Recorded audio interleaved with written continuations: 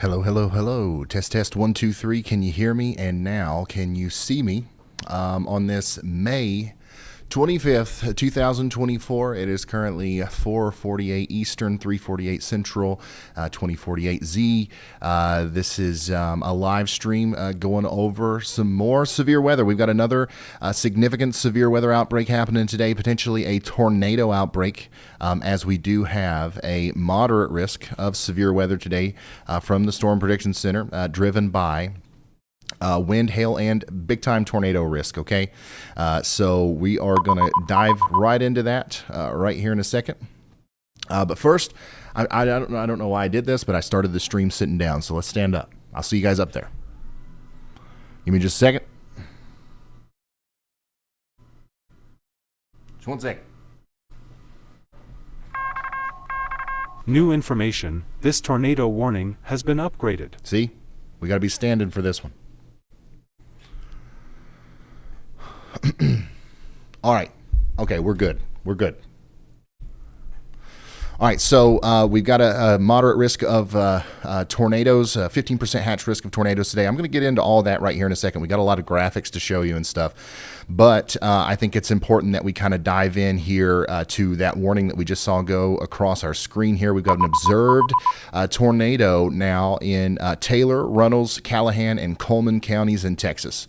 Okay, and that's going to be for this storm right here. Already, we've got a beautiful supercell here with a hook on it and a potential, or actually a confirmed tornado just to the south of Lawn, Texas. Lawn, Texas, okay?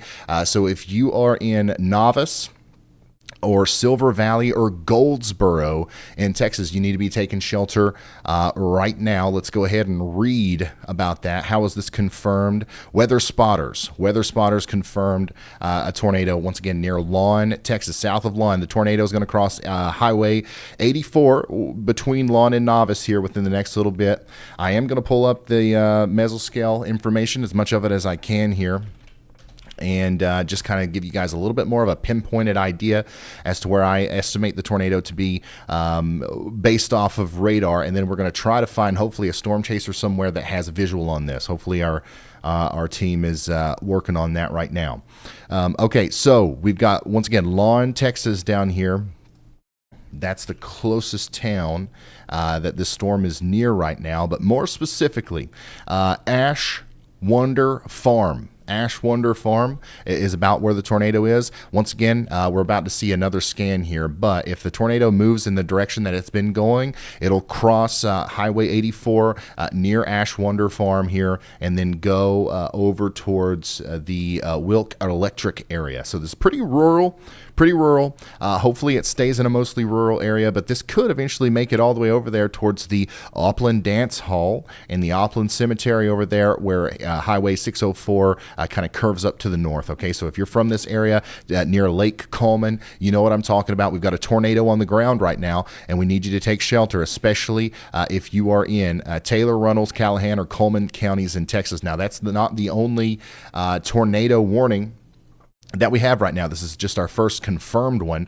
Let's go look at our other one. Okay, this is a radar indicated tornado warning also in Texas for Round Timber. Okay, and Megargel over here in Texas. Okay, so please take shelter if you haven't already, if you live out here.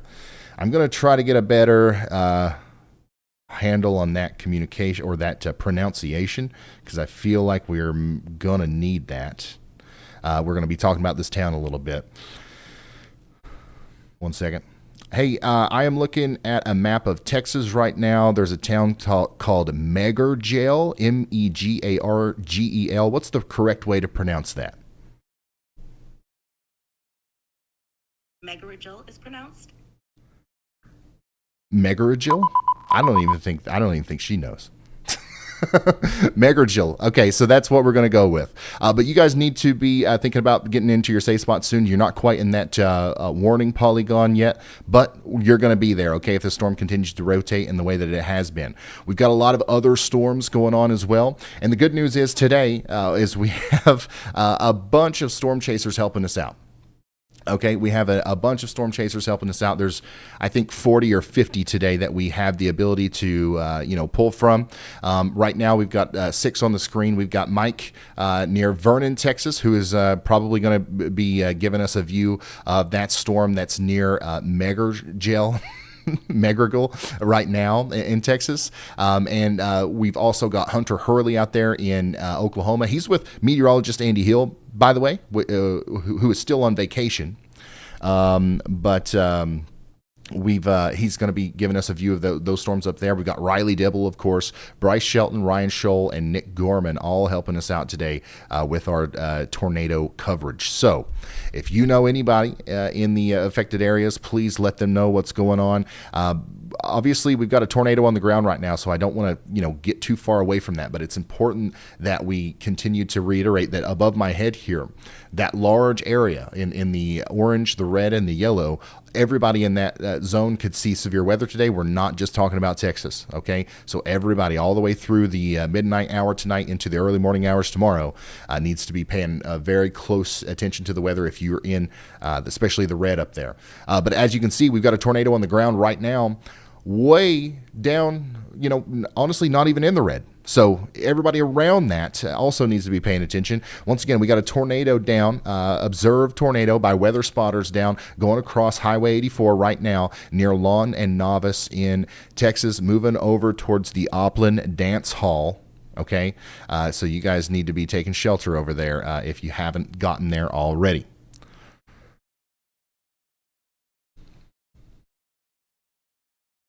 Additionally, we've got a bunch of severe thunderstorm warnings.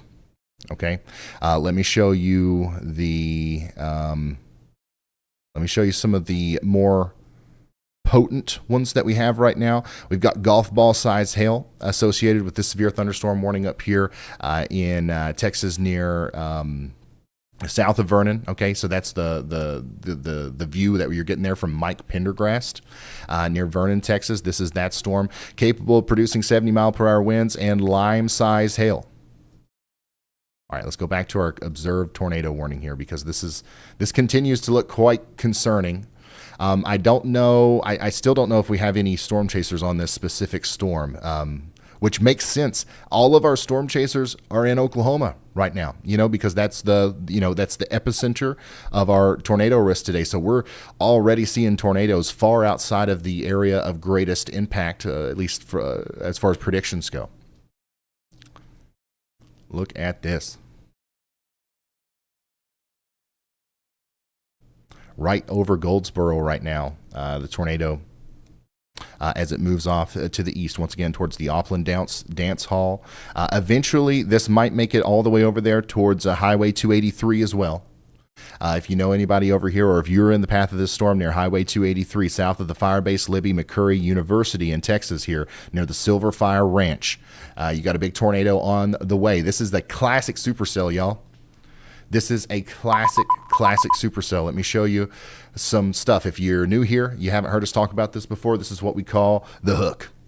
All right, we got a very well defined hook here at the base of the storm, indicating an inflow area, an inflow notch, rear flank downdraft, lots of rotation here. I got to restart my pen program here, because it is just very laggy right now. Oh no. Momento. 1 second. What's that called? Epic. Hopefully this fixes that problem, because I'm gonna need my pen today. I'm gonna need it. Are we good now? Oh yes, smooth as butter. Okay, lovely. Okay, so once again, if you're just now tuning in, which I know we've got a lot of people who are, we've got 25,000 people in here right now. This is live severe weather coverage. We do expect to see a tornado outbreak today. We've got one tornado on the ground right now. It's in Texas near Goldsboro.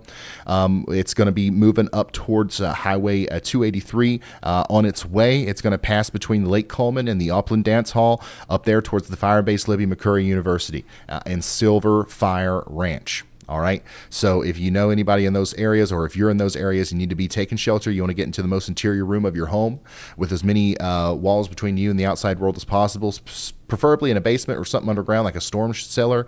But if you can't do that, an interior bathroom or closet is going to be a good next bet. All right.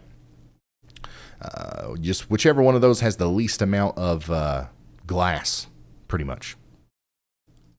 Here's these storms that have popped up over the past little bit. Just an absolute explosion, a literal explosion of convection here in Texas over the past couple of hours.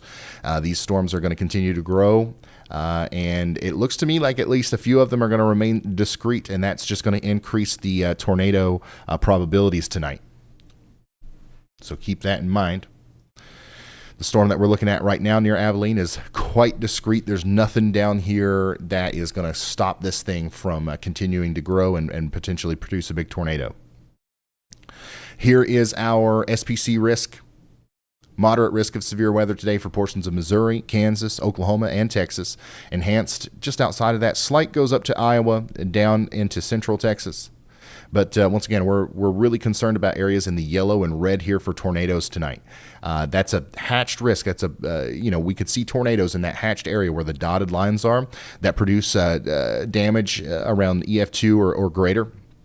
And also in the red there, we have a 15% probability of seeing that within 25 miles of any given point. Here's something interesting. That newest tornado warning. Pennsylvania.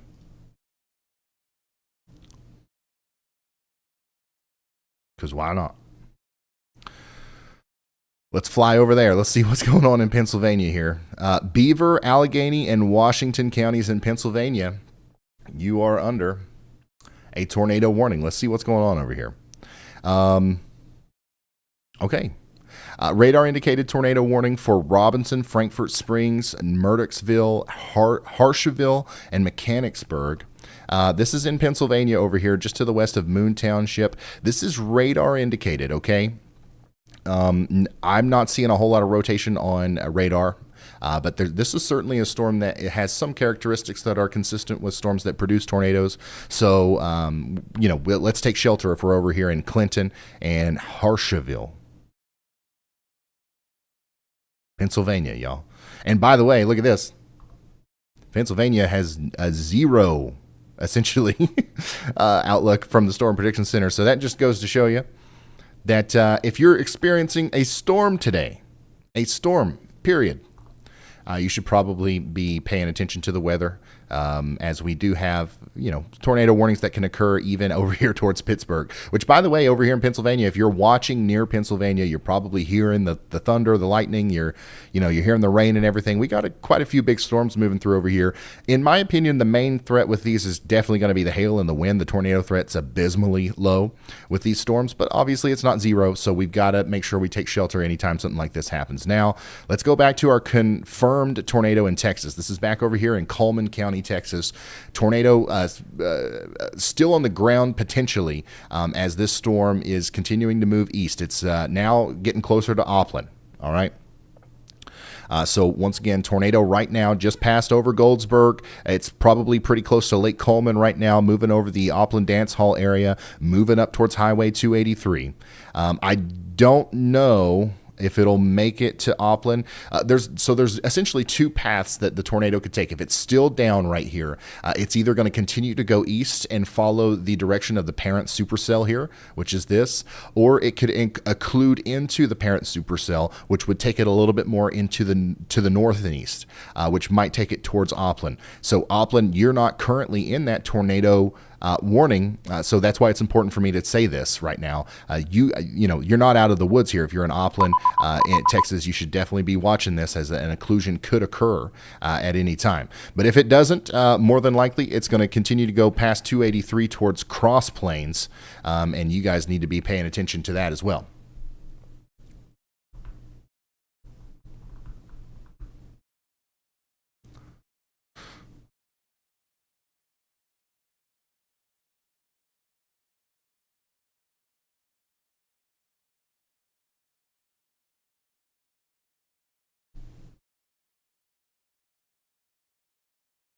Couple things to note here before we get too deep into the weeds. If you are just now tuning in right now, you can help us reach lots of people and potentially, spread life-saving information to people who otherwise wouldn't get it by copying the link to this stream and putting it out there on TikTok, Instagram, Facebook, YouTube. Send it in a text message to a family member or friend. The more people we reach, the more people we can help. And we know this to be true. I've got people in towns that were just hit by tornadoes every day. We've got a lot of people in every town that gets hit by a tornado that are directly talking to me via the Y'all Squad, and they hear the stories. We hear it all the time. Like, listen, we were watching Ryan's stream. If it wasn't for us finding Ryan's stream, we wouldn't have taken shelter. Our house got destroyed. We might have died. And the way that I found Ryan's stream was because Aunt Sally shared it on Facebook. A new tornado warning or whoever has been issued. You know what I mean? So that's why I keep hooting and hollering about it. I don't like doing it, but like it's a good reminder. Archer County, Texas, now under a tornado warning. Let's go check that out. All right, so that includes that town that I've already forgot how to say. Megargel, Anarene. Okay, it also includes Windthorst. Texas, take shelters. This is associated with the same storm that was just prompting the warning for Round Timber and Spring Creek up here in Texas. Now we've got this extended up to the north and east a little bit towards Windthorst, Texas. Take shelter now if you're up here in Callahan, Taylor, Archer, or Baylor counties in Texas. We got an update from Elijah. Go ahead. Hey, Ryan. So there is a severe thunderstorm warning destructive tagged up right by Frederick, Oklahoma. And on the radar, we are looking about 450 feet up. There is wind speeds being measured at about 90 to like 85 to 95 mile per hour all through that area. So just want to let you know on that. Thank you very much, Elijah. This right here is what he's talking about. Destructive severe thunderstorm warning for Frederick, Oklahoma, Hollister, Loveland, Mantua, Tipton. This is coming right for the radar here. And the cool thing about storms being really close to the radar like this is we can sample the wind speeds not very far above the ground. And that's what we're seeing here on the velocities. 80, look at there, 80, 90 miles per hour. You can see a couple different pockets there of some very intense wind speeds here associated with the storm. Now, it's sometimes a little bit less than that when you actually look at what's happening on the surface, but this is definitely going to be strong, damaging winds above 70 miles per hour, especially moving right into the Frederick area here over the next little bit. Let's put this into motion just to kind of see what's going on here. Yeah, I'd say an area between Frederick and Hollister is about to experience damaging winds capable of, knocking over trees, power lines, and maybe even causing significant roof damage, especially if we get some of those, winds over 80 miles per hour. So you want to be away from windows, and you want to treat this as if it's a tornado warning. Hopefully the tornado sirens are going off, even though it's not a tornado warning. 80 mile per hour winds on a widespread area can definitely cause tornado-like damage. Go ahead, Elijah. Hey, Ryan. So actually right next to the radar, if you look just to the west, there is actually rotation, and that may actually be on the ground. Oh, yep, that's a CC drop. So there is probably a tornado ongoing. A new tornado just warning west of has been the, issued. Radar. Awesome. Thank you, Elijah. There we go. We just got the warning for that too. So now you're under a tornado warning in Frederick as well. So, hey, if you didn't believe me earlier when I said, hey, treat this like a tornado warning, now, we've got the official warning polygon from the National Weather Service for that area of rotation that Elijah just pointed out to us right there. Tornado could actually on the ground here as it moves up in the general direction of Frederick. I want to reiterate here that even if that's a spin up and it doesn't last a long time, we are still going to see tornado-like winds in Frederick. All right, so whether you got a funnel, a noodle dropping from the sky coming through town or not, it's going to feel like a tornado. So you want to get into shelter right now. Don't play around with this. It's not a storm that's going to impact a very small area. Let's say that.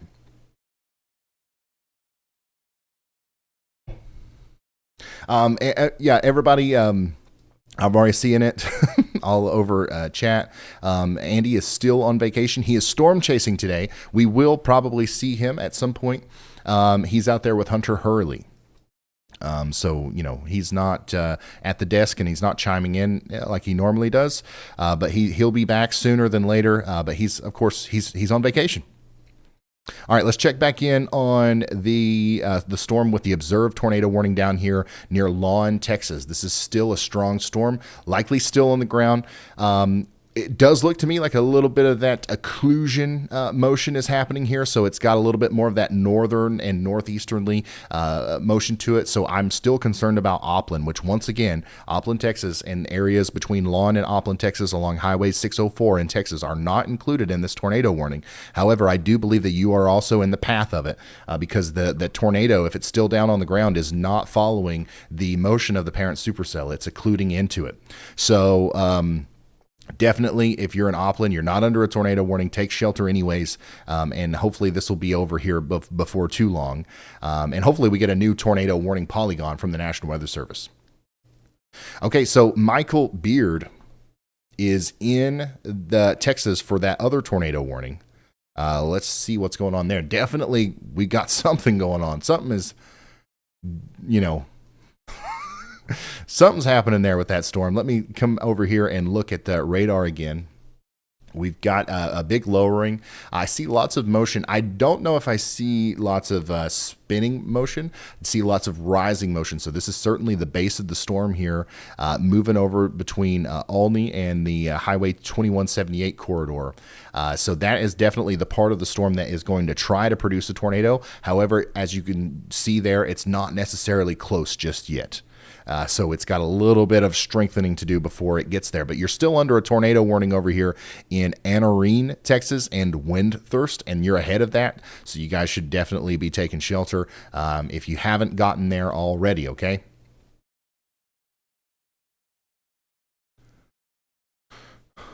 We'll see here.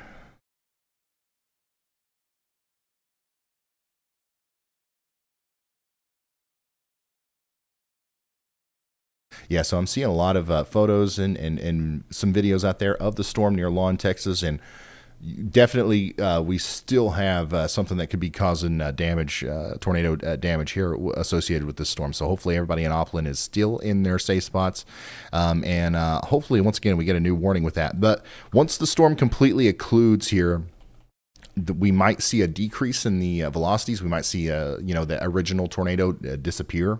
However, this is definitely a healthy storm that's going to be able to try to recycle. I think we might already see the beginning stages of that right here. So we still need to be watching out downstream here in Webbville, Rowden, and Cross Plains, Texas. This storm is coming towards you, capable of producing tennis ball size hail and 70-mile-per-hour winds by itself, but it's also got a little dangly bit on it that could try to wrap up into a new tornado as it comes towards, once again, Cross Plains, Texas. Y'all get ready for that. Let's check back in on our tornado warning and our destructive severe thunderstorm in Oklahoma. Those strong winds are just now moving over into Frederick and Hollister right now. You got maybe 2 to 5 minutes before this is a bigger deal than what it is right now. The stronger winds are going to be moving in just a moment. We also have that tornado that is visible on velocity, and we also got a little bit of a debris signature there associated with that. Both of these features of the storm are equally dangerous, okay? So I just want you guys to know in Frederick that you're under that destructive severe and you're under a tornado warning. You should shelter for either of them. Even if one of them is allowed to expire, the other one obviously still permits the action of taking shelter. So Frederick, Oklahoma, everybody in that town needs to be underground right now or in the lowest, most interior room of a sturdy building with as many walls between them and the outside world as possible. Tornado. All of our storm chasers are up here. All the storms are down to the south, but all the storm chasers are up here. What's going on, Ryan?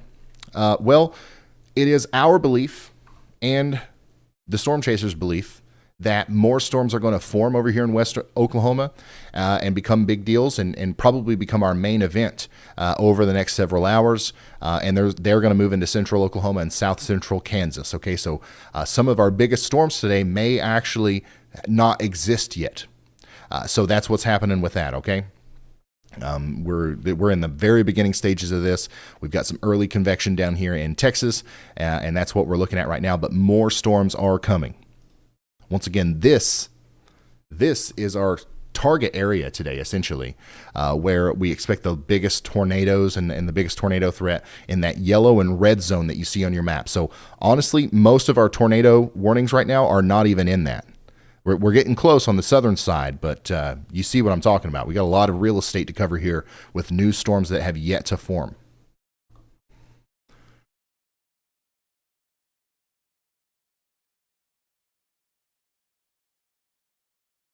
Never underestimate a blip. Yeah, there's going to be a lot of blips that we have to watch, I think.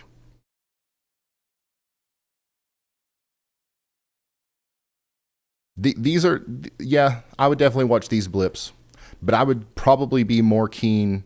My eyes would be in this area for the more dangerous blips, I think, at least in the next couple of hours.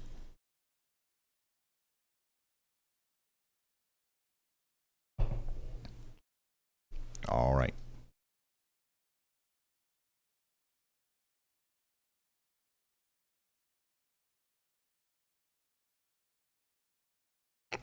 All right, so you guys are already sending in photos.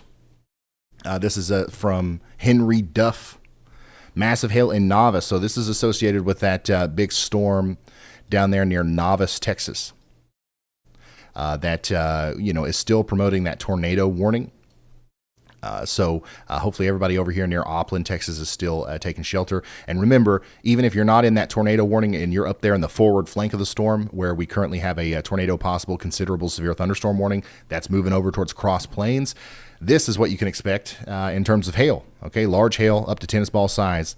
Thanks for sending that in. And by the way, y'all, if anybody wants to send in photos, videos today, and you want to send in reports and cool stuff like that, I highly recommend it. We love that as long as you can do so safely. The way that you're going to be able to do that is by sending in photos and videos on X. Send them to me at Ryan Hall, y'all, is my tag.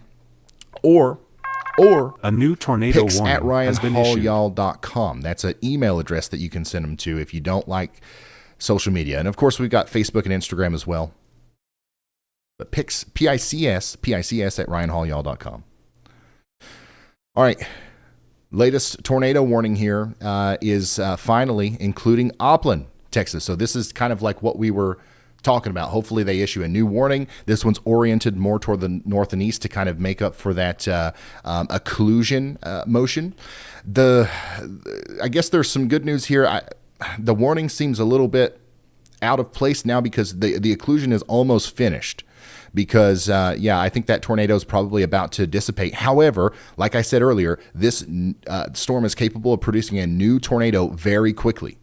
So a new tornado could get going here as this moves over towards Cross Plains, Texas. So hopefully everybody over there between Joplin and Cross Plains, Texas is hyper weather aware and taking shelter right now. Also, as we get more people in here, I just want to go ahead and get it out of the way. I am going to say many town names wrong today. I have my AI assistant that I'm trying to get help from, but like it's a little clunky right now.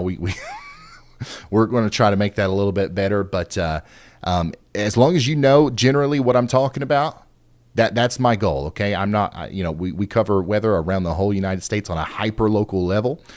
I don't know the correct pronunciation of every town, and every state pronounces every town differently. So I'm sorry. I'm going to try to do my best, but just know that there's not a lot we can do about it, okay? Go ahead, Elijah. Hey, Ryan. So I actually have a kind of weird news report here. So it looks like Tinker Air Force Base in Oklahoma City has kind of evacuated all their AWACS out, their E3 AWACS out of the base, and those are all moving into Texas, like the Texas Panhandle, probably over into Arizona or New Mexico. So even the Air Force is watching the PDS tornado watch that's across all of like central Oklahoma, and they don't want to deal with it at all. Okay, wow. Awesome. Thank you, Elijah, for that update. And speaking of the PDS Tornado Watch, I don't know if I've even shown that graphic yet because we've been pulled into all of these warnings. We are experiencing a PDS Tornado Watch right now for about 3.5 million people in portions of Texas, Oklahoma, and Kansas. This is rare. Like the PDS tornado watches are rare. It stands for a particularly dangerous situation. It's not your normal tornado watch. We believe that there's going to be several strong tornadoes. And look at this one. Look at this one. Hail up to the size of DVDs. DVD-sized hail. I've never seen it, but we might actually see it today in Oklahoma City, Wichita Falls, Stillwater. Wichita, Kansas. So, I mean, even without tornadoes, that sounds super dangerous. So obviously, you take this seriously tonight, y'all. And by the way, this goes all the way until 11 p.m. Central. So it's currently 4 Central right now. We got a long ways to go. It's going to be a long night of severe weather. Up to DVD-sized hail, 80-mile-per-hour winds, and several strong tornadoes likely. So I just want to make sure that we get that information out, especially if you know anybody in this area, in any of these highlighted cities here. You got to let them know that the weather's going to be insane tonight, and they should be paying attention to the weather. Because, yeah, it's going to be nuts, especially if we end up seeing the big tornado outbreak, which could be something that we deal with tonight, and the DVD-sized hail.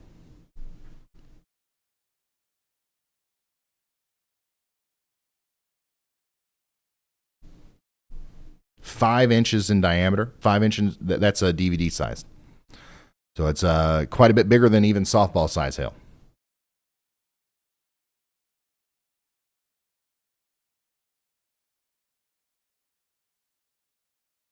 And apparently there's people that don't know what a DVD is. But yeah, it's just 5 inches in diameter.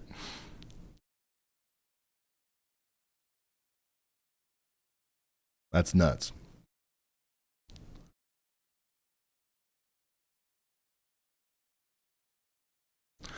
Okay, so currently there are no storms dropping DVD-sized hail, but we are looking at, on top of the 4 tornado warnings that we have right now, we have 16 or 17 severe thunderstorm warnings. A lot of those are considerable.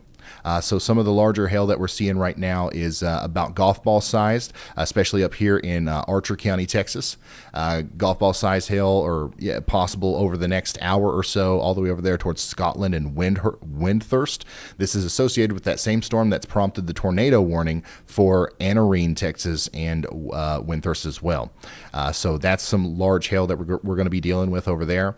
We've also got destructive winds with the storm up here in Texas, Wichita, Will Barger, Tillman counties in Texas, Kiowa and Comanche counties in Oklahoma. You guys are still under that destructive severe thunderstorm warning. The winds are still kind of howling through. They're past the radar site now, moving up more towards Mantua, Tipton, and Snyder. And we also have that tornado warning, which should be allowed to expire in the next 20 minutes. Stay in your safe spot until that warning has been allowed to expire, okay?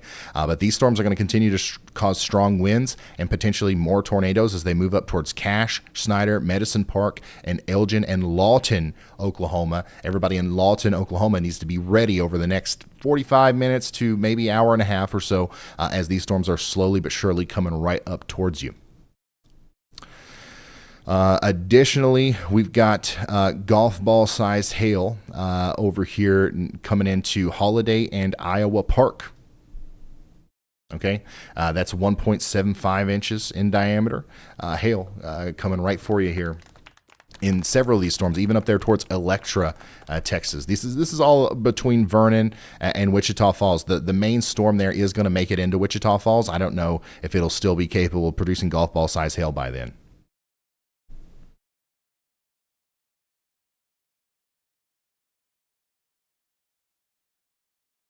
DVD size hail. That's crazy. One of the reasons why we're going to see large hail and one of the big driving factors behind the severe weather overall is just the incredible energy that's available out there for the storm. Convective available potential energy values well over 4,000, 5,000 in some places. That's going to throw up drafts 60,000 feet into the air. A 5-inch in diameter hailstone weighs a lot. But even gravity can't bring it down to the ground with the speed of the wind and the updrafts in these storms. That's how significant, these storms are going to be today.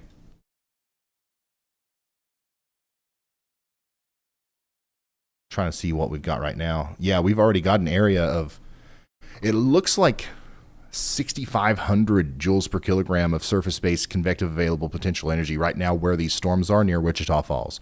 I don't know what that feels like. If anybody's watching right now that lives somewhere near Wichita Falls and the sun's still out, okay, go outside and just tell me what that feels like. Nearly 7,000 joules per kilogram of CAPE is probably an environment, an atmospheric environment that I'll never know what it feels like firsthand. That's rare.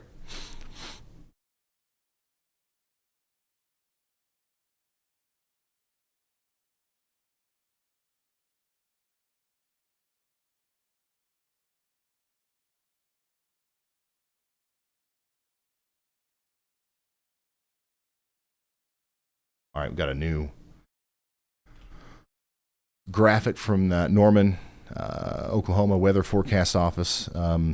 In the areas where these storms that are producing all of the tornado warnings and severe thunderstorm warnings right now in the Red River Valley, we just got a new severe thunderstorm warning, by the way, for Wichita Falls. As these storms move up towards Oklahoma City, in the highlighted area there, we're going to need to be prepared for large hail, damaging winds, and possible tornadoes. Locally severe storms will impact the area through 6 p.m.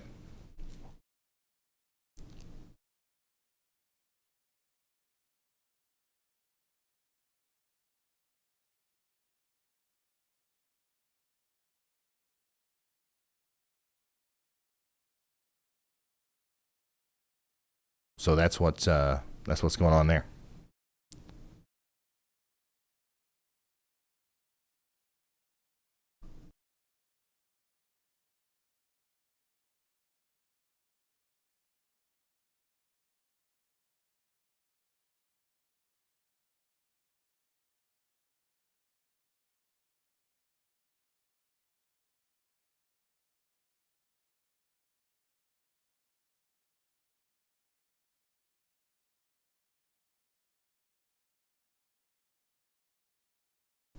So if you're just now tuning in, we are covering a plethora of severe weather right now. We've got 17 severe thunderstorm warnings, 4 tornado warnings. I'm going to walk through all of the tornado warnings with you for anybody that's just now tuning in, and then we'll do a kind of more broad overview once again. We currently don't have any confirmed tornadoes on the ground. We had one down there south of Abilene, Texas, that has lifted. We are still monitoring that supercell, though, because we expect that it's capable of producing a new tornado, and it looks like it's about to do that. Man, the National Weather Service did a good job by issuing this more northeasternly oriented polygon for the occlusion process of that supercell, but it was a little too late because now we're already seeing a handoff of new circulation that is already outside of that polygon. So it's probably going to be wise to have a new tornado warning here for areas near Webbville. This storm looks quite dangerous. It looks well rounded out. You see how the edges are really smooth here on the bottom side of the supercell. That means that we've got a lot of warm, moist, unstable air very efficiently moving into the storm like this. And it's a fairly robust storm with large hail, golf ball size hail, 60 mile per hour winds. So we've got a lot of rain and hail cooled air coming around the backside as well. It's going to be hard for this storm not to try to produce a tornado right here as it comes towards Webbville, Texas. So hopefully we get a new warning for that here. Velocity right now doesn't look very impressive, but we're still in the beginning stages of the tornado genesis with that new handoff there.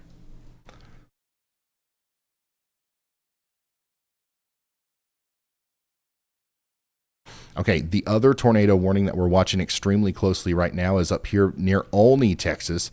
Rotation with this one's also not extremely organized, but we do have a very obvious supercell. We've got a very clear inflow area. We've got a dangerous storm capable of producing up to golf ball size hail and a tornado moving over towards Anarene, Texas, and Windthorst. Wichita Falls, you guys have got a big storm coming towards you as well. Not tornadic yet, but we're watching it. It could start spinning here soon. And then we just got a huge, considerable severe thunderstorm warning for Catch, Medicine Park, Gotebo, Mountain Park, Snyder, and Mountain View in Oklahoma. And I want to make sure everybody knows that the 70-mile-per-hour tag on a severe thunderstorm warning brings it up to the considerable level. So this ain't your average severe thunderstorm warning. Considerable damage is possible with these storms as they move up towards, once again, Gotebo and Apache in Oklahoma over the next 50 minutes or so. We also still have that tornado warning down here for Frederick and Manitou. Oklahoma. That's going to be allowed to expire hopefully in the next 15 minutes or so. That rotation is let up a lot, but we don't want you to come out of your safe spot until it's actually expired. Okay, and we still have that destructive severe thunderstorm warning that's going to last for the next 2 minutes, which will likely be allowed to expire, and it's just going to be replaced by this new considerable severe thunderstorm warning for Medicine Park. So that's what's going on over here. Now, our eyes are starting to wander, right, more towards these storms over here in the Oklahoma Panhandle. And a lot of our storm chasers have started driving towards this area of convection as well, because these are brand new storms, and they're going to enter an environment that's even more favorable for tornadoes here in the next little bit. I want to show you that environment, if I can. Oops. So this is the HRRR model, and on weatherbell.com, they have the significant tornado parameter image mapped out like this, and it really kind of shows you just the intensity of the storms that we could see today. Let me zoom in a little bit. Okay, so basically what we're looking at here is the significant tornado parameter value, all right? And basically what that is it's a composite measure of all the different ingredients that need to come together for tornadoes to be possible. This looks at wind shear. This looks at the convective available potential energy. This looks at LCLs. This looks at, it looks at the upper, mid, and lower levels of the atmosphere and the surface, and it tries to paint in a composite parameter,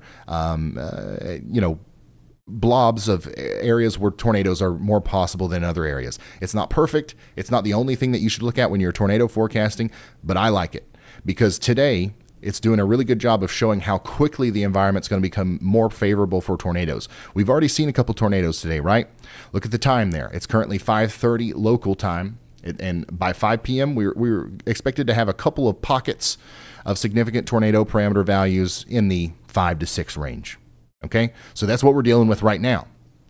Let's go forward to 8 p.m. tonight. 8 p.m. tonight, some of those supercells that are forming up there near Kansas are going to be entering an environment that might have pockets of significant tornado parameter values that are much higher than that. We're looking at 20 down here on the bottom right of your screen. Just keep it. That number doesn't mean anything. It's just the higher, the more. Okay, just think of it that way. So we're at 20 at 8 p.m., which is 4 times more energy, nadir juice in the air than what we have right now. And then let's go all the way over into 10 p.m. or so. That says 71. Yeah, that says 71. Never ever before in my life have I ever seen the significant tornado parameter be that high. Now, here's what I want everybody to understand. Just because significant tornado parameter values are really high doesn't mean that we're definitely going to see tornadoes. There has to be storms that are interacting with the all of the different ingredients in the correct way. And according to the HRRR model, these supercells that are going to be moving into central Oklahoma tonight are going to be bathing in it. Okay, so they are absolutely going to be interacting with that environment. So, it's quite the concerning look here. The highest I think I've ever seen significant tornado parameter values on Weather Bell before this event is like in the 30s, maybe the 40s. This is almost double that. So the conditions are going to be hyper favorable for tornadoes this evening. And it's going to continue all the way through the overnight hours into the early morning hours tomorrow. So big time problems associated with these storms. If the simulation, which what we just looked at here is a simulation, it's not reality, if it goes to plan. If reality actually follows that simulation, I guess I should say. Which sometimes it does, sometimes it comes pretty close. If we get anything close to that, it's going to be a dangerous night. You know what I mean? New severe thunderstorm warning for Burke Burnett, Texas, Randlett, and Temple in Oklahoma. Golf ball size hail, 60-mile-per-hour winds. So this is a considerable severe thunderstorm warning because of the hail, but 60-mile-per-hour winds, we don't want to disregard any damaging wind threats today that can still throw stuff around, that can still cause a bunch of problems, okay?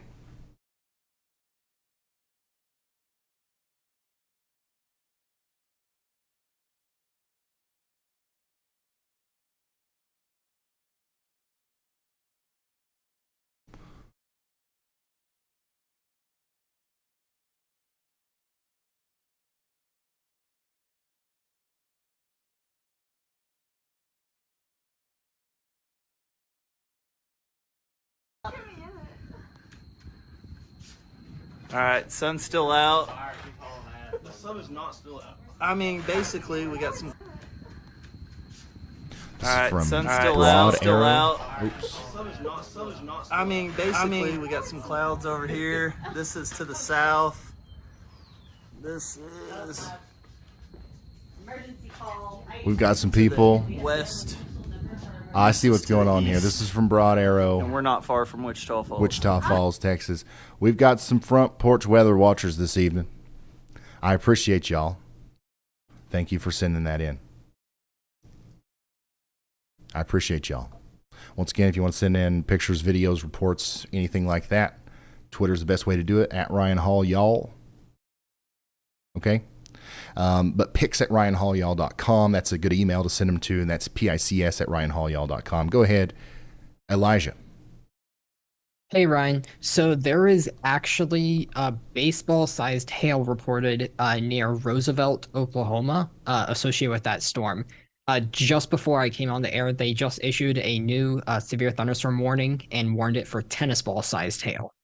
So that is a very big hail-producing storm, and it is confirmed that it is producing large hail. Okay, thank you very much, Elijah. Big time hail coming up towards Mountain View, Oklahoma. Baseball size reported. Tennis ball, probably a little bit more common, but as the storm grows, we could see hail up to the size of DVDs today. We've seen it in the watch. That is a literal, actual possibility. So I want you to understand that if you're in the path of this thing, we got 60-mile-per-hour winds and baseball's coming. All right. So if you ever played baseball before, a 60-mile-an-hour fastball, definitely enough to break a window. Right. So you don't want to be in the living room. You don't want to be around glass. Let's get indoors, away from windows, and let's get ready for, once again, 60-mile-per-hour baseballs to start flying in throughout the New Cordell, Mountain View, Carnegie, and Corn areas of Oklahoma.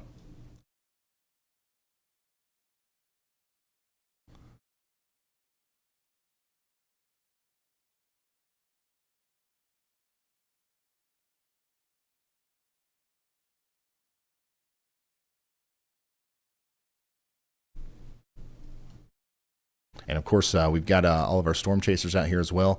I'm going to try to get an update from a couple of them here if we can't. If we can, I mean. Let's talk to Riley and let's talk to Bryce and Hunter. Hunter, we're live on YouTube. Just whenever you get a chance, we're looking for some updates from our storm chasers. What do you think about the setup? What storm are you going after? All that good stuff. Whenever you're ready. Riley, we're live on YouTube. Just waiting for an update from you whenever you get the chance. And Nick Gorman, too. Nick, we are live on YouTube. Just give us an update on what you think about today's setup and what your plan is whenever you get the chance. Hey Ryan, I've got Andy with me as well. Our current plans right now is to go into the little town of Pikeville, Oklahoma. Gonna probably seek shelter under an awning or a gas station from this hail core. The storm that we're currently on is warned for tennis ball size hail. Then we're probably going to continue northward into central Oklahoma, see if we can get any convection off the dry land there. Hoping for a few photogenic tornadoes today, but hoping to hit nothing in the progress of those. Hey Ryan, right now we are sitting in the town of Mountain View, Oklahoma. We are getting in position for the tennis ball size hail that's headed our way. And yes, I remember the hail meter. Right now the atmosphere is primed for tornadoes. It is very humid out, and I believe it is going to be a tornado outbreak today. Hey Ryan, we are heading east towards Comanche, Oklahoma right now. We don't have the greatest confidence in the storms that are currently in Oklahoma. It looks like they might be outflow dominant, so we're going to get to Comanche here, and we're probably going to do the good old coin flip to decide whether or not we should stick around there or head south to that other complex in Texas. The ARRR does kind of depict this sort of picture, and it shows these merging into two dominant supercells, so it'll be interesting to see if it plays out that way. But as of right now, I'd be pretty confident to say that there's no tornado threat with most of these storms in and around Oklahoma. Okay, so that was an update from some of our storm chasers there, Riley, Nick, and Hunter, who you can see on your screen. They're giving us live views. A lot of our storm chasers are not near storms right now because they're actually in areas where we're waiting for more storms to come downstream in the future. Once again, remember that big significant tornado parameter value thing that I just showed you guys? That's not supposed to be at its peak or anywhere near its peak really until 8 p.m., 10 p.m., 2-3 hours from now. And also, there's other storms that are going to be forming to the north of here. So that's, we're kind of playing the waiting game. As we have had some early convection here. But still, some wonderful views of some big storms there from David Drummond near Olney, Texas. And that's associated with our tornado warning here. So that is a live look at the tornado warned storm coming up towards Windthorst right now on David's stream. So that's a pretty ominous looking storm there. And then Nick's got a pretty ominous view of a storm trying to form there near Kiowa County, Oklahoma as well. So that's what's going on there.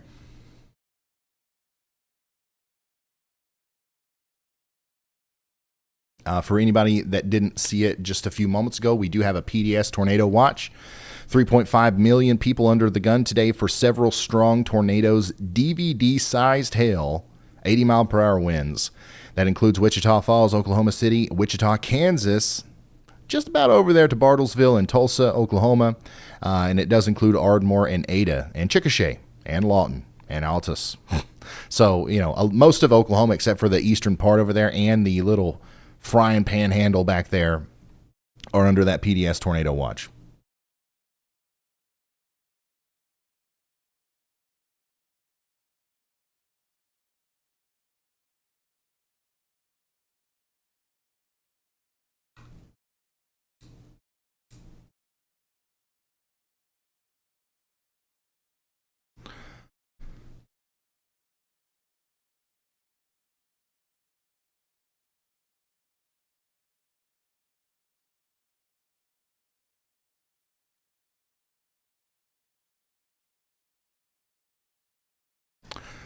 So that's our PDS tornado watch right there.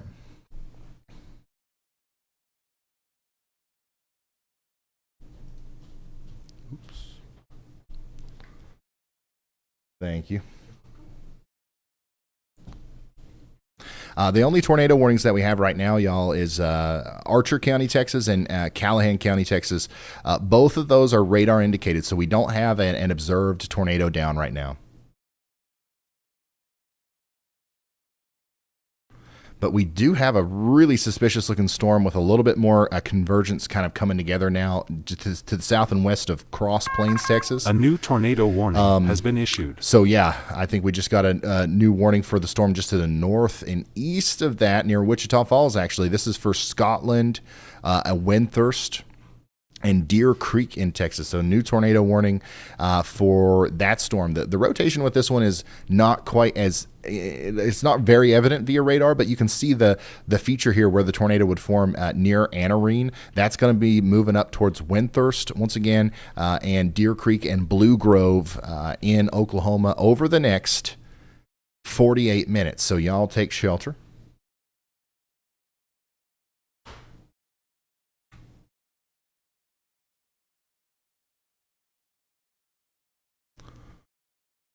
Take shelter immediately. Here comes the new scan.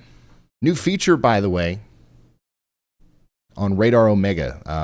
Everybody, if you're in the chat right now and you are a user of Radar Omega, say I. because I know thousands of you guys have downloaded it. I know a lot of you guys are really happy with it. But for anybody that doesn't know, Radar Omega is a big supporter of this channel. And they are what I'm using right now to show you the radar.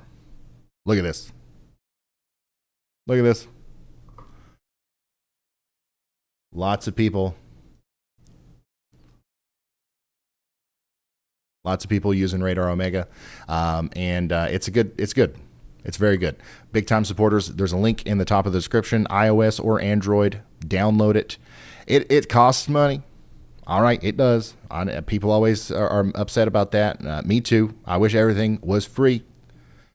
But, you know, sometimes the better things cost a couple dollars. I've said it before. This is this software that I'm using. I guide millions of people every year through the worst storms that hit the country with this software. You know, TV studios and stuff do that as well with $100,000 software setups. I'm doing all the same stuff, and it costs me $9. Okay, and you can have it on your phone, iOS or Android, for I think it's $9. There's some subscriptions-based stuff inside of that app. You know, obviously just like any other app, but none of it's necessary. It's just extra. So yeah, I love them. Yeah, I've loved them long before I ever got sponsored by them or whatever you want to call it. But I know that a lot of you guys have liked it too, so I try to shout them out as much as possible. That's what I'm using here. And also, you can look at storm chasers. Like, by the way, look, right now, storm chaser Brandon Kopic, for example. A lot of you guys know him. He's on the road here on Highway 60 moving west. You can see his live location. I can click on him and then show his, I can look at his feed here. And my goodness, it looks like he just got pulled over. That's a cop. That's a cop. He's in the middle of getting a speeding ticket. Right, right when I pulled this up. So, like, you're missing out on that if you don't have the Radar Omega app, all right? My goodness. What are the odds of that, man?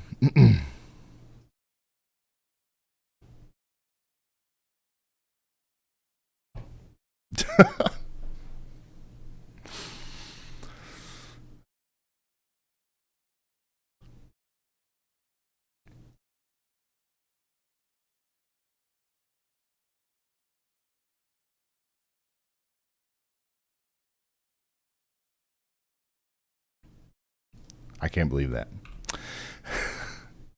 If you're just now tuning in, we are doing coverage on a severe weather outbreak. We got a couple tornado warnings here. Nothing on the ground at the moment, but we're going to go over those here in just a second. I also want to show you a couple of other things here. Hey, Ryan, do you copy? Whoa. That was Nick. Yeah, go ahead, Nick. Oh, look at this. It's a little loud, but I can confirm there are tennis balls in this storm. This is a live look from Nick Gorman's feed here near Kiowa County, Oklahoma, where we got big time storms there. I don't know if we need to refresh his feed or if it's just kind of it's kind of coming in slowly here. Hunter Hurley and Nick are both on that storm, so we should probably have them on the same level there. But yeah, look at this large hail. Large hail coming down right now in Kiowa County, up there associated with the storm near Hobart and Carnegie. So this is the storm that we were talking about not too long ago that now has the tennis ball size hail tag on it for that warning. Right now, this is a live look at huge hail falling on Nick Gorman's camera. This is what's moving into Mountain View right now.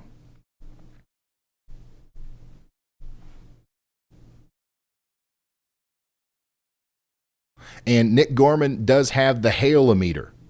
He's got the official Ryan Hall Y'all hailometer, so he's going to give us an official measurement here not too long from now. Once again, if you're just now tuning in, this is a live look at large hail falling right now in Kiowa County, Oklahoma, near Mountain View. This kind of hail is moving towards you if you're in Mountain View and Carnegie in Oklahoma. Also, Rocky, New Cordell, and Bessie. All of you guys need to get ready for some large hail here, capable of producing some pretty significant damage, to be honest. Oh, what do we got here? Guys, I'm sorry, production room, but the hailstorm should definitely be in 1 and 2.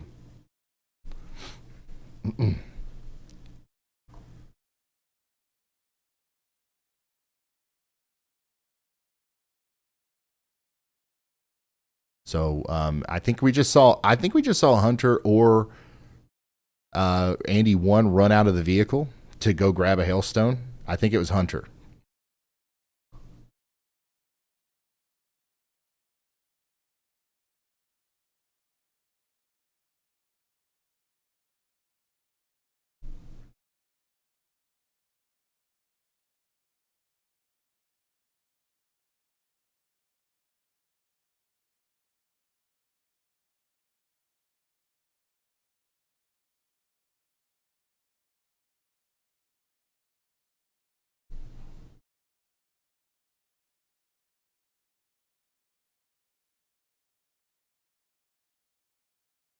That is Andy. Oh my gosh. Hey Ryan, it's Hunter. Sorry to interrupt, but I have Andy in front of the camera right now. Some tennis ball size hail. Holy smokes. Okay, so we're getting some official measurements here. We've got the hailometer from Nick, and we've got Andy holding a hailstone. These are both with the same storm here coming into Hey Ryan, we have a Goatville. question for your YouTube chat. Look at that. So Andy's got the hailstone there, and then we've got the official measurement from the Ryan Hall Y'all hailometer there on Nick Gorman's feed. That's some big hail. Okay, Riley, go ahead with the question there. We are wondering if chat thinks we should go north to the Lawton complex or south to the Archer City complex. Right now we are sort of by Comanche, and we're going to let YouTube chat decide which storm we pursue here. Okay, Storm Chaser Riley Dibble out there is going to let you guys control his movements. Okay, so right now, I'm going to. Can I do a poll? I can do a poll. Hold on. Right now, I'm going to put a poll in the chat just with two options, north or south. The winner of that poll will decide which direction Storm Chaser Riley Dibble is going to go. So bear with me. Bear with me as I put that official poll up.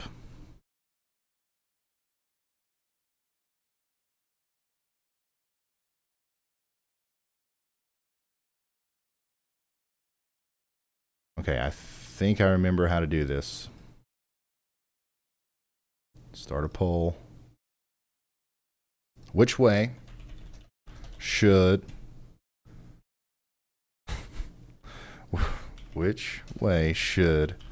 Mr. Dibble go?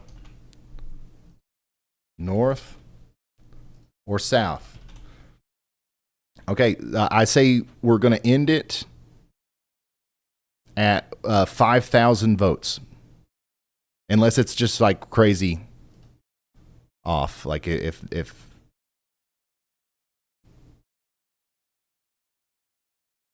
you guys pick one dramatically more than another, I guess.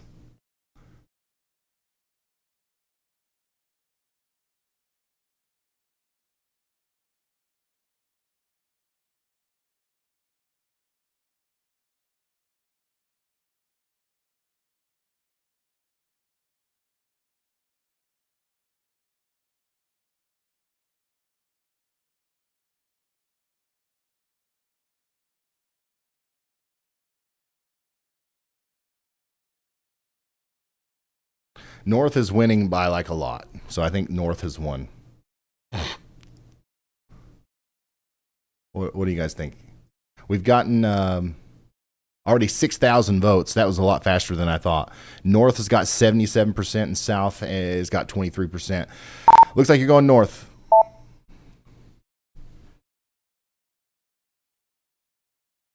Yeah, we saw that. North absolutely blew south out of the water. We are northbound now. All right. Riley, I think that this is actually like a really smart way to storm chase. Use the collective knowledge of everybody.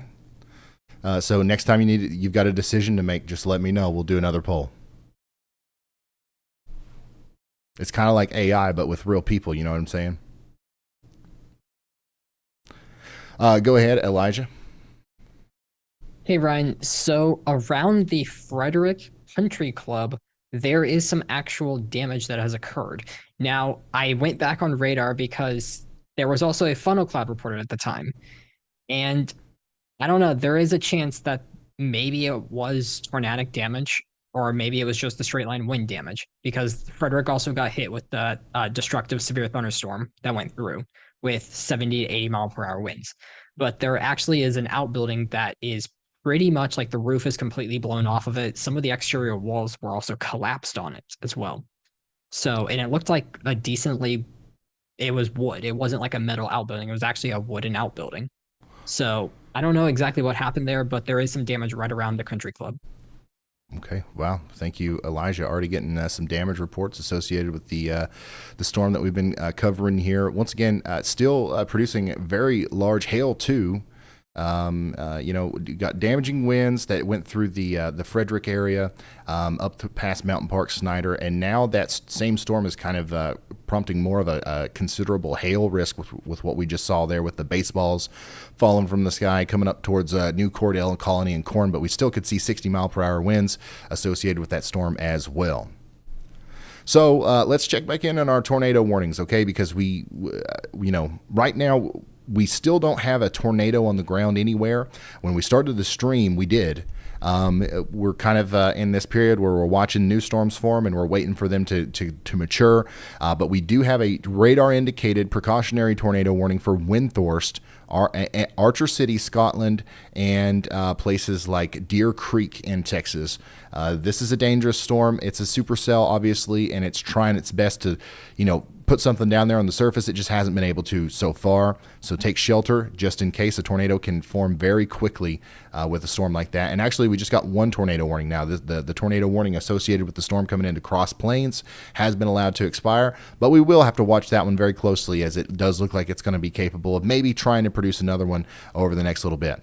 Now, our storms, oh man, we got some really concerning looking blips over here. This is the area that I was talking about. If we saw storms form in the panhandle of Texas up here, that right around where you could come into the western part of Oklahoma near Woodward, this is where our eyeballs really have to focus, because if these storms can remain somewhat discreet as they move up towards Woodward, Fairview, Hennessy, and Enid, Oklahoma, they are going to be in a very, very prime environment for tornado genesis. So these storms, these blips, have to be watched because you really can't, even something that looks like this on radar, you can't underestimate it, okay? You can't underestimate it. I'm going to get me a new water. I'll be right back. Every storm starts out as a blip, a little bitty blip, taking moisture from the ground, call it a double dip, but I don't give a flip. Little blips, they can rip, you can feel it in your hip. Never underestimate a blip.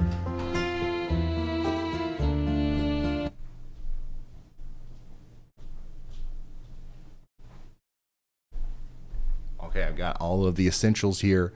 We're staying hydrated. We're staying motivated. Okay, we're good to go.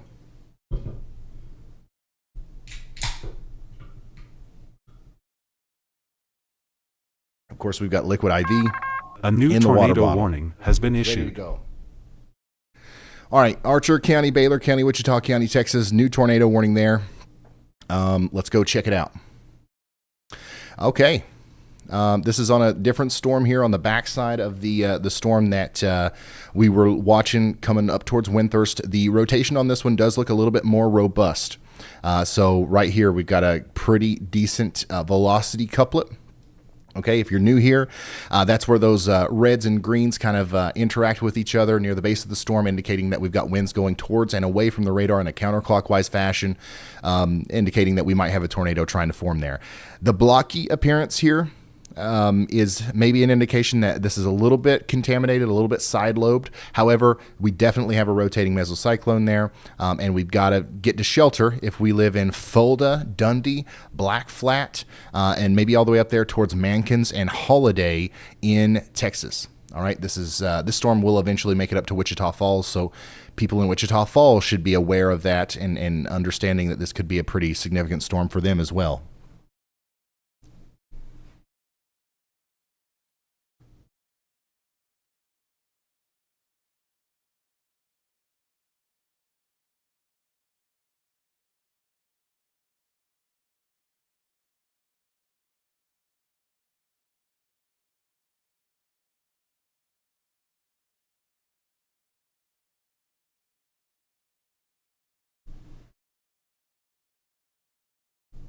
Yeah, so I'm pretty concerned about that one. As far as tornadoes go, with all the storms that we have right now, that's probably our most concerning looking one. I think that's going to change, obviously, as these storms up here in Kansas and western Oklahoma grow. But still, right now, most of our action is down there near, Lawton, Oklahoma right now. Our chaser producer, if we really probably should try to find somebody near Canadian, Texas, or Higgins, Texas, or Cheyenne, Oklahoma, or Woodward, Oklahoma. If we haven't already, we've got Freddie. That storm right there is one that we really need to watch and get eyes on. Same thing for these storms up here in the panhandle of Oklahoma near Inglewood and Gate. I think that's going to be where our kind of our focus shifts over the next little bit.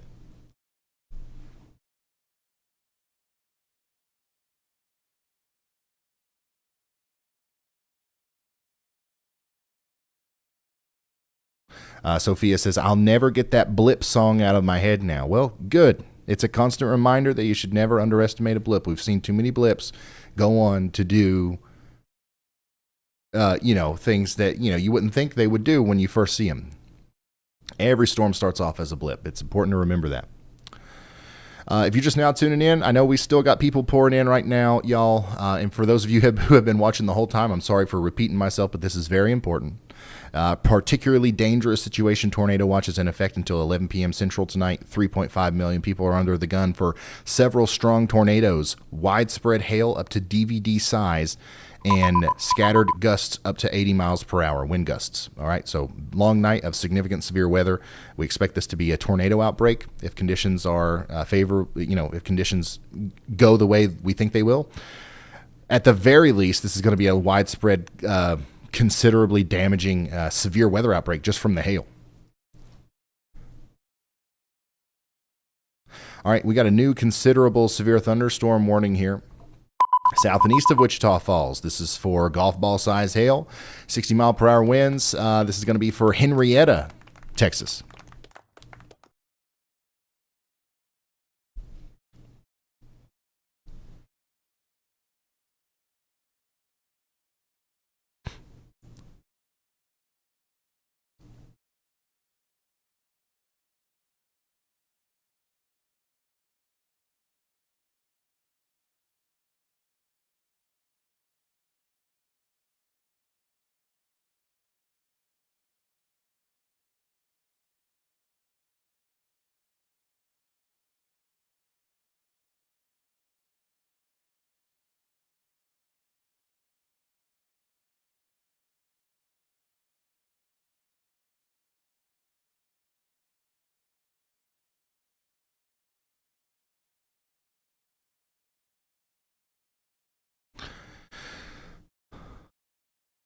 Sorry, I'm just reading something real quick. It looks like we've got Mary Austin WX saying that at my parents' house in Hutto, Texas, my mom and dad says, honey, turn on that YouTube weather guy. Proud to be of service. Mr. YouTube weather guy here. Indigo is so used to me watching Ryan Holleyall that his live streams help her fall asleep. Starting him off right. Not scared, prepared. You're not going to, if you go to sleep, watch a tornado outbreak coverage, you're going to grow up to be a person that is definitely not scared but prepared. Thank you for sending those things in.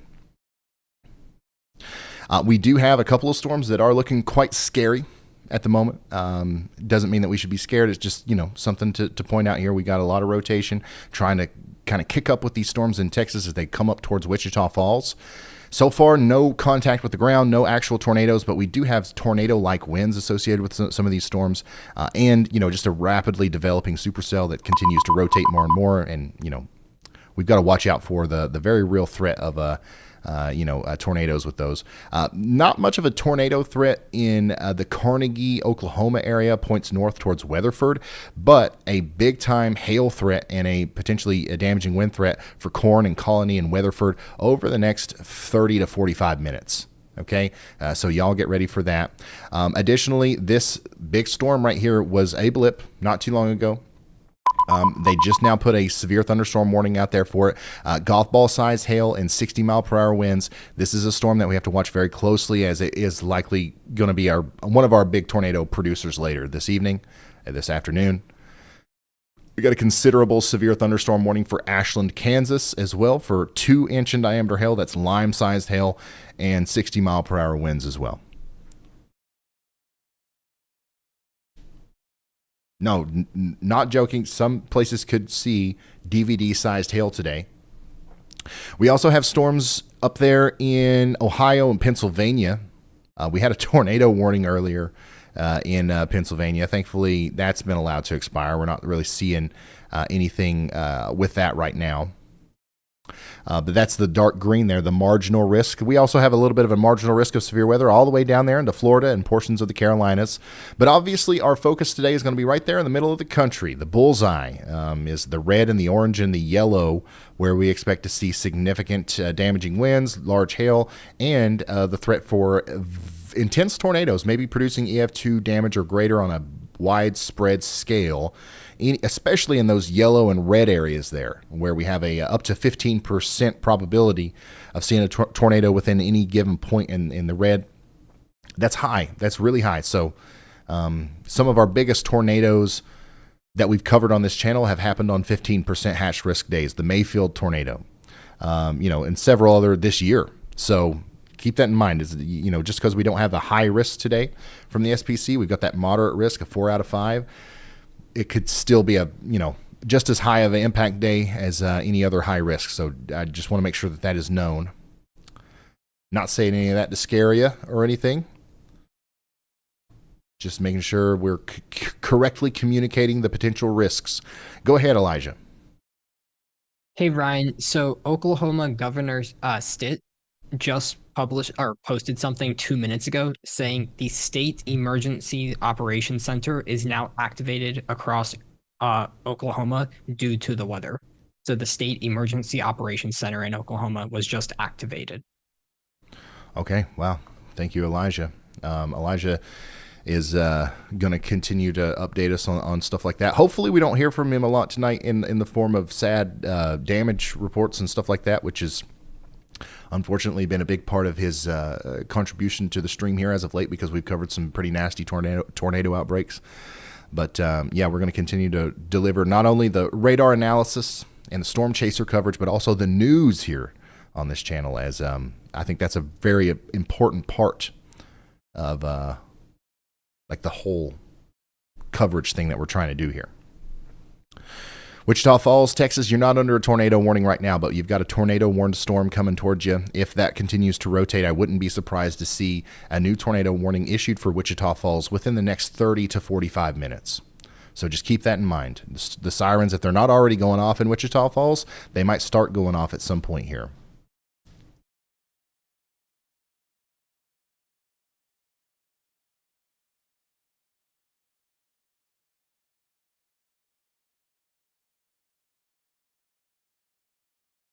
Go ahead, Elijah. Hey, Brian. So there is actually a funnel cloud near Archer City. It's in a pretty low precipitation area, but there is some rotation, and there is a funnel cloud spotted by spotters. Okay, thank you, Elijah. So the storm here near Windthorst in Archer City is getting its act together a little bit more. So we're already under a tornado warning in Archer City, Windthorst, and Scotland, but we've got a look at a funnel cloud here from Zachary Hall.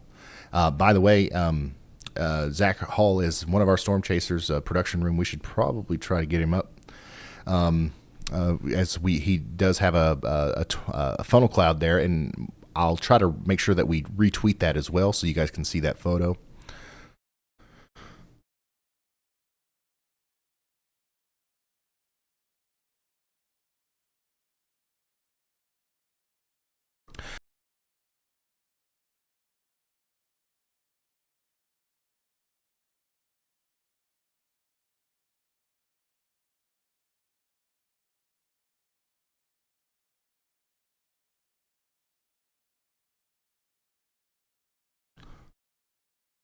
So yeah, that's a storm that's really trying to come together here south and east of Wichita Falls, moving up towards Scotland and Windthorst. We're trying to find you a live view of that right now.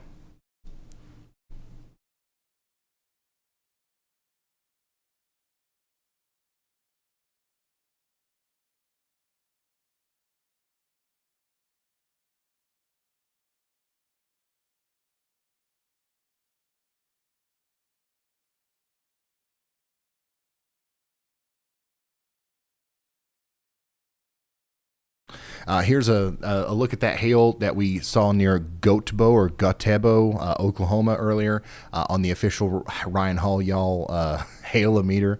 It looks like this was, yeah,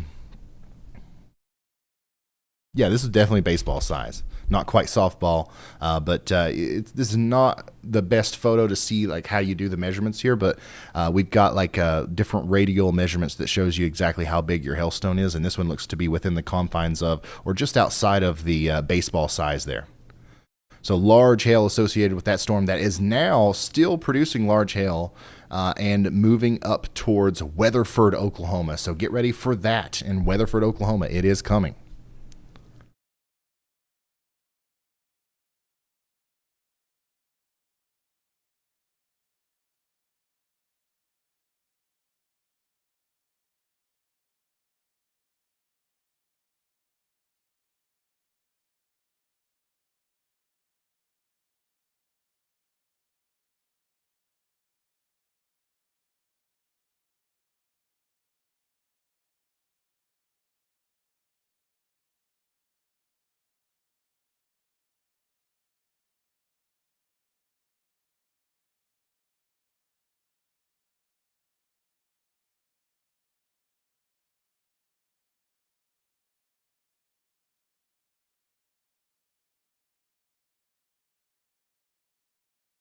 Sorry.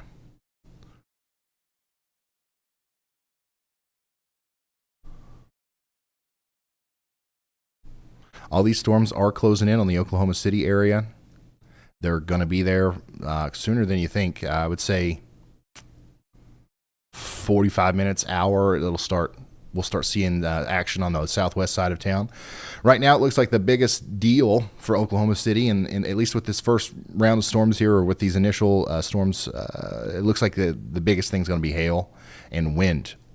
So we'll see if that changes. This is a little bit different than the forecast we saw from a lot of our simulated convective allowing models, but certainly still in the very beginning stages of this big severe weather outbreak here. Tornado warning continues down here in Texas. My goodness, the velocities look a little bit more impressive, I think, now near Windthorst. I don't know if we've got another chaser down here or not, but that is a really concerning look down here where Zach Hall is. That, if I'm in Windthorst, Texas, I'm taking shelter right now. Hopefully everybody down there is in their safe spot.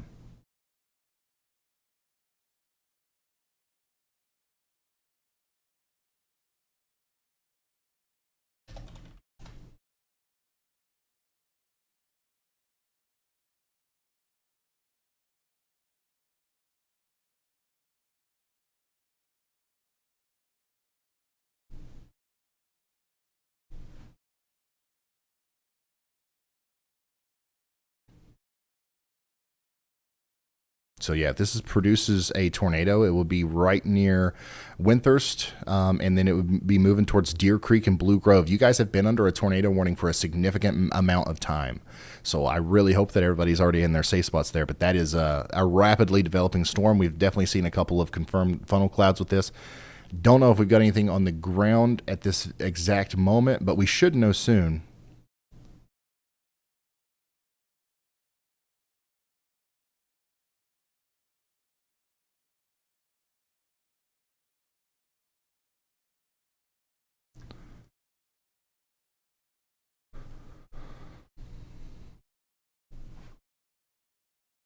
A lot of you guys are, once again, you're downloading the Radar Omega app. You're becoming storm trackers, you're looking at the correlation coefficient associated with the storm.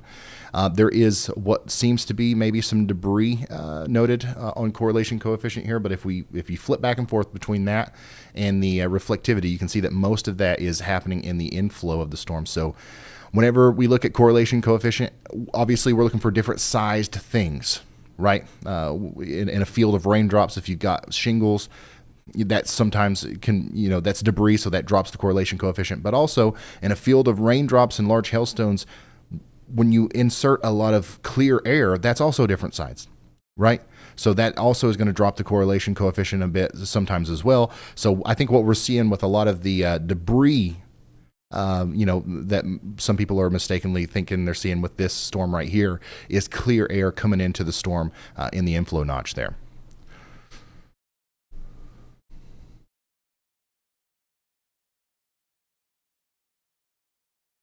Yeah, here's a better view of that. Right in the inflow there.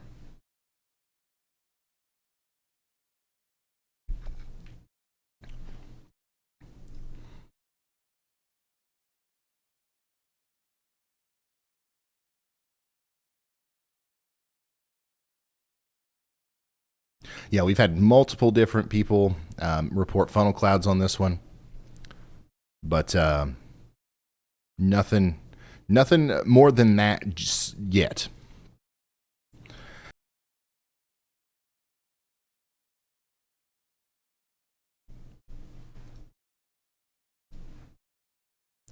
Ping pong ball size hail, severe thunderstorm warning just issued for Wichita Falls. So you are officially under a severe thunderstorm warning now in Wichita Falls, Texas.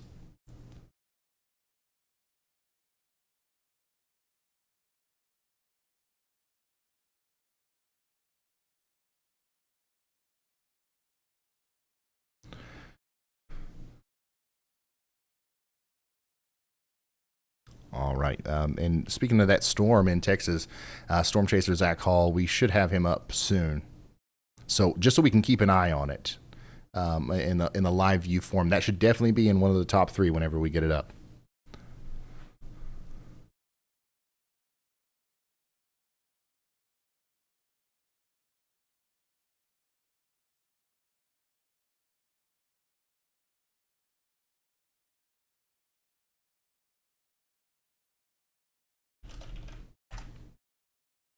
Hakim says, I've never seen 5-inch hail mentioned in a watch before. We've seen it here on this channel one other time. So it's definitely, this is not a first, but it's rare. Hopefully none of you guys have to deal with 5-inch hail today, because that's extremely damaging.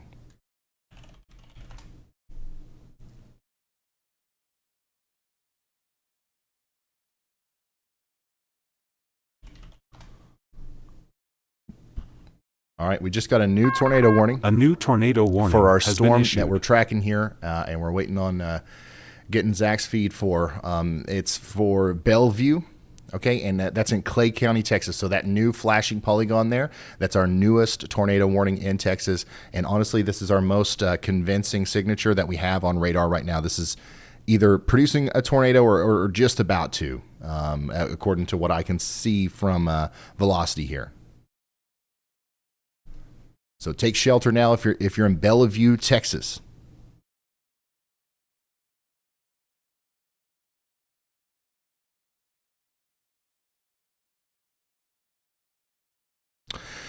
Some of the areas that we're watching right now for maybe some tornado genesis over the next little bit is obviously this area between Windthorst and Bellevue, Texas.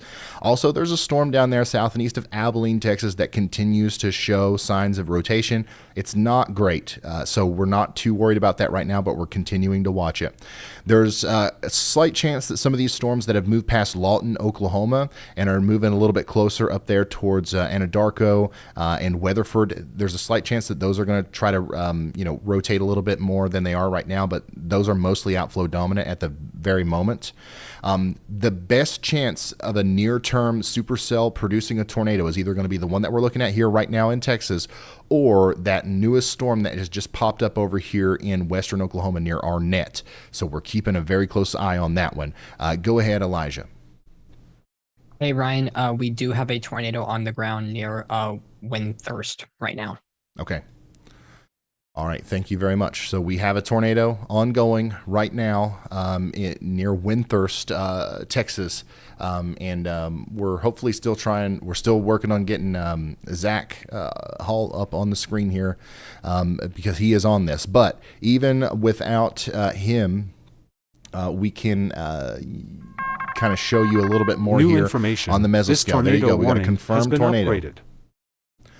Confirmed tornado warning for Clay County, Texas. That's radar confirmed. We also have a confirmation from a storm chaser, I believe, of a tornado there. So make sure you are taking shelter, and let me give you a little bit of a better idea as to exactly where this is. And we'll also talk to Zach here. Zach, I know you're busy. We're live on YouTube. You're near that tornado that just got confirmed. Whenever you get a chance, let us know what's going on and what you see there.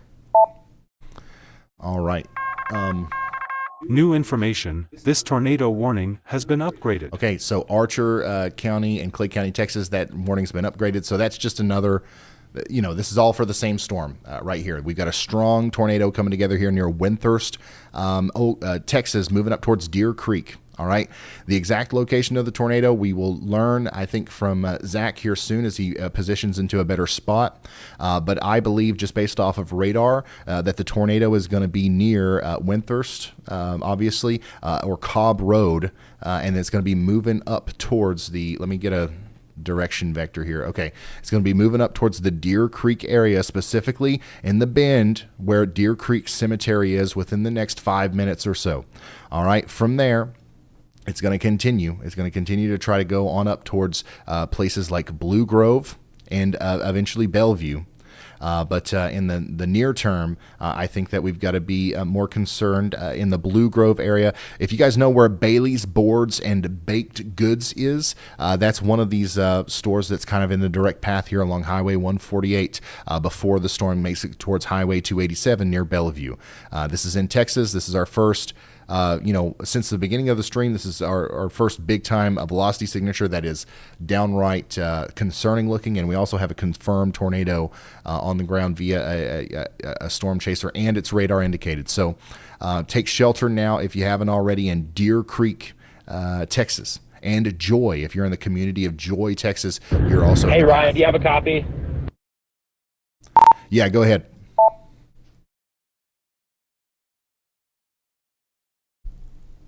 That was the voice of Ryan Scholl. And by the way, right here, Zach Hall, Clay County, Texas, he's on that storm.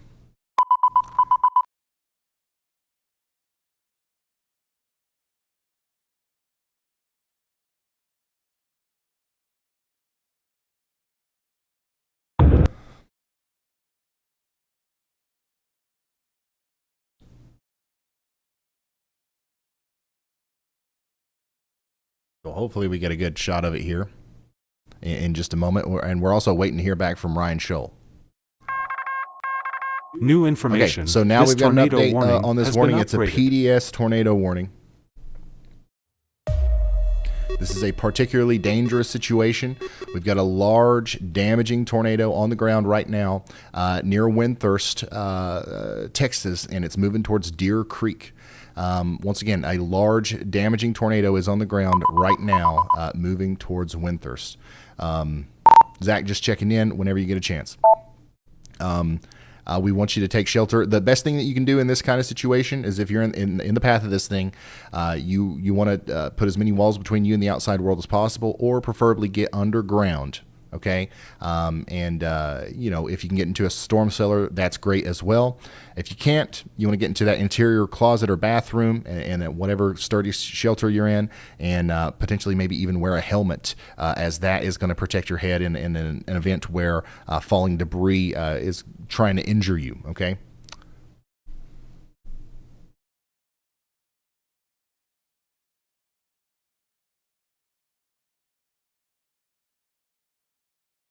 All right.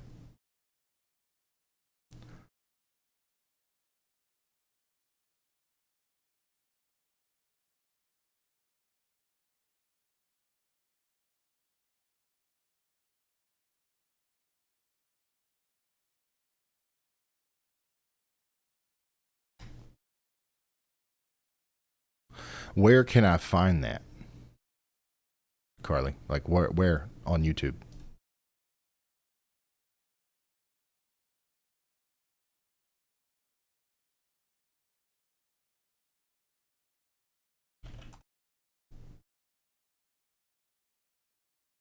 Okay. If you're just now tuning in, we got a large tornado on the ground right now, moving towards Deer Creek, Texas. We're trying our best to get you a view of this thing.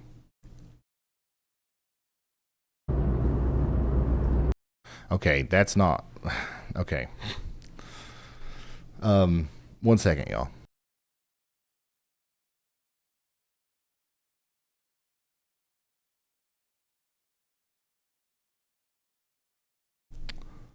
All right, so we're trying to get in contact with Storm Chaser Zach Hall here, but we can see it very clearly on radar. We've got you know, lots of rotation here moving up towards Deer Creek. The good news is between where it is right now and where it's trying to get to, there's not a lot of stuff in the way. Okay, so hopefully this thing kind of burns out in a more rural area. A new tornado watch has been issued. Otherwise, you know, it's still a very concerning situation, especially if this kind of continues to increase in its intensity for the people near Deer Creek and Blue Grove. This is a PDS tornado watch or tornado warning. That means it's a particularly dangerous situation.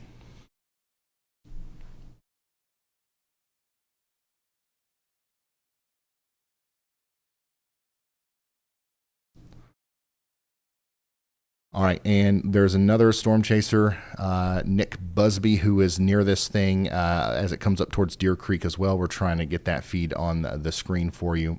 If you're just now tuning in, we have a total of 2 tornado warnings popping up on the counter up there, but this is all focused on the same storm. We only really have 1 tornado warned storm, and that's going to be right here for the Windthorst area, moving up towards Deer Creek. We really need everybody to take shelter up there.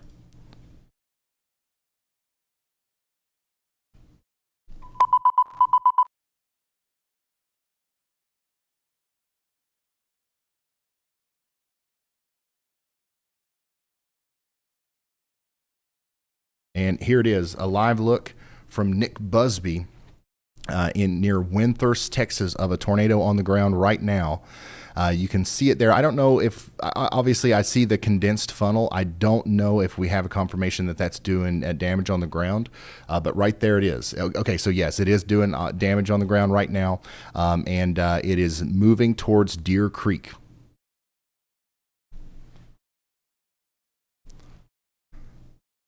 So take shelter if you haven't already.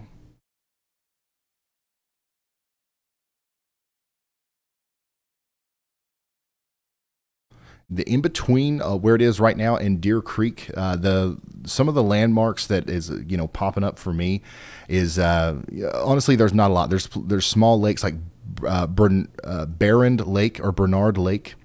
That's around where the tornado is right now.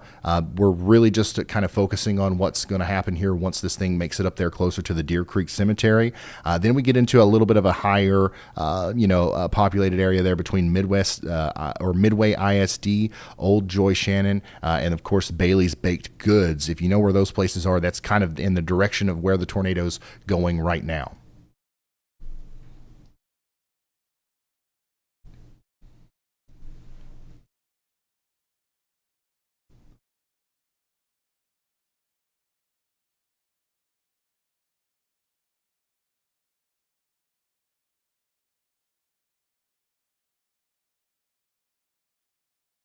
I don't know if this storm continues to go in the path that it's been going, in the direction that it's been going.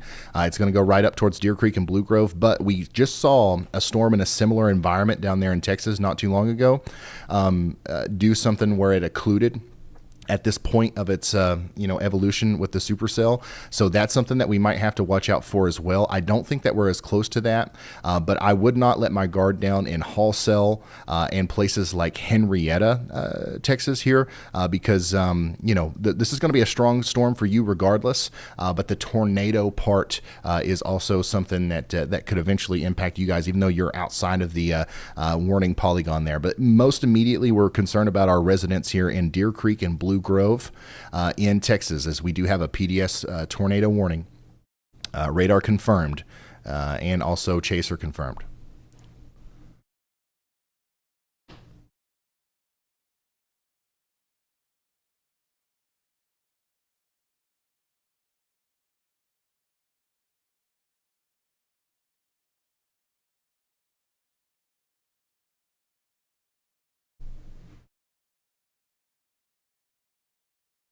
Now we do have two storm chasers on that storm. We're not currently looking directly at the tornado, but we've seen it multiple times here.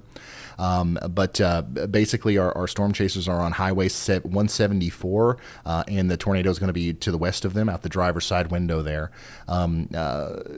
Really, right now, all I can say associated with our PDS tornado warning here is that hopefully everybody in Deer Creek and Blue Grove are in their safe spots, because I think that's directly where this thing's going to go, and there's not a lot in between where it is right now and those areas. Downstream, this is going to continue to go all the way down there towards Bellevue and Dick Worsham in Texas as well. You guys should prepare to take shelter as well. Storm chaser Freddie McKinney is in Dewey County, Oklahoma.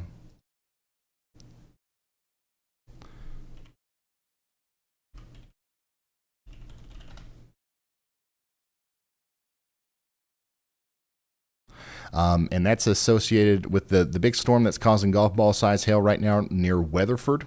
And he's got a live view, an interesting live view of a lowering on that storm as it crosses Interstate 40. Okay, so not real tornado threat in the immediate future with this, but looking at that with that little new cell that just popped up there associated with the storm, this is actually probably pointing us towards the new Cordell area. So that's a sign that this new cell might be something that we have to watch in the future, as it's got a pretty intense lowering on it, as some of that deeper moisture is moving up into the area.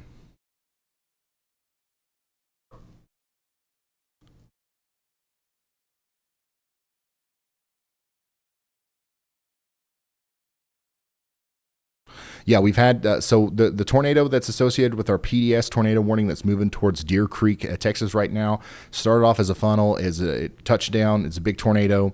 It's currently still down as far as we know, but it might be in the middle of a cycle or something like that. We don't want to pay too much attention to exactly what the last thing we saw was, because this is the situation where a tornado is probably going to occur with this storm multiple times, even if it skips. Sometimes the tornado will be on the ground for a little while, come up, be on the ground for a little while, come up. It doesn't really matter if it's currently up or down right now. You should be in your safe spot in Deer Creek and Blue Grove.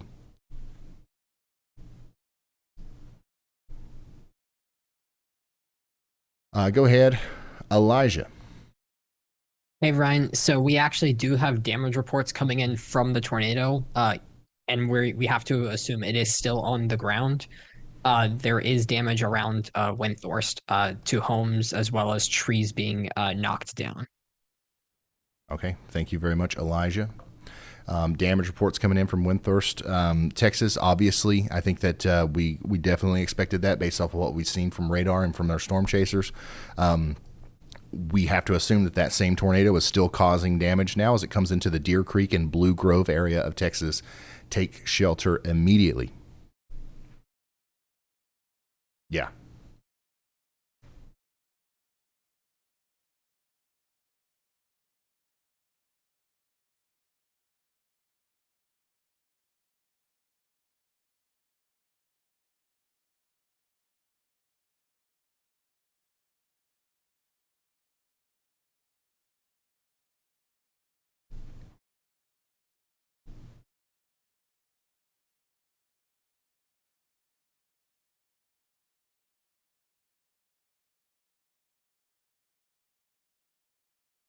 Yeah, retweeting several different images now of the tornado near Windthorst.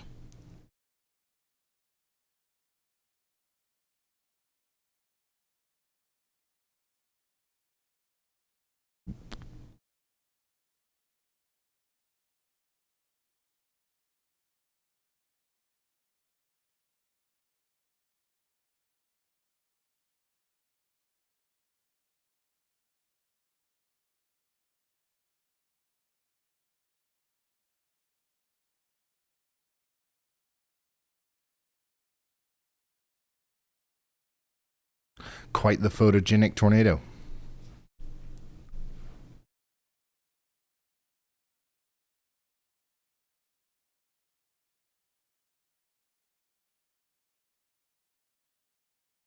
So this is obviously continuing to be a tornado warning, but now we're at radar indicated levels because that tornado, I think, is no longer on the ground.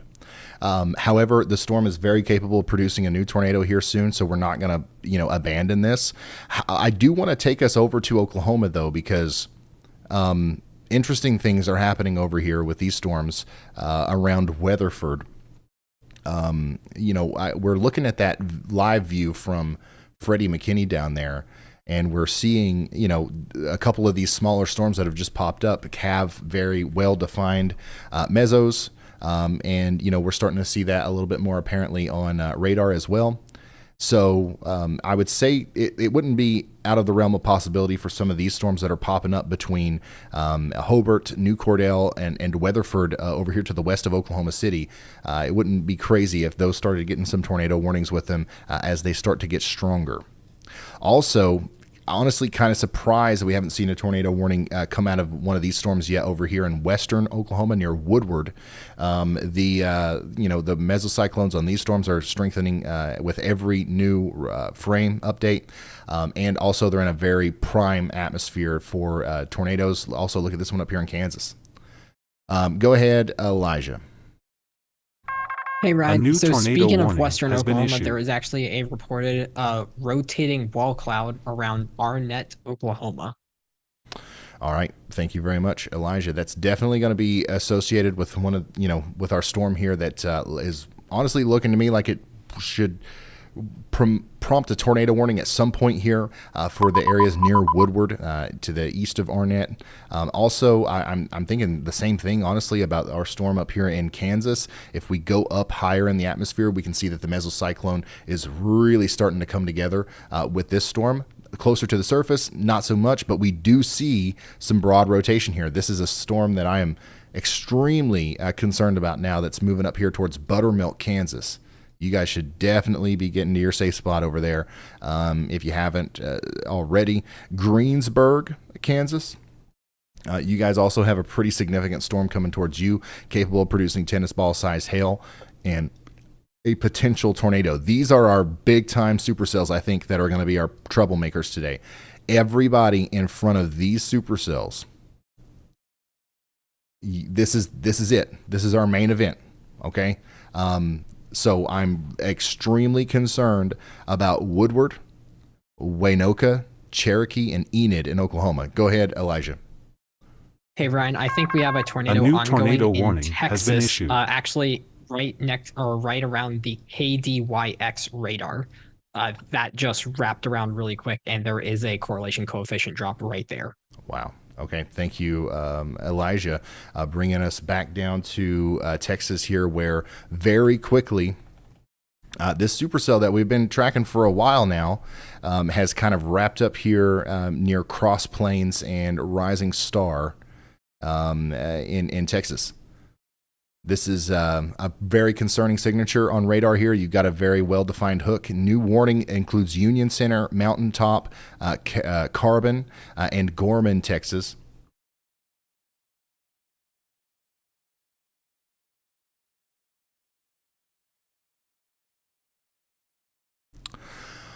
All right, so that right there is our rotation that we're concerned about.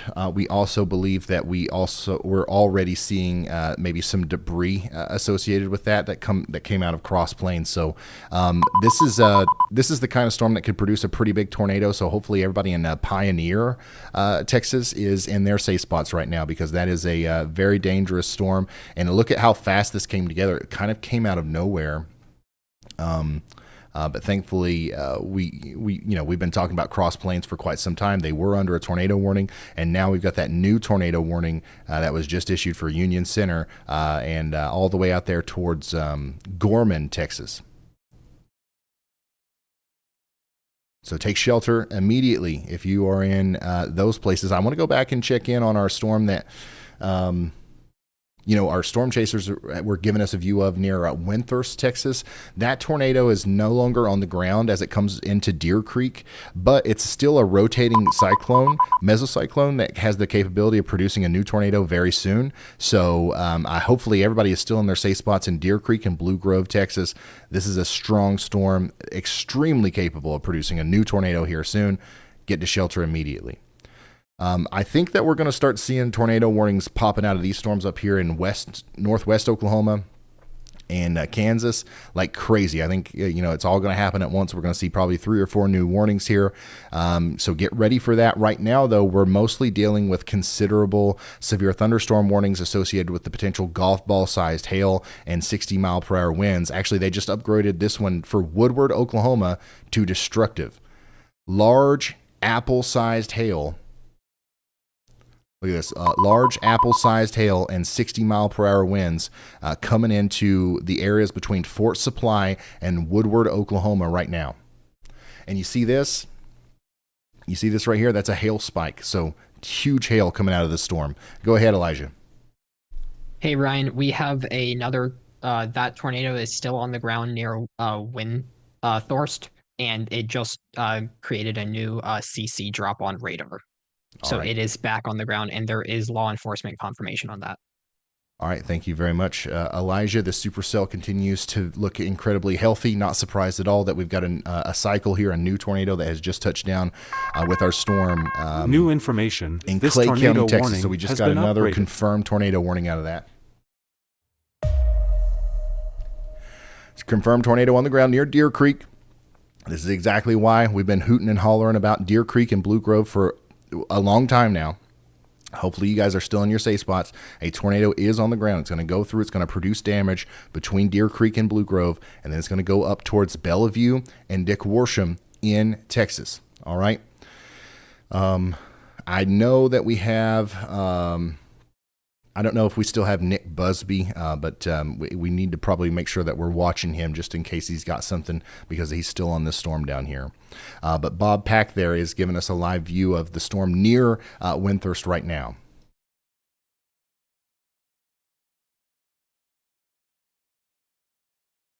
Also, I want to go back and take a look at our storm near Cross Plains. This one looks incredibly concerning as the reflectivity continues to show just an ominous looking hook here. This is, just a textbook hook echo. It's pretty kind of separated from the parent supercell as well. So this is likely a very visible tornado if it's producing a tornado right now. However, it could also be very strong. You can see the velocities here tightening up near Sabano. We either have a tornado on the ground right now, or a tornado about to touch the ground near Highway 569, where Highway 569 and 2731 intersect south of Sabano, Texas, moving up towards Union Center and Mountain Top. Y'all need to take shelter quickly, because this is a strong tornado signature on radar just looking at that supercell. So things are getting wild quite quickly. I want to remind everybody in Woodward, Oklahoma, and areas just to the west of there, especially near Fort Supply, we've got apple-sized hail coming towards you right now. Highway 183 is not going to be a pretty place to be. Lots of busted windshields all up and down Highway 183 between Woodward, Oklahoma, and Fort Supply over the next 30 minutes or so. You gotta get away from glass if you're in Fort Supply in the next little bit. 60-mile-per-hour apples coming at you. Aaron J. Jack is near that storm. Not quite in it yet, but you can see just how explosive the updraft is there in the Radar Omega app. Looking at the velocities on these storms, we continue to see very robust and developing mesocyclones on these storms. Once again, wouldn't be surprised to see a tornado warning for Buttermilk, Kansas here soon. But right now, we've just got that to considerable severe thunderstorm warning with tennis ball-sized hail possible. A new tornado watch has been issued. Wow.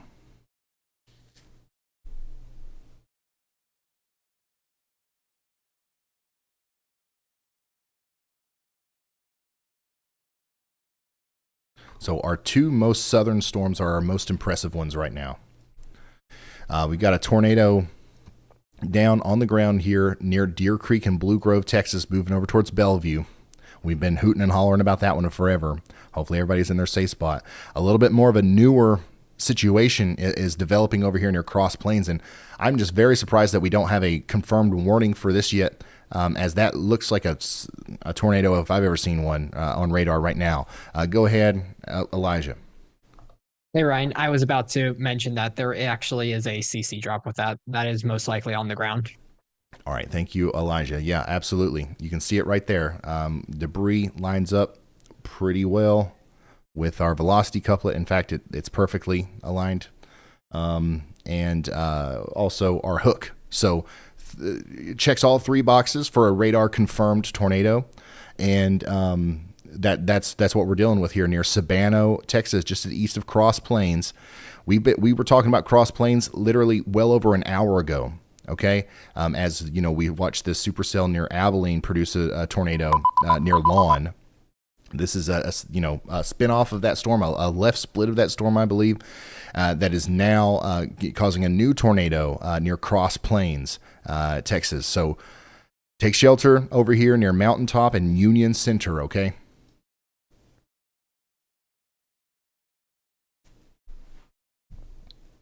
And if you know anybody out here, you could potentially be a hero today by calling somebody and letting them know what's going on, because I really don't think that a lot of people in this part of Texas are thinking about severe weather today. This is on the extreme southern part of the risk.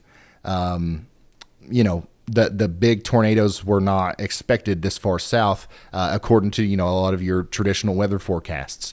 So there's probably a lot of people down here that aren't like in the mindset of today's a tornado severe weather day. So you might need to call your friends or family members that live in the Sabano, Union Center, Carbon, Texas area and let them know what's going on. This is to the south and east of Abilene, to the west of Stephenville.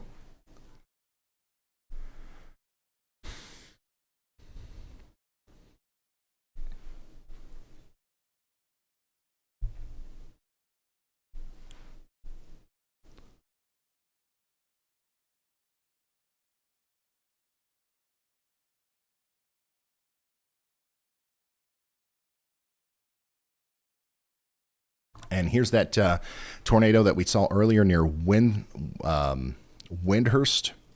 Texas. And that same storm that has produced this tornado is still producing a tornado right now near Deer Creek and Blue Grove, Texas. It's just not the same exact tornado, okay? So this right here could be what's coming towards you up there in Bellevue and Dick Worsham in Texas. Take shelter now. This is a pretty slow moving storm. The rotating part of the storm is probably still going to be 15 minutes to 20 minutes away from crossing Highway 287, but it's getting there. Okay, so you've got time to put shoes on. You've got time to take shelter properly. And make sure that you're ready to evacuate your home in a situation where you've got damage. Maybe you're going to get rained on. Think about that kind of stuff whenever you're going to your safe spot today. And it looks like Bob Pack has a really good view of the base of that storm now, and it actually might have lifted here recently, because I don't see anything making contact with the ground there near our storm here. However, at this distance, sometimes you don't need a fully condensed tornado to do damage on the ground. So obviously, we're going to assume that it's still doing damage, and we need to be in our safe spots. Go ahead, Elijah. Hey Ryan, we have more confirmation now. The fire department has just reported that the tornado for the very southern tornado warning near Rising Star is back on the ground, and there is once again another correlation coefficient drop right there. All right, thank you, Elijah. Going back to the south a little bit, really impressive storm on radar. Velocity, we've got a tornado that's likely been on the ground a couple times, and now it's, once again confirmed on the ground here near Sabano, Texas. I really hope that we're doing a good job of reaching people and getting the warning out here, because this still has a radar indicated warning from the National Weather Service. This is definitely on the ground here near the intersection between Highway 569 and 2731 south of Sabano, Texas. Now, the motion on that, if it continues to follow the parent supercell, it's going to go up towards Union Center and Mountaintop. But we've seen a lot of deviant motion, a lot of occlusions today. Sabano areas up there near Pleasant Hill. Obviously, you guys need to be watching out as well for this for this tornado. Downstream, we're worried about Pumpkin Center, Texas, and Staff, Texas. Y'all get ready as well.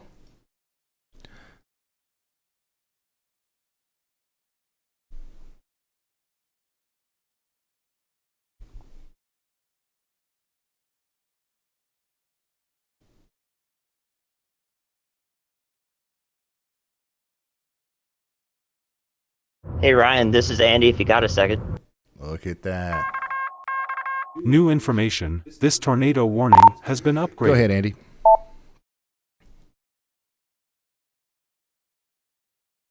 Hey Ryan, I just saw that went confirmed and I wanted to say something about it. You can see the cycle to the south and east on radar. I think that this storm there in Cross Plains, Texas, just to the east of it, will put down another tornado, or at least try to, after this one is done.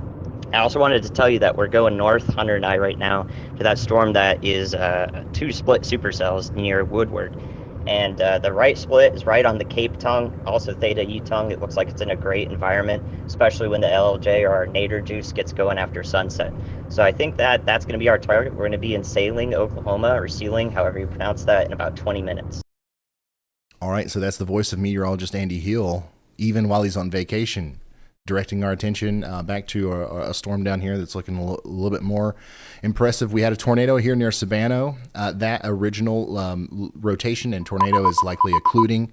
However, you can see new convergence here, new area of rotation closer to Rising Star, Texas. A new tornado is going to try to form right in here. Okay, so do not let your guard down. A new tornado is forming right now near Rising Star, Texas. Additionally, this storm up here in northern Texas, close to Deer Creek and Blue Grove, looks a lot more impressive now on the live feed that we're getting from Bob Pack. You can see that our lowering is getting a little bit lower, and we don't see anything making contact with the ground just yet, but that's certainly something to watch out for here in Blue Grove and Dick Worsham and Bellevue, Texas, as this storm is coming towards you, and you are under a tornado warning, so we need you to take shelter. The storm that Andy just told us about that he's going after with Hunter there, as he's out there storm chasing. Let's go take a look at it. 2 storms, a little bit of one supercell that has undergone a split. I believe that Andy and Hunter are going to go after the one that's coming over towards Mutual right now, and it is rotating. Okay, lots of inflow coming into the storm. This is the textbook kind of storm that would maybe produce a tornado on a day like today. So get ready over there in Mutual, Sealing, and maybe even as far east as Fairview, Oklahoma over the next little bit, as this is definitely going to cause some problems here.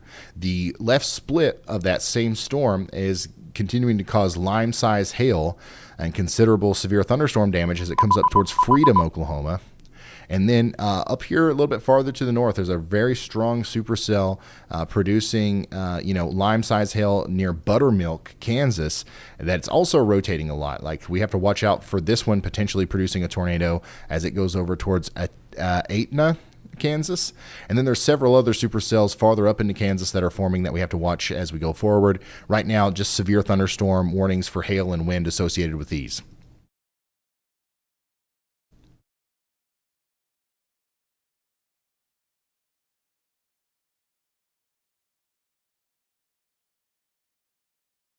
Let's go back to our southernmost storm, where we do believe we're going to see, once again, I want to show you guys, we had a tornado likely touch down here near Cross Plains. Certainly was on the ground as it crossed to Highway 569 here near Sabano. That original Ryan, tornado has this is occluded. Andy. And we're starting to see a much more intense area of rotation here near Rising Star, Texas. Not under a tornado warning, but like this right here is definitely a forming tornado right over Rising Star, Texas right now. Andy wants to chime in again. Go ahead, Andy. Thanks, Ryan. Yeah, it looks like that's coming together just like you noted, just like I said. I'm also looking at the storm that's on the Oklahoma-Kansas state line there, and I think that might get a tornado warning here in just a minute. You can see probably some side load rotation, but it's rather strong from the VNX radar, I believe is what I'm looking at it from. You could also take a look at it from Dodge City. They're equidistant. I think that is worth a tornado warning at this point, especially from the VNX radar. So if this storm near Sealing doesn't do it when we get up there, we've also got that as an option as we head off to the north and east this evening. Awesome. Thank you, Andy. Andy's, once again, if you're just now hearing Andy's voice, you're just now tuning in, meteorologist Andy Hill is out in the field chasing today. So, you know, he might go after this storm here near Buttermilk, Kansas, which is probably going to get a tornado warning soon. Let's see here. Willard Sharp is storm chasing in the Radar Omega app.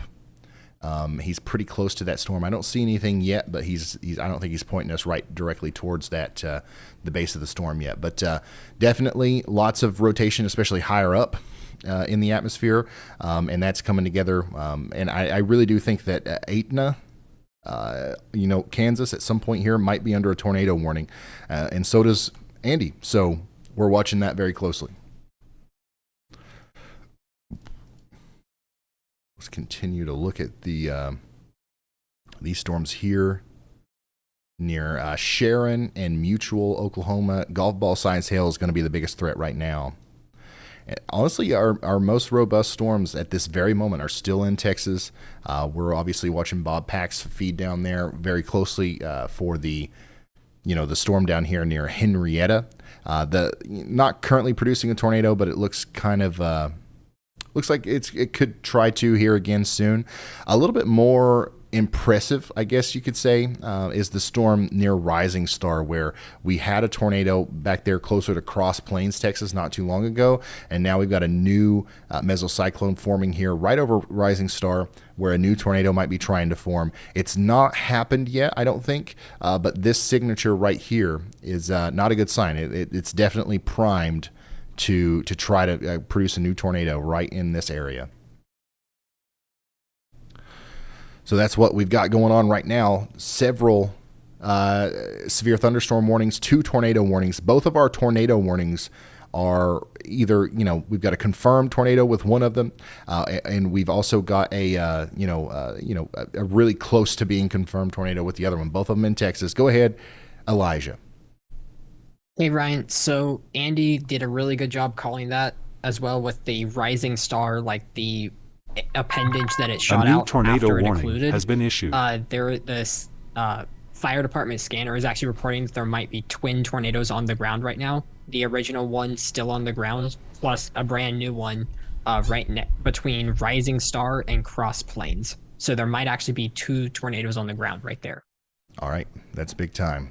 Might be 2 tornadoes on the ground here near Rising Star and Union Center in Oklahoma. In Texas. And it's important to note that Rising Star is not under a tornado warning right now. That polygon doesn't make it down there to Rising Star or Chuckville. And both of these places are in danger of, receiving a tornado here soon. So, if you're in Chuckville, Okra, or Rising Star, y'all should be taking shelter, even though you're not technically under a warning. Speaking of warnings, new warning for Henrietta. Henrietta, Oklahoma, you are now under a tornado warning as the area of rotation that has sparked a couple of tornadoes between Windthorst and Deer Creek is now moving up towards you. This also includes Walton and Huggins in Texas.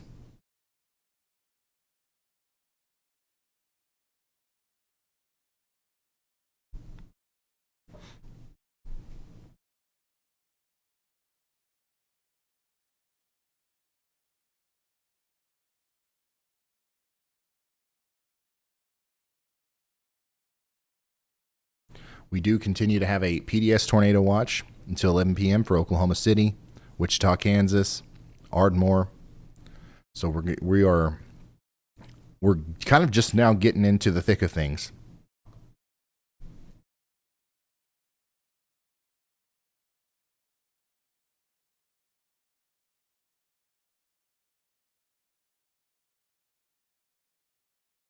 We have had several confirmed tornadoes today. I saw somebody ask that just now.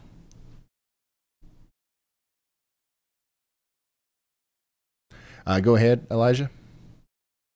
Hey, Ryan. So the northern tornado warning near Henrietta has lifted. Spotters have confirmed the tornado has lifted. However, there is still a very large bowl-shaped wall cloud that is rapidly rotating there. So it is trying to recycle to drop yet another one.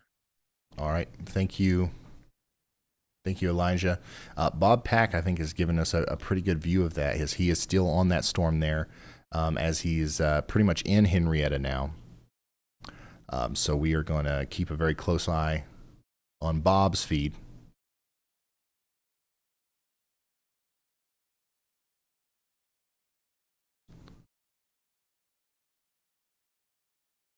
This is our most recent tornado watch. We had one pop up there while we were looking at a warning earlier. This one goes into 1 a.m. Central. A few tornadoes likely, widespread hail up to apple size likely, widespread gusts up to 80 miles per hour likely. This is for Kansas between Great Bend, Emporia, Junction City, and Marysville, once again until 1 a.m. Central.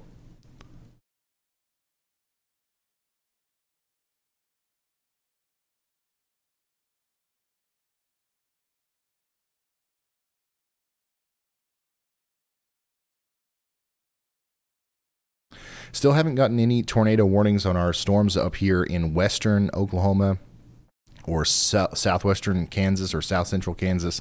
I still expect that to change very shortly.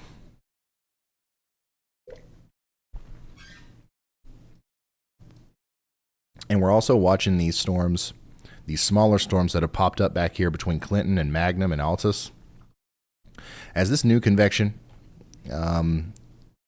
back here is definitely something that we'll be tracking through the night as it's going towards Oklahoma City.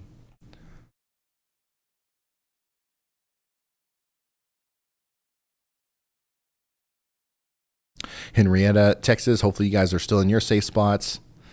The rotation associated with our storm near Rising Star is still there. We still have a confirmed warning here. Hopefully everybody in Carbon and Kokomo is under a tornado warning.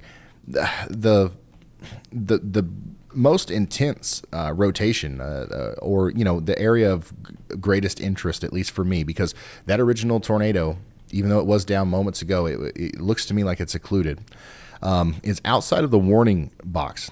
Right here, this new area of potential rotation moving into Chuckville is not in the tornado warning box. So I just want to make sure everybody understands that if you're in Sipe Springs or Chuckville, you are, the tornadic part of the storm is technically coming towards you, even though you're not in that warning polygon.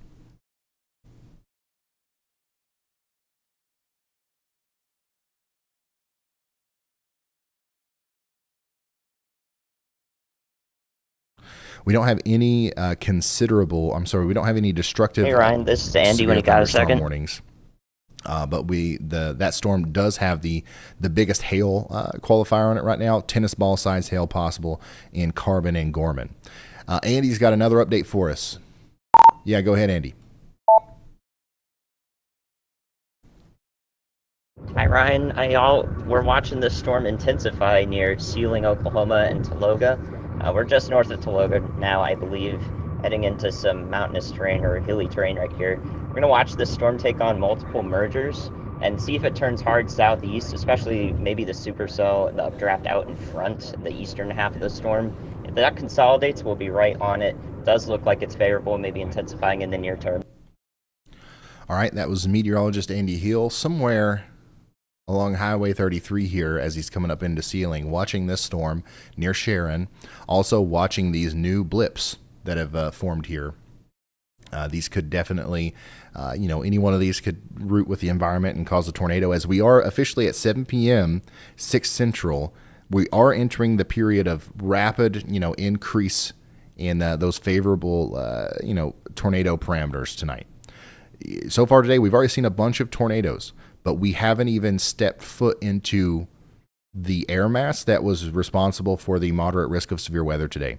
Now, as from 7 p.m. until midnight or so, that's when we're going to have the highest nadir juice, the highest, significant tornado parameter value. So supercells that are discrete like this, that are allowed to survive for any period of time tonight, as the sun goes down especially, are going to be a force to be reckoned with. And Andy's on this one right here that's coming up towards Sealing and Cleo Springs. And there's a bunch of them. Still, watching this storm very closely coming up towards Etna in Kansas. Tennis ball size hail. It's rotating like a top, especially a little bit farther up into the atmosphere. But maybe near the surface, it's not quite rotating a lot just yet. But it's going to. And we'll see a tornado warning associated with this storm likely at some point during its life. It's super discreet and in a very prime environment here. Back down to our observed tornado warning. We still have a couple different areas that we're watching. Once again, the original tornado, which is occluding back up in here, hopefully disappearing by now near Mountaintop. And then that new area of, convergence near Chuckville, where a new tornado is trying to form and has been trying to form for quite some time. It looks like that on that last scan, things have picked up a little bit. It looks like it's going to be successful again. So Sipe Springs, get ready.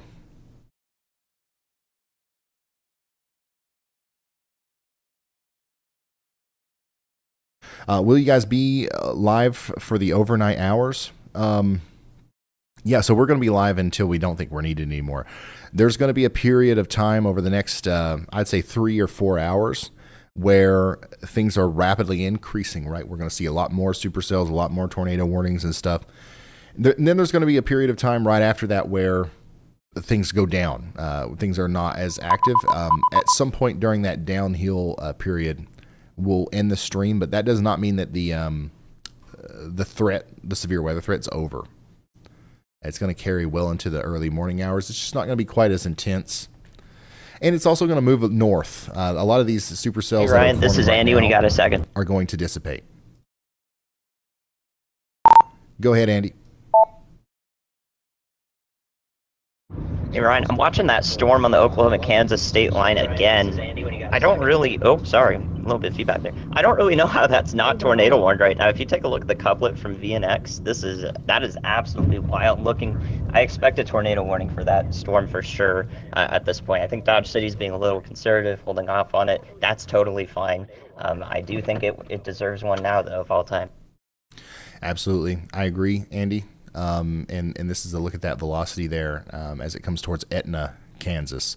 We've been talking about this one quite a bit. Rotations there. The presentation on the reflectivity is there, even though we're quite far away, from the radar site here.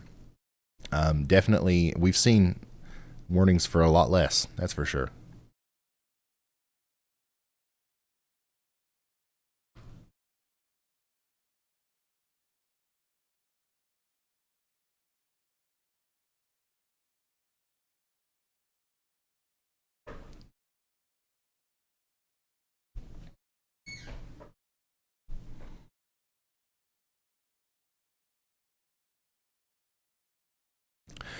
As of this moment, we have no confirmed tornadoes, no confirmed tornado warnings. So that one in Texas no longer has a confirmed tornado with it. It has officially occluded, as we expected, but we're still watching the area just to the east of Rising Star for a new tornado to form here soon. Henrietta, how's the Henrietta Texas storm doing? Still a lot of rotation inside of this storm. It's not quite as compact or overlaid with the hook as it once was, so it's likely not producing a tornado at this very moment. However, it's still capable of producing a new tornado, and the severe storm associated with it is considerable, potentially producing lime-sized hail as it moves up into Edwards and Ringgold, Texas. Big storm, more lime-sized hail, getting ready to move up into Hennessy and Enid, Oklahoma. It's going to ride the Highway 51 and 81 corridor up there towards Highway 60 between Lahoma and Enid. That's just mainly a hail threat right now. It's lime-sized hail. Get ready. Now, over here to the west of that, this is where Andy's going and what he's paying attention to right now. We've got a couple of supercells that are popping up over here, and they're all rotating like tops. And these are a little bit more primed for tornado genesis. They're not doing it yet, but we're concerned about what's going to happen as these storms get closer to Fairview and Clio Springs especially. The storm up here in Kansas that's getting ready to exit the severe thunderstorm warning. It's got a considerable severe thunderstorm warning associated with it for tennis ball size hail. But this part of the storm right here is rotating, and it's likely going to try to produce a tornado here soon. As it comes towards Etna, Kansas, I really want you guys to know that you're under the gun here for a big storm, even though you're not under any warning whatsoever right now, which is a big surprise. Andy and I both are surprised. We think that needs a warning.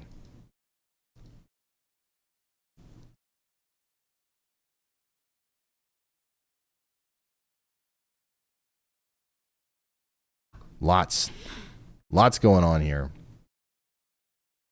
as our big severe weather outbreak is underway.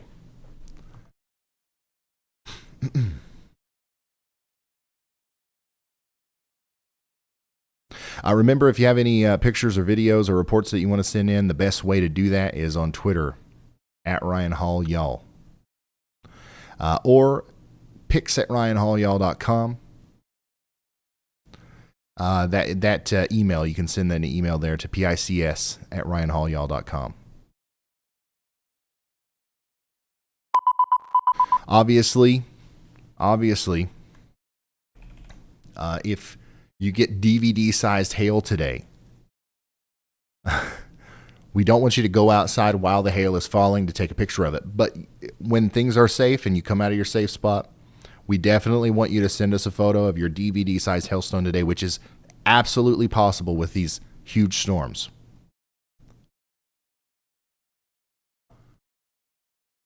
Interesting update from the Storm Prediction Center here. The storm that Andy and I, have been talking about, we think that it needs a warning. Storm Prediction Center has highlighted that area for the greatest tornado potential. Also, the threat continues for very large hail up to 4 inches in diameter. So that storm there is something that we really need to be watching up there on the border between Oklahoma and Kansas.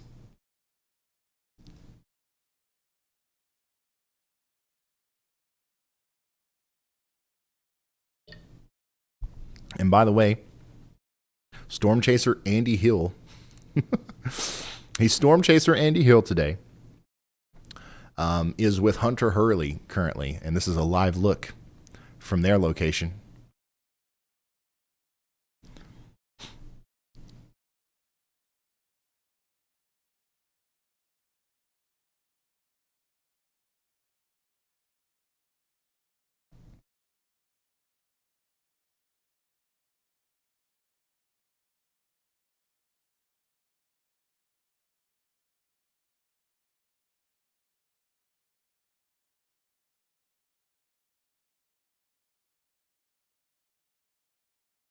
Of course, as tradition, our clock is off-centered randomly in the middle of the stream, so I'm fixing that.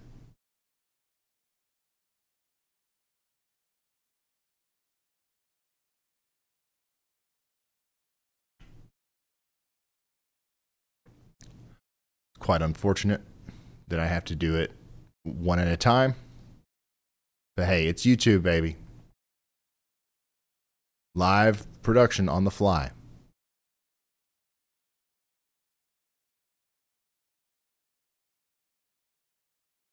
All right, I think for the most part, we are good. Yeah, okay.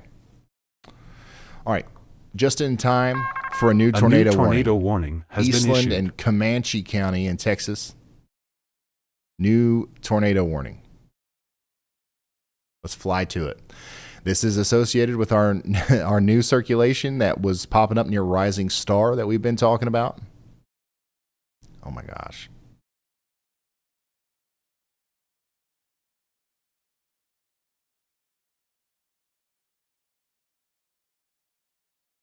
Okay. All right. It's a radar indicated warning, and thankfully we've got this now for Duster in De Leon, Texas. Andy also noted that this was a handoff. A new mesocyclone is forming here. It's not quite as intense as the original one, which is good news. But we have to watch this very closely for a new tornado to form here. Sometime between where it's at right now and Duster and De Leon, Texas. Really hope everyone in De Leon, Texas is taking shelter right now, because this is a dangerous storm that has produced several tornadoes in its life already. And it looks like it's raring up and ready to go again.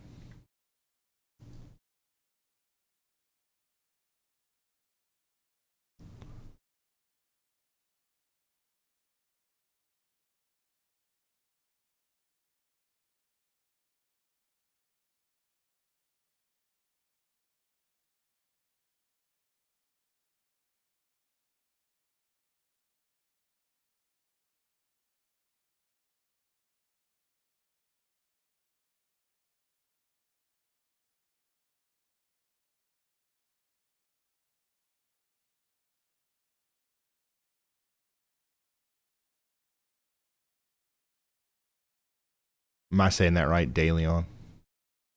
Hey Ryan, this is Andy when you got a second. Lord, yeah. Go ahead, Andy. He's going to tell us about it. Hey, we've got Hunter Stream pointed at a ragged wall cloud right now. The southern merger here might become a dominant supercell, overtake the north one just behind us as we watch this one develop and mature. Here in front of us, right in the middle of the camera. Awesome. So this is Hunter Hurley's feed here in Dewey County, Oklahoma. Meteorologist Andy Hill is showing us a wall cloud that's forming here as a result of a new tornado warning a has merger. been issued. We just got a tornado warning for this storm up here. That this is for the Mutual and Cedardale and Froso area. So Mutual, Oklahoma, you need to take shelter now. We're also seeing several other sources that are kind of showing this wall cloud and just how low to the ground it's gotten in its evolution. So this is a tornado warning once again for Mutual and also places like Cheyenne Valley in Oklahoma. Not just a tornado, but also baseball-sized hail, potentially a problem with this one. So, production, let's please put Nick, Freddie, and Hunter all on the same line because they're all on the same storm, on the top three. We'll do Hunter in 1, Freddie in 2, and Nick in 3.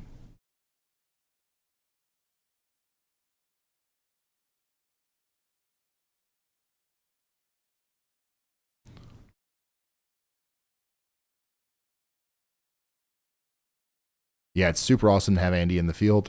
Golf ball size hail and 60-mile-per-hour winds now expected in Sealing, Fonda, and Fairview with that new severe thunderstorm warning that just came out there.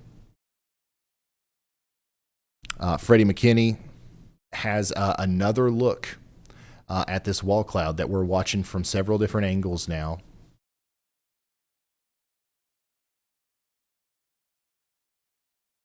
This is a tornado. Is this the absolute, Carly, talk to me. Is this the correct location for Freddie right now?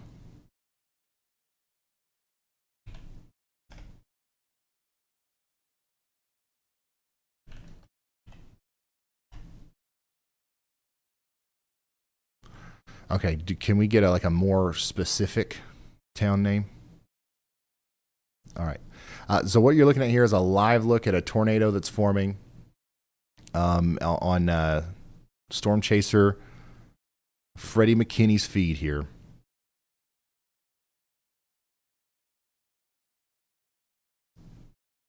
And Freddie McKinney is in. Yeah, he's on the same storm as Andy. So Andy should be able to see this too. Once again, if you're just now tuning in, this is a live look at a tornado forming near Mutual Mutual, Oklahoma, moving over towards the Chester area. Okay, this is happening now. A tornado is forming near Mutual, Oklahoma, moving over towards Chester and also Cedardale. All right, we don't have a fully condensed funnel all the way to the ground, but we definitely saw debris there underneath that funnel. So we're going to assume that this is down once again near Mutual, Oklahoma, Cedardale, Chester, Frozo. All the way over there towards Cheyenne Valley. You guys need to take shelter. We're going to see if we have any sort of rapid intensification here. But definitely something going on with our storm and this funnel cloud. It was definitely making contact with the ground not too long ago. We just got a new tornado warning. A new tornado warning this one has includes been issued. Richmond and Chester. Okay, Richmond and Chester and Orion and Botto.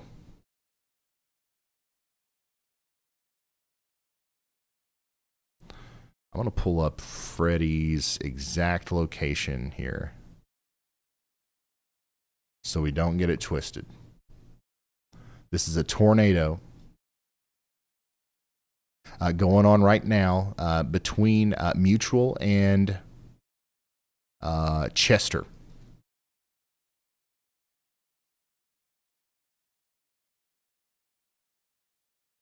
I wonder if Freddie can talk to us.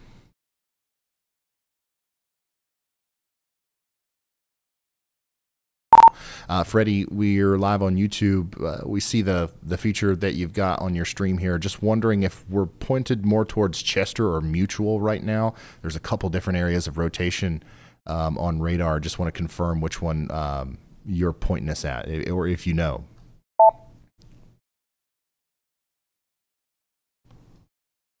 Hey Ryan, I'm on the western one close to Mutual, Oklahoma.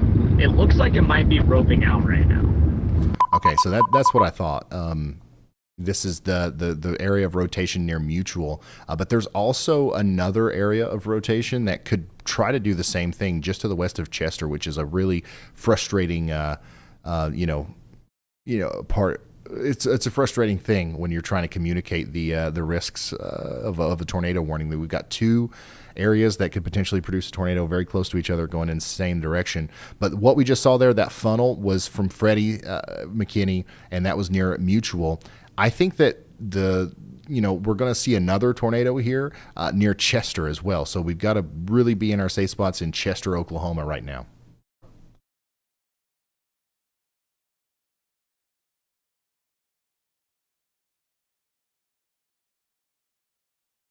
And we just got a new tornado warning. A new tornado warning. Just like we talked about earlier, issued. one after another, one by one. We're going to see these things light up with tornado warnings as these supercells are probably in the most favorable environment right now for tornadoes.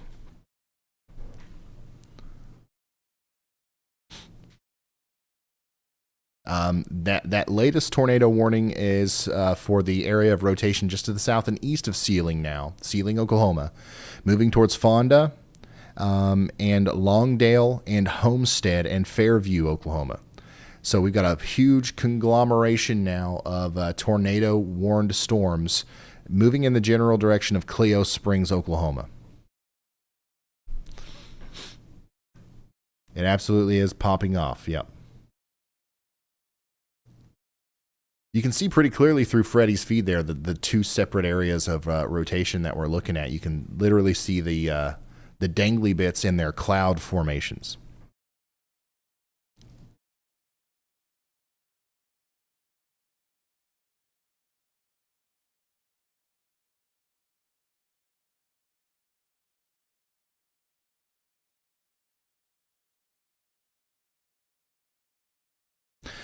It sounds like the basically of what we're seeing from these storm chaser feeds, and now that we're seeing all these new tornado warnings and stuff, it feels like the lower level jet is starting to ramp up a little bit. So that's likely going to be, not good news, I guess, as these storms continue to move to the northeast. And once again, between right now and about 10 p.m. tonight, they're going to have the ability to really do some big time damage as unfortunately, like this is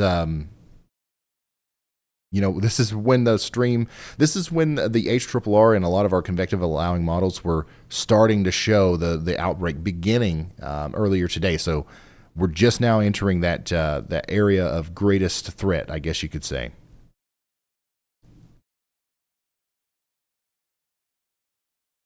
It looks like Hunter Hurley and Andy did get a couple of photos of that tornado near Mutual, Oklahoma, not too long ago.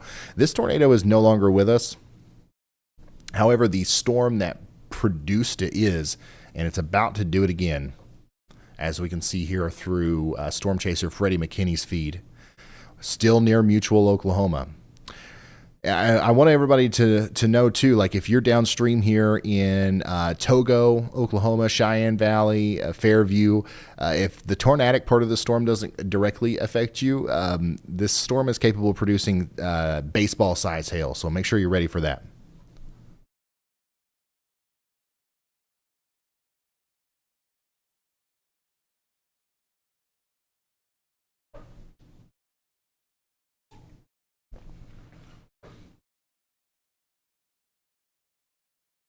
So yeah, we're going to watch Freddie's feed and Hunter's feed very closely because they are both on these storms here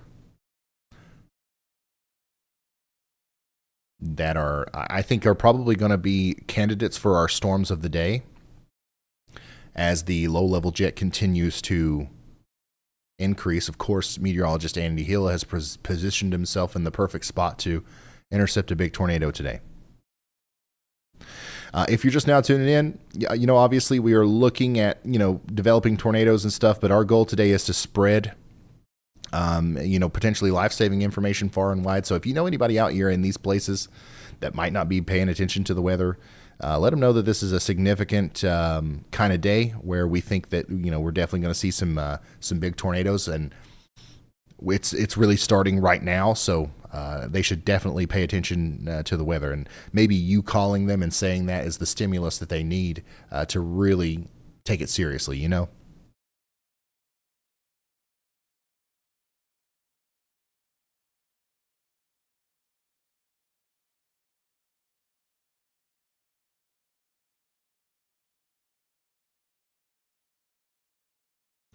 And of course, as we go into the overnight hours as well, it's not a joke. Like, it is actually possible that we see some DVD-sized hail tonight. That alone can cause significant damage. So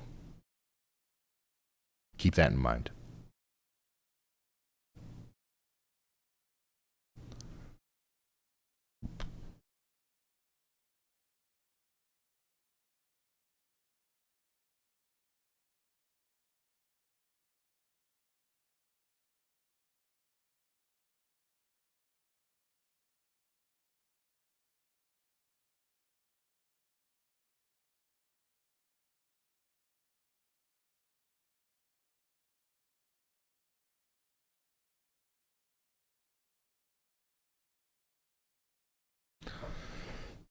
DVD size hail, yep.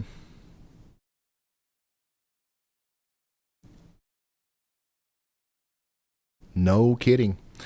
This is also, for those of you who are just now tuning in, before we get tied back in with another tornado here, this is the overall risk area for today. If you're in the red, we expect the worst severe weather to impact you. If you're in the orange, just below that, and even if you're in the yellow and dark green areas tonight, you do need to be weather aware. We've already seen a couple of tornado warnings happen, even in the green areas. So the worst severe weather is going to be in the red, but it doesn't mean that you're completely out of the woods if you're in the green. And we're going to try to keep you updated on everything tonight. But of course, we do want to focus mostly on the biggest storms, right? We don't want to spend too much time talking about a severe thunderstorm with ping pong ball size hail when there's another storm with softball size hail and a giant tornado. We're going to focus on whatever areas are capable of producing life-threatening damage. But from time to time, we are going to talk about everything, which is what I want to do right now. We just got a couple of new severe thunderstorm warnings up here in northern Kansas. where we do have ping pong ball size hail moving past Plainville up towards Alton, Kansas. That's going to be the similar story down there in Great Bend, Kansas. You got some maybe a quarter size hail coming up towards you. We're still really watching the considerable severe thunderstorm moving towards Medicine Lodge. Etna, Kansas, the rotating part of the storm just went over you. Likely didn't cause a tornado, but I mean, it very well could have, given the amount of rotation that it had. This thing is going to be continuing to be capable of producing a tornado all the way until it gets over there towards Anthony and Harper, Kansas. Keep an eye on it, okay? And then we have our giant mess of tornado warnings over here in Oklahoma. I'm very concerned about a couple places here in Oklahoma. Fairview, you're one of them. But also Cleo Springs and everywhere in between. We've got a couple different rotating mesocyclones here. There's a tornado trying to form right here. There's a tornado trying to form right here. We've got our best storm chasers on these storms, so if that does happen, we will see it through one of those feeds at the bottom of your screen. Speaking of those feeds, we do have, a couple more people even down there in Texas. We still have storm chasers on the Henrietta, Texas storm, which I do want to take you to because it still has a tornado warning associated with it. However, it doesn't look like it's producing a tornado right now. It really doesn't, and we can see that through those feeds. There's still some rotation near Ringgold. We'll see if that picks up, but right now the main threat's going to be hail and wind as it moves up towards Nocona and Hines City and Rowland in Texas. Big storm and tornado warning continues for De Leon, Texas. The rotation that sparked our tornado back there towards Cross Plains has let up quite a bit, though. It's not gone, but we're going to hope that it continues to kind of dissipate as it moves towards De Leon. But you guys need to stay in your safe spot at least for the next 40 minutes, okay? And look at this beautiful rainbow on Storm Chaser Bob Pack's feed. This is the storm that is up there near Henrietta, Texas. You can also see that very well through Mike Pendergast's feed as well. Big time storm there, though. Large hail and damaging winds happening just a couple miles past that rainbow.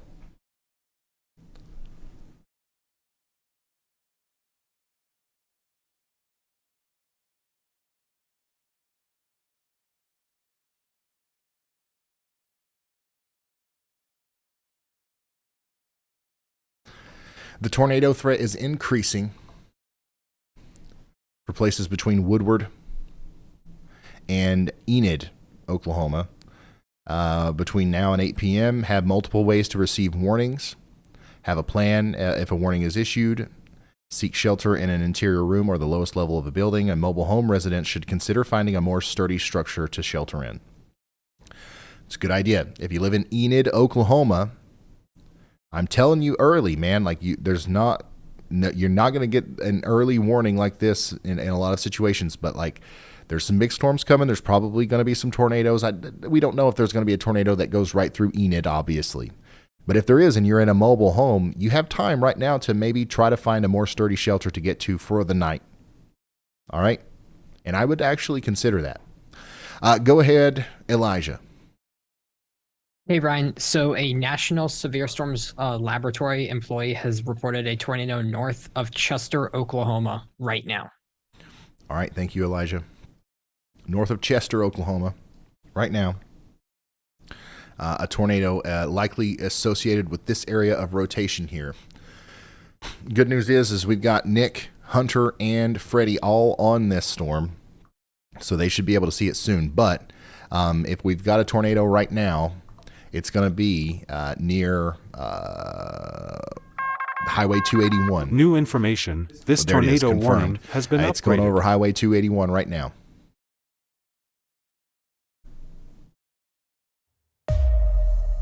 Confirmed tornado on the ground. North of Chester, south and east of Cedardale, near Highway 281. Storm chasers are getting in position to show us that thing. But right now, I don't think we have a clear visual of it. However, if you're in Frozo, Oklahoma, you need to be taking shelter.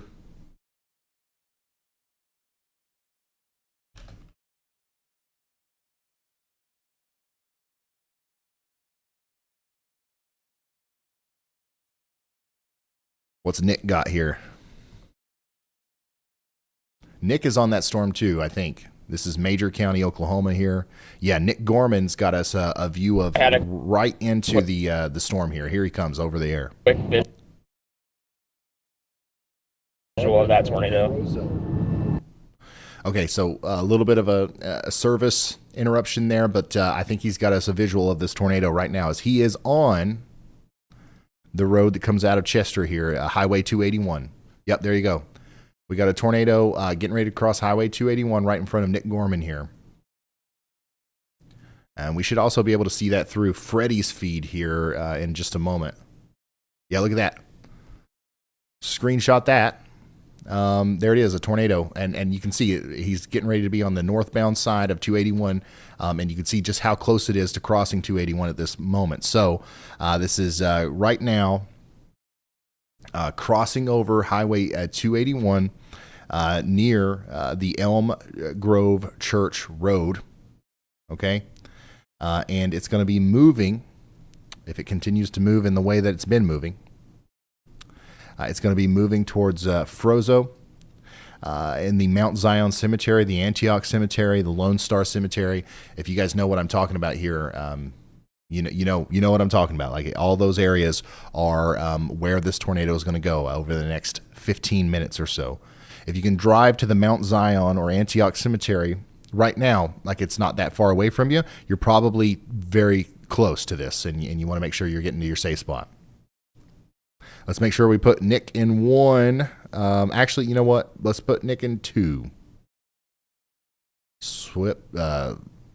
Change out Hunter and Nick there. Velocity's coming together big time here. I think this might be a large tornado that's trying to form as it comes up towards Frozo. Once again, we just watched the tornado cross over Highway 281. Once again, here's a full screen view of that. And it's slowly but surely going to go over east-west 51 as well, and then up towards the Mount Zion Cemetery and Antioch Cemetery.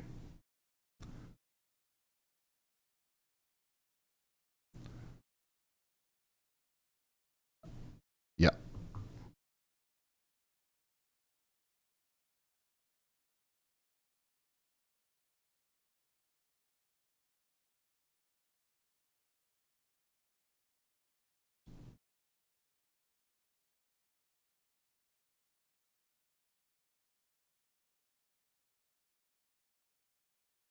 I think Ryan or Freddie McKinney might be getting close to this thing as well.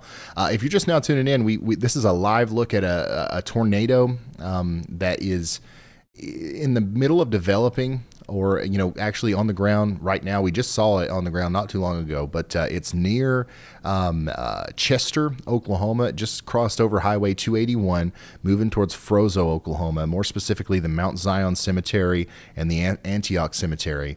There is a tornado warning here, but we do expect that this storm is going to become a little bit more intense and maybe try to produce a big tornado here, as we're about to have a merger. Check this out. So right here's where that tornado is right now. We've been watching it through Nick Gorman's stream. We're watching it through Freddie McKinney's stream.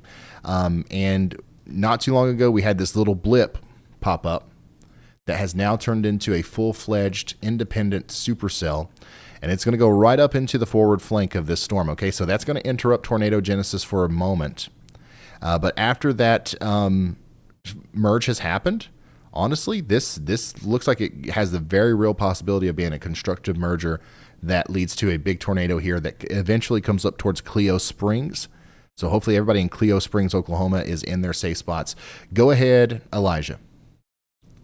Hey, Ryan. So the storm just to the southeast of that one near Longdale recently had a tornado that did occur. It was reported by broadcast media on it. The rotation is not super well defined, but there was another tornado on the ground in that exact storm. All right. Thank you very much, Elijah. It's important to point out that, obviously we're really kind of hyper-focused on this part of the circulation right now, but there is still a circulating part of the storm over here as well. And you guys are under a severe tornado warning, in Fairview. for that reason. And that part of the storm has a history of producing a tornado. So do not let your guard down. The the wall cloud's really coming together here. But once again, I think we're watching the beginning stages of what will be a big tornado over here west of Clio Springs in Oklahoma, more specifically near Frozo in the immediate future. That's a big one.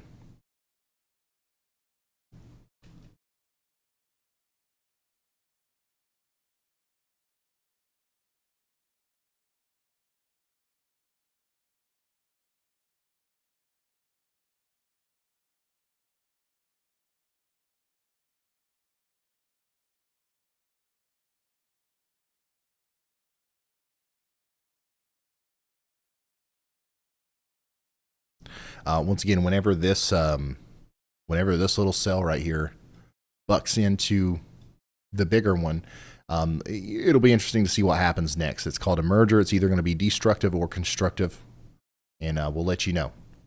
But you can see the rotating part of the storm right in front of Nick Gorman now as well. Once again, still slowly but surely crossing over Highway 281, heading on over towards the Mount Zion Cemetery there. That's where the rotating part of the storm is going. We saw this part of the storm produce a tornado not too long ago, and it's trying its best to do it again.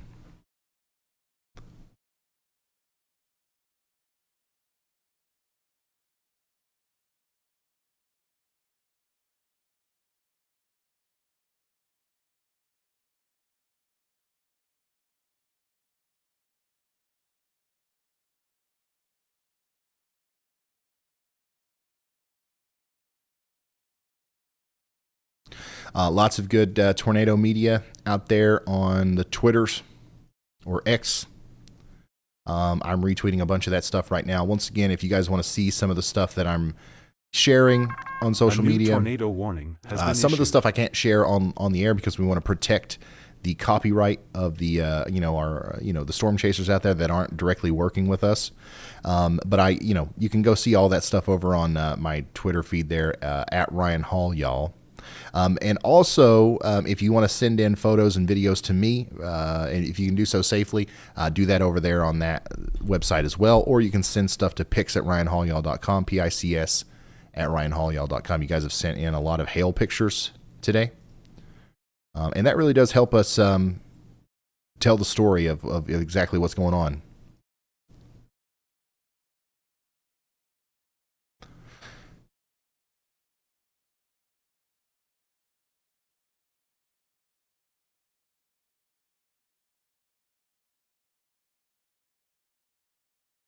All right, real quick, let's go check in on that newer warning there.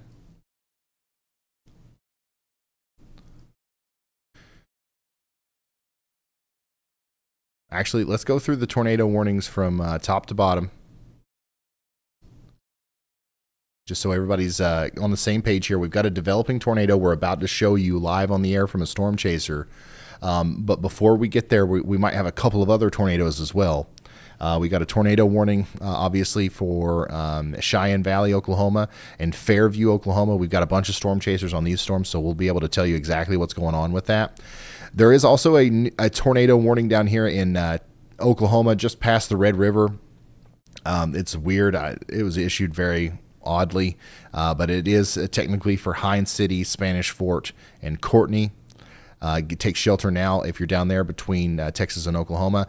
Got a little bit of a tornado warning left for De Leon, Texas. That cell, thankfully, is weakening a lot, so I hope that it doesn't produce a tornado. You've got 30 minutes, though, that you need to stay in your safe spot. But, yeah, that's weakening big time. So our biggest threat right now, I really do think, is going to be our storm that's up here in Oklahoma between Enid and Fairview. Basically the ones that we're watching through our storm chaser feeds.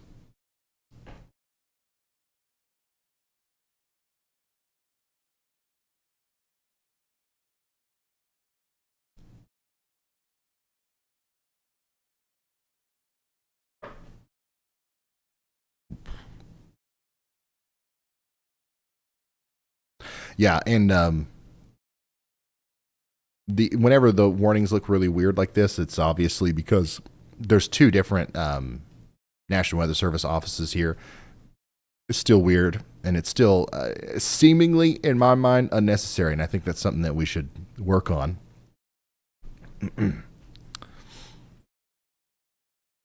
Because it obviously can be confusing to somebody who's not familiar with. A lot of people don't even know who their weather forecast office is, or like what their abbreviation is, or what city they're in. Like, let's try to simplify it.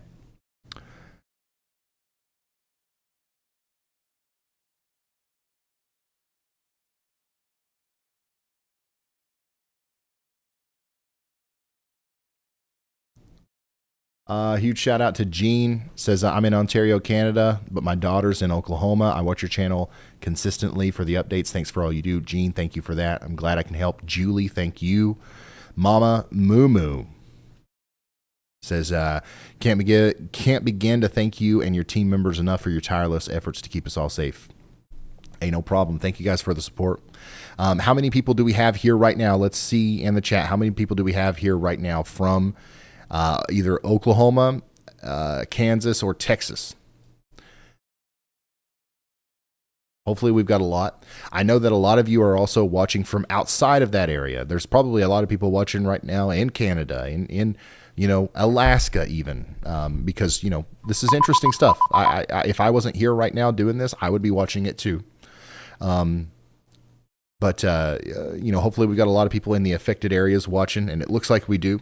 But no matter where you're watching from, we do appreciate you for being here, because every set of eyeballs that we have on the stream today is helping us reach more and more people, whether it be through you guys liking the stream like you would a YouTube video and getting us out there in the algorithm, or sharing us on social media, or just increasing the view count so that like we're higher up on the list when YouTube recommends stuff.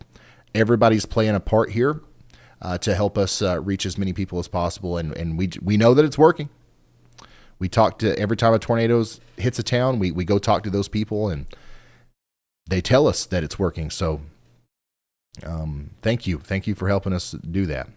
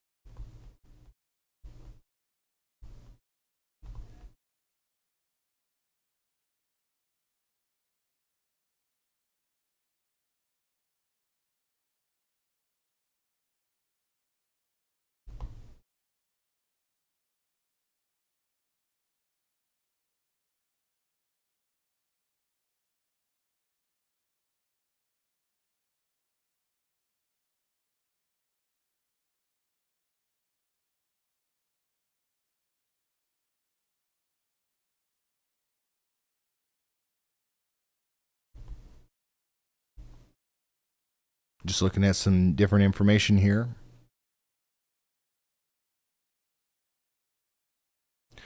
As we await our next updates from the radar and, warnings that are coming out and stuff like that.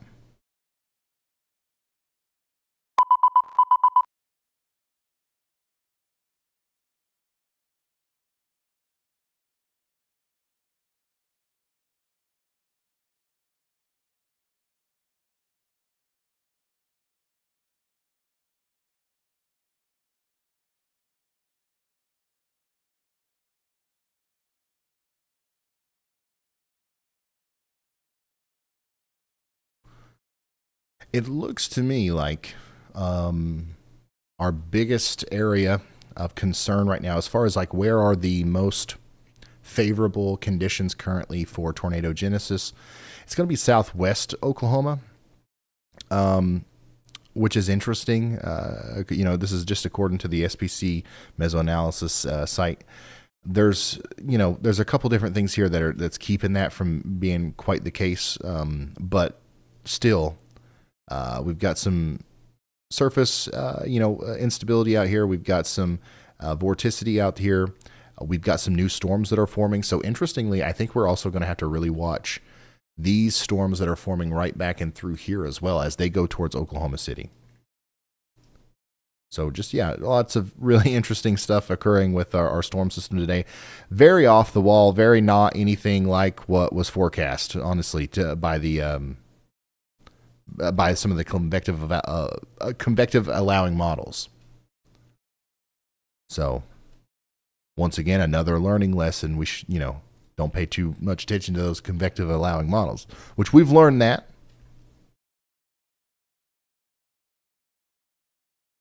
Still on track to be a huge severe weather situation this evening, though, so nothing's really changed there.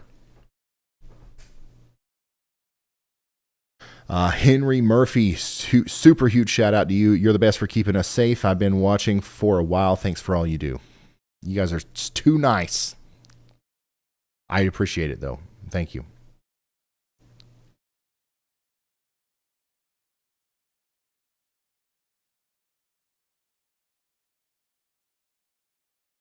Tornado warning does continue for Fairview and Clio Springs, but we've just got a lot of, this is honestly a mess what's happening right here with this storm. We had two pretty, well-established supercells kind of merge together, and then we had that third one come in here, and, we talked about this maybe being a constructive or destructive merger. It looks to me like it's been mostly destructive at this point. So we'll see what happens in the future. But right now, nothing crazy going on with this big blob of storms here, other than the fact that we've got lime-sized hail and 70-mile-per-hour winds coming up towards North Enid, Pond Creek, Medford, Blackwell, and Newkirk, Oklahoma over the next hour or so.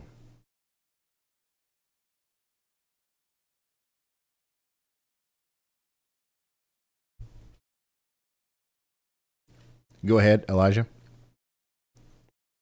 Hey, Ryan. So the tornado warning that's down right across the Texas-Oklahoma border, over the last few scans, it has developed a new hook echo, and it looked pretty impressive on the previous scan. The latest scan doesn't look as impressive as it did a moment ago, but it may be trying to drop a tornado soon. All right, thank you, Elijah. Bringing our attention back over here to the Red River area north of Nocona, Texas. We've got big time rotation trying to pop back up here on velocity. This storm has a history of producing tornadoes, so we expect that it could do that again as it goes up towards Leon, Oklahoma. We do got a couple of storm chasers on that, Mike and Bob Pack. So we're going to keep a very close eye on them so we can see what happens.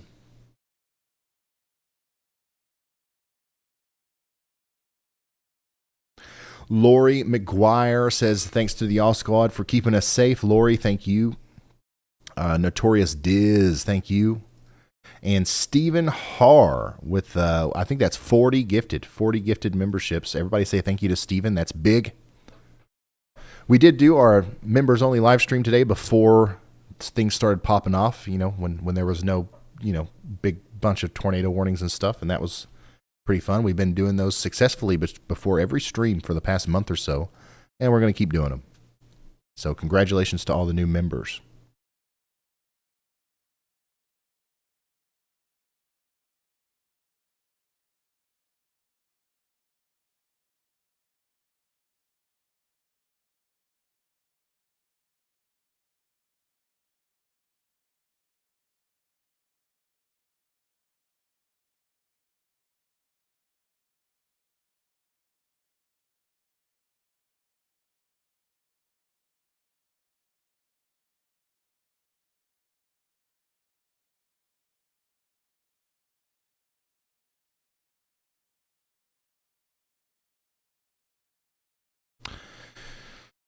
Thanks to you guys sharing and helping us get the word out there. We've got 70,000 people watching right now. If you count the cats, we're probably over 150,000.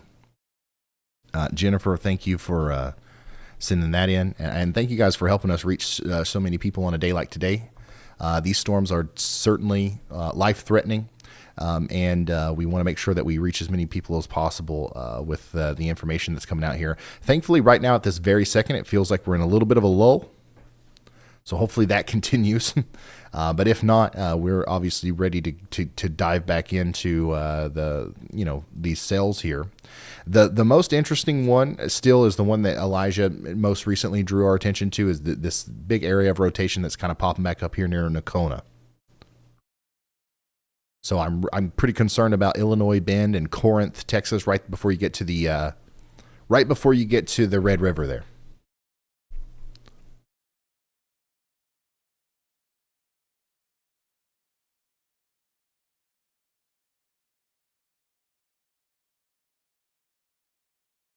Sounds like one of our partners we use for getting storm chasers, Severe Studios, is experiencing some server problems, so we've lost a couple of feeds there. But we're back.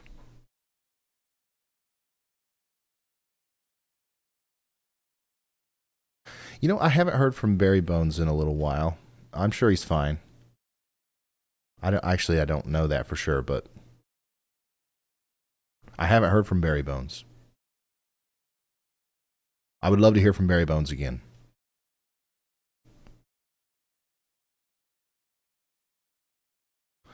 Rhonda, thank you for the 10. Barry Bones, yeah, so I'm getting told now, intel's coming in that Barry Bones is still in touch. He emails sometimes. He's good. Barry Bones is good. We all remember Barry Bones, and we love Barry Bones.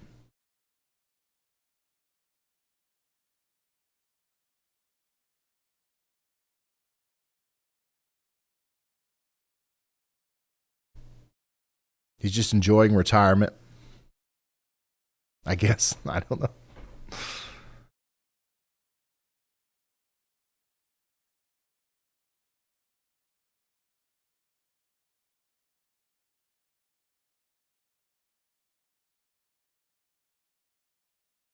If you are just now tuning in, we are waiting for the storms to start rotating a little bit more in Oklahoma, as that's where most of our storm chasers are. We're not waiting on the storm down here in Texas, though. It's rotating a lot. We think that it's capable of producing a tornado here in the near future as it goes up towards Illinois Bend and Courtney. So we're watching that one very closely, and of course we're watching all of our storm chasers as well. Who is Barry Bones? It's a dog that was the biggest Ryan Hall y'all fan. Was always watching. Hey Ryan, this is Andy when you got a second. Go ahead, Andy. Hey Ryan, we don't have any connection at the moment on Hunter's stream, but we are right behind a rapidly rising motion, rotating wall cloud right here. Brief funnel right beforehand. We are just north of Longdale, Oklahoma, east of Canton here, on this storm to the east. So that's what I'm watching right now. It is maybe a half mile in front of us. All right, so we're watching this storm right here pretty closely. We unfortunately don't have a Hunter and Andy's feed right now, but we're going to try to get it back as that problem fixes itself. But yeah, we're watching this start to increase as far as rotation goes. And it looks like things have calmed down a little bit, where this big, multiple cell merger thing is kind of over now. And these storms are going to once again be able to try to rotate independently and produce tornadoes again. So we're watching that. You know what?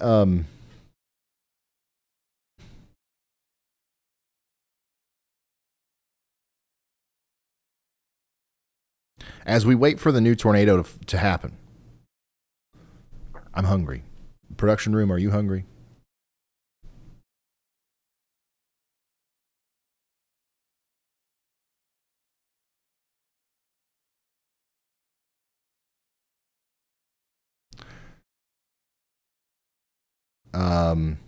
Yeah, I want you to pick. You pick. Yep, that sounds good to me.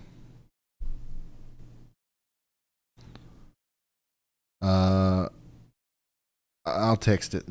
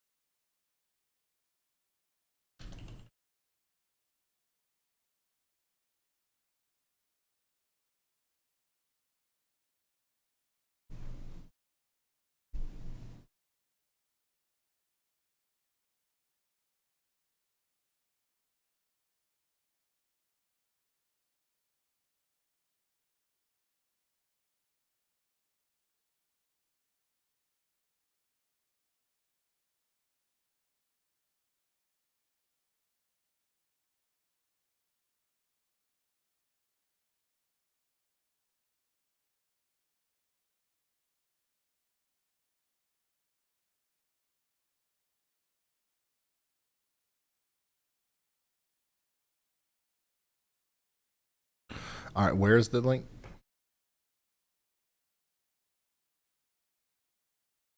Okay, somebody move that into stream text.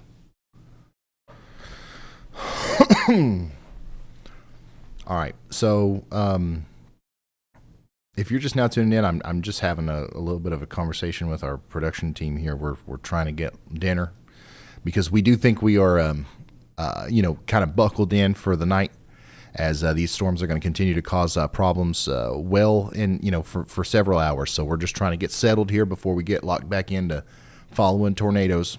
You can't order Mexican food when you got tornadoes on the ground. It's a rule. It's a rule. We've been sticking to it here. So we're taking this opportunity to get situated.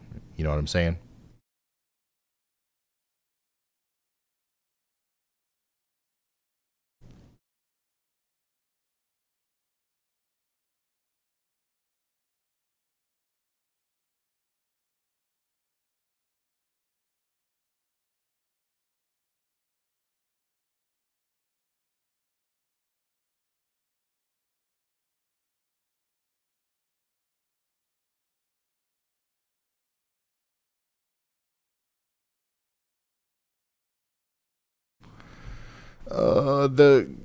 The camera, I need more information. I don't know where it is.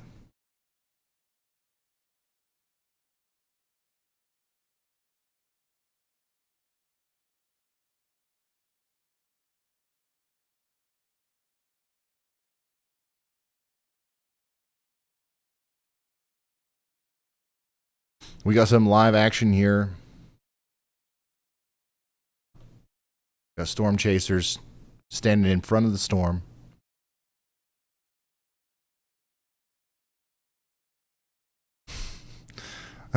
This is not coordinated. They're not listening to me. I don't know what's going on. Like, they don't have like a earpiece like listening to me right now. So like, this is natural, like organic activity. This is storm chasers in the wild. This is what they do. It's like National Geographic. Kind of like,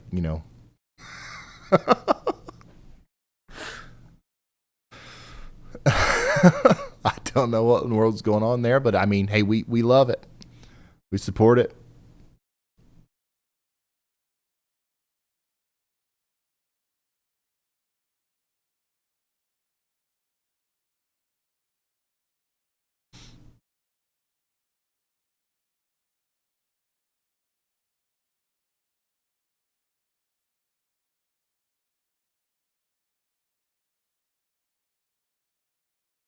Go ahead, Elijah.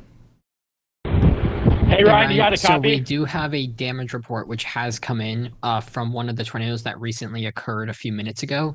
Let me find it real quick here. Lost track of it the moment I turned my thing on. Okay, so near Mutual, Oklahoma, there is 2 barns that were destroyed by a tornado and minor damage to a home in that area as well from that tornado. All right. Thank you, Elijah. Ryan wants to talk. Go ahead, Ryan.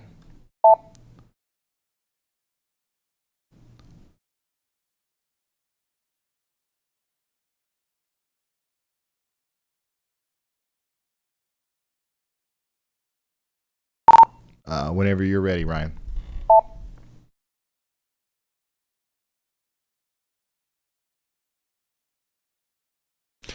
So we do have a... we got a rotating wall cloud right in front of us. A lot of dust getting picked up doing this. This storm is increasing in rotation rapidly. This is the one in Kansas right now that is severe warned.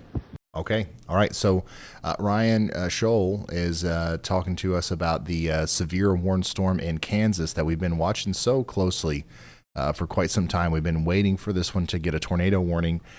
It hasn't yet, but it is rotating a lot more now, and Ryan is giving us a view of that on his live feed here, and we might see a tornado warning soon that might include places like Kiowa, Hazelton, and Corwin, and Waldron in southern Kansas.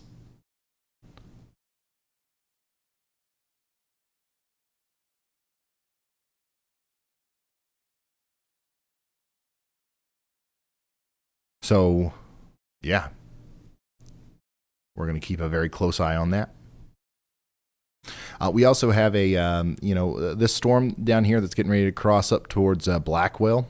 We're going to have a view of it on Interstate 35, as there is a live interstate camera here that's facing south on Interstate 35. We're going to keep an eye on that on these storms as they cross Interstate 35 tonight. This is a corridor where they could become quite tornadic. Very good view of the storm that is tornado warned right now in Texas from Mike. Look at that. So this is the tornado warned storm that is currently moving over the Red River area towards Illinois Bend, Rue Bottom, and Courtney.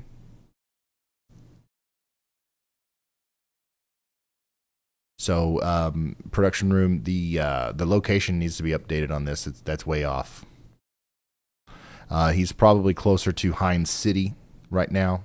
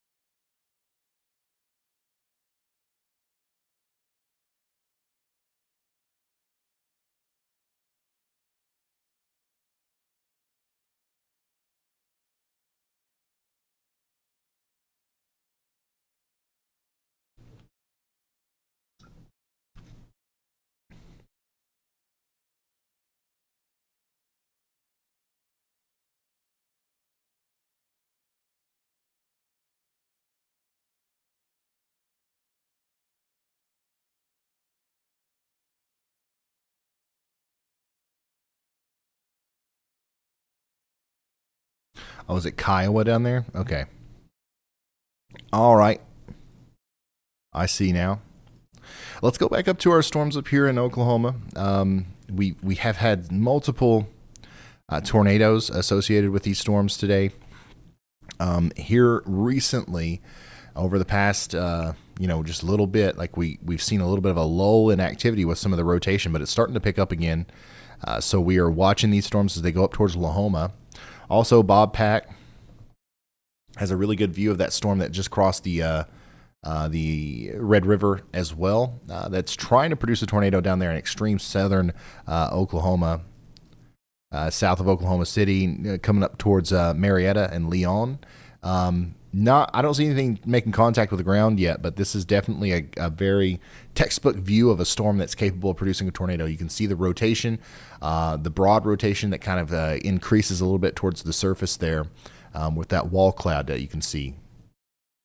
Beautiful shot of a very beautiful storm. This is the same storm that caused several tornadoes today. One of those happened but around Windthorst, Texas. So this storm has a history of producing tornadoes, and it could very easily do it again here shortly.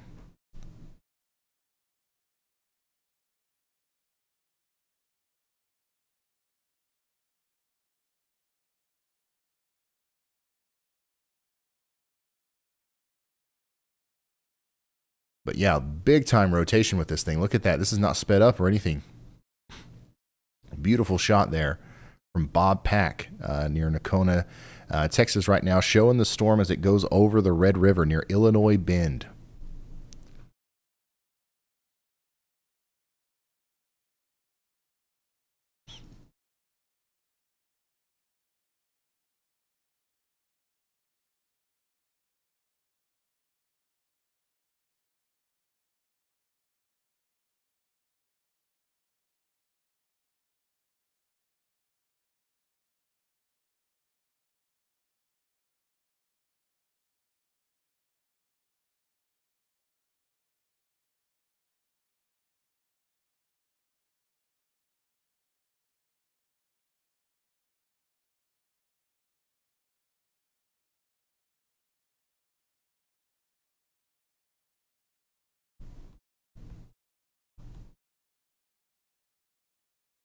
It looks like Riley and Luke Hatton are on that storm as well. This is a photo from Luke on a gorgeous tornado warned storm near Nocona, Texas.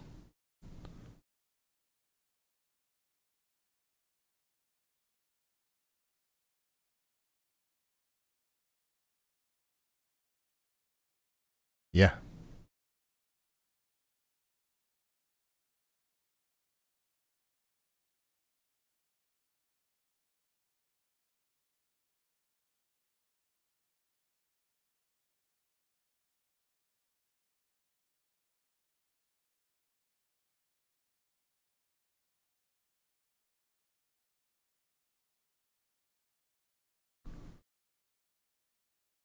So once again, no tornadoes on the ground right now. We've just got a couple radar indicated tornado warnings that we're monitoring, and I'm trying my best to just make sure that we're looking at everything when we're making sure that we've got all of our bases covered here before the sun starts to set. When the sun starts to set this evening, things are going to get quite nasty. We're going to see the tornado threat actually increase. And we're going to see, we're going to see less tornadoes because they're not going to be as visible, and that makes them more dangerous. So before we get there, I want to make sure that we've got all of our bases covered. We've got all of the right people in the right places. And that's just kind of what, and we're going to want to eat dinner. So that's what we're kind of taking care of right now. I am, in the short term, I am concerned about what I'm seeing here near Hazelton, Kansas. Okay. This storm, we've been talking about it all day. It's had a couple different areas where we thought it deserved a tornado warning. Right now, it doesn't. However, look at this huge area of convergence that's coming together here. You've got strong winds coming out of the storm, inflow really picking up. So the storm's getting stronger here. It's kind of like a vacuum cleaner right over Hazelton, Kansas. If that becomes any more localized, if we start, especially if we start to see the mesocyclone or a hook start to form on the storm here, this is a signature that is very common with storms that produce big tornadoes. So I'm concerned about Corwin, Ruella, Midway, and Anthony, Kansas, as this big area of convergence is, going to try to form a couplet at some point here. Hopefully not anytime soon, but it will if it gets the opportunity. So be ready up there just in case.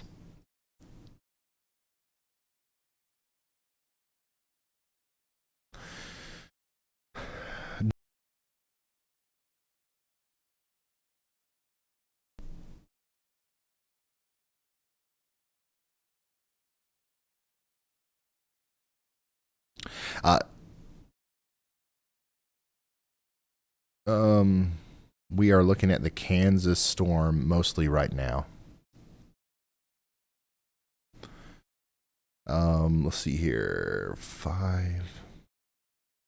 This is another look at the Kansas storm from storm chaser Ryan Carty near Kiowa or Kiowa. There's one of these towns in Texas, Oklahoma, and Kansas. They're all three near a storm, and they're all three pronounced differently. So bear with me here, but Ryan's near that storm that's coming up towards Hazelton right now.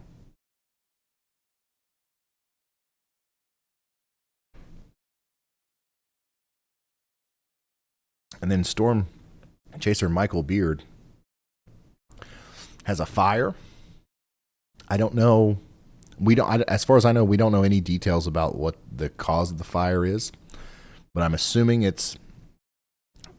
I don't know. Honestly, I don't know if it's related to our storms today or not.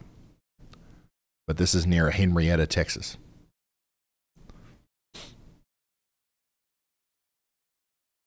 Big fire.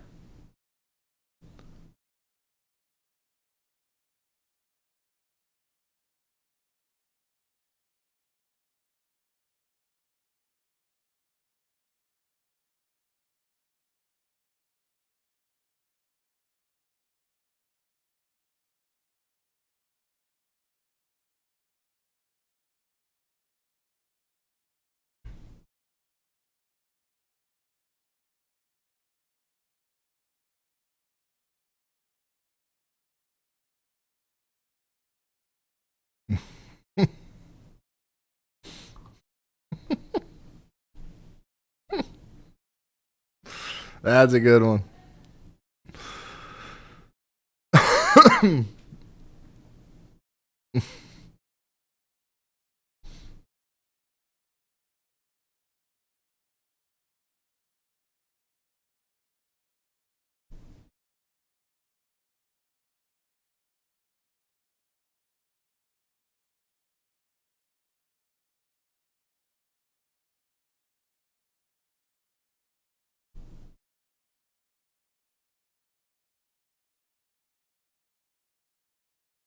If you're just now tuning in, we are tracking severe weather. We've got a couple of tornado warnings right now. Nothing on the ground, though. We're kind of in this period where we're waiting for storms to increase with the lower level jet, which is happening right now. And we've also got a storm chaser, Michael Beard, on a fire. It looks like, it's in near Henrietta, Texas. So once again, we don't know if this is, a direct result of our severe weather today, but it's there. And this is an area that was hit by a storm earlier today.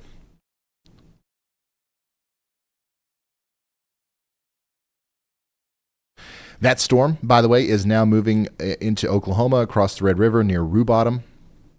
And it's still tornado warned. The rotation is still there, but not quite as robust. But we might unfortunately see a new tornado warning issued for the Marietta, Oklahoma area here soon associated with this storm. So you guys get ready for that. I know you guys don't want to deal with any more tornadoes, but unfortunately this supercell is going to, come towards your area, and hopefully it continues to just kind of dance with the idea of maybe producing a tornado, and it doesn't, because that's what it's been doing here recently. Go ahead, Elijah. Hey, Ryan. So down by Archer City, Texas, we just had 4 new blips form. Okay. Wow. All right. So here we've got more blips forming. Kind of back here where we've got we had some tornadoes recently, but between Olney and Windthorst, this is kind of that same corridor where the supercell that's now going into Oklahoma was earlier. And now we've got new storms forming back here, new discrete supercells. Unfortunately, if they continue to grow, which it looks like they're going to, they will be in an environment this evening that is even more favorable for tornadoes. So get ready downstream in Bellevue, Bowie, and Nakona once again. Wave 3. Literally, and this is fast. Talk about fast. That's a blip. That's a hail-producing supercell. We should see a severe thunderstorm warning. Hey, Ryan, this is Andy when you have a second. Go ahead, Andy.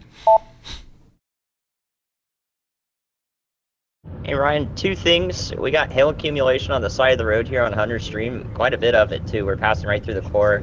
We're about an hour out from the Kansas storm right now, and I'm looking at it on radar, and I do think that we're probably just a few scans before it becomes tornado warned. You've been noting the convergence signature there really nicely, and as of the most recent scan, it looks like that's starting to convert into rotation, where we have that on both sides. A new tornado warning has been issued. So I think that this has a chance of becoming tornado warned very soon on that Kansas storm, that big one. Tons of lightning on it too. All right, thank you, Andy. And like clockwork, there's the tornado warning for the Kansas storm. Right ahead of that area of convergence. You heard me talk about the big, increase in outbound and inbound winds here over Hazelton. Now that's kind of actually rotating. So we've got a radar indicated tornado warning for Corwin, Ruella, Anthony, and Bluff City. Thank you very much, meteorologist Andy Hill, for drawing our attention back over to this just in time for that tornado warning. So we want you to take shelter even in Harper and Danville, Kansas, as by far, this is the most concerning signature on velocity that we've seen today. The good news is just in time, maybe this storm's going to come up here and disrupt that supercell. Maybe we might not. We're going to hope that we don't see a big tornado out of this, but it's going to happen fast if it happens. So, and we're starting to see that, I think, through Ryan Scholl's feed. what do we got here? The beginning stages of it anyways. Look at all that dust rising up into the storm there. This is a live view from our storm near Hazelton. And yeah, quite the robust look.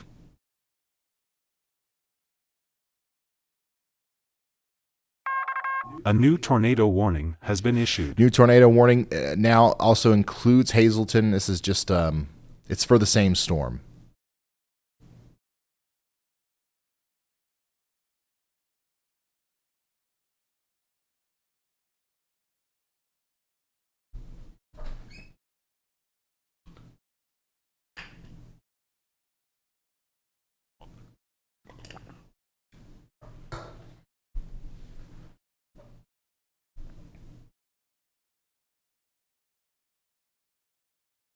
All right. So yeah, we're very close to this storm producing a big tornado, but I really think that this one's going to try to stop that process. It might not completely stop it. I want to make sure I'm clear on that.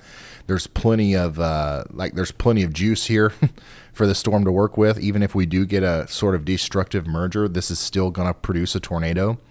I'm just hoping that this kind of stops it from becoming a long tracker, you know. But we can't work off of hope. We've got to get to shelter really quickly if we're in Corwin or Ruella in Kansas. This is a dangerous situation. This is the kind of storm that we expected to see today with our moderate risk of tornadoes or 15% hatched risk of significant tornadoes. This signature here is not good. It's not good. This is going to be a bad storm here in Corwin and in Ruella and Midway, Kansas. Take shelter immediately.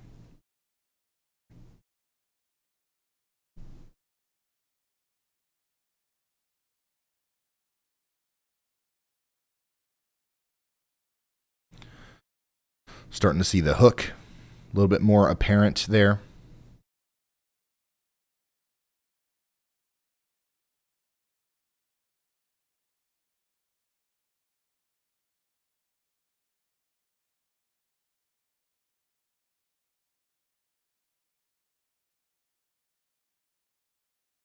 Go ahead, Elijah.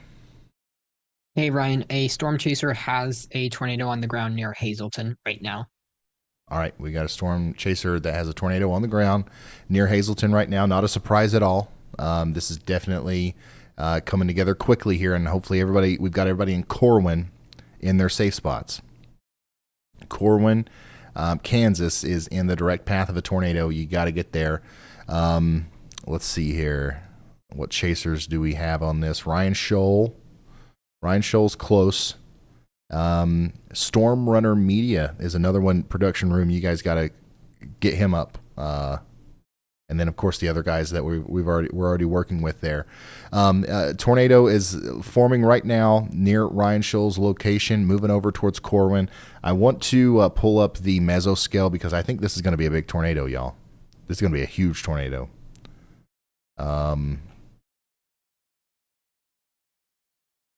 Okay.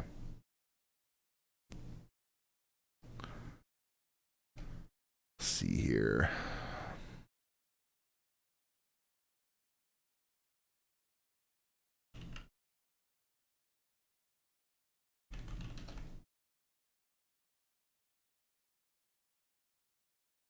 Give me just a second.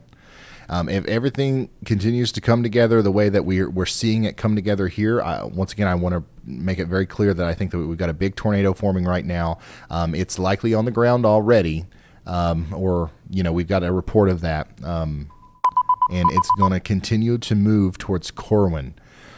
Specifically, right now, it's over Spider Lake in Kansas. Okay, it's going to move over Frieden Farms, just past Harkey's Lake, and then go right towards Corwin.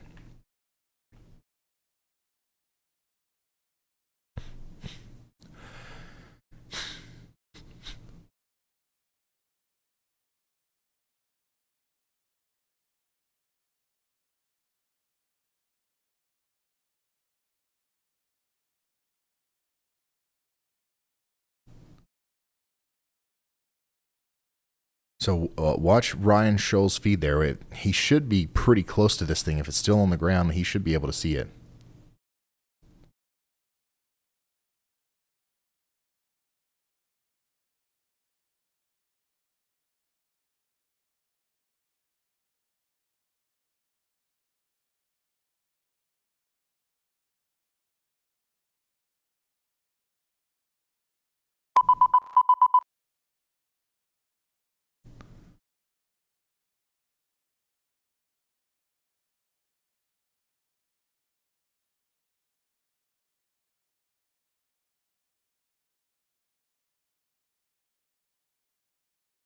In the short term, even though we've continuously talked about how this merger, these two storms coming together here, might be destructive for tornado genesis with our big storm coming together. It also, in the very short term, could enhance rotation here and lead to a big tornado. So that's why we're just kind of in a situation where we're just waiting for the next scan. Look at that huge mesocyclone, though. This is a live look from Jake Thompson in Hazelton, Kansas, giving us a view of this storm here. Wow. This is big. I mean, if it continues to look like that, it's going to drop a big tornado.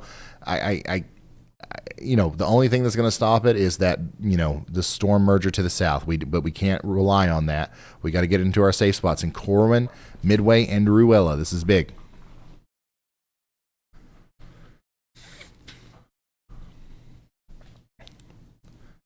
I just looked over at the chat and I saw, is it true that you should open your windows during a tornado? No, that is not true. You want to close those. The wind, there's wind. I get like the idea behind it, but no, you definitely want to keep the windows closed. And you want to get away from them. You don't want to be fooling with windows during a tornado warning.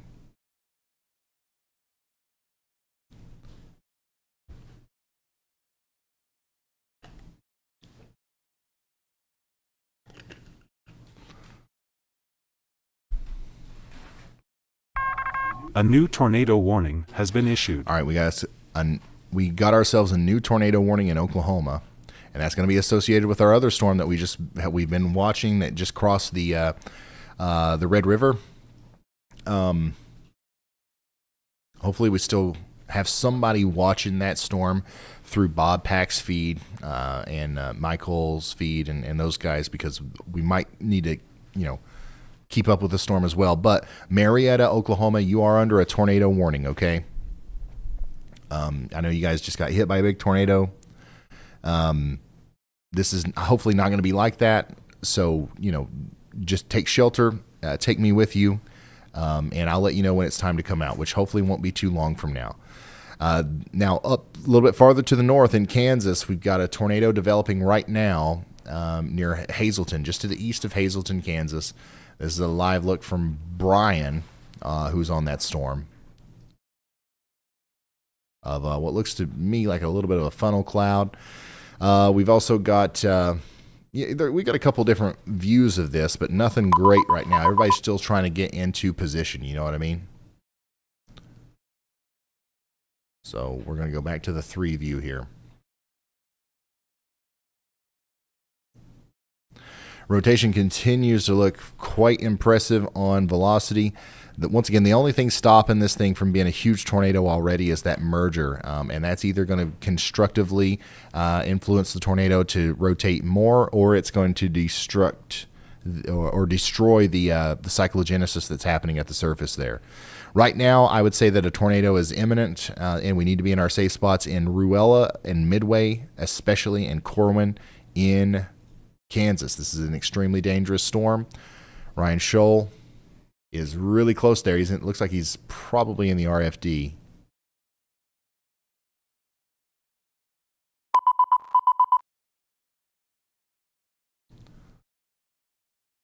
Yeah, so the rain-cooled air coming around the backside of the storm, meeting the forward flank of the other storm that's merging into it right here over Ryan Scholl's location.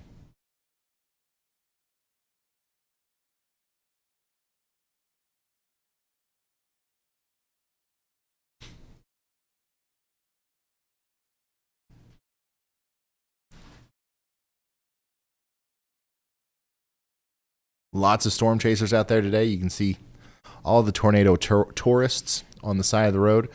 Very dangerous situation to be in. In fact, a very deadly situation to be on a muddy Kansas road in a situation where we've got a big tornado forming and there's a traffic jam. Please don't be out on the roads unless you have to be.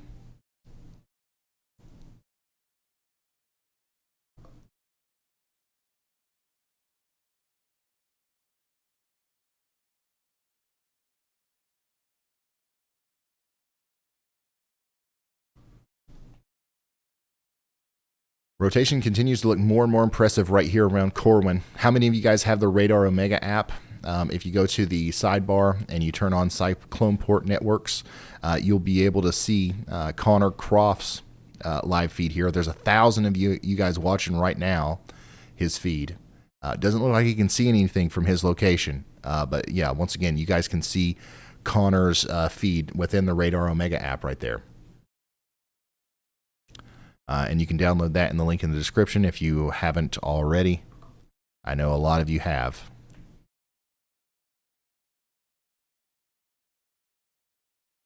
Man, I'm on the edge of my seat right now, just waiting for that next scan.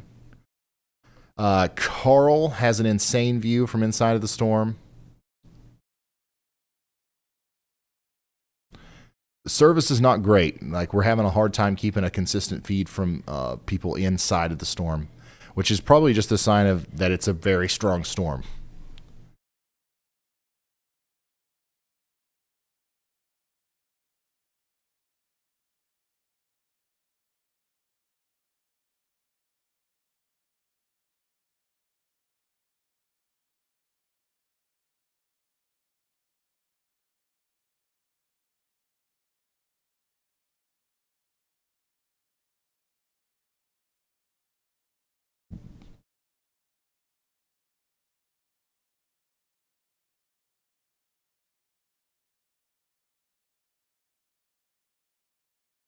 Things are getting a little bit more intense there.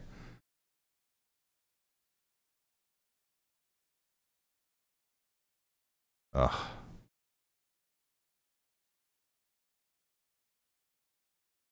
Here's a view of that storm from Les in Hazelton, Kansas. Thanks for sending this in on Twitter.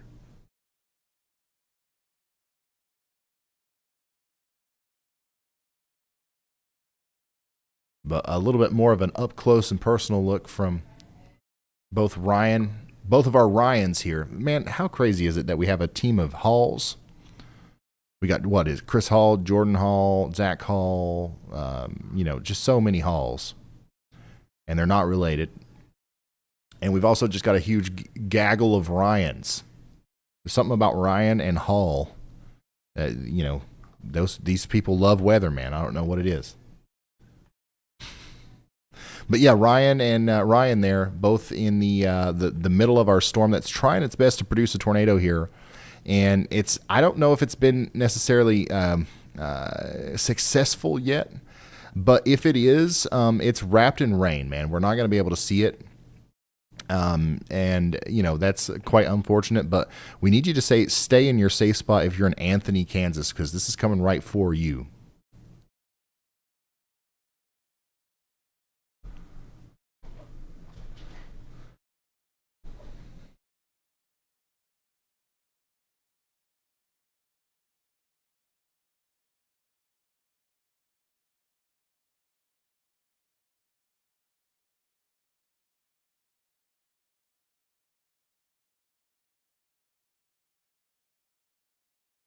Yeah, so far it does look like there's a little bit of a constructive nature to the merger that's happening. That right there would be where the tornado is, if there's currently a tornado occurring, and it's moving towards Highway 2 near Ruella. Hopefully everybody in Ruella is in their safe spots. We're going to watch what happens here as that area of rotation continues to go towards Anthony as well.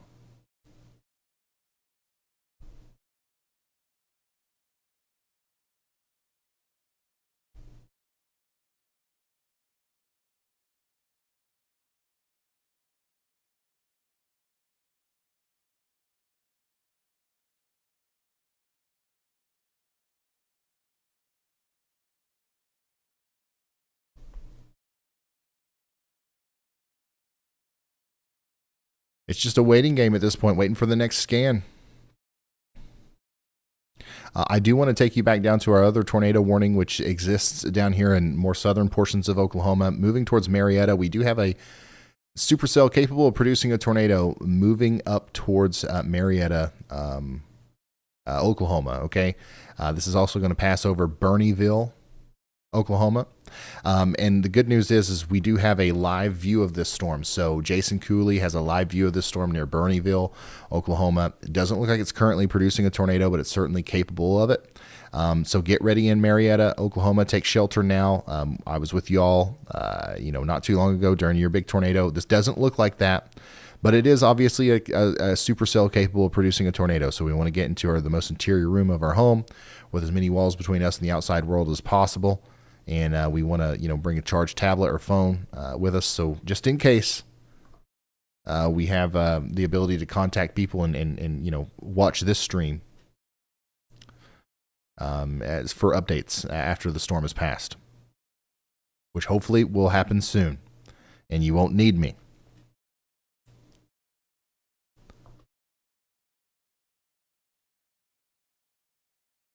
Carl continues to have an incredible view from the storm here.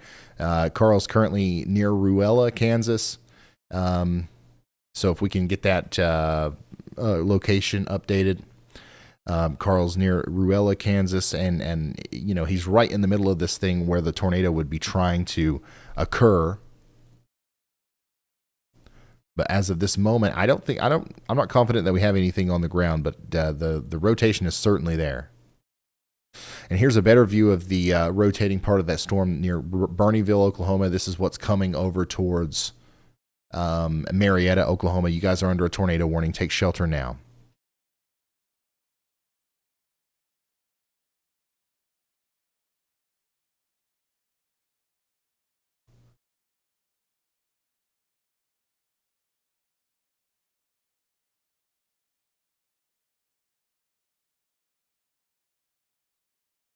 Yeah, Carl's got some sort of crazy contraption to protect himself from hail. I'll see you guys up there. Hold on.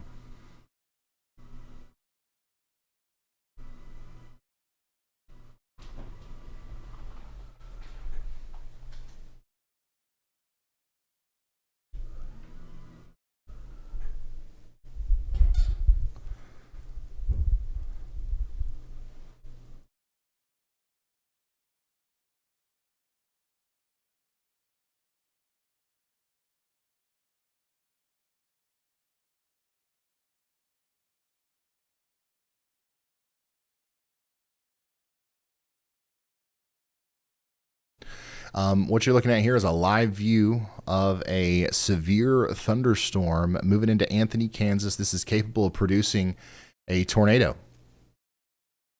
All right, so we're watching it as it tries to do so. It hasn't been successful yet. However, it's just got a huge area of rotation.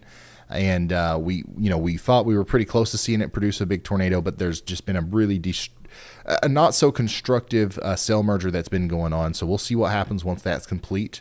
But man, as you can tell here from our live feed from Hazelton, Kansas, from Carl here, this is not a weak storm, even without a tornado. This thing's going to be capable of. Hey Ryan, this is Andy. When you got a second? 60-mile-per-hour winds and potentially lime-sized hail. Meteorologist Andy Hill is inside of that storm as well, or he's close. So let's hear from him. Go ahead, Andy.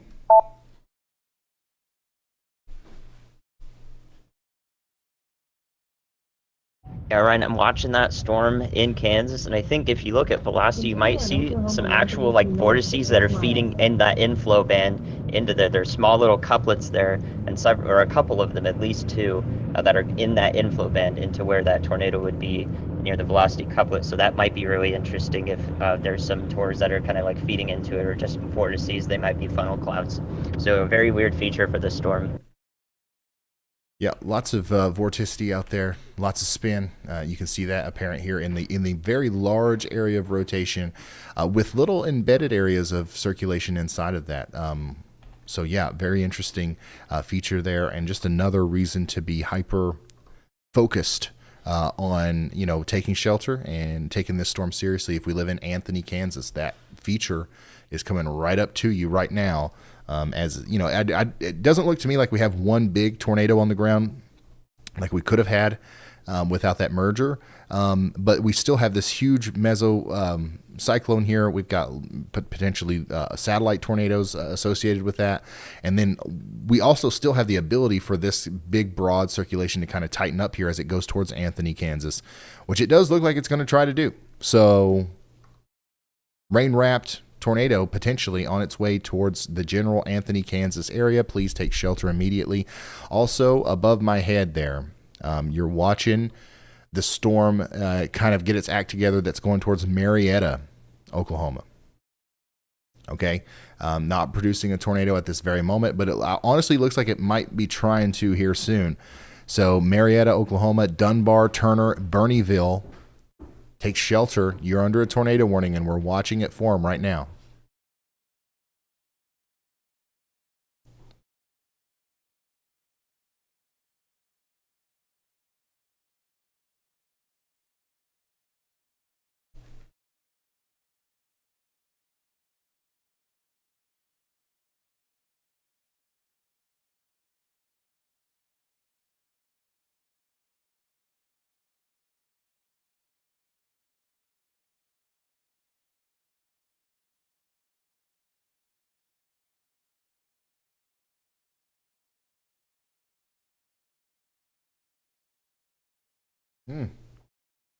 That's actually pretty close. You can see the part of the storm that would be trying to produce a tornado right there outside of Jason Cooley's windshield or window. Once again, that's the storm that's coming over towards Burneyville and Marietta, Oklahoma, south of Ardmore.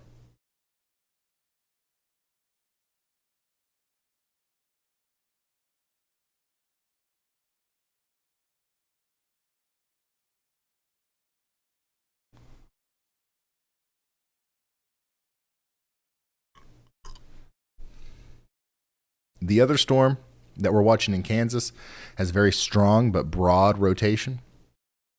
And this is what it looks like inside of it. So, unfortunately, if that storm produces a tornado, which it very well might be right now, we're not going to be able to see it. Very strong storm moving from Hazelton, Kansas, over towards Anthony, Kansas right now.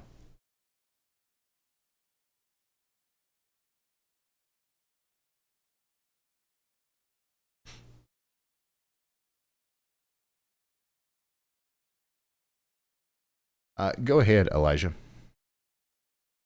Hey, Ryan. So we have a report coming in from emergency responders northeast of Chaparral, Oklahoma, of multiple injuries which occurred from a storm that passed through there a few minutes ago. The injuries were described as being wind related, so I do not know if that's from just thunderstorm wind damage or if that is from a potential tornado that occurred in that area. All right. Thank you, Elijah, for that update.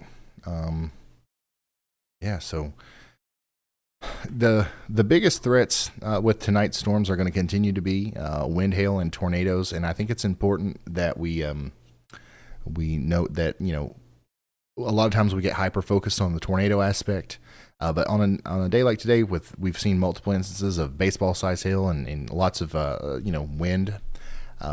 Even a considerable severe thunderstorm warning. If I lived out here, I'd be taking shelter for that. So just keep that in mind.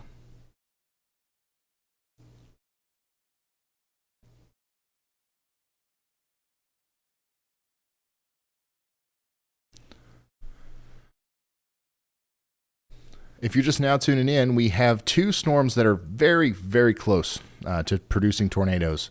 But we don't have any confirmed tornadoes on the ground. We have a bunch of severe thunderstorm warnings, and I just ordered food, and it just arrived. So I'm going to go get it real quick. I'll be right back.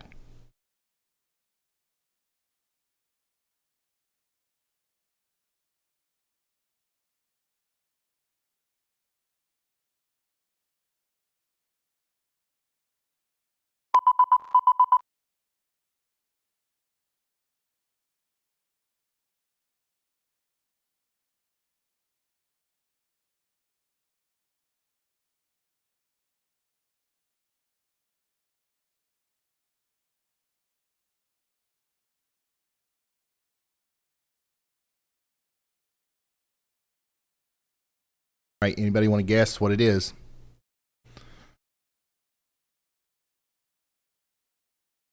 It's going to surprise you.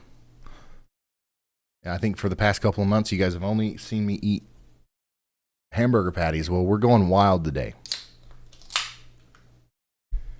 It's not just meat. We got a whole daggone burrito, son.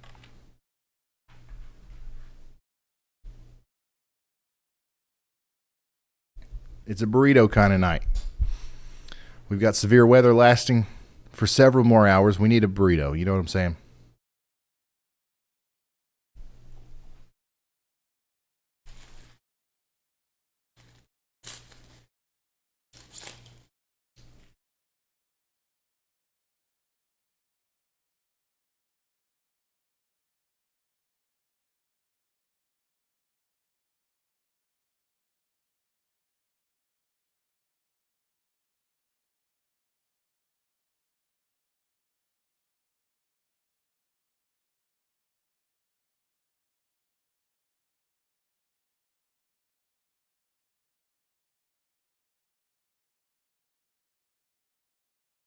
All right, we got a video to look at here.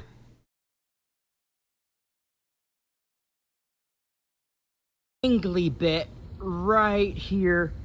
It is. Wait, what? So, we got this little dangly bit right here. It is spinning pretty good right now over South Wichita. But there's nothing on radar, but this little dangly bit is spinning pretty good. So, and the lightning is insane. It is like frickin' like Godzilla. So stay safe, everyone. I love it, Joshua. Lightning like freaking Godzilla here near Wichita. Let's go look at Wichita. No, I think the dangly bit, I don't know what exactly we were looking at there, but I think that any tornadic activity at this moment is going to be pretty far to the south and west of Wichita, but definitely lots of lightning, big time rain, maybe even some severe winds around 60 mile per hour coming into the southern side near Clearwater and Belle Plaine over the next hour or so. We're definitely going to be keeping an eye on Wichita because these storms are going to be moving close here soon. So I love that report, man. That was great. Uh-oh. What's Carl got here? Looks like there's some damage in front of Carl here.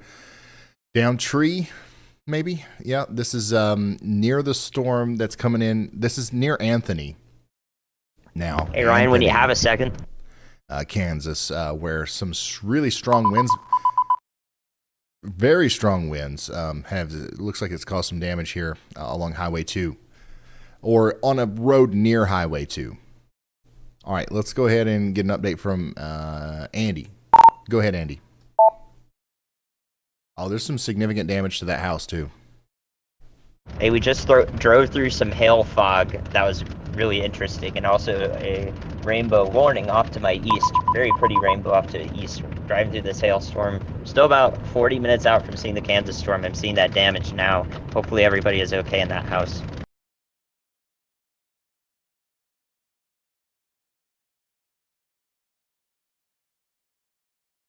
Yeah. I don't know if we have somebody back there talking to Carl, but if we can reach out to him and just see if we can get an update on that, that'd be great. So what I'm looking at here honestly looks to me like it could be tornado damage, but it also very well could be straight line damaging wind, a result of that. But this is just a really concerning look for the people of Anthony, Kansas. The area of the storm that caused this damage is coming right towards Anthony, Kansas. You are under a tornado warning. Take shelter immediately, okay? This is a live look at some damage here between Hazelton and Anthony, Kansas. If production room, if we can get a little bit more of an updated location, because I think they're a little bit east of there, probably closer to Ruella. just so we can get a better, more accurate view of that.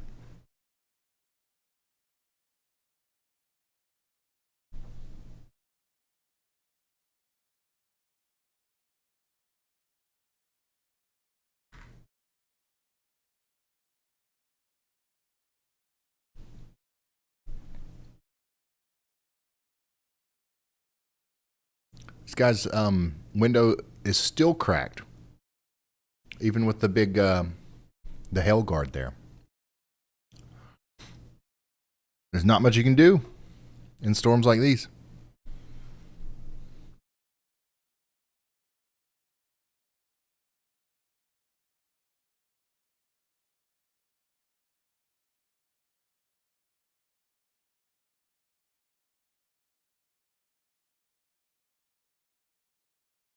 So we're going to continue to watch that. We're going to continue to watch what happens with that there on Carl's feed. And then we're also going to just kind of focus again on the radar coverage here. Anthony, Kansas. Strong storm heading your way, capable of producing significant damage. I want to go back down to our only other tornado warning right now, which is the one that's coming into Marietta, Oklahoma. That storm is continuing to look interesting, but it's still not producing a tornado. You can see that through Jason Cooley's feed there, where he's pointing us right towards the bottom of that storm, and it's not quite producing a tornado just yet.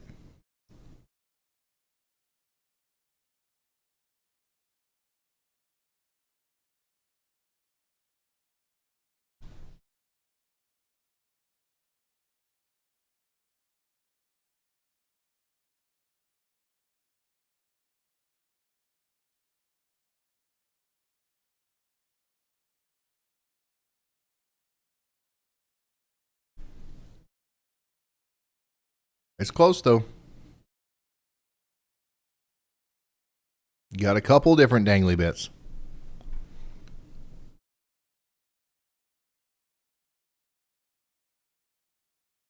Carly, have we had any luck reaching out to Carl Hobie?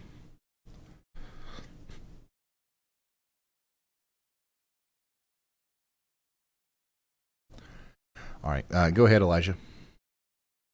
Hey Ryan, so just to the north, or it's still in the tornado warning, but if you look to the northeast, over by Danville, there's some rotation that seems to be trying to form, just to the northeast in the polygon still.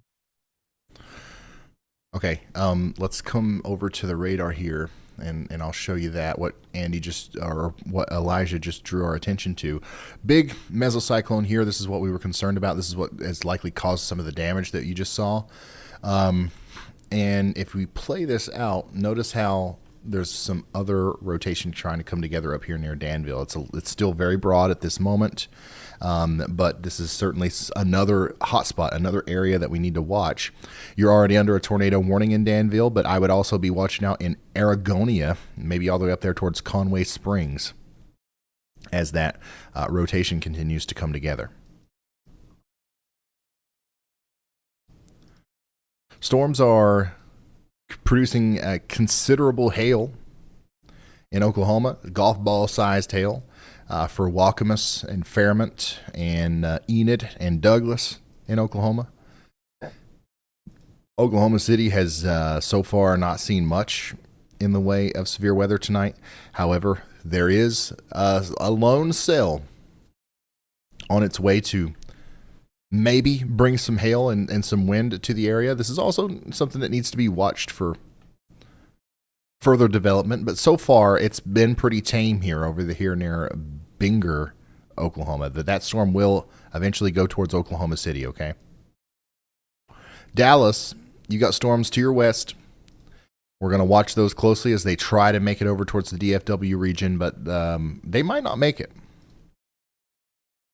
Storms a little bit to the north and west of Dallas, though. These are getting quite strong. Hey, Ryan. Looks like I have some minor damage to a house here along Highway 2.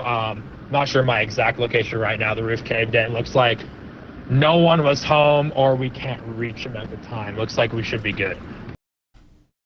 All right, that was Ryan Scholl.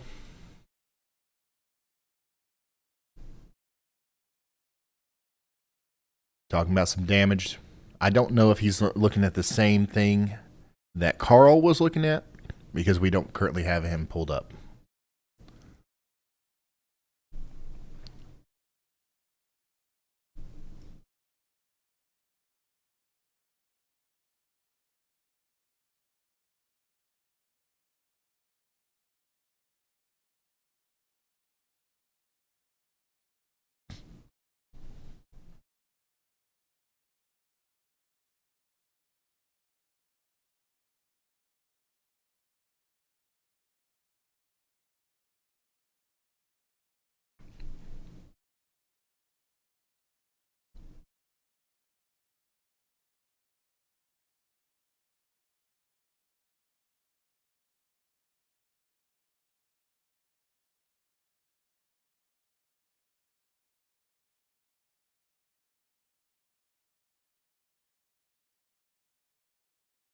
Well, here's a up close look at the developing storm down there coming towards Marietta, Oklahoma. Once again, this is probably the most motion that we've seen so far within the storm.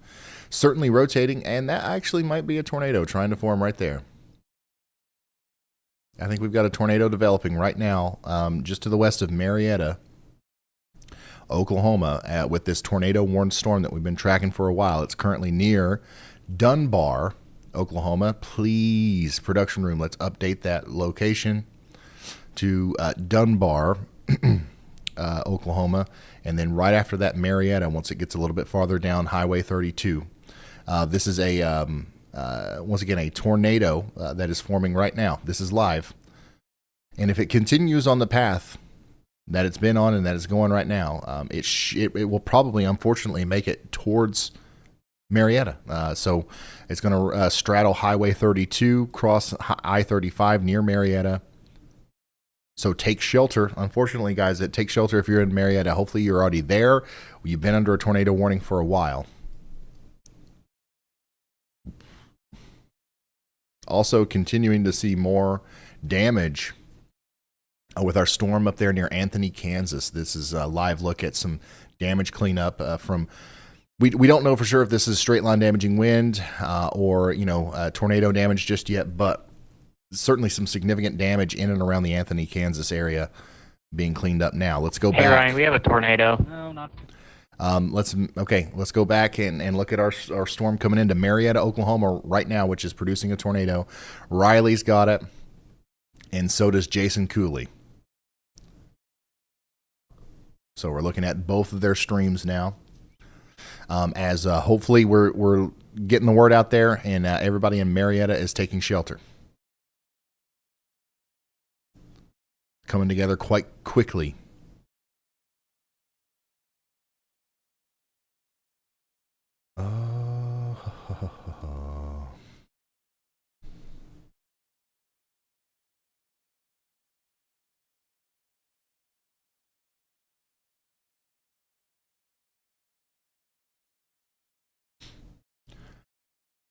We're pretty far away from the radar site here, so it's hard to see exactly what's going on via rotation and correlation coefficient drops and all that stuff. But just based off of what we're seeing from our storm chasers, the tornado right now is somewhere around Dunbar and Eastman, and it's moving along Highway 32 or near it, over towards the Marietta and Greenville area along Highway or Interstate 35. Before it gets there, it'll cross Turkey Ridge Ranch, Bowles Church, Southwest Equine, and let's see here, the Highway 2095 area there. So take shelter if you haven't already. This is coming up into the general Marietta, Oklahoma area, a tornado.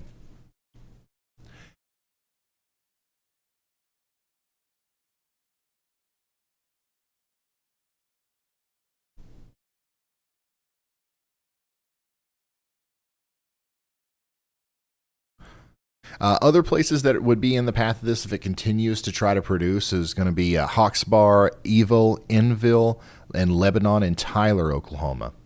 Once again, this storm has a long history of producing tornadoes. It's been doing it way back since it was near Olney, Texas. And it's doing it again now as it gets closer to Marietta, Oklahoma.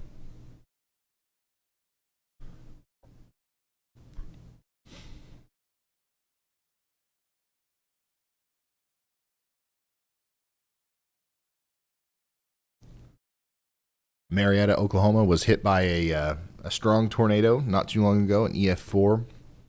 It was near Marietta. So, hopefully, everybody's paying attention down here. But this doesn't look like like that same kind of situation. Hopefully this thing is not going to be a big tornado as it comes in. I haven't seen it through the Storm Chasers feeds in a little bit, so maybe it's lifted for a brief moment. But yeah, the storm looks very impressive on radar, so it would not surprise me if we saw it come back down here shortly.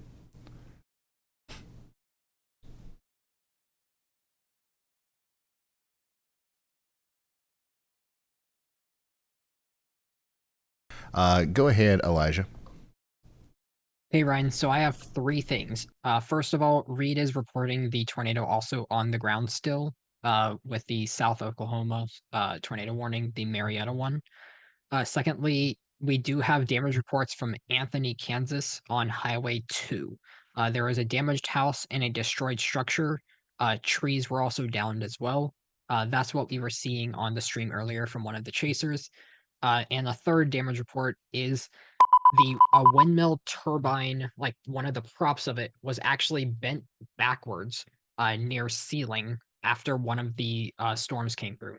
I do not recall if that was a tornado or severe thunderstorm winds, but there is photographic evidence of one of like the turbine blades actually being bent backwards from the winds.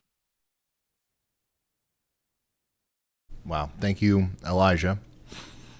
So we just saw, that report come in from the storm chaser that we were, trying to get a hold of.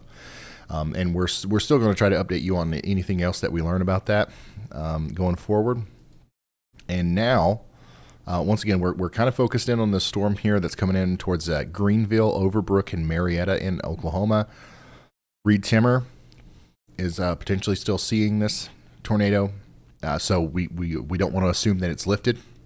We want to stay in our safe spots, obviously, until we know that for sure.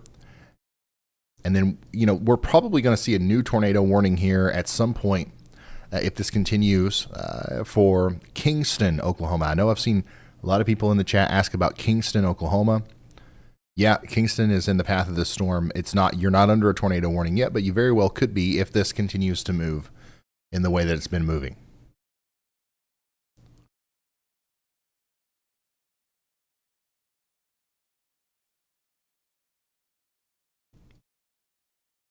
The Kansas storm no longer has a tornado warning with it. So that's good news. However, it's not over in Kansas. We've got, quite a bit more storms to go.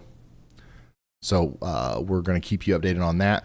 The Oklahoma City area, once again, it's just that one little storm that's coming up towards you right now.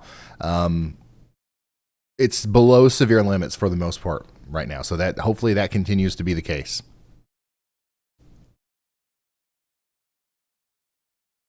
This storm coming over towards Marietta, Oklahoma is the most concerning one right now. So that's why we're kind of focused on it.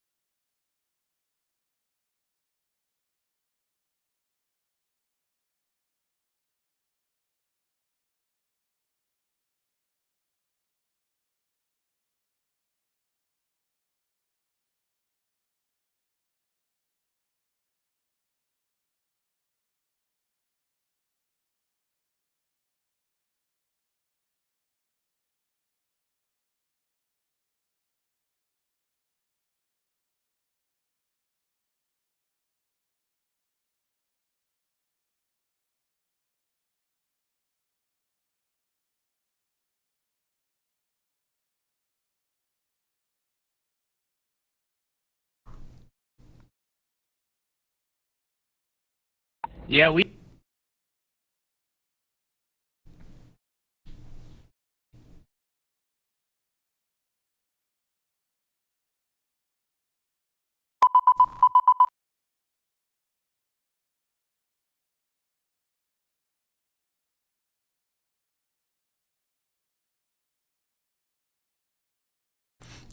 We've been watching these storms back here to the west. The rotation with these are not, there's not much. So right now, Bowie and Bellevue, $half size hail, 60-mile-per-hour winds, that's what's on their way. We'll let you know if the tornadic threat increases with that. So far, it's not much. Same thing for the storms that are coming into the areas just to the north and west of Tulsa, and hopefully that trend continues. The biggest threat we've got right now as far as a tornado goes is the storm coming into Marietta or areas just north of Marietta. And we've got several different angles of like a live view of this, so that's what we're focused on at the very moment.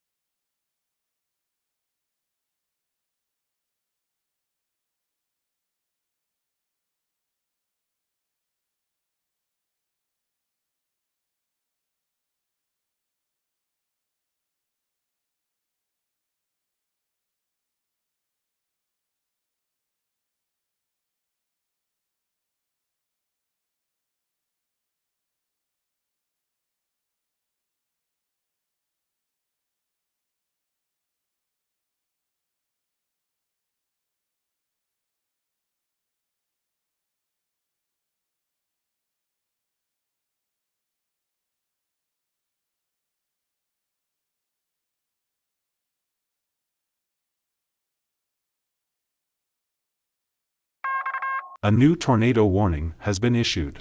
Kind of regret the decision to get a burrito now. I remember why the burger patties are the choice for live streams. All right. We just got a new tornado warning that includes Dixon and Simpson and Tyler in Oklahoma for that same storm that we've been tracking. This is like by far our most impressive looking storm right now, so we're sticking with it.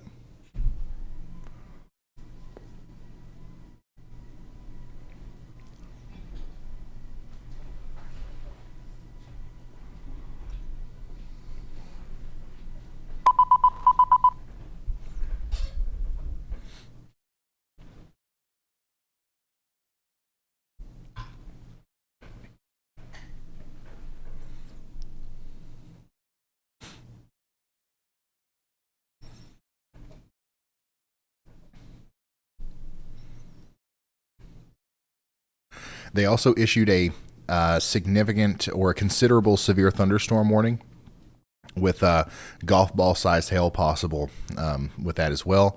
That goes out towards Russet, associated with the same storm. Hunter Hurley has a great view of the rear end of a storm down here in Grant County, Oklahoma.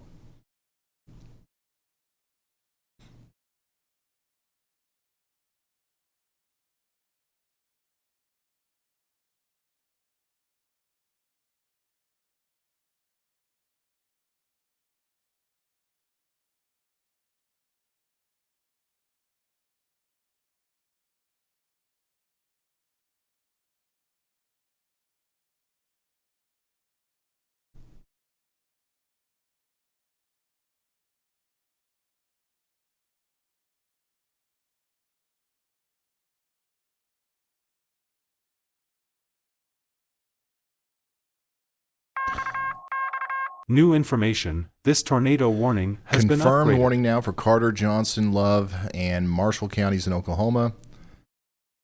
Once again, this is for, our storm that we've been watching here. Let's go back to the radar view. So we've seen this thing be on the ground a couple of times. And now we've got some official confirmation here. Let me see here. Broadcast media confirmed a tornado on New Hope Road, northwest of Marietta. So broadcast media is confirming a tornado here. Once again, through Jason's feed there, we've seen a tornado. We saw one through Riley's feed as well. I don't know if that's what we're looking at right now through Riley's feed. Okay, yeah. Right here, right in front of Riley in Love County, Oklahoma. You can see the rapidly rotating area that we're concerned about with the tornado, which I don't see a tornado. We could be maybe pointed the wrong way, but hey, listen, we've got a confirmed tornado here, capable of doing damage, crossing I-35 here shortly between Marietta and Overbrook in Oklahoma. So take shelter immediately. Do you see a tornado, Riley? No tornado, rapidly rotating wall cloud. We are quite literally right in the left side of this thing, but the funnel is going to be back to the right. It's crossing 35 in the next 1 minute, so if you're on 35 northbound or southbound, do not cross. Just pull off and wait. Above us. Yeah, so it's literally right on top of Riley right now. It looks like Hunter and Andy have taken a quick break to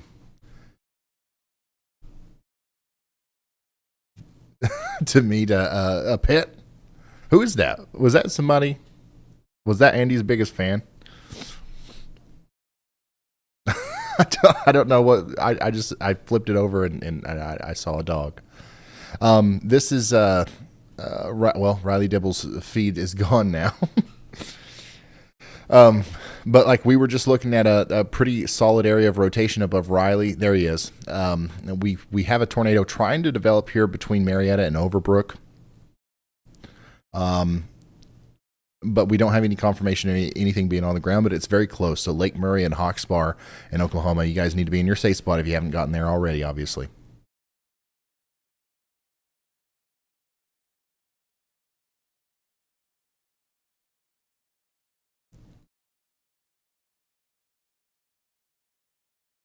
Bob Pack is on that as well.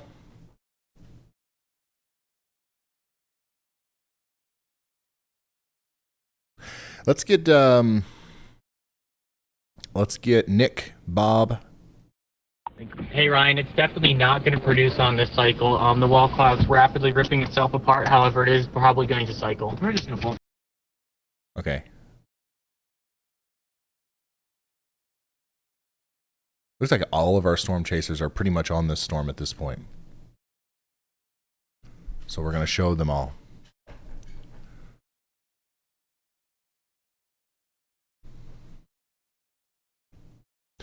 We do still have that confirmed tornado warning, but we've got a bunch of our guys underneath this thing, and they're not seeing a tornado right now. But that's not to tell you to not take it seriously or not take shelter. It's just hopefully to let people breathe a little bit of a sigh of relief. That could change very quickly. Okay, so that's why we still want you in your shelter.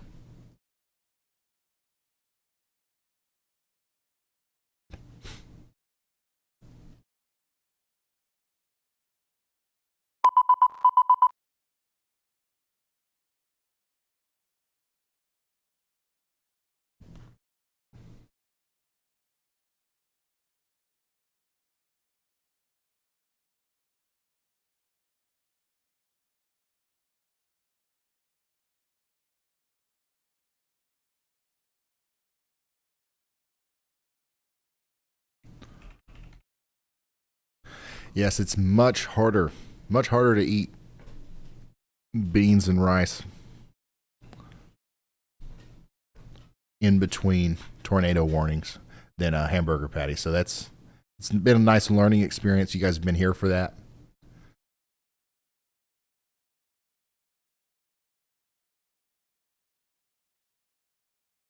A huge shout out to T Junkie.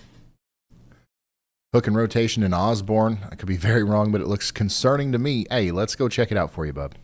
This is his 10th time doing this. That's nuts. And he's also been a big supporter of the Y'all Squad, so the least we can do. Least we can do. Oh, man, I don't know. Man, there's a lot of Osbornes out there. I don't know where you are. I typed it in, and it took me to England, son. So, I'm sorry. I don't know where you're talking about. Osborne, Kansas. Yeah, I think it's Osborne, Kansas. All right, so Osborne, Kansas. Yeah, good call. There is a little bit of rotation there with that. But definitely the biggest thing with this storm is going to be the hail. Like the tornado threat right now is not incredibly high. A little bit of rotation, big hail. That's the main thing there. Huge hail with these storms up here in more northern Kansas. Golf ball lime size. I wouldn't be surprised to see a couple tennis balls on top of that as well. So get ready in Downs, Wakanda Lake over here towards Macyville and Concordia as well. Big time hail associated with those storms.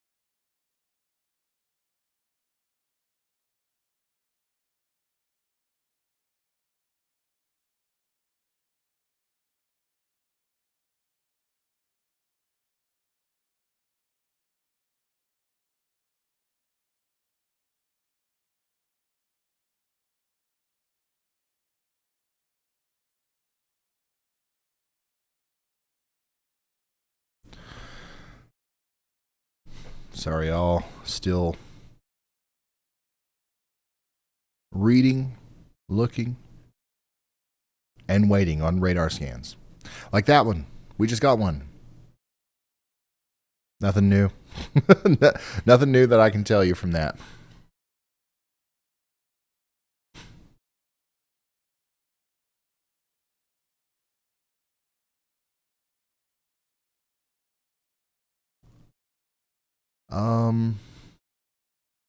This new feed that we're looking at here,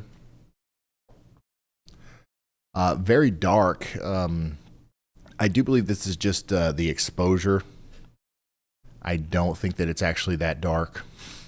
But Taylor in Marshall, Oklahoma, does have what looks to be maybe a little bit of a funnel. There's certainly some rotation with this storm over here near Marshall. So we're watching that extremely closely. I would watch out, honestly, near Marshall over towards Orlando and Gansel in Oklahoma. This storm is coming together right now quite well. We've had a little bit of a convergence signature, and now we've got a storm with a wide open area to try to produce a tornado back here, but it's honestly not. It doesn't look extremely favorable at this moment. But you can see there, we definitely got something going on there near Marshall, Oklahoma. That storm is going to be moving up towards Perry and Morrison, Oklahoma as well. So y'all get ready.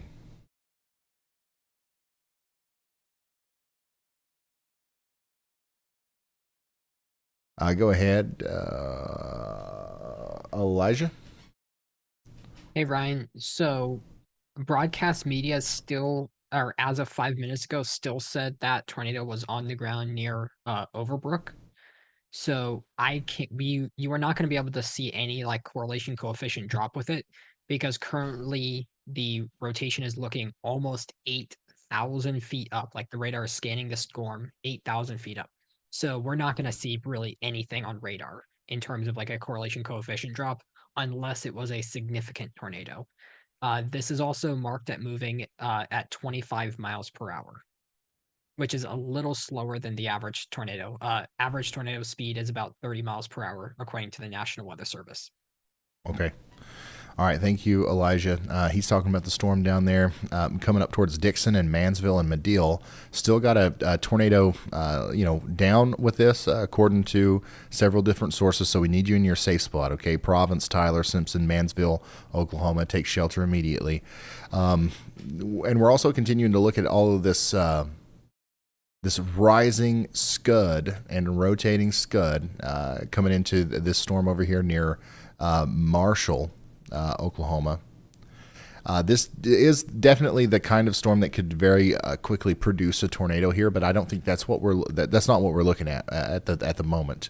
But that part of the storm is something that we should keep an eye on as it moves up towards Stillwater and Perry once again.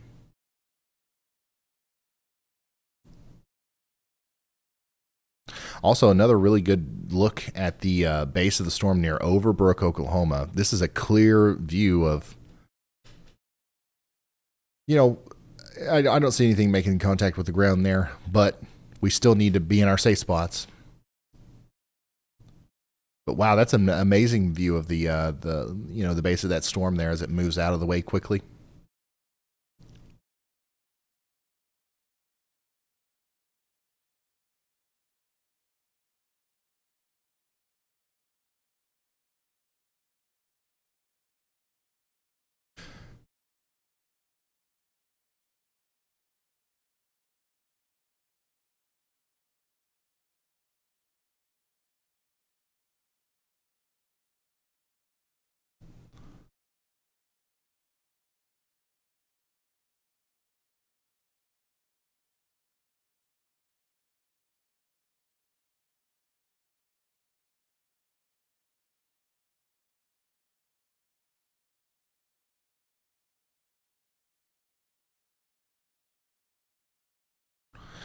We got an update from the Storm Prediction Center, and there's some major changes. I'm going to wait until the other graphics that I like to show update. But I'm going to pull those up for you here in just a second. One of them has already updated. I'll switch scenes here, and you should be able to see that. Hold on, wait.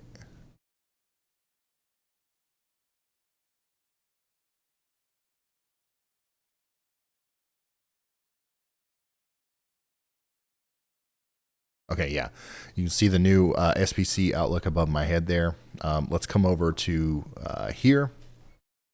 Moderate risk still exists, but now Oklahoma City no longer under a moderate risk of severe weather. A lot of Oklahoma has been taken out of that. We've got southeastern Kansas, southwestern portions of Missouri, a little bit of northern and northeastern portions of Oklahoma in that moderate risk. Enhanced goes plumb all the way down to Dallas still, and then all the way over into the boot heel of Missouri. So, little change. I'm just going to show you this. The tornado probabilities have also changed. So, we still have a 15% significant tornado hatched area right there between the border of Oklahoma and Kansas, and a 10% hatched area pretty much throughout the rest of the enhanced risk region. But the 15% has shrunk significantly, which is good news. And it's mostly going to be concerning these storms right here. So we're going to have to watch these storms very closely for the next several hours. And that 10% hatch is going to cover anything that happens like the Ardmore storm or the Marietta storm, and also if anything kind of continues to happen with these storms down here to the north and west and the south and west of Dallas.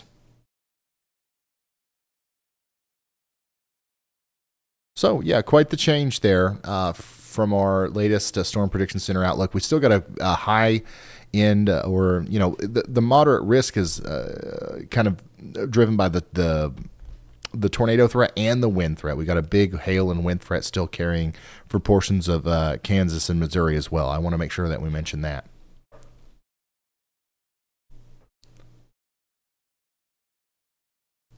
Somebody said, is tomorrow looking bad?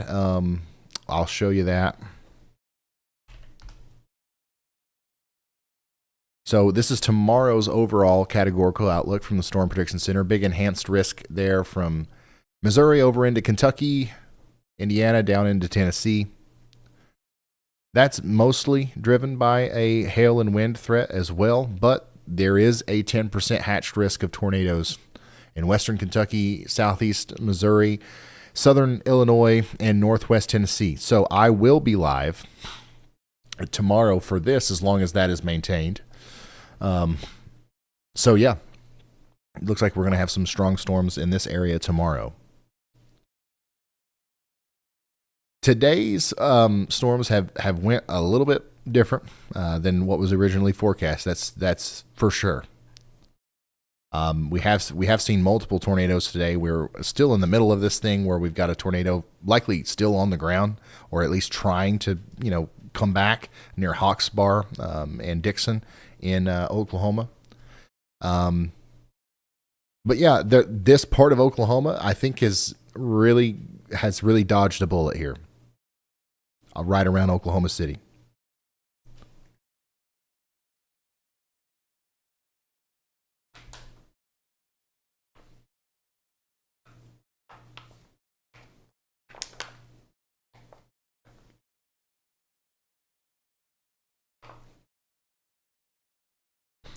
Oh, the Indy 500 is tomorrow.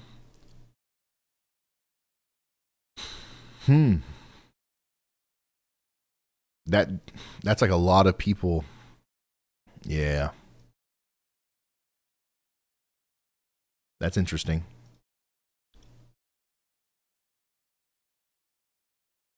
Indy 500. Forgive me for not. I don't know a lot about this, but it's worth a Google.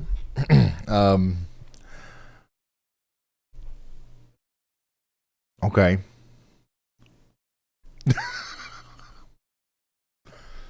I'm trying to get an idea as to what.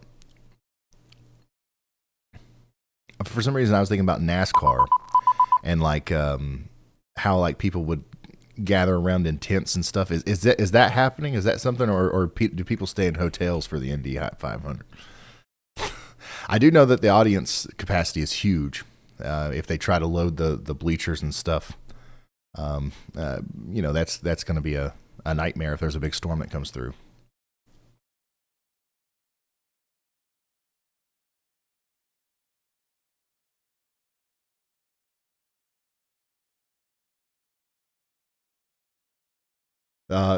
So like around 350 to or more thousand people will be there. Yeah. So that's something that we'll be paying attention to tomorrow for sure. I'll try to become a little bit more versed.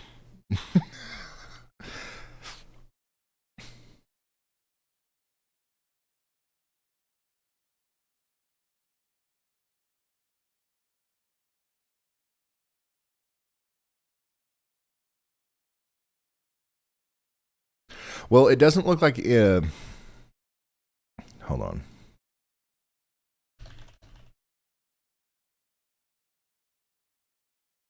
It doesn't look like Indianapolis is going to be in the like the epicenter of the worst weather tomorrow, which at one point that wasn't the case. I think some of the learning models and stuff that we were looking at to begin with was highlighting the higher risk right over Indianapolis.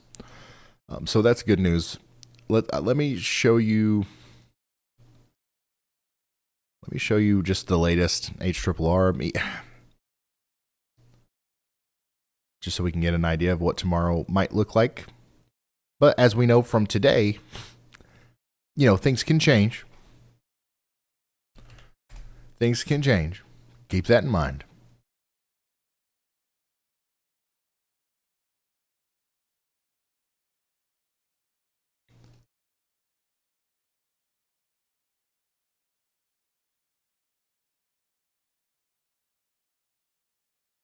Ooh, 1 second.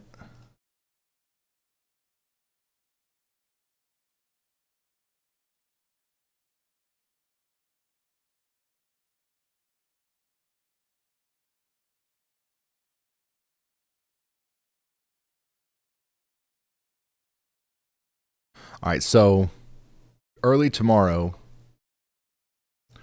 the remnants of these storms will hit Indianapolis. That's going to be like, what is that? 8. That's going to be earlier in the day, like around.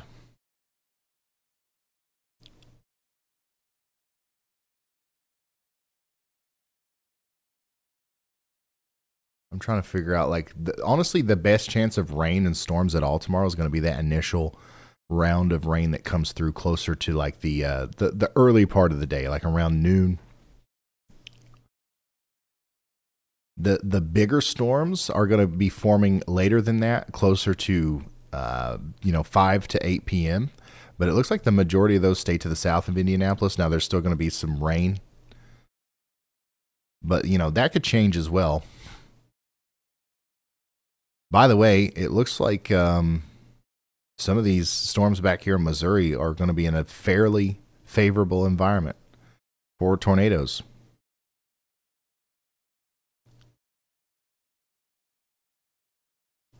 But yeah, the best chance of rain tomorrow for Indianapolis is going to be right here around noon. And then the new storms start to pop up later in the day, probably between 8 p.m. and midnight to 2 a.m. That's going to be your second best chance of rain. And it doesn't look like the strongest storms will be up there around Indianapolis, but like, obviously we'll be keeping an eye on this tomorrow, and I'll keep you updated.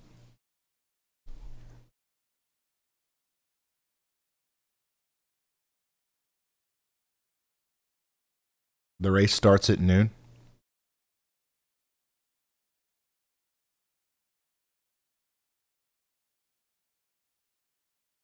Oh, okay.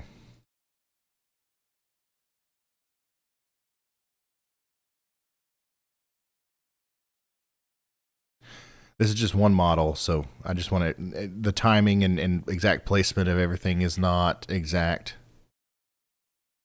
But yeah, that's what 1 p.m. looks like. 1 p.m. Eastern, 12 Central.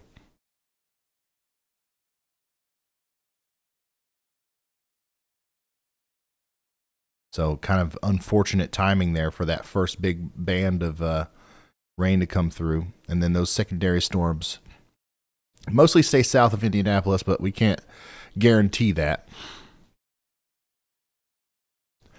Yeah, tomorrow's tornado threat doesn't look too shabby. Honestly, it looks pretty like deserving of the 10% hatched risk. I think that we'll be talking about tornadoes starting around 6 p.m. all the way through 1 a.m. tomorrow evening. So that's what we're dealing with there.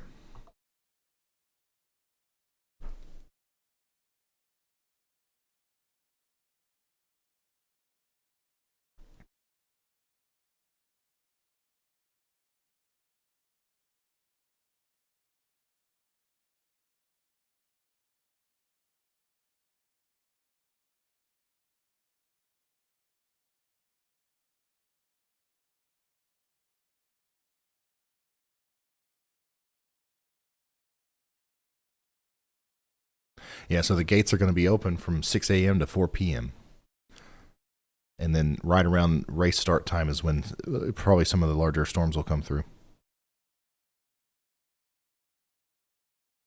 Still just got one tornado warning in Oklahoma. It is still it's still a tornado warning that we should be taking seriously as it comes up towards Dixon. However, it is a radar indicated tornado warning. We don't have any confirmed tornadoes at this moment. Thank goodness.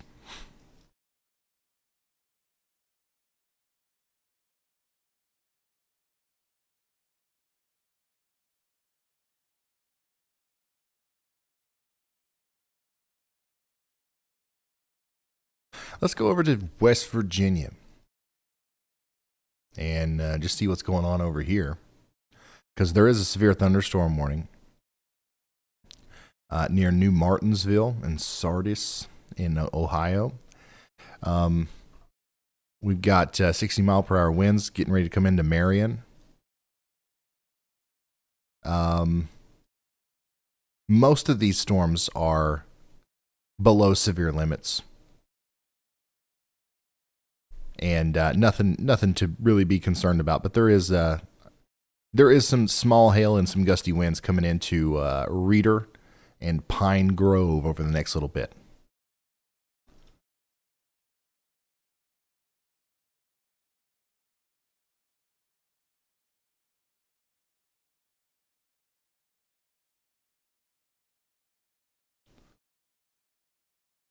Yeah, I still think Oklahoma City is pretty much in the clear for tonight.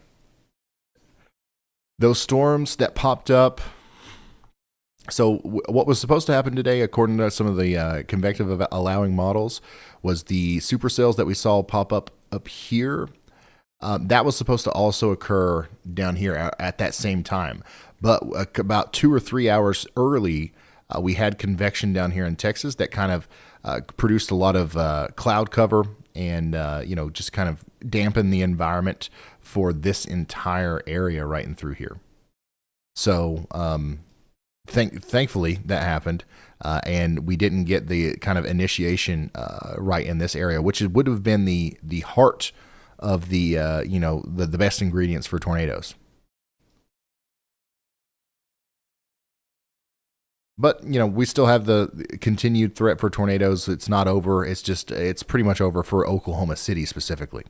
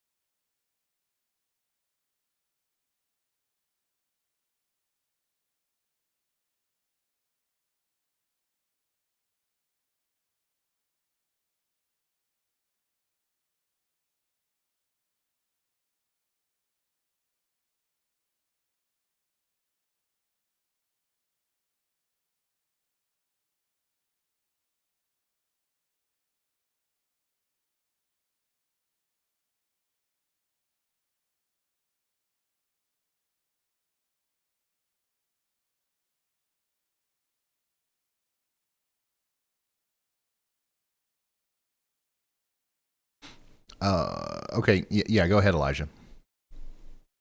Hey, so since we are in like this lull of like the storms and there's not really a ton going on in terms of like tornadoes or anything like that, I was going to go over a few of the things that have happened in the last few days.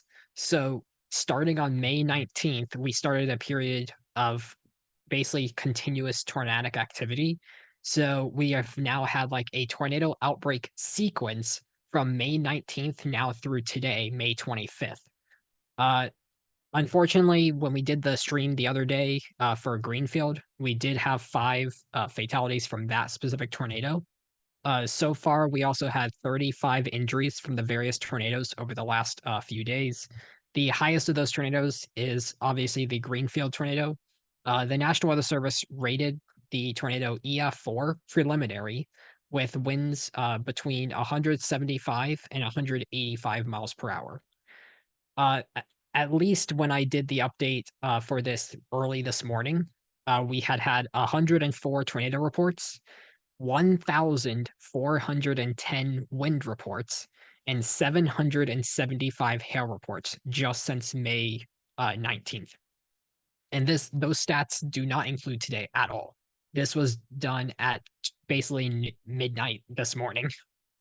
So also, as of midnight this morning, we had 84 confirmed tornadoes from the National Weather Service. And I listed a few of those over in the Discord server. The stream mods can put that in the server. I basically have a channel in there where I go over some of the tornadoes. So I'll read a few of the things that we had.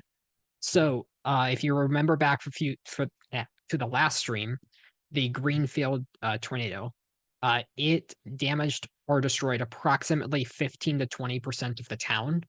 I don't have an exact number on that yet, but that was roughly the estimate that I had. And then the biggest thing that a lot of people saw on it, a Doppler on wheels, which is a mobile radar, recorded wind gusts of over 250 miles per hour in it, but possibly up to 290 miles per hour, approximately 144 feet above the surface. Now, there is some actually research that occurred with this storm. Europe, several organizations across Europe over the last few years have been conducting a lot of research on radar measurements from tornadoes.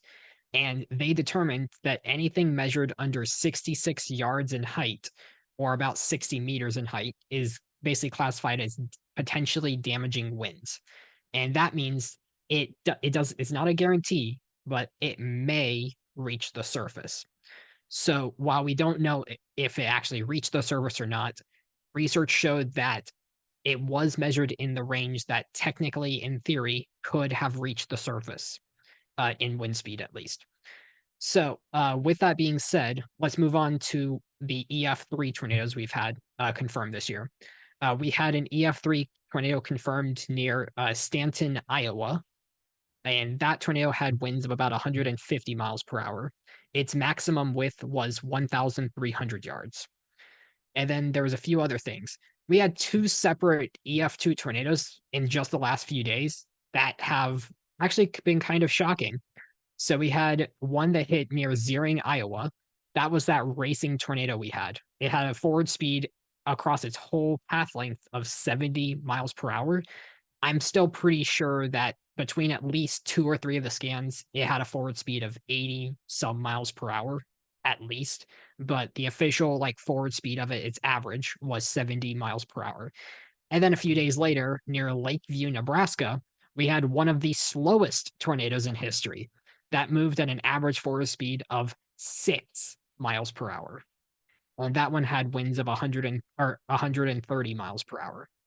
So there's a lot of other tornadoes in that post-event updates channel in the Discord server that I mentioned a bunch of stuff with. One of them included the Duke, Oklahoma tornado from just a few days, or from actually, I think it was yesterday. And it had a width of 1.1 miles wide. It was slow moving. And that tornado alone, I would honestly go on record to say it is probably the most observed tornado in history.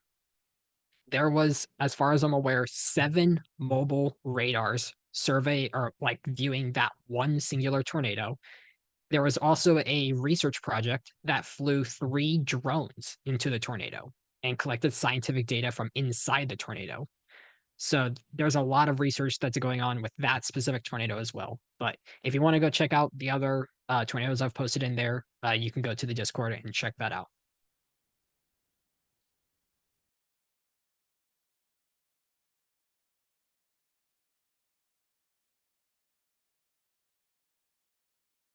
Yeah, thank you, Elijah. Mods, please put the link to the Discord server in the chat. Anybody who hasn't joined yet, you should join our Discord server. Lots of stuff goes on in there, including really, really well written and organized, kind of synopsis of, post-event updates from Elijah there. And Andy's in there, Elijah's in there. pretty much everybody on the team is in the Discord server, and you'll see us, in the weather lobby from time to time. So it's a fun place to be, even when we're not live. It's kind of like the chat, but like always, So very cool stuff over there. We currently have no tornado warnings at all, but we do have this little storm in Kentucky. And I think that maybe we can see it. Oh, never mind. Wait. Never mind. Nope, we definitely can't. This is a live look from the weather house right now. And sometimes we can see the tops of storms like that. Actually, is that it? Hold on. Wait. We'll go look later. But, yeah, there's storms in Kentucky and West Virginia. Bigger storms over here in Oklahoma and Kansas, but once again, nothing tornado warned right now. Thank you guys for sending in stuff. Some of you guys have sent stuff to pics@ryanhaulyall.com and Twitter and places like that. This is from Josh Fuller. Looking at that storm, this is what made me go over there to Kentucky and look in the first place. This is his view of that storm. Hey, yeah, that is that. I recognize that. So that was what was visible from the weather house. Yeah, so if you go into your Radar Omega app right now and you look for the Y'all Squad HQ camera here in Eastern Kentucky, this is where I'm broadcasting from. That right there is the top of this storm way back here, which is 90 miles away. Pretty cool. Pretty cool. And yeah, we've got our weather camera up here at the weather house that is up 24/7. You can check in on us in the Radar Omega app anytime. This is from Thayer, Kansas. What you're looking at there is mammatus clouds and a great display of them. And here's a really good look at the rear end of a storm southeast of Pratt, Kansas, headed towards Kingsman and Wichita 45 minutes ago. So that is a look at the storm that I think that we were kind of paying attention to on the stream here not too long ago. That storm is still going on. It's still causing some problems out there. In fact, it's just now led to a new severe thunderstorm warning for Douglas and Augusta and Winfield in Kansas here. Quarter-sized hail and winds up to 60 miles per hour. Wichita, you guys are under a severe thunderstorm warning as well. The vast majority of the strong storms have moved past you, though. Once again, no tornado warnings currently. A couple of little storms trying to float their way up into Dallas. They're below severe limits right now, though. I wouldn't be too worried about them, but they might bring some small hail and some lightning and some rain into Dallas here before too long.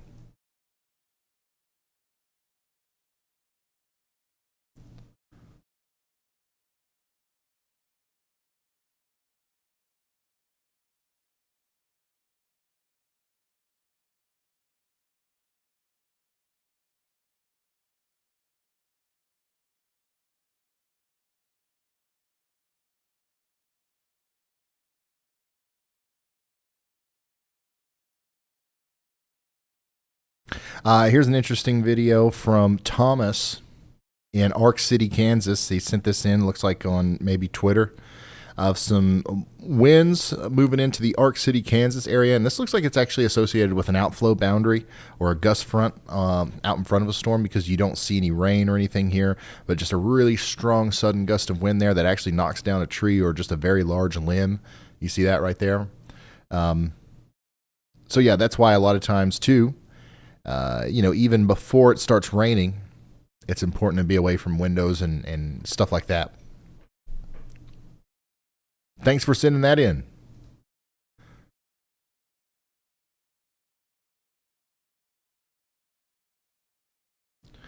Super huge shout out to Blue Cord.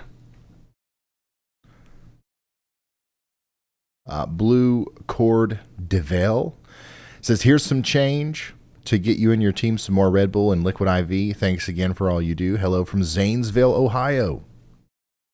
I appreciate that. Thank you very much. I really do appreciate that. Thank you.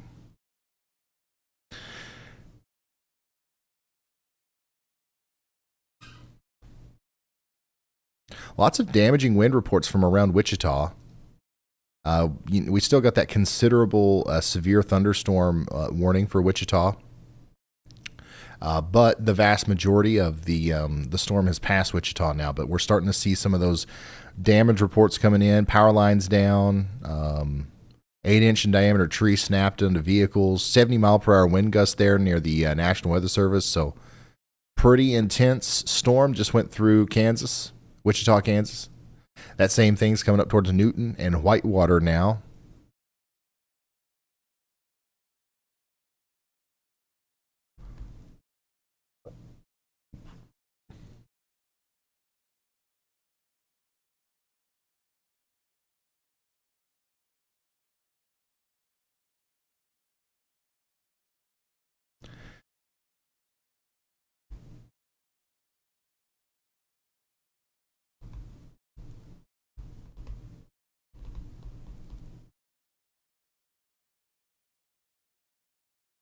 And super huge shout out to Stephanie.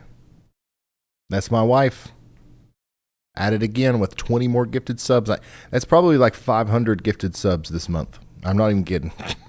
From Stephanie.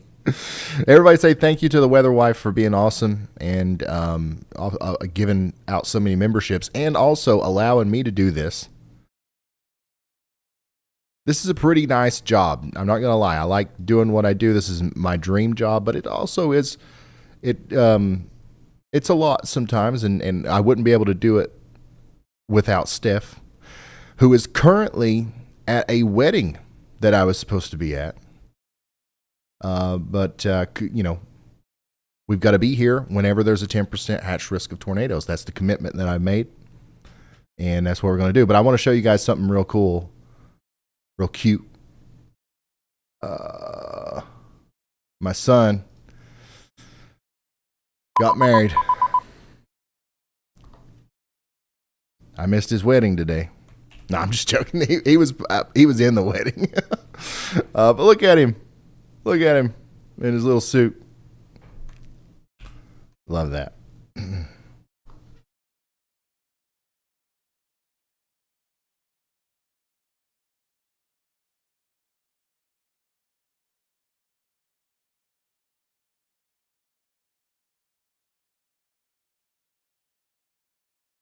I'll try to find another one here.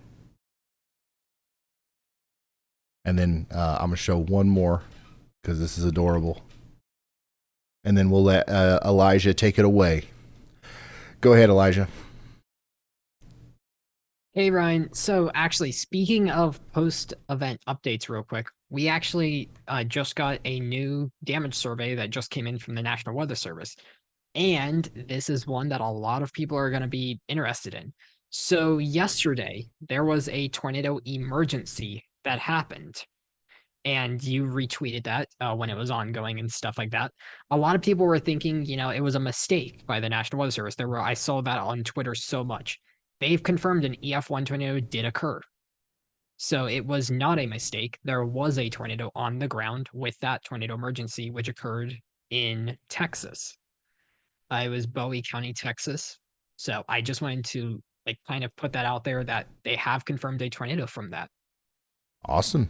Thank you very much, Elijah. That one was definitely, a lot of times whenever there's a tornado emergency, it's very obvious. You got this giant debris signature. You've got, all this stuff. And yesterday or, whenever that was, I've lost track. There's too many tornadoes. But whenever that tornado emergency happened, on radar specifically, it wasn't quite as apparent. So a lot of people were saying that it was maybe it was a mistake. But there was a tornado there, so good call on the warning. Speaking of warnings, Tulsa, Oklahoma, you're almost under a severe thunderstorm warning. 60-mile-per-hour winds, quarter-size hail coming into Cleveland, Hominy, and Skiatook. Man, honestly, none of these storms at this moment are looking very tornadic, which is good. But that might change. So I'm continuing to look at all of these very intensely. Right now, we've got a bunch of severe thunderstorm warnings. The most concerning looking storm to me, honestly, they're all kind of in the same league right now, and I think the most concerning ones are the big wind producers up here in Kansas right now. We've got 70-mile-per-hour winds, maybe moving up towards Newton. Lots of damage caused back there towards Wichita. We've got some much larger hail and also some stronger winds up here in northern Kansas, moving from Concordia over towards Marysville in Kansas. So also the storms to the north and west of Dallas up here are packing a punch with some hail and some winds as well. But right now, nothing crazy, honestly. Pretty tame, to be quite honest, across the board. So that's good. Chat, what's up? I can actually look at chat. What, you guys have any questions? Do you want me to look at a certain area? What do you want? This is the moment we've all been waiting for. We're not currently tracking a large tornado, and we're all gathered here together. I can look at chat.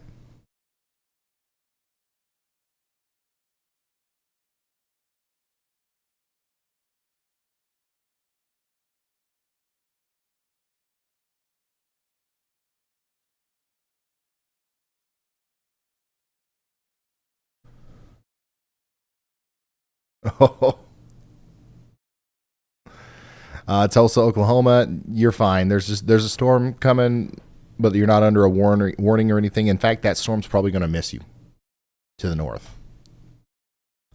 Let's see here. Willard, Missouri. Willard, Missouri.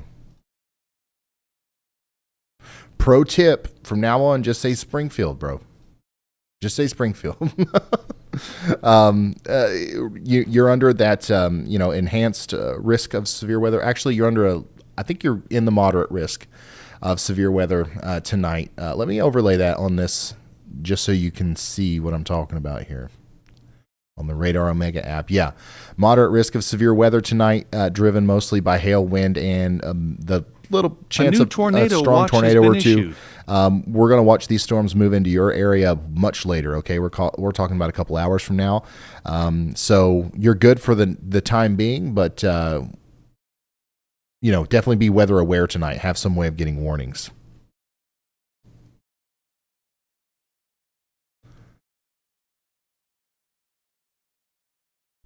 St. Louis is in a similar situation, but not quite as severe. So storms will arrive several hours from now, will be persisting throughout the overnight hours into the early morning hours tomorrow. And there's a slight risk of severe weather. Mostly hail and wind is going to be your problem. Actually, probably mostly wind with a very, very little tornado threat as well. Bigger threat for severe weather with the resparked convection that will occur tomorrow in St. Louis. So I would be, ready tomorrow evening to experience some severe weather in St. Louis as well.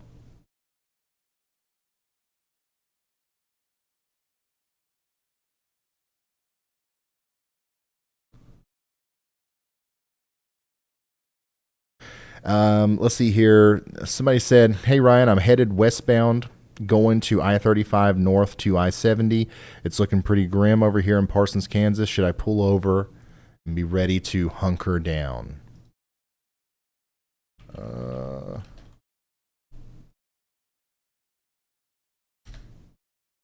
So you're heading west to I-35. Honestly, man, it depends on that's up to you, obviously, but yeah, if you keep going west on this highway until you get to Interstate 35, you're going to drive through a significant amount of severe weather. And we're talking about heavy rain, frequent lightning, quarter-size hail, 60-mile-per-hour winds.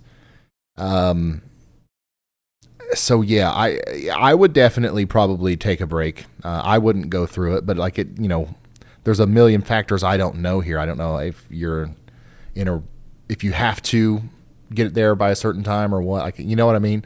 But like, I'm just letting you know that if you continue to go west, you're going to go through several severe thunderstorms with hail and wind. And then once you start going north towards 70 later tonight, you're going to have another big round of severe thunderstorms that you probably have to go through. So it's going to be a rough ride. That's for sure. Thoughts on Western Kentucky overnight and midday tomorrow. So overnight, not much. Some wind maybe in the morning towards the 10, 11 a.m. time frame. Much bigger storms possible tomorrow afternoon and evening with a big hail and a substantial tornado threat, but not crazy. Go ahead, Elijah. Hey, Ryan. So we actually have a lot of damage reports currently coming in from Newton, Kansas and Halstead, Kansas. This is just north of Wichita. And I went back on a few scans on radar. The storm is actually producing high level winds, like 70 plus mile per hour winds, outside of the actual like band of precipitation. So, because Halstead was never actually really hit by the actual precipitation of the storm. And yet there is power outages all across there from power lines being downed by the strong winds. Same in Newton as well. So I just wanted to kind of put that out there that the high winds are not strictly associated with just like the actual precipitation mass. They're kind of spreading out a little bit from the storm. All right. Thank you very much, Elijah. We talked a little bit about all of the damage reports that were coming in around Wichita, and now we're starting to see those come in around Newton. And look at this. If you pay attention, there's a feature on radar here that's probably indicative of where the front of those winds are. Notice how it's not necessarily associated with any big high reflectivity areas, but certainly whatever that is probably around where the stronger winds are. So that's why we've got that severe thunderstorm warning all the way out to Hillsboro right now, even though it looks like the storm has completely died out. But yeah, that's already getting up into Hillsboro, likely going up towards McPherson, Canton, and Lincolnville as well. Thanks for directing our attention over to that, Elijah. Okay, well, back to the chat. What else we got here? Thoughts on the more mountainous parts of Kansas?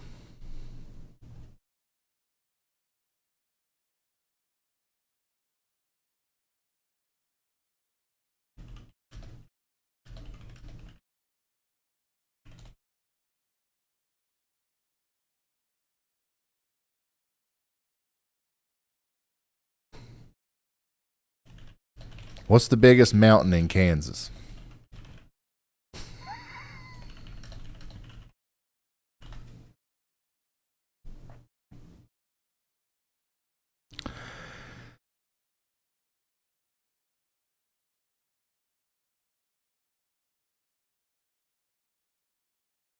There's some high points in Kansas above sea level, but I don't see any mountains.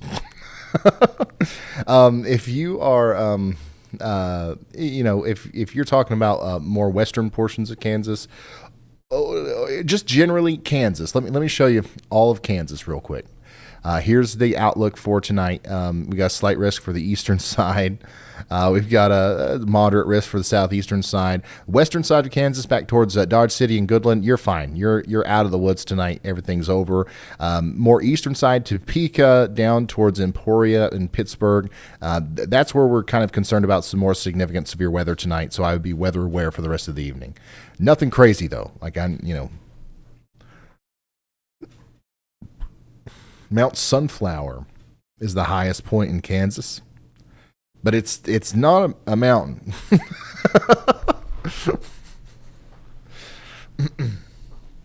I live on a mountain, so I know about them. Okay.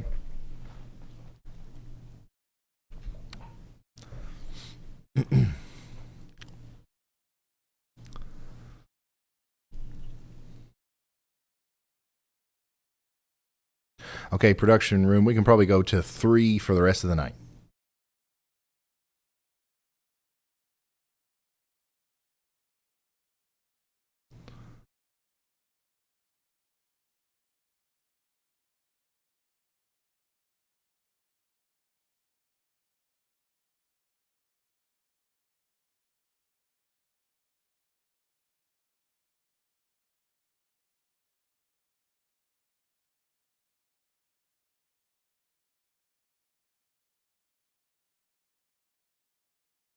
Can I get an outlook for the Indy 500 tomorrow? We went over that earlier, but just to kind of go over it again, I do think that Indianapolis will see several, or at least a couple of rounds of rain tomorrow, and they're going to be pretty poorly timed. One of them is going to come through right around the time the race starts, between noon and 2 p.m. Somewhere in there, you're going to get a pretty decent burst of rain and probably some strong winds in the Indianapolis area. And then things will calm down a little bit, and then we'll get another kind of sparking up of convection between 6 and 10 p.m. Now, these storms are going to be pretty strong, but I think the vast majority of them will stay south of Indianapolis. But the blow off, the heavy rain and some of the lightning and stuff is still going to be present in and around Indianapolis as those storms form off to the south of Indianapolis. So, yeah, it looks like not the best forecast for the race tomorrow, unfortunately.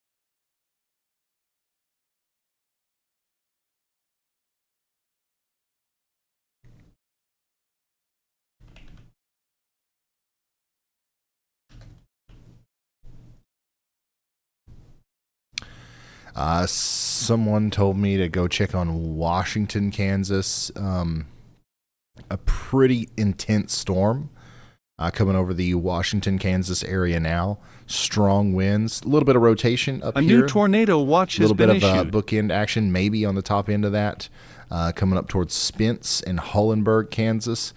But the main threat with that storm that's coming into Washington now and then eventually over towards Marysville, Kansas, is definitely going to be the strong winds. A new tornado watch has been issued.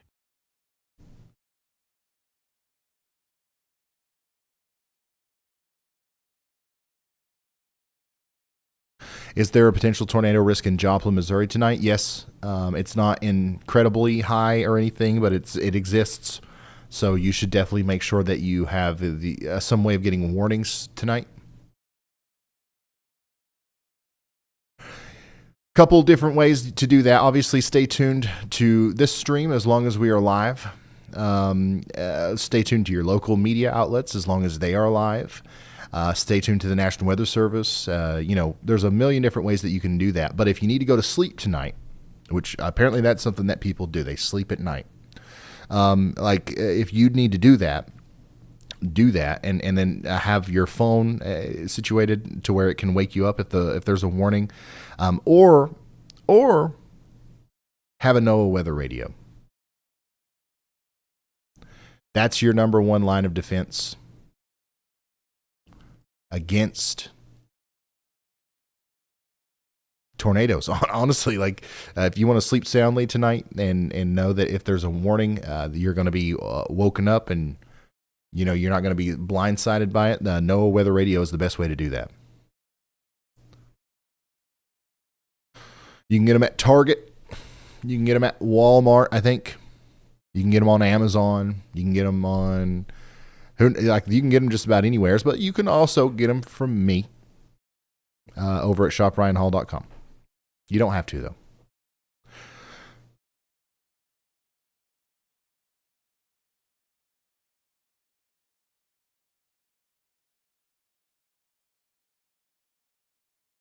Go ahead, Elijah. Hey, Ryan. So we actually have an update on the Anthony, Kansas storm. Now, I'm pretty sure this was from a tornado because it's pretty significant. We have a camper which was partially, I would say, torn apart, actually, by the winds. There's a car that has been pretty damaged. There's the roof blown off of a house. There's actually some significant trees that are snapped or downed by the tornado winds as well.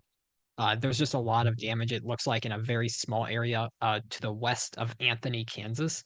I just sent two separate tweets from two separate chasers related with the damage. You can't show those on stream for copyright reasons, but they can be retweeted as well so everyone can see the damage photos from Anthony, Kansas. But looks like a pretty decent tornado went through that area. All right. Thank you very much, Elijah. Anthony, Kansas, we were watching that area very hard today. We saw live right after it happened some of the damage that was associated with that. You know, I think the closest we came to seeing a very big tornado, if that, you know, I think that might have actually been a pretty big tornado, but you know, the closest we came to seeing a high-end tornado today, like we thought was possible, is going to be that storm that happened between Hazelton and Anthony. Like, we had a huge area of convergence. It tightened up really quickly, but thankfully, just in time, there was a merger that I think probably kept it from realizing its full potential. But it still, unfortunately, caused quite a bit of damage along Highway 2 between Hazelton and Anthony, Kansas there.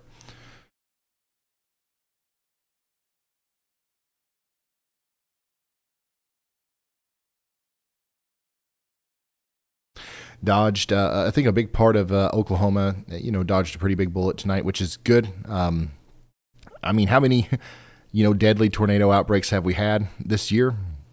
It's nice to have a win for once, and, you know, not have to deal with, you know, we don't have, you know, so far, obviously things can change. We don't ever want to jinx anything or like talk too positively in a situation like this, because it's not over yet. But my hope is that by the end of the night, we won't have to raise $100,000 to go help a community. You know what I mean? That's always a good thing. And so far, it looks like that's not going to be the case tonight.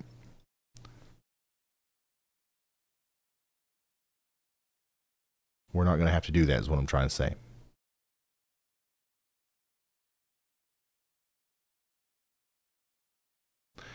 New tornado watch.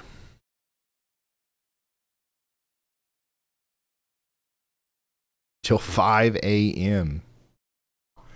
for Kansas City, Joplin, Springfield. A few tornadoes, scattered a 2-inch hail, and widespread gusts up to 80 miles per hour.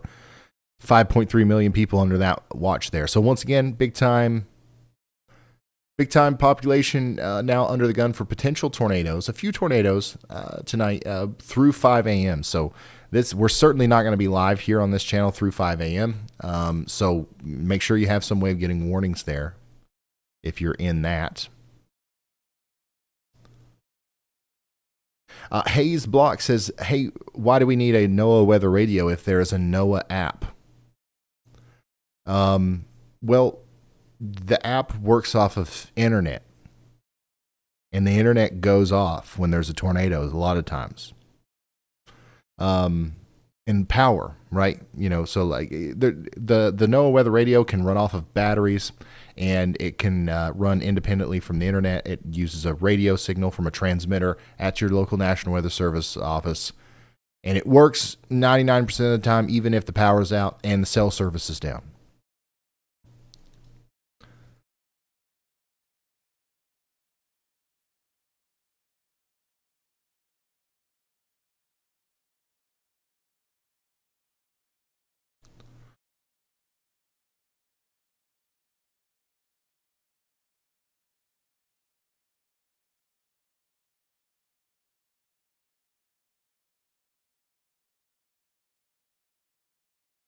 Go ahead, Elijah. Hey, Ryan. So, News 9 actually just posted something a moment ago because they flew over some of the damage that happened in Mutual, or I can't say the town exactly, Mutual, or Oklahoma. The tornado actually threw some hay bales, and that's a pretty rare. It's not an official damage point on the EF scale, but it's a pretty rare thing to see. Tornadoes typically don't hit hay bales in farm areas, but when they do, it's typically a medium range other related damage point, because those hay bales are pretty heavy. So the tornado to throw 5 of them, and it threw a pretty good distance as well. So just a kind of odd, rare fact there. Awesome. Thank you, Elijah. Super interesting. Yeah, and also quite telling of, how, some of these storms were tonight. I do want everybody to, to know that, like, we're not done yet. The Oklahoma City area specifically has probably dodged a bullet. We still got ongoing severe weather. But also, there's a lot of people who have experienced damage tonight. There's lots of damaging wind reports and huge hail, and obviously we had a bunch of tornadoes today. I've seen some people in the chat, maybe allude to the fact that this was a quote unquote bust, and I just don't see it again with this one. We've had a couple of streams this year where that word definitely fit the bill after the stream was done. But today I don't see that. This is a widely impactful severe weather outbreak. Lots of people have been impacted. The forecast is really good. Got the warning out ahead of time and hopefully helped some people. But specifically around the Oklahoma City area, that's the one area where, like, thank goodness, the storms were supposed to hit, but they didn't. So.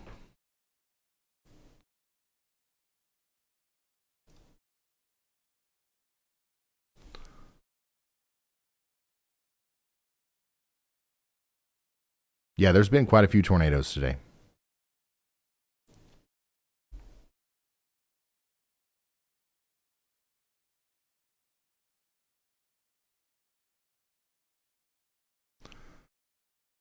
What's the outlook for Emporia, Kansas? You're still kind of in the path of some stronger storms. Maybe later tonight you're in that moderate risk of severe weather. I would say that, you definitely need to be weather aware tonight, at least through probably around the next 3 hours or so.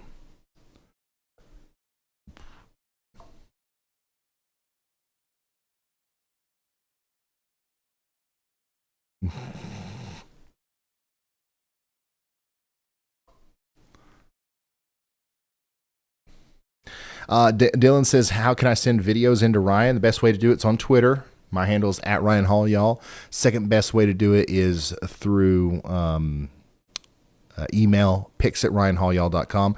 Also, you can try Facebook and Instagram, Ryan Hall Y'all on those platforms as well, but those inboxes are a little bit harder to sift through.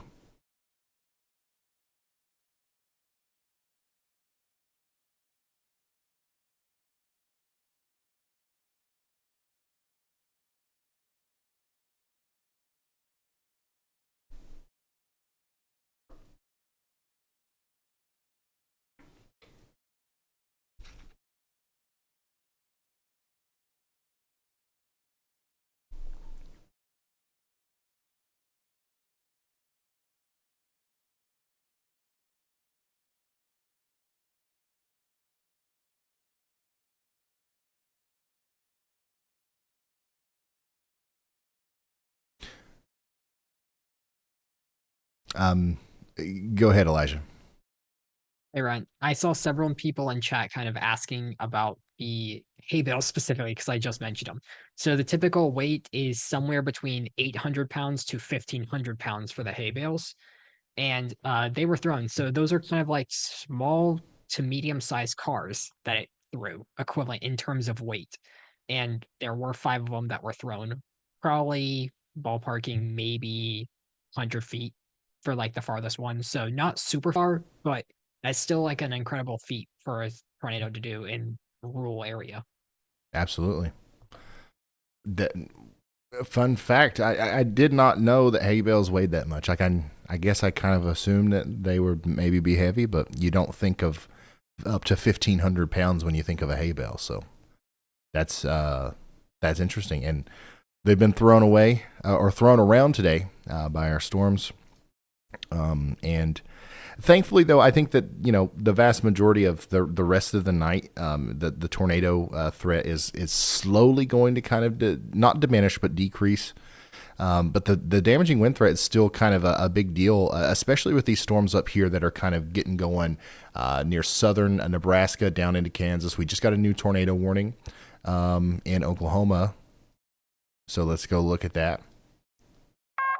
A new tornado warning has been issued. Interesting. Right on the back end of our kind of string of leftover convection that's kind of spearing into northeast Oklahoma up towards southeast Kansas.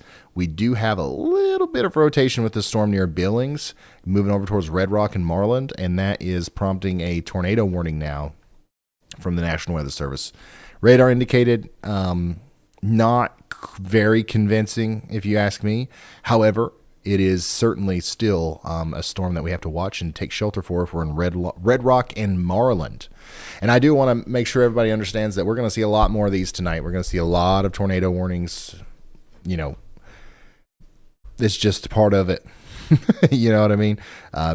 Once the apex or the biggest part of the threat is over, it's still going to continue. Like, we're still going to see, especially a lot of radar indicated tornado warnings throughout the night. We might even see, significant tornadoes throughout the rest of the night. That's why we have that outlook that lasts through midnight or past midnight for significant tornadoes.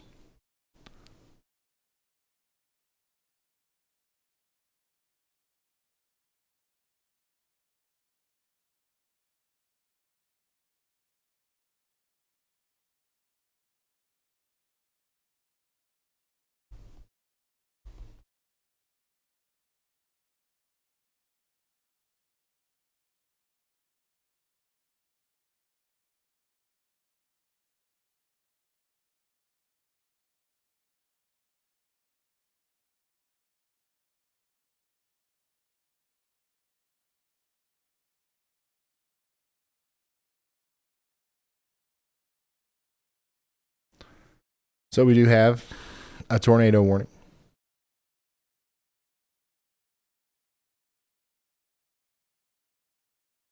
So we are going to stick here with you through the duration of that.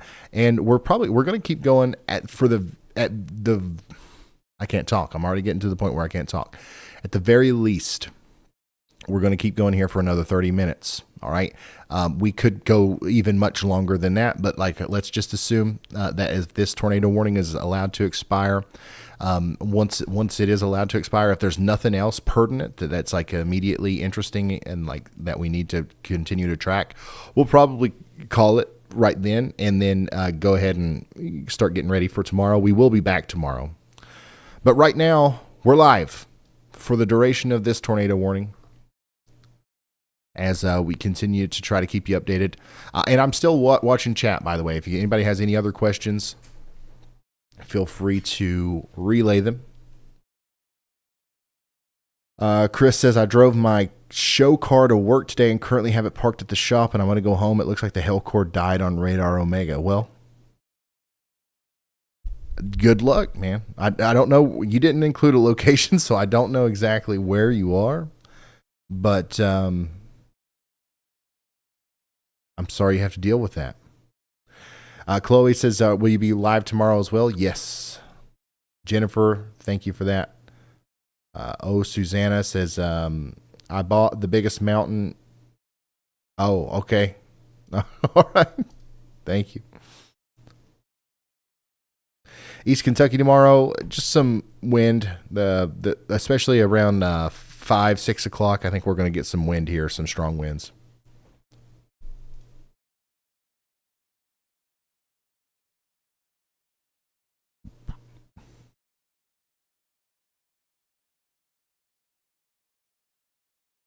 Kurt Savage, thank you.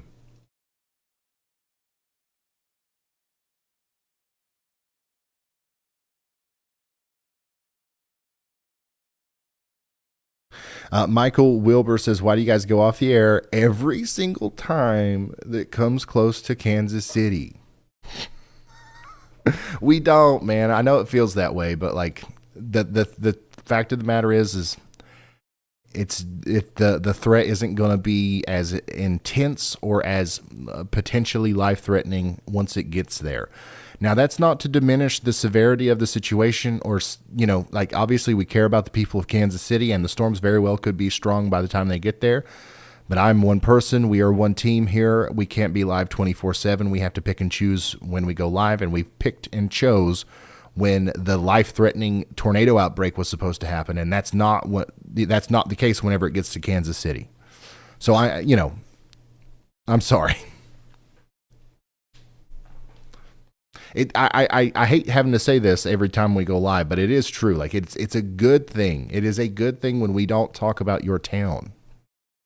It is a good thing. Go ask somebody who their town name has come out of my mouth a lot. Somebody from Mayfield, Kentucky. Go ask somebody from Rolling Fork. Go ask somebody from Greenfield, Iowa. It's that's not a good thing.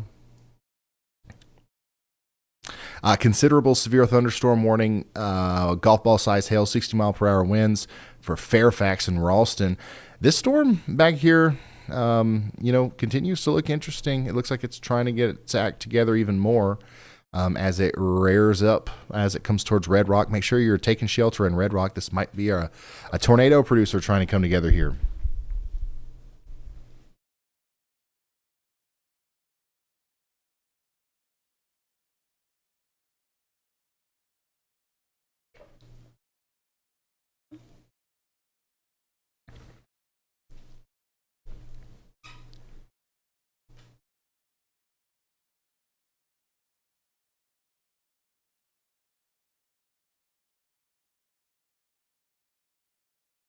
Low End University, thank you for that.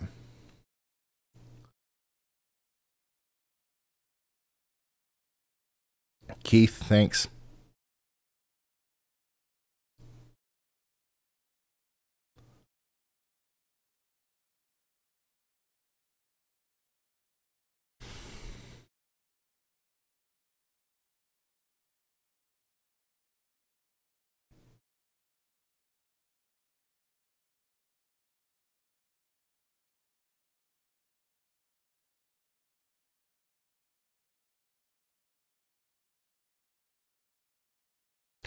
Right now, specifically in Kansas City, there's absolutely nothing going on. It'll be a couple of hours before any storms. Well, it might be several hours before any storms get there.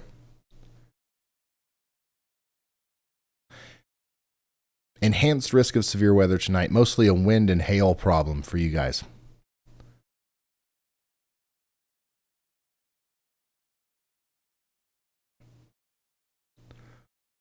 Bash says, I've shot 7 Indy 500s with media credentials, so I'm very familiar with the grounds. I'm sending you some details for tomorrow's stream via the Pix email. Awesome. I really appreciate that. That's awesome. We're definitely going to be able to, we're going to use that.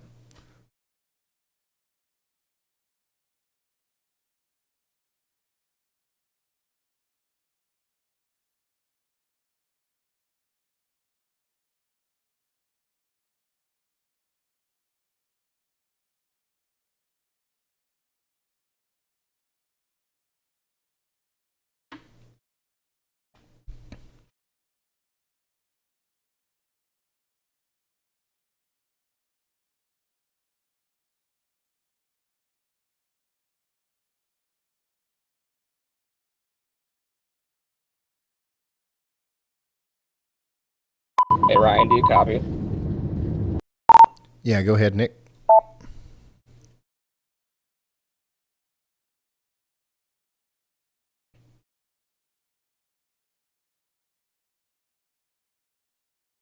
I'm currently headed up towards that tornado warning storm now. I'll let you know if I see anything.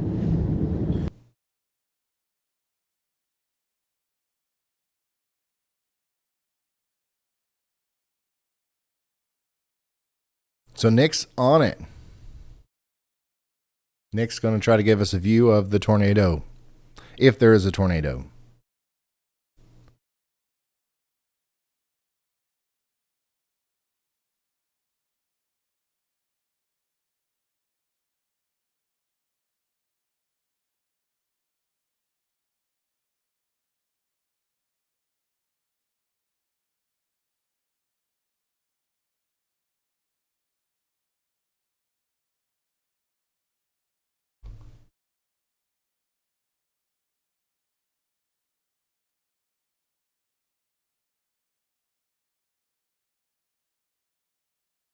Mike Carson says, how long will you be streaming tonight? We're going to be going at least until this tornado warning is allowed to expire right here. That's getting ready to come through, the storm that's getting ready to come through Red Rock.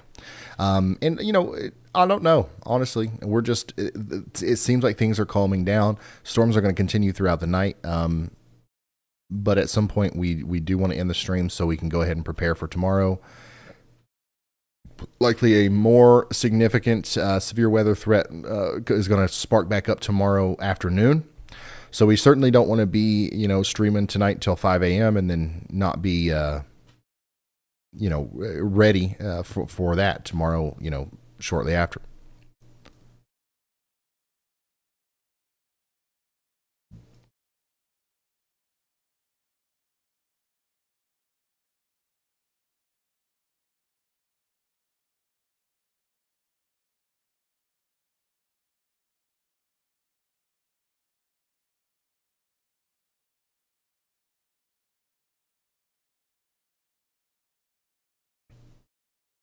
Yeah, I was just looking at that. Somebody in chat was like, go look at that storm near Winfield, Kansas, and that's what I was doing. It looks like it's doing a similar thing as the one in Oklahoma. So I wouldn't be surprised if we saw a tornado warning issued with this at some point. But right now, this is mostly golf ball size hail, damaging wind kind of deal. But yeah, I'm definitely watching that. And I would be watching out if I'm in Kellogg or Winfield in Kansas, just in case that is, an embedded supercell here trying to produce a tornado on the backside as it goes up towards Winfield, Kansas. Similar situation to what we've got going on down here, and they did warn this one. So keep that in mind. By the way, the only tornado warning we have right now is for Red Rock and Marland in Oklahoma. That's going to last for the next 30 minutes. So take shelter if you haven't already.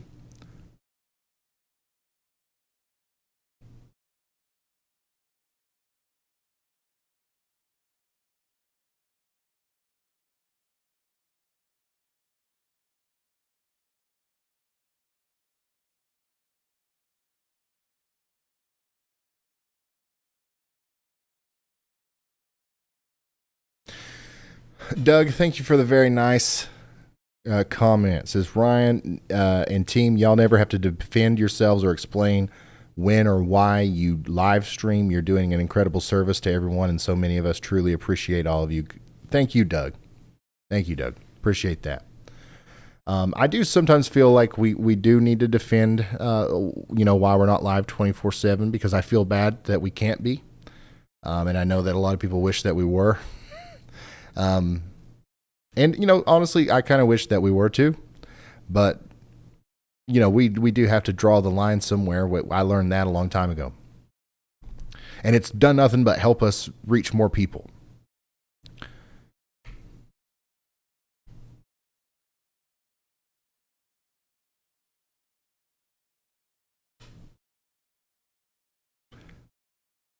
There are several entities that are experimenting with the whole let's go live every time there's a thunderstorm anywhere thing. And I would say that it's not working out very well for them, because the weight of a Ryan Hall Y'all live notification carries it carries a lot more weight, because people know that we only go live during, the most significant events, and it's not just going to be another like thunderstorm that's not a big deal. You know what I mean?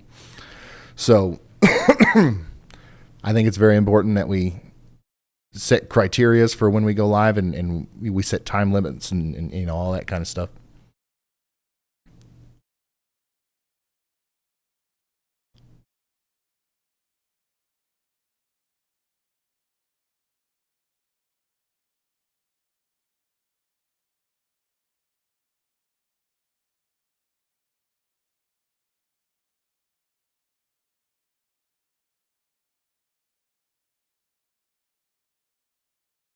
Go ahead, Elijah.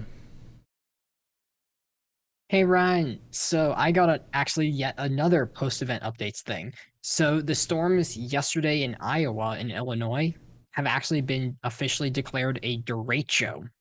that's a big term, the big word that we always try to prevent in chat all the time and stuff. But yeah, they were officially declared a derecho by the National Weather Service. Wow. Okay. Thank you, Elijah. So there we go. The D word. It's official.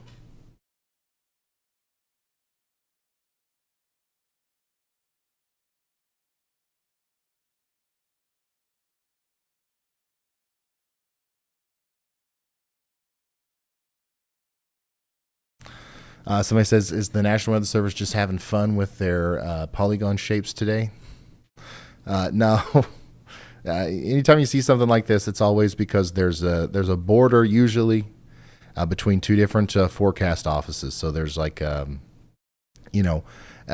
people that issue warnings, they're in weather forecast offices that split the country up in these zones like this. And if there's ever a storm that's going to cross those zones, then this side has to issue the warning and this side has to issue the warning. They have to talk to each other. They have to kind of match up the lines. And sometimes this side is like, we're going to wait to issue our side of the warning. You know what I mean? So you end up with something that just takes the shape of the county or whatever.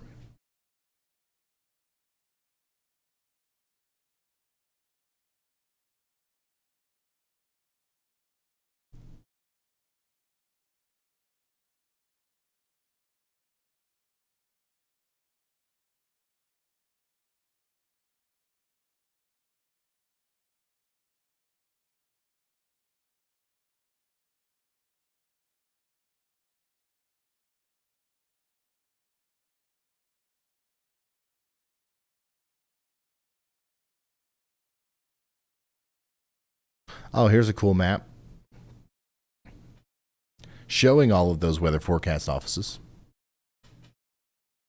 There's a lot of them. Once again, if anybody didn't know this, if you live in the United States, you're very lucky to be a part of this. We have the best, no other country on earth takes weather this seriously. Not even close. They don't have nearly as good radar coverage, even though I complain about radar holes a lot. We've got it better here than just about anywhere else. Having this is a huge enterprise. The National Weather Service is a big deal in the United States, and we're so lucky to have it. And this is a big, part of that. All of the weather forecast offices.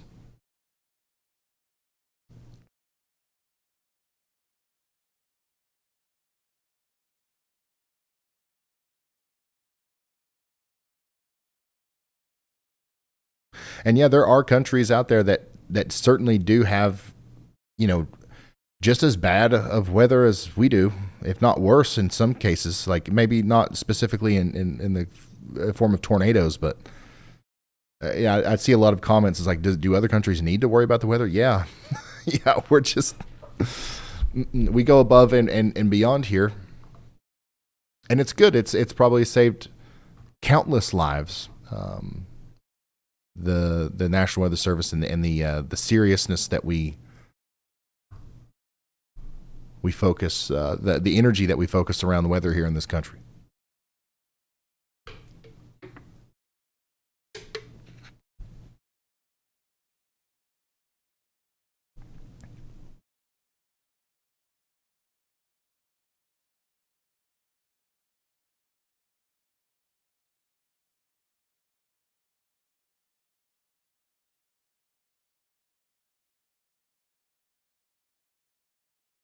Oh yeah, and anybody some people are confused about a derecho. Derecho is just a widespread long track windstorm that's got severe thunderstorm wind gusts that impact an area over a 250-mile path. Is it more than that? Is it more than 250? 400? 400 miles? 400-mile path. My bad.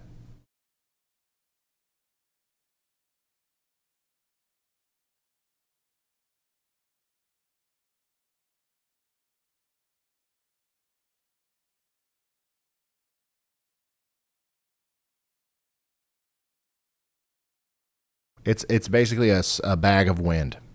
We call them wind bags around here.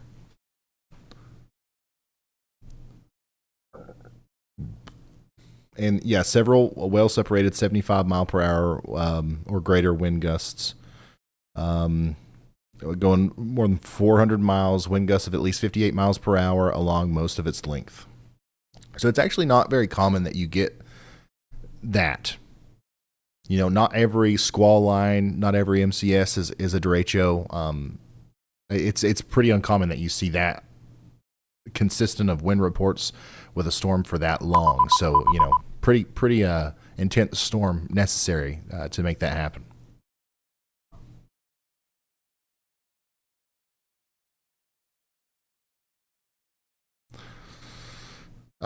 Still watching the tornado warning that we have here. Lots of rotation, and honestly, it's increasing a little bit as it exits the warning area. It's broad, so I don't know if we have a tornado imminently, you know, near us, I guess you should say. But we've got probably a very good chance that they're going to issue another tornado warning to the east of this here for Fairfax and Ralston.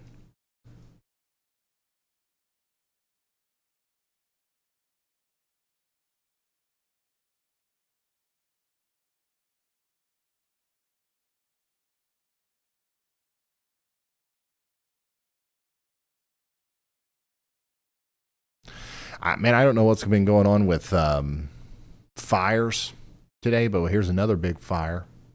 This one's in Florida. Titusville, Florida. Storm chaser Nick Stewart is showing a pretty large fire there.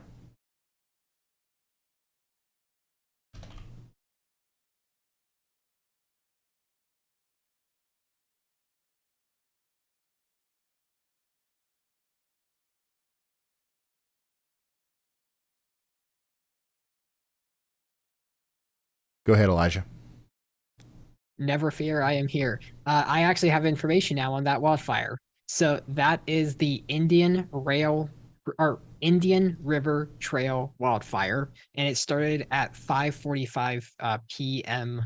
Eastern time, and as of that time, it had burned 5 acres so far. Wow. Okay, thank you, Elijah. How common is it that we get wildfires in Florida? That doesn't seem like something we hear about a lot. That's interesting, quite interesting. So this is going on near Titusville, Florida right now. Not related to our severe weather that we're talking about immediately in Oklahoma, obviously, but it's definitely interesting and something we wanted to bring to your attention here. It is common. It's more common than what you'd think. Okay.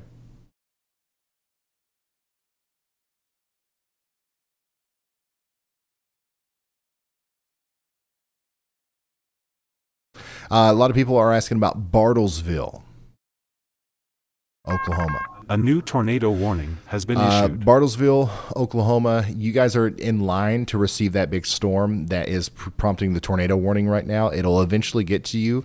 By the time it gets to you, I can't tell you if it'll still have a tornado possible with it, but certainly some hail and some wind, and that's going to be probably about an hour and a half from now, maybe 2 hours. Go ahead, Elijah. Hey, Ryan. So I was about to mention the new tornado. There is like rotation that is ongoing near north side of Dallas right now. Mm-hmm. So I wanted to like bring that to your attention. The storm that is rotating just north of Dallas. Okay, so here we go. This storm kind of wrapped up out of nowhere too. Look at this. 2 frames ago, nothing. I mean, there's really not a lot there to look at. Now, boom, we've got a very well-defined supercell with a hook echo.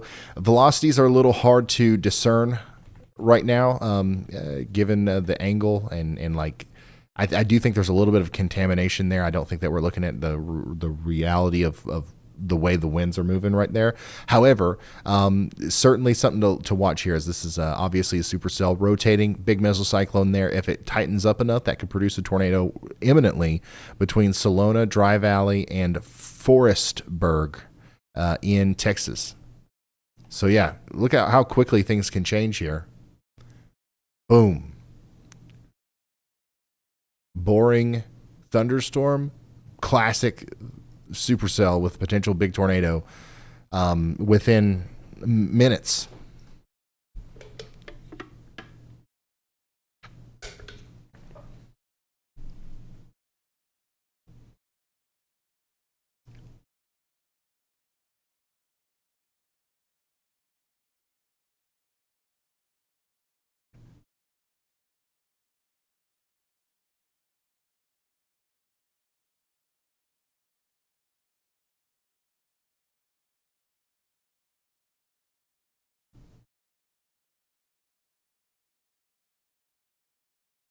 Definitely interested to see that next scan here.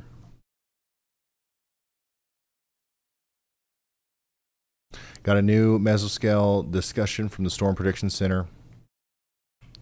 This is kind of taking our focus up to Kansas again, back towards Kansas City. Upscale growth into an MCS is ongoing in northern Kansas. Downstream wind threat should increase in the coming hours.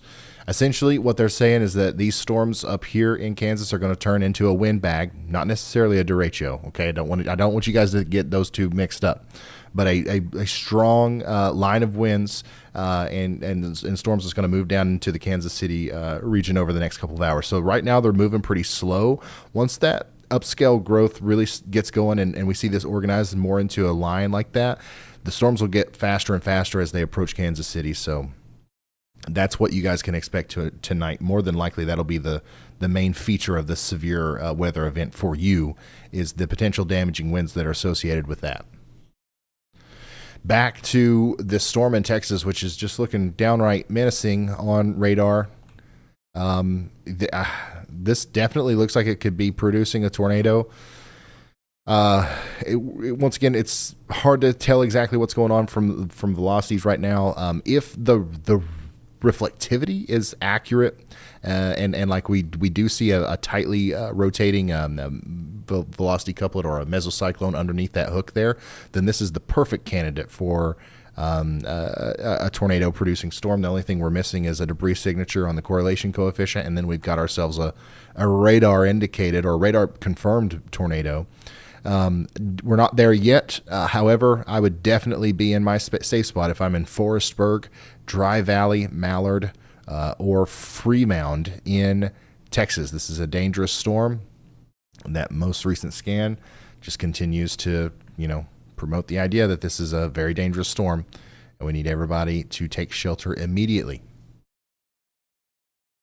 This is for Montague County, Texas.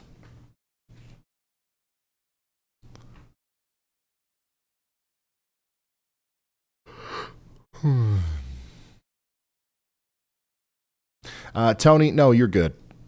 You're good, Tony.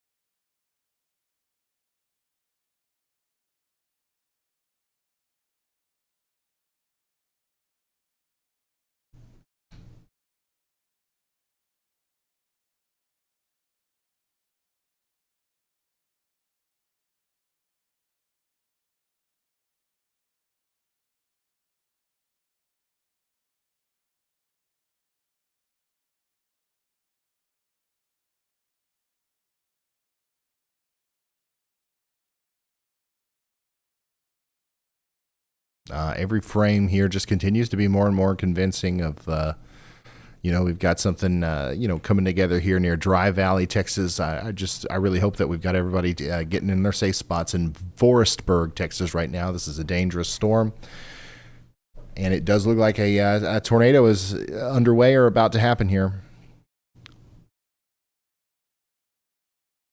I believe that if there is a tornado, which there's a very high likelihood that that's what's happening here. It's south of Dry Valley, Texas.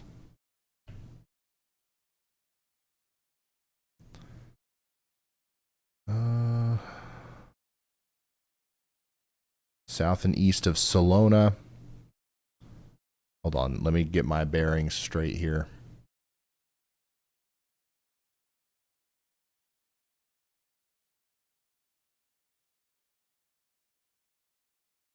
Okay, so the tornado right now, if it's on the ground, which I do believe that it is, or it's close, then it's going to be near Denver Cemetery. All right. And if it moves in the direction that it's been going, it's going to go towards Forestburg. It's going to go over the Dry Valley Dairy Farm first, the Ponderosa Guest Ranch. It'll come into Forestburg on the side of town where 1749 and 455, those roads, where they intersect, and where Forestburg High School used to be. The Soil Conservation Service site is also one of the things in the path there. A new tornado warning has been issued.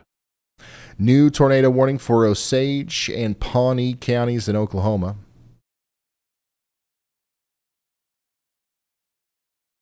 And that's a continuation of our tornado warning that now goes all the way past Fairfax and Ralston. So this is another supercell that's really interesting here that we should definitely continue to watch.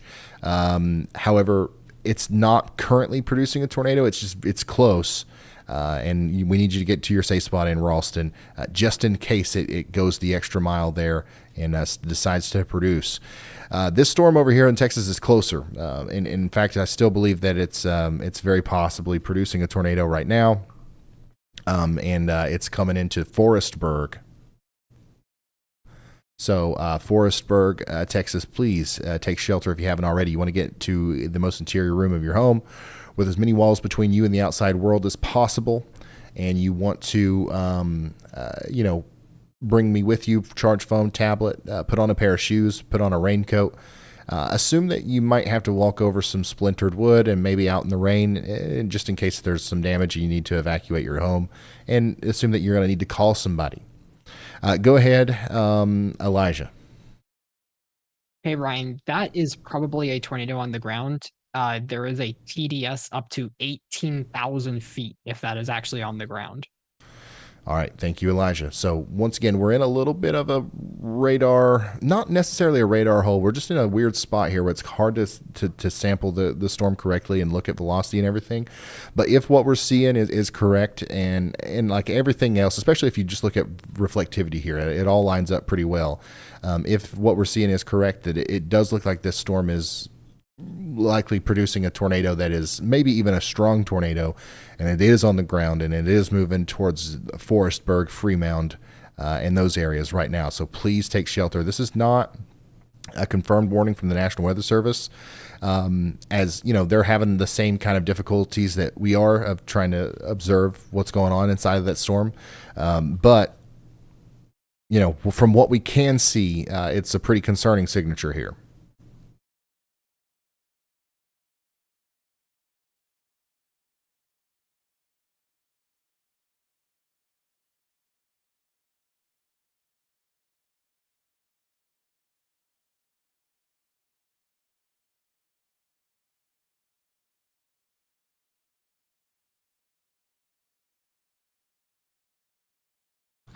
So some places, if this thing continues to try to produce a tornado as it goes past Forestburg, some places that need to be watching out right now are Prairie Point, Ralston, Hood, and maybe even as far east as Gainesville, Texas. You guys are in the path of this thing as well. If you don't get a tornado, then you'll probably get the golf ball size hail and 60-mile-per-hour winds associated with the forward flank of this storm. Back up to Oklahoma. This storm continues to rotate and cause problems for us. And another radar hole here. As this storm goes towards Bartlesville, eventually, it's going to impact Fairfax and Ralston first with tennis ball size hail, 60-mile-per-hour winds, and of course, the very real threat for a tornado right in here. So get ready and take shelter if you haven't already.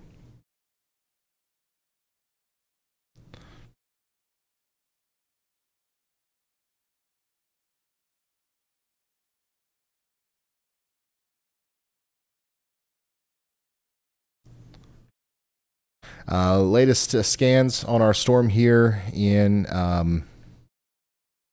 Texas. I mean, we just, unfortunately, we continue to see signs that this is a tornado, big tornado going on here, coming into Forestburg.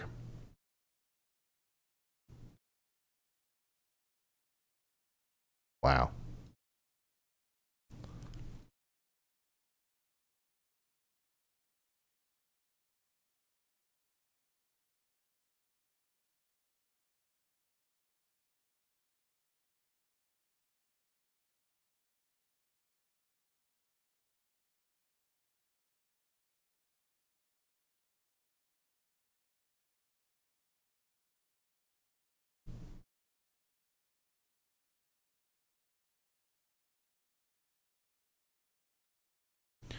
Honestly, quite surprised that we haven't seen an upgrade yet from the National Weather Service to a confirmed tornado, as pretty much all the boxes are checked for a radar confirmed tornado warning. However, it doesn't really matter if you're watching this stream right now and you're in Forestburg or anywhere out in front of this storm. You know that we are pretty confident that this is a storm capable of producing damage because there's a tornado.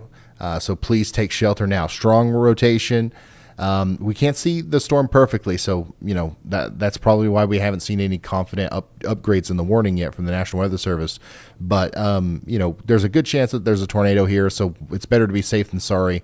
Get to shelter in Forestburg, Texas.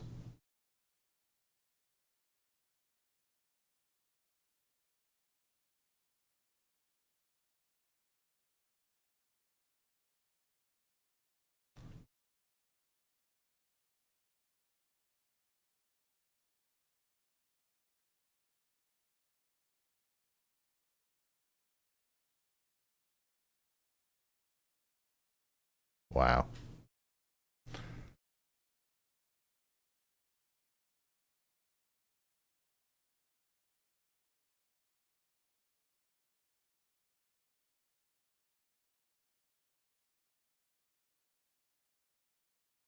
Go ahead, Elijah.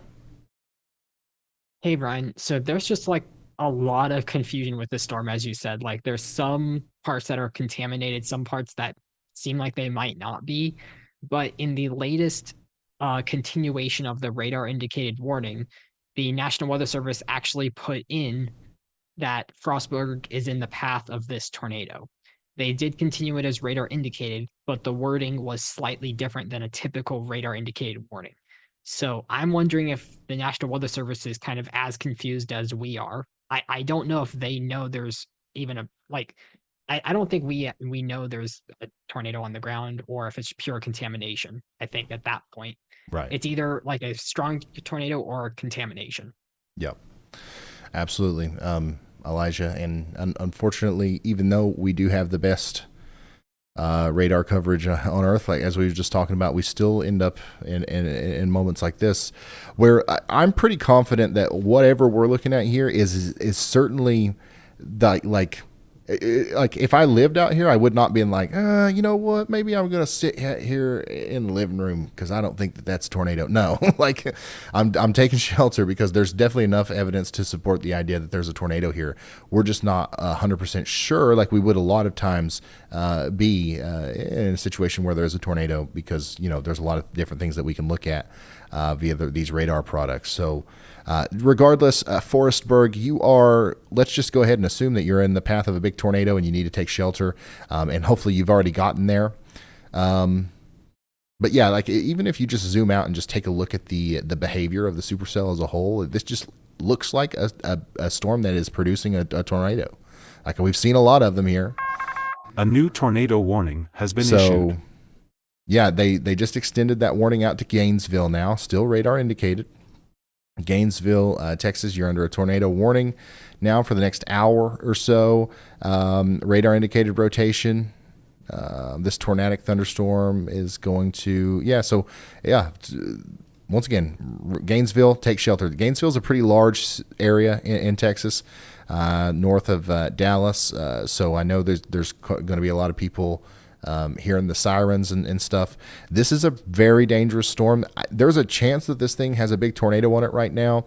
We just don't know for sure. But it's not a chance I would be willing to take. So just get to shelter, and we'll let you know when it's time to come out.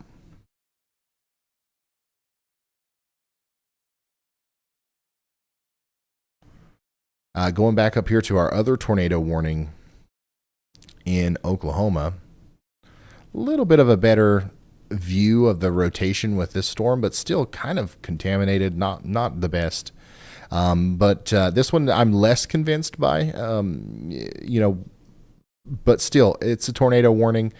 It's coming for Ralston and Fairfax, Oklahoma, so you guys should be sheltering. Absolutely.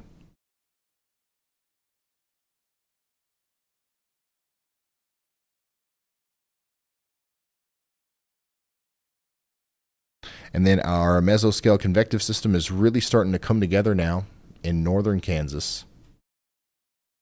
And remember, if you're in Kansas City tonight, likely the way that you're going to be impacted by this severe weather is that this is going to turn into a big line of severe thunderstorms that causes damaging winds late tonight into the early morning hours tomorrow in Kansas City.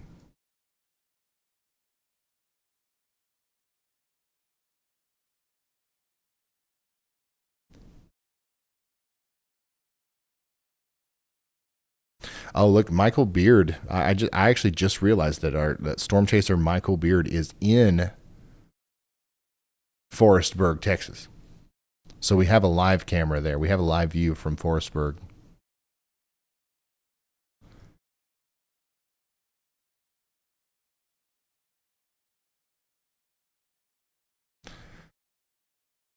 So far, is his camera frozen, or is the... no, it's not. I see hail. I see some rain. I don't see a lot of lightning, surprisingly. So, take that however you need to take it. If you look at the other feeds that we have, they're on that same storm, but there's a ton of lightning. But here we have Michael at the very base of it, and I'm not seeing a lot of flashing at all.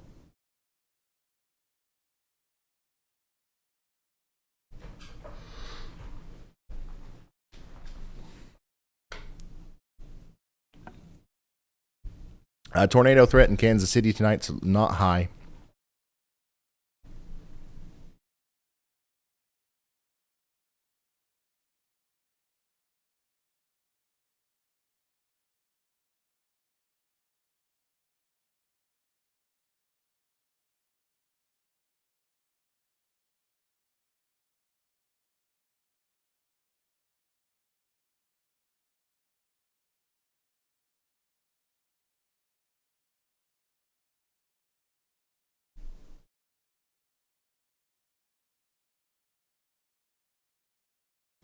Okay, so latest scan here.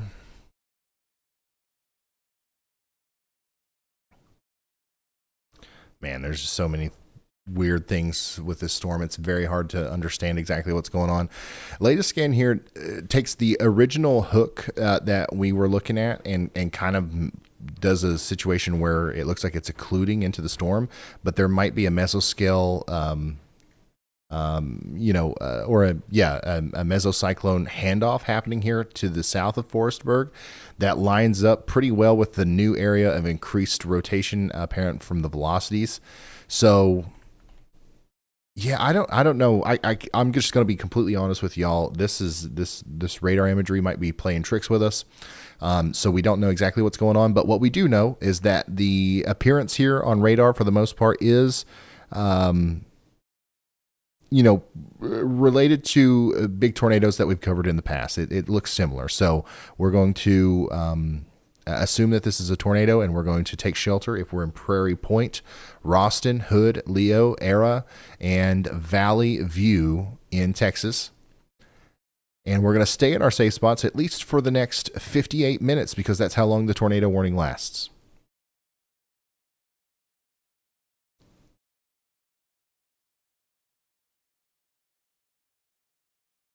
Go ahead, Elijah.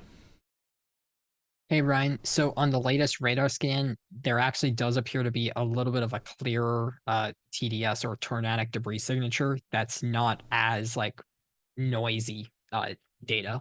So that is probably a tornado that is on the ground.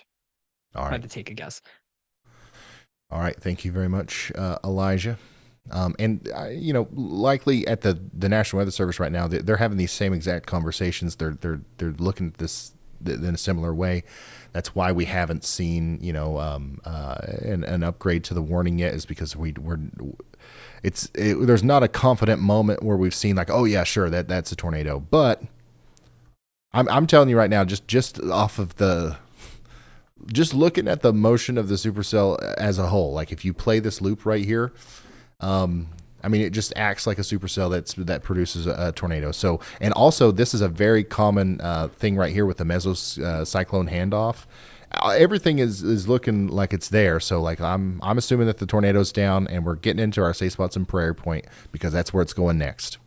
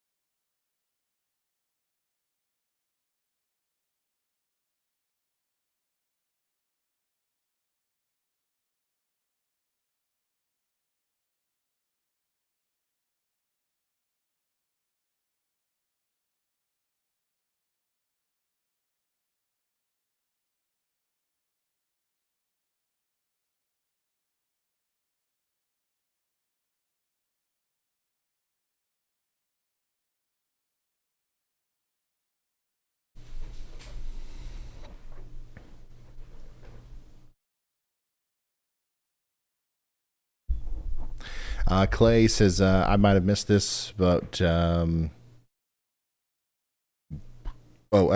Johnny says Elijah's done a great job as Andy is on vacation. Elijah's killing it. He's doing a great job. And Elijah's going to be with us even when Andy comes back from vacation, by the way. Hopefully, as long as he wants to be. Andy's going to be back in a couple of days. But like, hopefully you guys won't hear from Andy for a little while, because we won't be covering severe weather after tomorrow for at least a week or two. That's what I'm hoping anyways. Andy will be back with us shortly. Somebody asked that in the chat, and then somebody also was complimenting Elijah there. So we'll have the dream team together in the next stream, more than likely. Not tomorrow, but the next one after that, with hopefully all three of us here.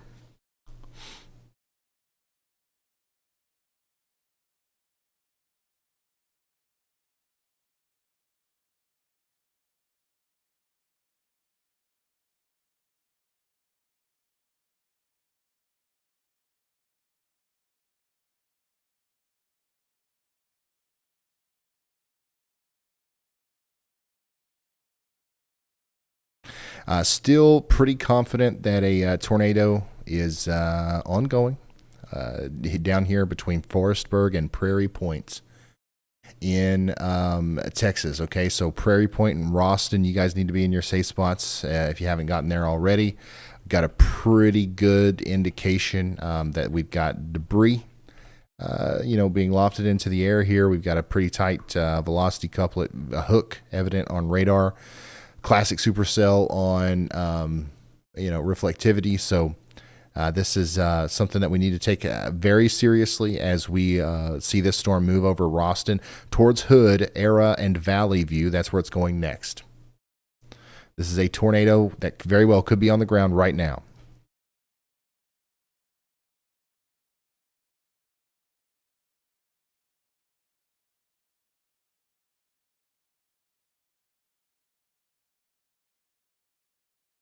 Go ahead, Elijah. Hey, Ryan. So Andy is actually saying that the Texas tornado is on the ground right now. He not visually, but he's looking at radar, and okay. Andy is saying it is on the ground. All right. Thank you, Elijah. So, a lot of people on this side are starting to, we're on the page that this is on the ground. Andy even is suggesting that this is a tornado on the ground. We still don't have a confirmed warning from the National Weather Service, but hopefully we've got some people watching in Prairie Point and Ralston right now, and we're convincing you guys to take shelter because we think that it is necessary, okay? Obviously you're under a tornado warning all the way over there to Gainesville, Texas as well. So you guys should be getting into your safe spots as well.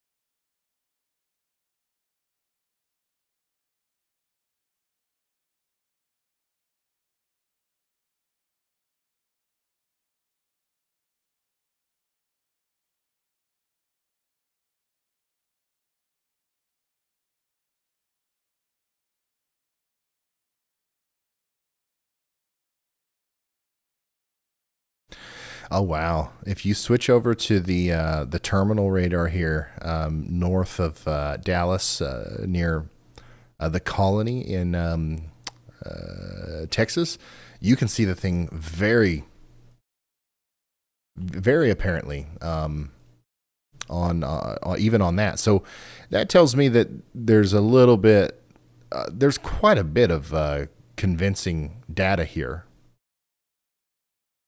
that this thing is on the ground, like especially with these two additions up here. It wasn't quite as apparent, I guess, a couple frames ago, but now, I mean, that's a tornado.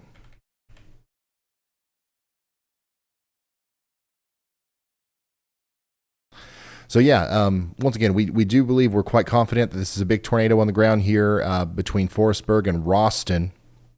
Once again, I'm just really hoping that we're convincing some people to take shelter. This is why it's important that if you guys know anybody out here, you're sharing this stream with them. There is no confirmation from the National Weather Service that this is a tornado, and there should be. If you know anybody out here near Ralston and Prairie Point, you please just send them a text message, call them, whatever. Tell them that this might be the real deal right here. Okay. Valley View and Gainesville, you're next in line. Gainesville, I'm gonna hope that the rotating part of the storm stays to your south, but you're still going to get hit by the 70-mile-per-hour winds and golf ball size hail associated with the forward flank of the storm. There's also a chance that the storm occludes and eventually maybe goes up towards Gainesville. We don't know that for sure, but I'm more concerned specifically about Valley View. Valley View would be in the direct path of this tornado if it continued to follow the direction of the parent supercell.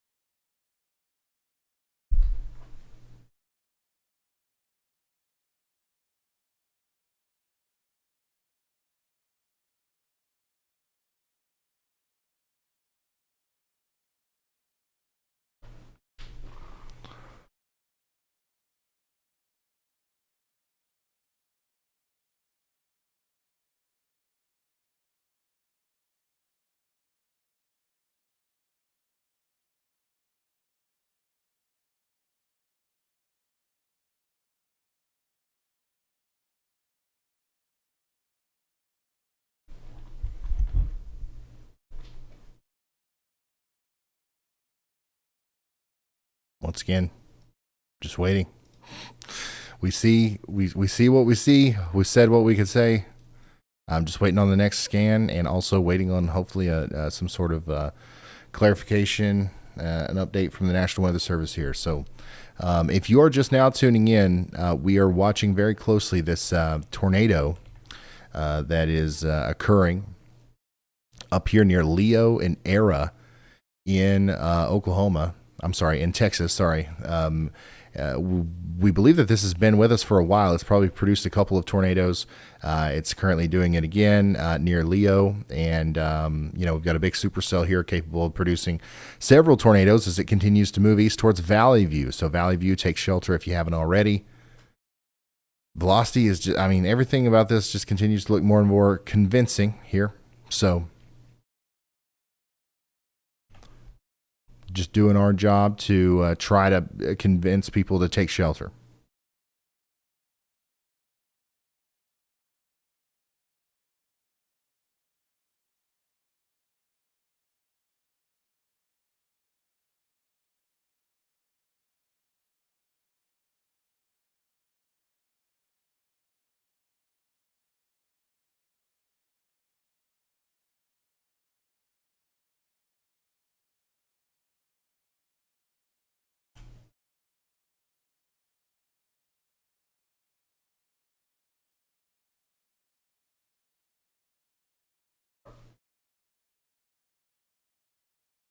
Apparently, Michael Beard here near Forestburg, Texas, has some debris, but his camera is so dark you can't even really see the lightning. So I don't know how you guys saw anything.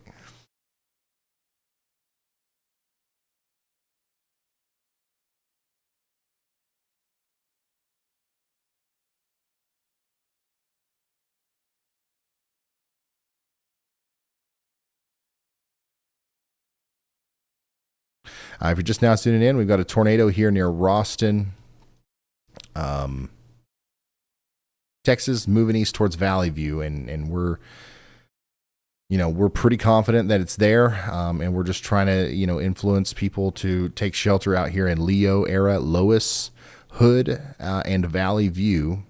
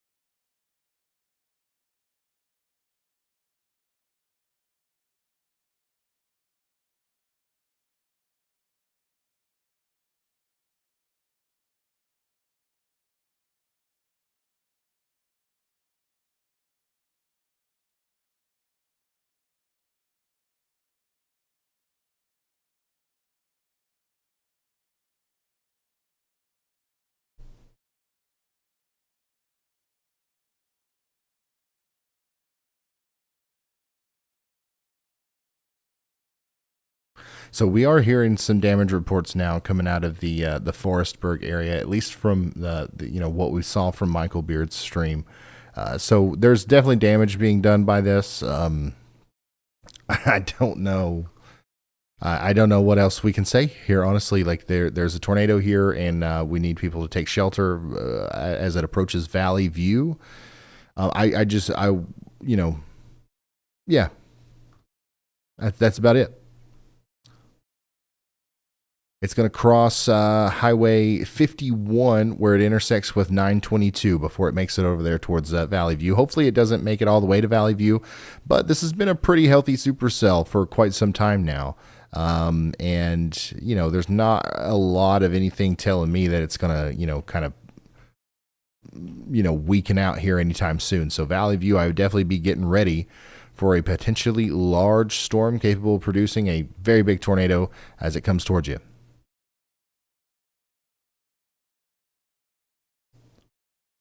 Yeah, Valley View is a good sized town.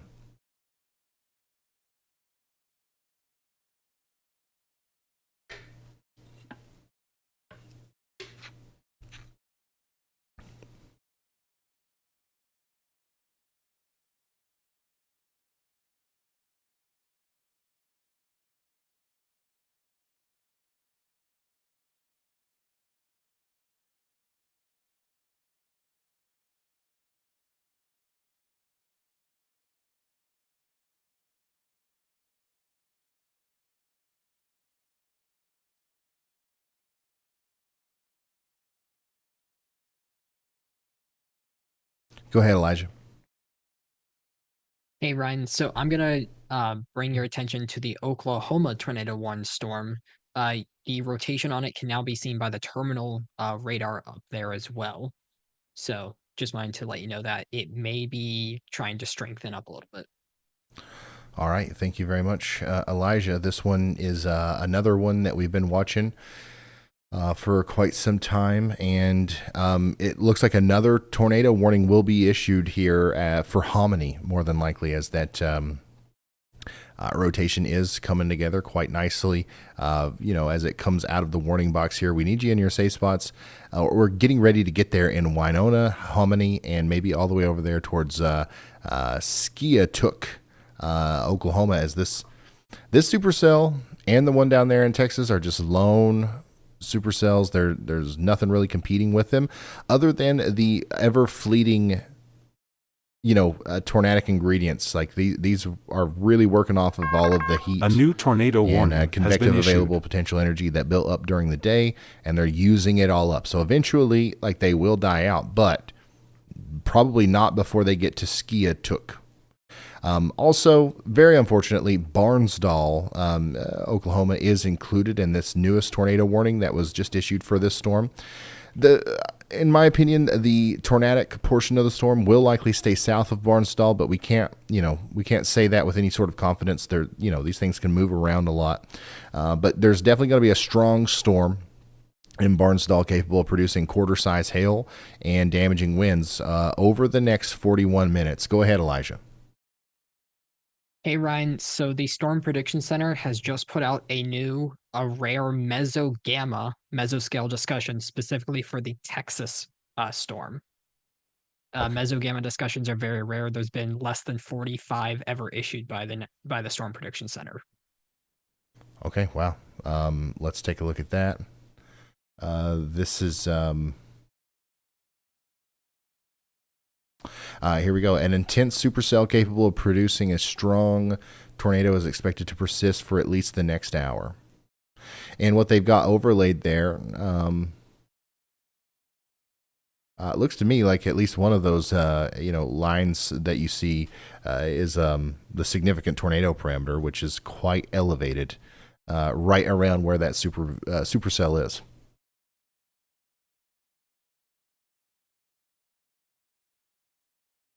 So once again, Storm Prediction Center is saying that an intense supercell capable of producing a strong tornado is expected to persist for at least the next hour. So Valley View, definitely, you guys are going to be, in the path of this thing right when it is still in its prime and able to produce a tornado. So hopefully we're doing our job and getting everybody into shelter in Valley View. Man, the rotation here is just, come on. You know what I'm saying?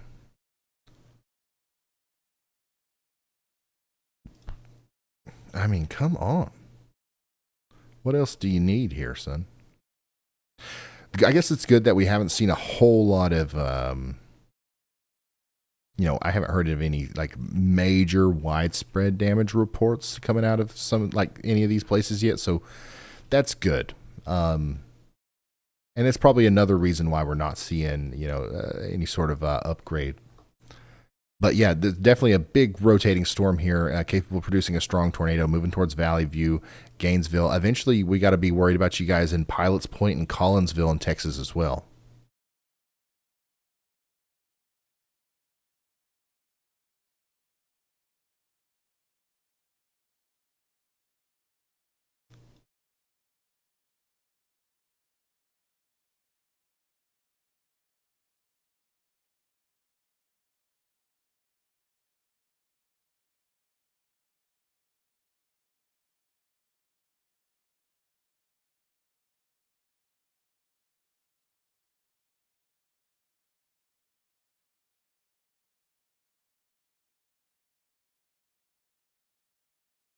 Sounds like Luke and Riley, Mr. Dibble himself, are going to be in the vicinity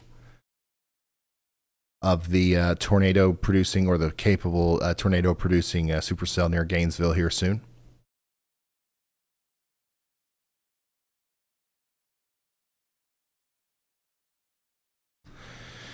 Another reason why, it's quite convincing that we likely have a tornado going on here, or maybe it's in the middle of a cycle and it's about to happen again here between Ralston and Valley View, is because the environment that this supercell is in right now is kind of like in the top echelon of what kind of environments can cause tornadoes. Like this is in the top level of that. You know what I mean? So if you put an isolated supercell in a bath of the some of the parameters that are in space that are in place down here, 9 times out of 10 they produce a big tornado.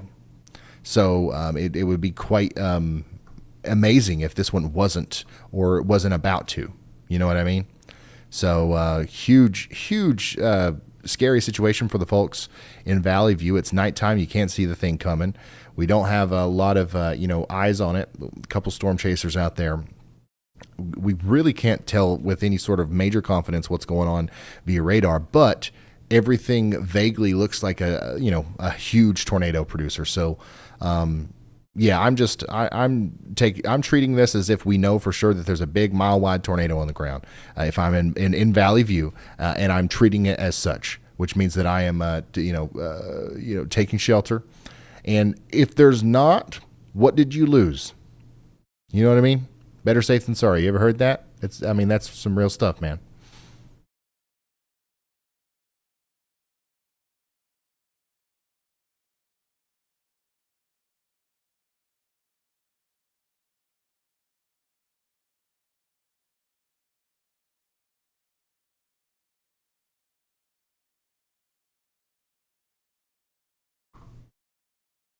Correlation coefficient drop seems to be back here, so we've got another sign of debris being lofted into the air. It's unbelievable, still kind of crazy that we don't have a confirmation. But hey, man,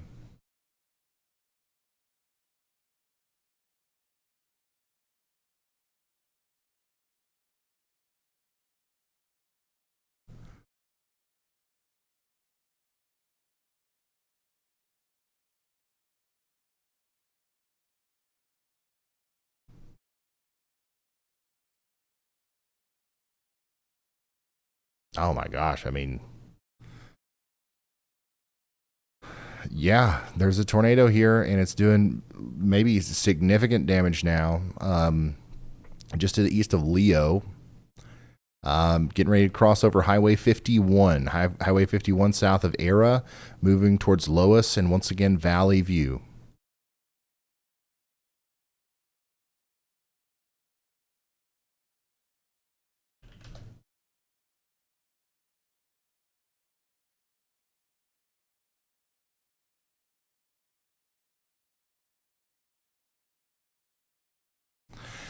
More specifically, the tornado is near Grasshopper Creek right now.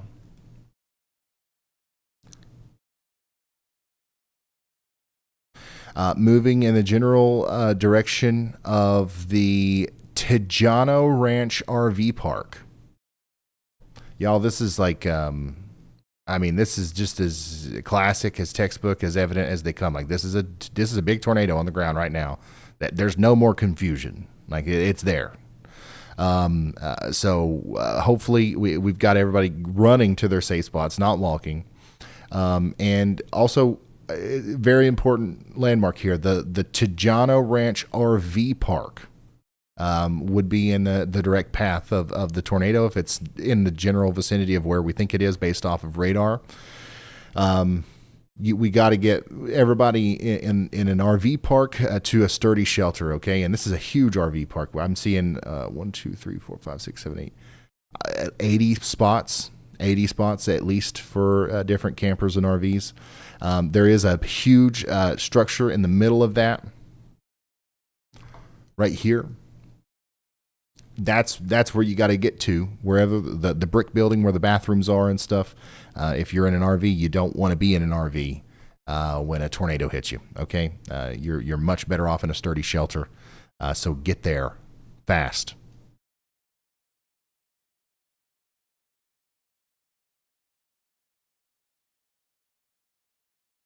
It's a Tejano.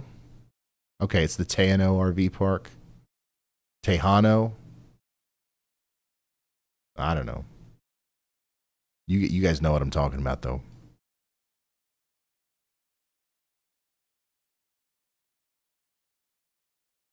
Tejano.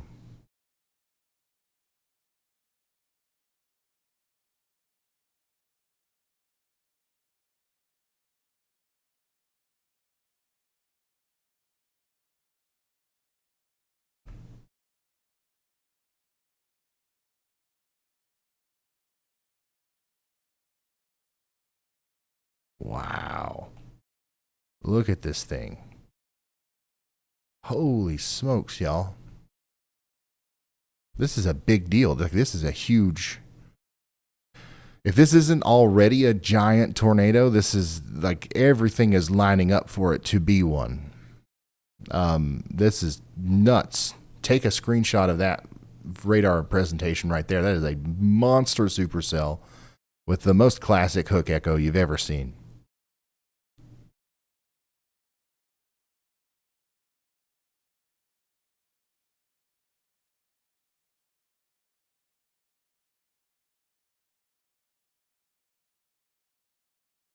Oh, I thought that was the confirmation lights. It's Elijah. Go ahead, Elijah. Go ahead. Hey, Ryan. So at 10:12 Central Time, there was a storm chaser who did report a tornado on the ground, confirmed by power flashes. This was almost 20 minutes ago, though. So I'm just letting you know, like this, that's not a current report. But 20 minutes ago, we have a spotter who did say tornado on the ground via power flashes. All right. Thank you very much, Elijah. So we have heard at least somebody who's had, we've heard, from somebody who's had eyes on the base of the storm, and they saw power flashes in that general vicinity. It's dark out. Okay. It's dark out. You're not going to get like a bunch of pictures of this thing and stuff. And also storm chasers are not necessarily going to be in this area. They either weren't here or they followed the original storms that went through the areas just to the north and west of here earlier today. So, there's just not a lot of ways to see this. But man, if this is not producing a big tornado, I mean, that would be quite the crazy thing. You know what I'm saying? Holy smokes, y'all. All right, so once again, we want to make sure that everybody in Valley View is getting into their safe spots, but also we want to make sure everybody in Union Hill and Sanger is as well. They just issued a new tornado warning has been issued for that, as this is kind of pushing down to the south and east a little bit. So like there's a good call to issue a new polygon there that goes all the way down to Aubrey and Pilot Point and Tioga. But still, this is radar indicated. So the National Weather Service, for whatever reason, is still not confident enough to call this a confirmed tornado. But if you're watching this stream, your goal is to be extra weather aware and extra prepared. And it's better to be safe than sorry. So once again, we're assuming here that this is on the ground, and we need you to take shelter immediately.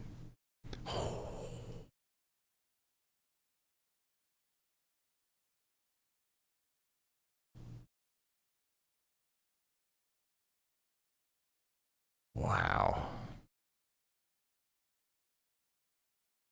I just gotta, hold on. We gotta back this up a couple frames and just watch this whole thing.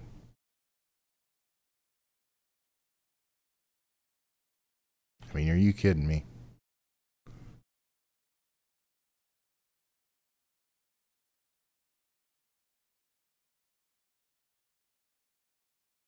Wow. Even outside of the tornado, okay, we're talking about Gainesville, which is currently experiencing some large hail and some damaging winds. We're also talking about Collinsville, Whitesboro, all the way down to Tioga. Even if you don't get hit by the actual tornadic part of the storm, this is a dangerous storm capable of producing 60-mile-per-hour winds and maybe even larger than golf ball size hail. Let's really quickly check back in on our Oklahoma storm. Thankfully, this one doesn't look nearly as impressive. This one's kind of falling apart right now. So Barnstall, you are under a tornado warning right now, and so are you in Hominy, and we need you guys to stay in your safe spots. But I think that this is just going to be a severe thunderstorm for the most part, so that's good. But stay in your safe spot at least for the next 27 minutes, and then that warning will be allowed to expire. This warning north of Dallas, that warning polygon there makes it almost all the way down into Denton. This storm is not dissipating. It's not getting any weaker. And it's likely, has already likely produced a couple of tornadoes, and it's either producing one right now or about to produce another one as it comes over towards the I-35 corridor south of Valley View, Texas. We got to get everybody in their safe spots over there. You want to get into the most interior room of your home with as many walls between you and the outside world as possible.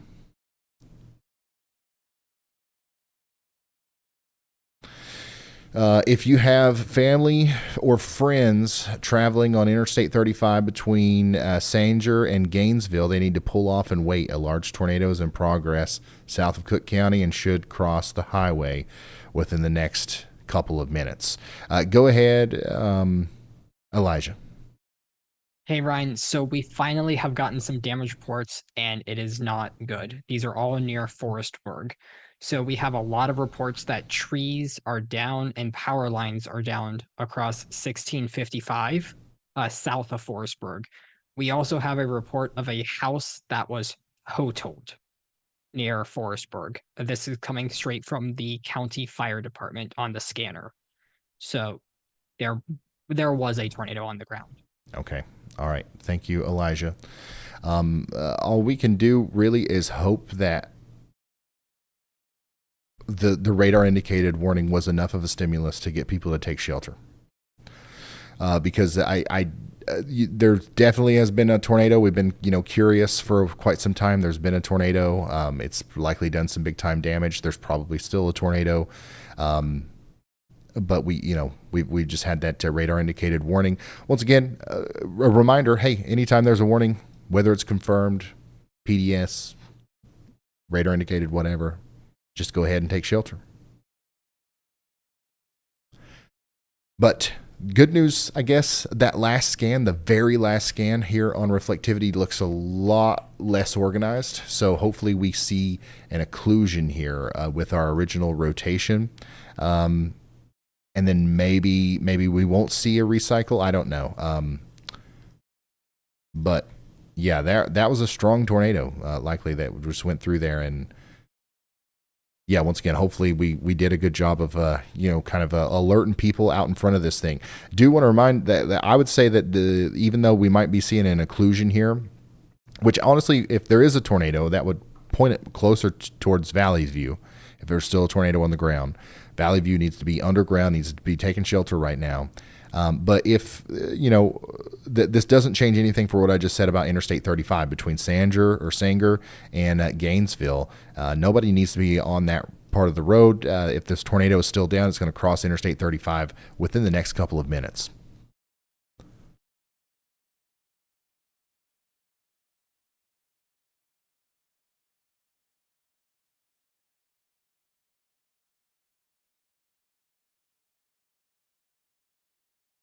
And the really terrible part of all of this is a lot of the path that this storm just took is, we talked about a couple of RV parks, but there's a ton of RV parks and mobile home parks littered along this area right here. So hopefully we don't hear too much more in the way of damage reports, but I'm sure that'll continue to pour in.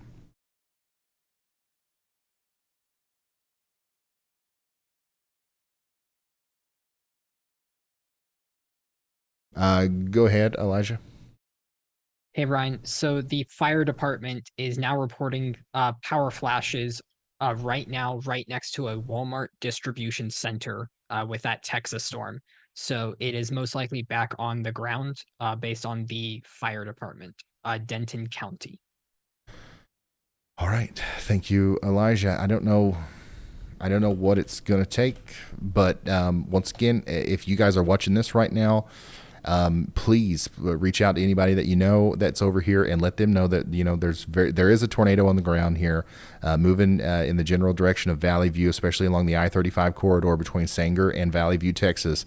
And we need people to take this seriously, because it might feel like a regular tornado warning to these people, and they've been under plenty of tornado warnings. It might take the confirmed stimuli to get them to actually take this seriously, and we don't have that. What we need now is for you to reach out to these people if you know that they live here, and call them, wake them up, whatever it takes, and let them know that this is a big deal.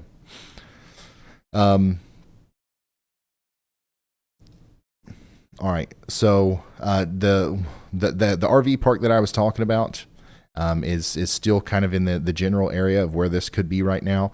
A couple of things that are in the general vicinity of where the tornado is right now is the Lone Star Refuge RV Park, Sapling Farms, Luna's Landscape and Construction. Let's see here. Also, the RV guys. My goodness, just new information. This tornado warning. All right, so has now been we've got it. upgraded. It's confirmed.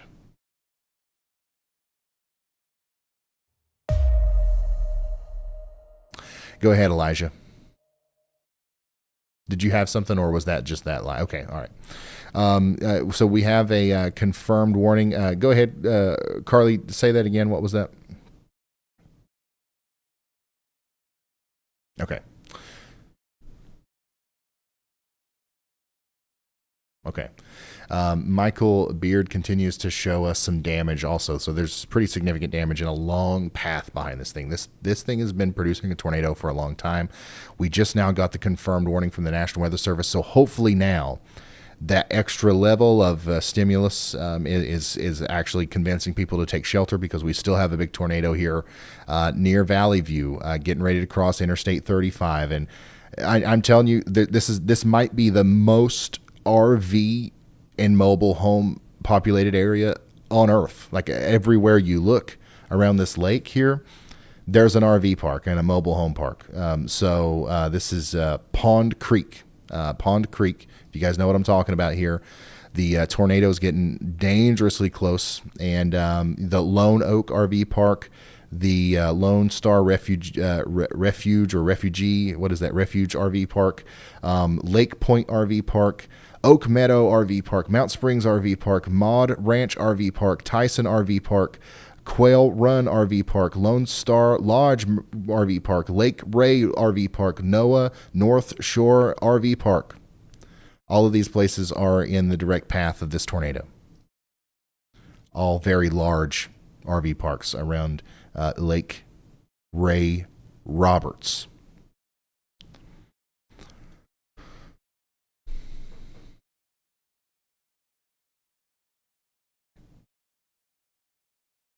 So once again, if you're just now tuning in, we have an official, observed, confirmed tornado on the ground here, crossing Interstate 35 near Valley View, going towards Lake Ray Roberts, producing damage, and unfortunately heading towards a lot of RV parks.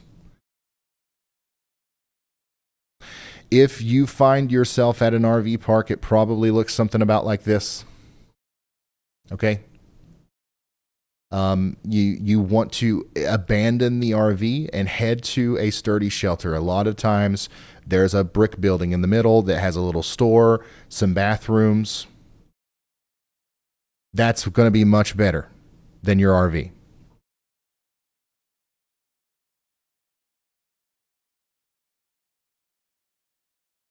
Unbelievable.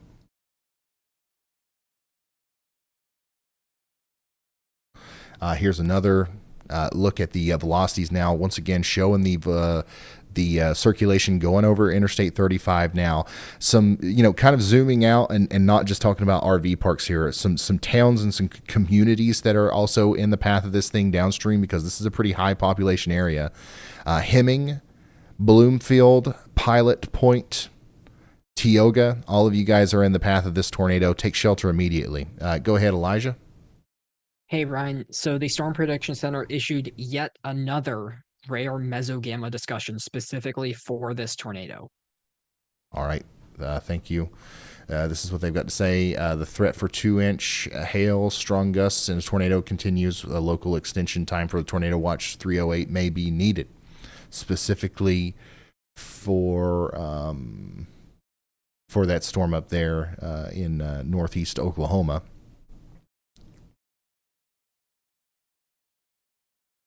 Wow. So once again, I want to bring your attention over here to the very strong tornado that's crossing Interstate 35 right now. We've got a couple of storm chasers that are trying to give us a view of this. Riley, I don't know. Let me check and see where Riley is. Riley Dibble's still in Oklahoma, so he's got a little ways to go. Carly, can you tell me which one of these guys is closest? Is it Jason or Nick?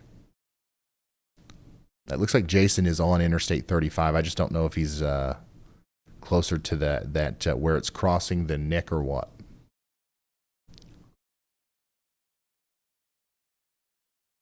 And by the way, this is still happening right now. Big tornado, still producing big-time debris signature, hook, debris ball, the whole 9 yards. This is a huge tornado crossing Interstate 35. We've got a storm chaser. We've got 2 storm chasers on Interstate 35. And we're about to either see the silhouette of the tornado illuminated by a lightning strike, or we'll see, unfortunately, probably some flipped semi-trailers and damage along this road if, people were on that stretch of road whenever the tornado hits, which is happening right now.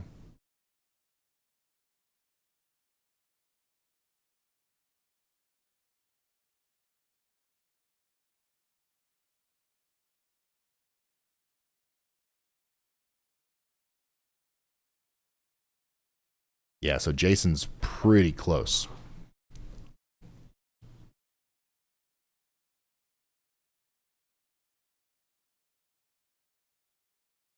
Okay, finally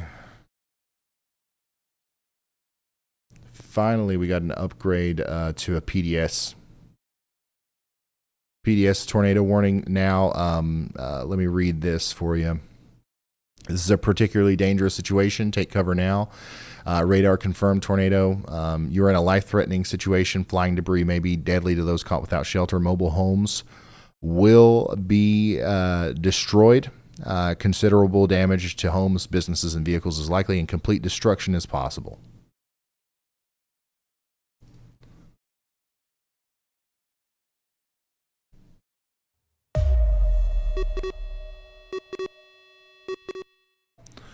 So if you are just now tuning in here, we have a large destructive tornado on the ground now. It just crossed Interstate 35. Now it's coming over towards Hemming, Bloomfield, and Pilot Point. Go ahead, Elijah. Hey, Ryan, that Oklahoma tornado warning may actually be on the ground. The latest scan shows what looks like a B-word in the middle of the hook echo, and it looks like there was potentially a small CC drop. I was about to bring it to your attention for the rotation, but then I looked at CC and I saw that, and it may have actually just been on the ground momentarily. Okay, thank you, Elijah. We are continuing to monitor this storm as well in Oklahoma. Barnstall, you guys are under a tornado warning. You're getting a big storm right now. That's not the tornado. Okay, the tornadic part of the storm, if we have a tornado happening here, is way down here near Morgan's Corner, moving towards Skiatook.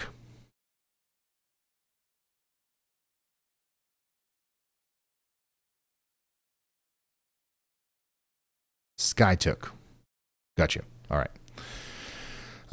So we need you guys to take shelter. The velocity signature here, the hook and everything doesn't quite look as intense as what we've got going on in Texas, but it's certainly intense enough to warrant you taking shelter. And if this tornado comes down your street, it doesn't really matter if it's as intense as the one in Texas or not. Am I right?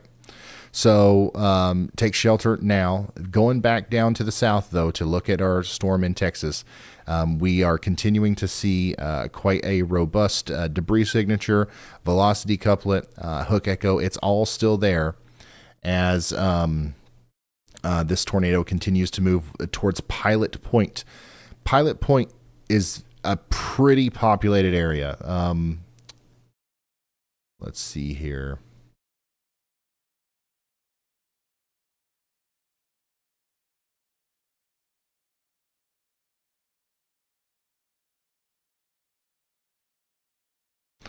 It's not huge, but it's on the other side of the lake. Okay, so we've been talking about Roberts Lake and all the RV parks around it. As the tornado continues to move in the direction that it's been moving, it will go over the lake and then generally towards Pilot Point. If it comes into the town of Pilot Point, it's going to enter on the side of town where the Lone Star Lodge and Marina is. Okay, if you know where the Lone Star Lodge and Marina is, then you also know where the Lake Ray Roberts RV Park is. And if you know where that is, new information. This tornado warning has been where upgraded. The Tortuga Plumbing is, and that's basically where the town starts. Okay, and then we've got a big residential area. We've got a Pilot Point coffee house. All this stuff down here. This town also houses a what do we got here? A Brookshire. This is a pretty decently sized town. So we're going to see the tornado enter once again on the western side where the Lone Star Lodge and Marina is, and then make it into town either somewhere between the Dry Dock Lodge, RV storage. Man, literally everything has something to do with an RV around here, and the Pilot Point sewer plant. All right, so somewhere over there, and anywhere in between, it's a pretty large area. The tornado could be entering town from that direction.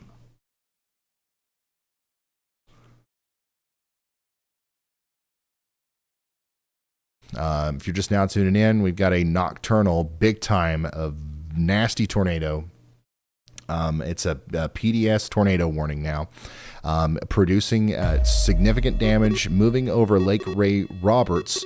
And now, kind of impacting or getting ready to impact a larger town called Pilot Point.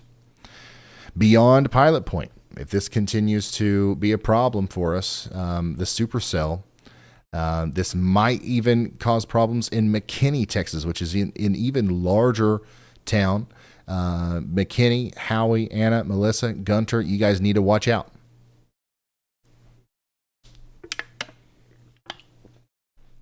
We've got a lot of people in Denton, Texas, tuning in. The storm is, I really think it's going to stay to the north of Denton. Okay, you guys, if you're in Denton, Texas right now, you can probably go outside and look to the north and see a lot of lightning. What you're looking at is the monster supercell that is producing the huge tornado that's coming over towards Pilot Point right now. Also, if you're in McKinney, Texas, if you look up to the north and west, you'll see the same thing. But unfortunately, in McKinney, Texas, it's coming in your direction. It's not going towards Denton.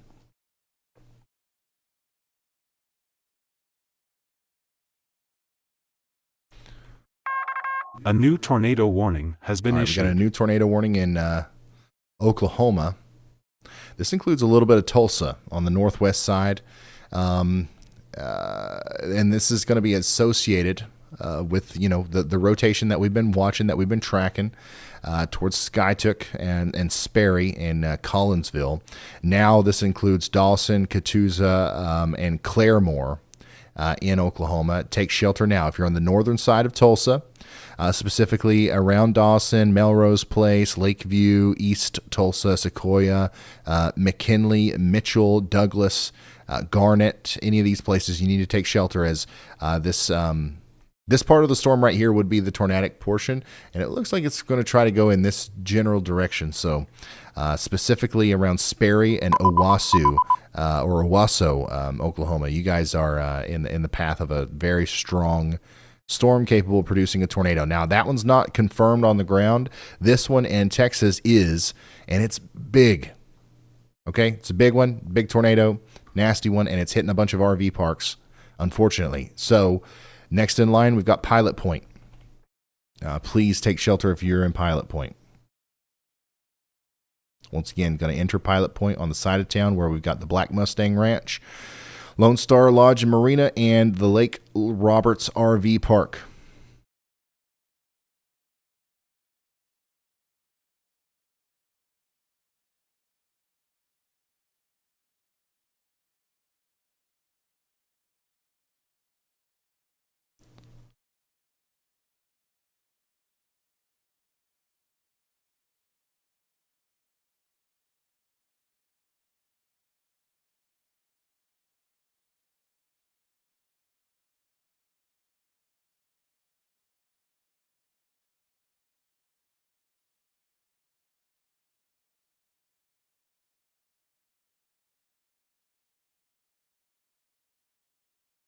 Do we have a lot of people in here from Denton? Oh no. It looks like what are we looking at here? It looks like Nick Busby near Sanger, Texas. Obviously, he's more north than this now. If we can get a better location on him there. Looks like he's come across some pretty significant damage here.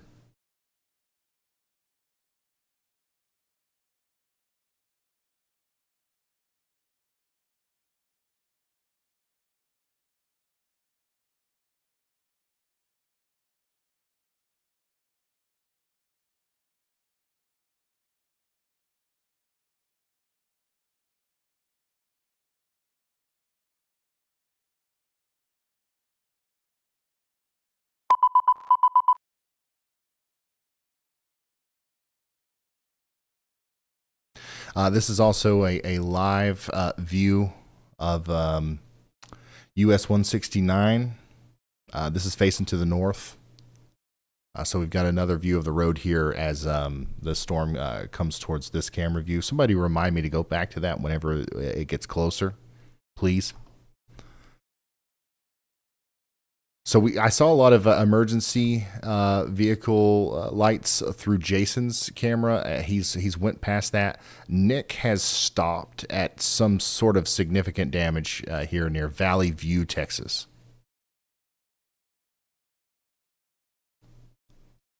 So this thing is doing very significant damage. I don't know what it exactly is that we're looking at there, but it looks bad. And it's still happening. Okay, we still got a tornado ongoing here as it comes over towards Pilot Point. Once again, we want Pilot Point, Aubrey, Green Valley, Spring Hill, Mustang, Krugerville. All of these places need to be running, not walking, to shelter, getting underground, putting as many walls between them and the outside world as possible if they can't get underground. At the lowest floor of a sturdy building, you do not, I repeat, you do not want to be in an RV. All right, you want to get to a sturdy shelter, and this is going over Timberlake Trails right now. Pilot Point is next. The velocities. No, never mind. I was going to say it looks like it might be trying to let up. But we actually might have two different areas of rotation that we're kind of locked into here. But still, we take shelter in Pilot Point. The next in line is going to be Mustang and potentially Gunter right after that. They just issued a new considerable severe thunderstorm warning just for the forward flank of this supercell for Sherman, Dorchester, Tom Bean, and Denison, Texas. This is golf ball size hail and considerable winds around 65 miles per hour.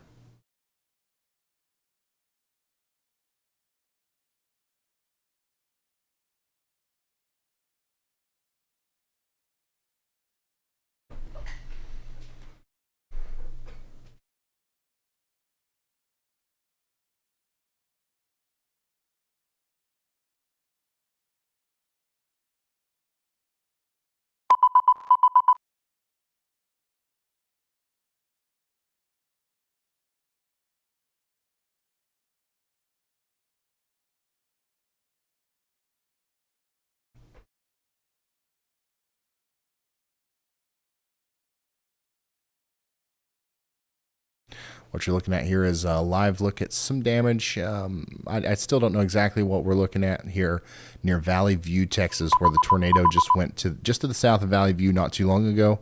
And now we're watching that supercell continue to produce a tornado as it comes into Pilot Point.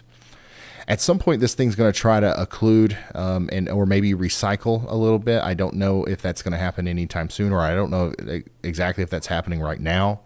But let's hope that happens as this goes over Pilot Point. But if we're in Pilot Point, if you're listening right now and you're in Pilot Point, you can't rely on that hope.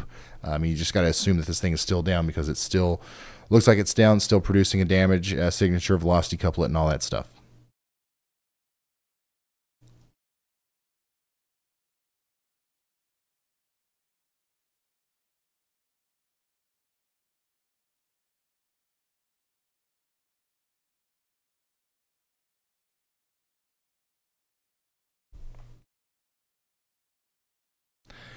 Apparently so what we're looking at right now through Nick Busby's camera view.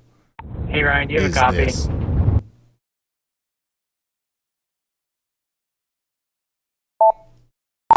Yeah, go ahead, Riley.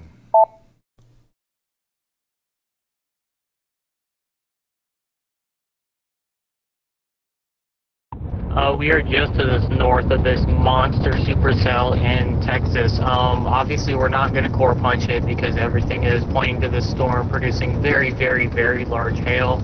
So our plan is to sit just north of the hail core and wait for it to pass. And then we're either going to head down and see how bad the damage is or go follow the tornado if it looks like it's still ongoing. All right. So that is...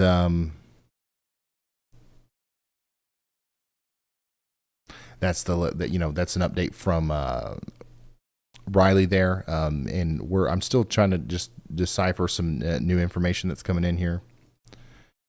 By the way, if you have any reports, pictures, and videos or whatever you want to send in, and you can do so safely, the best place to do that is going to be pics@ryanhallyall.com or our Twitter @RyanHallYall.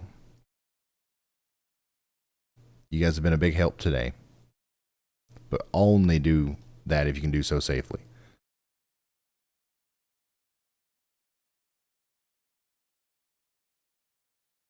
The potential tornado, which is maybe still down right now, is coming into Pilot Point at this point, if it's still there.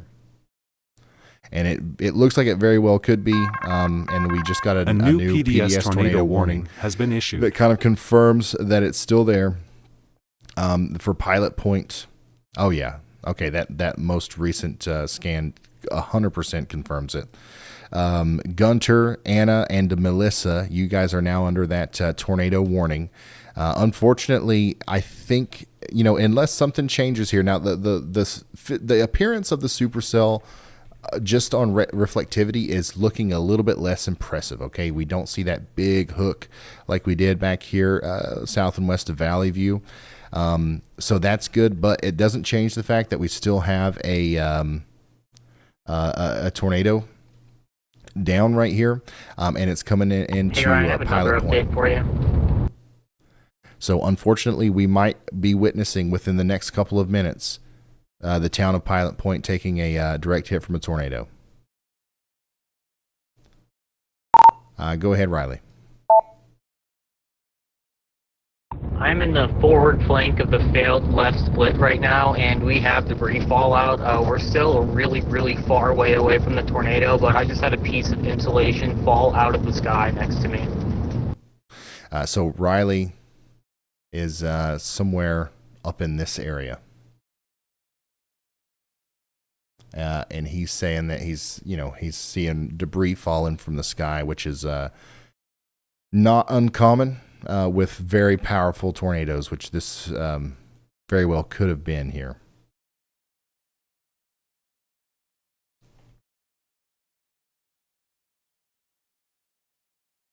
And also could still be continuing, very well could be a powerful tornado right now.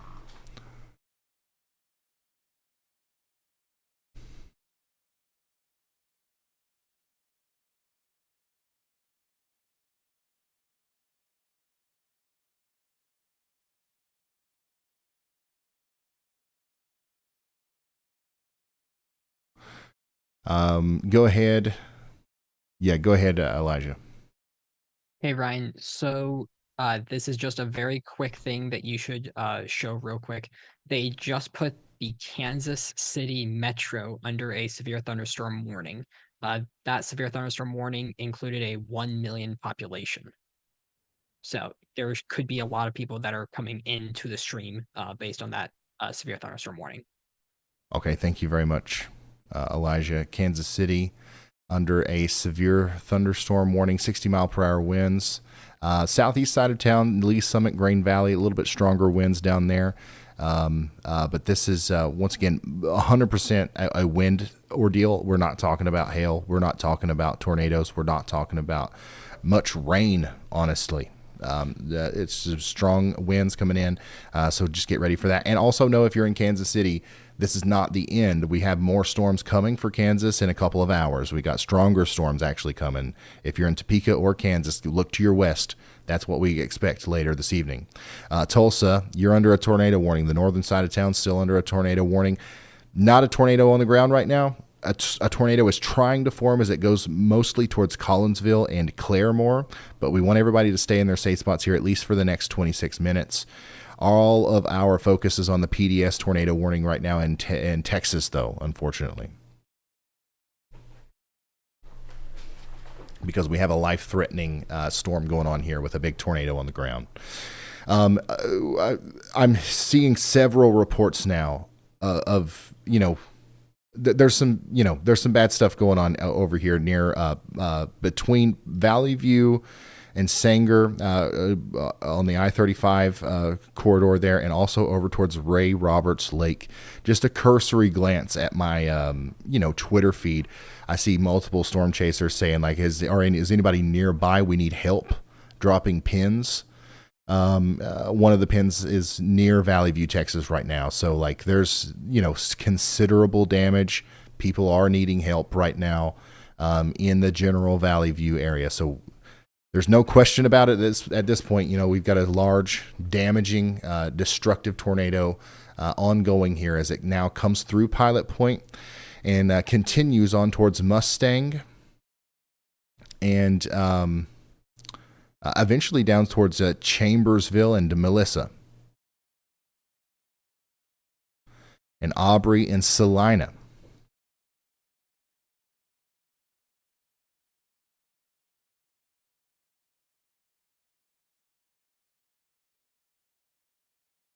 Yeah, there's a lot of damage, y'all. We're going to work on, I'm sure Elijah's going to try to formulate something for you here soon, but like right now, everything's just now coming in. Does not look good. Some of the damage we can see here through Storm Chaser Nick Busby's view. You can see there's a lot of emergency officials in the background there. It looks to me like there's some sort of ongoing search and rescue mission going on here. I don't know. I still don't know exactly what that building is. It might be a gas station. There's a couple of people who have, pointed that out. But we haven't got a hold of Nick yet. He's busy. He's probably helping doing search and rescue. But there's a significant damage all up and down the corridor that we've been tracking this thing. We've been watching this thing since it was way back to the west, and this thing has been producing a tornado for the entire time. I do want to kind of point out once again that this storm is coming into Pilot Point right now, it's already in Pilot Point right now. Hopefully we did a good job of getting everybody in their safe spots there. Pilot Point, you guys knew about this an hour ago. So hopefully there was nobody that was unaware of the situation in Pilot Point. Now we've got to do that same thing for folks down there in places like Weston, Mustang, Chambersville, and Melissa. Okay. I'm going to hope that this thing weakens out. It does look like, there's a little bit of an outflow boundary that's trying its best to get out in front of the hook here. If that happens, the storm can become outflow dominant. However, right now it's still in a position where it could very easily recycle, even if we do get a little bit of an occlusion here, which looks like might be happening. Might be happening. But this supercell is capable of producing a big tornado as it goes all the way down towards Melissa, Chambersville, and Weston. That could be 45 minutes from now. So you guys have got plenty of time to prepare just in case it doesn't disappear. Okay. You want to put on shoes, closed-toed shoes. You want to pack a go bag, put on a raincoat, and bring a charged phone or tablet with you into your tornado safe spot. Preferably a tornado shelter or a basement or the lowest floor of a sturdy building with as many walls between you and the outside world as possible. If you have access to helmets, wear a helmet. The number one way you're going to get hurt is by bricks or pieces of debris falling on your head. A helmet can actually save your life in a situation like this. Once again, bring the shoes, closed-toed shoes. If you have to evacuate your home, In a situation where you experience large amounts of damage, you might have to walk over nails, splintered wood, and glass. You don't want to do that in your flip-flops. Certainly you don't want to do that in your bare feet. It's late. Some people are just waking up to this. I know it's uncomfortable, but shoes, clothes, charged tablet, pets, family, safe spot, hunker down, hope nothing happens. Most people won't get hit by a tornado, okay? Tornadoes are small. Counties and towns are large. Hopefully you don't get hit, but if you do, you've got everything that you need to get out of that situation as efficiently as possible. It's never going to be a good situation, but maybe it won't be so bad if you're not scared, but rather prepared.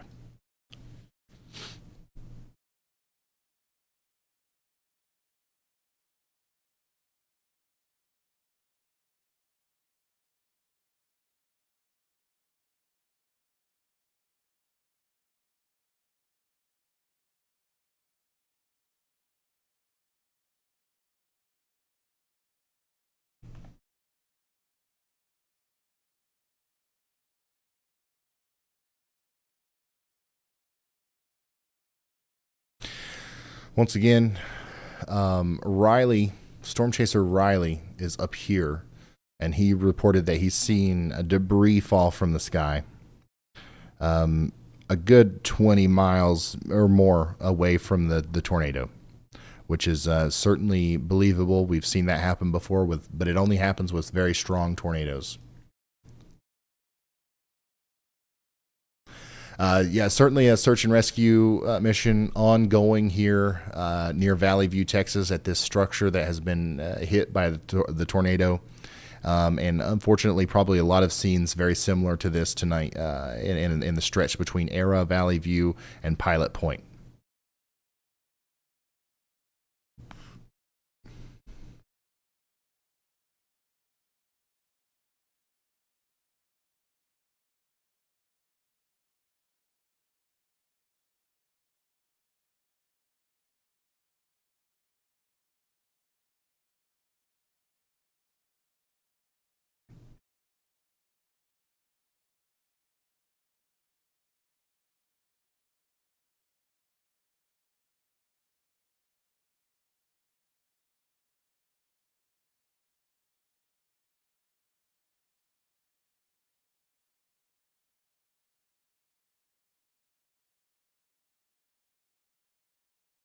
Wow. Go ahead, Elijah. Hey, Ryan, I'm still working on compiling the complete damage list with more specifics, but it is a very large tornado on the ground. A storm chaser just saw it through power flashes on the ground, and there is reports of a second funnel, potentially a satellite tornado associated with this as well, near Highway 377. Okay, thank you, Elijah. Everybody in the path of this thing, not even just around where the biggest rotation is visible via radar, but even outside of that, little areas like this, we could be seeing additional. Look at this. That's exactly what we're talking about. We could be seeing a large area of multiple tornadoes all around the base of this storm. So obviously we just saw, was the storm tornado potentially go through Pilot Points, could still be going through right now. But it's not just this area that we have to be concerned about. It's also this and anything along the inflow that's coming into it. So, Gunter, you guys need to be watching out. Weston, Kelly, Elmont, Van Alstyne, or what is that, Alstyne? You guys need to be getting into your safe spots as well, if you haven't gotten there already. Look at that. That's nuts. Big tornado going through Pilot Point right now. We still got, a couple other places that could be experiencing tornado-like winds or tornado damage from satellite tornadoes. And then next in line, we've got Melissa, Anna, and Howie in Texas. Please take shelter if you haven't already.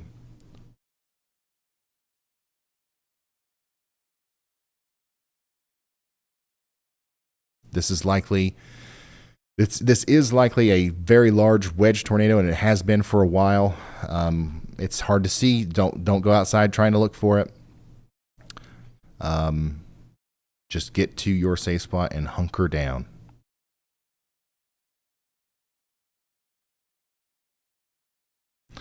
Another thing that this could be here is a handoff. So like this occluding tornado might not last too much longer, but it could cause problems along Highway 377 up towards Tioga.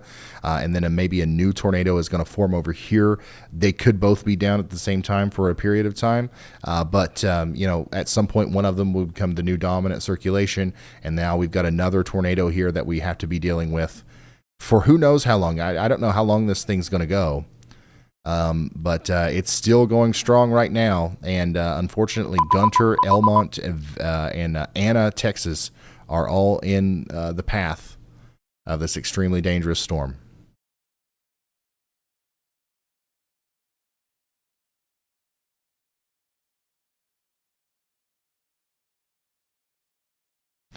We've got a video from one of our viewers on Twitter near Pilot Point, Texas. So a large tornado on the ground in Pilot Point, Texas. I don't think that we can see the tornado through this video, but you can see, you know, oh wow, the very obvious power flashes there. So yeah, huge tornado causing damage there right near Jordan's location. Near Pilot Point, Texas. So this flash that you saw, obviously we're seeing a lot of lightning, but the blue flash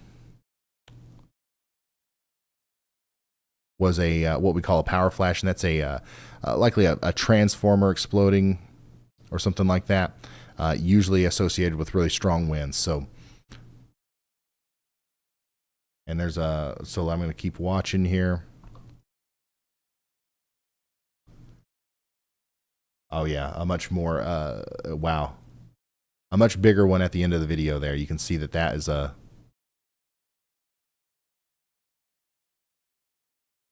Lots of damage occurring there. And this is in Pilot Point, by the way. So we just saw the tornado go through Pilot Point. And now, the next in line is going to be Weston and Kelly. Specifically... I think the rotation is going to be once again the original tornado that caused the damage in Pilot Point is still down. I think it's going up towards Tioga though, along Highway 377, Tioga, Texas. You guys need to be taking shelter. The new circulation is still coming together over here between Gunter and Weston, but that could come together pretty quickly, and you guys need to take shelter. Let me tell you around where I think that's going to happen. If the storm continues to do what it's been doing, that rotation is going to come together over Highway 289, likely, just to the south of Gunter.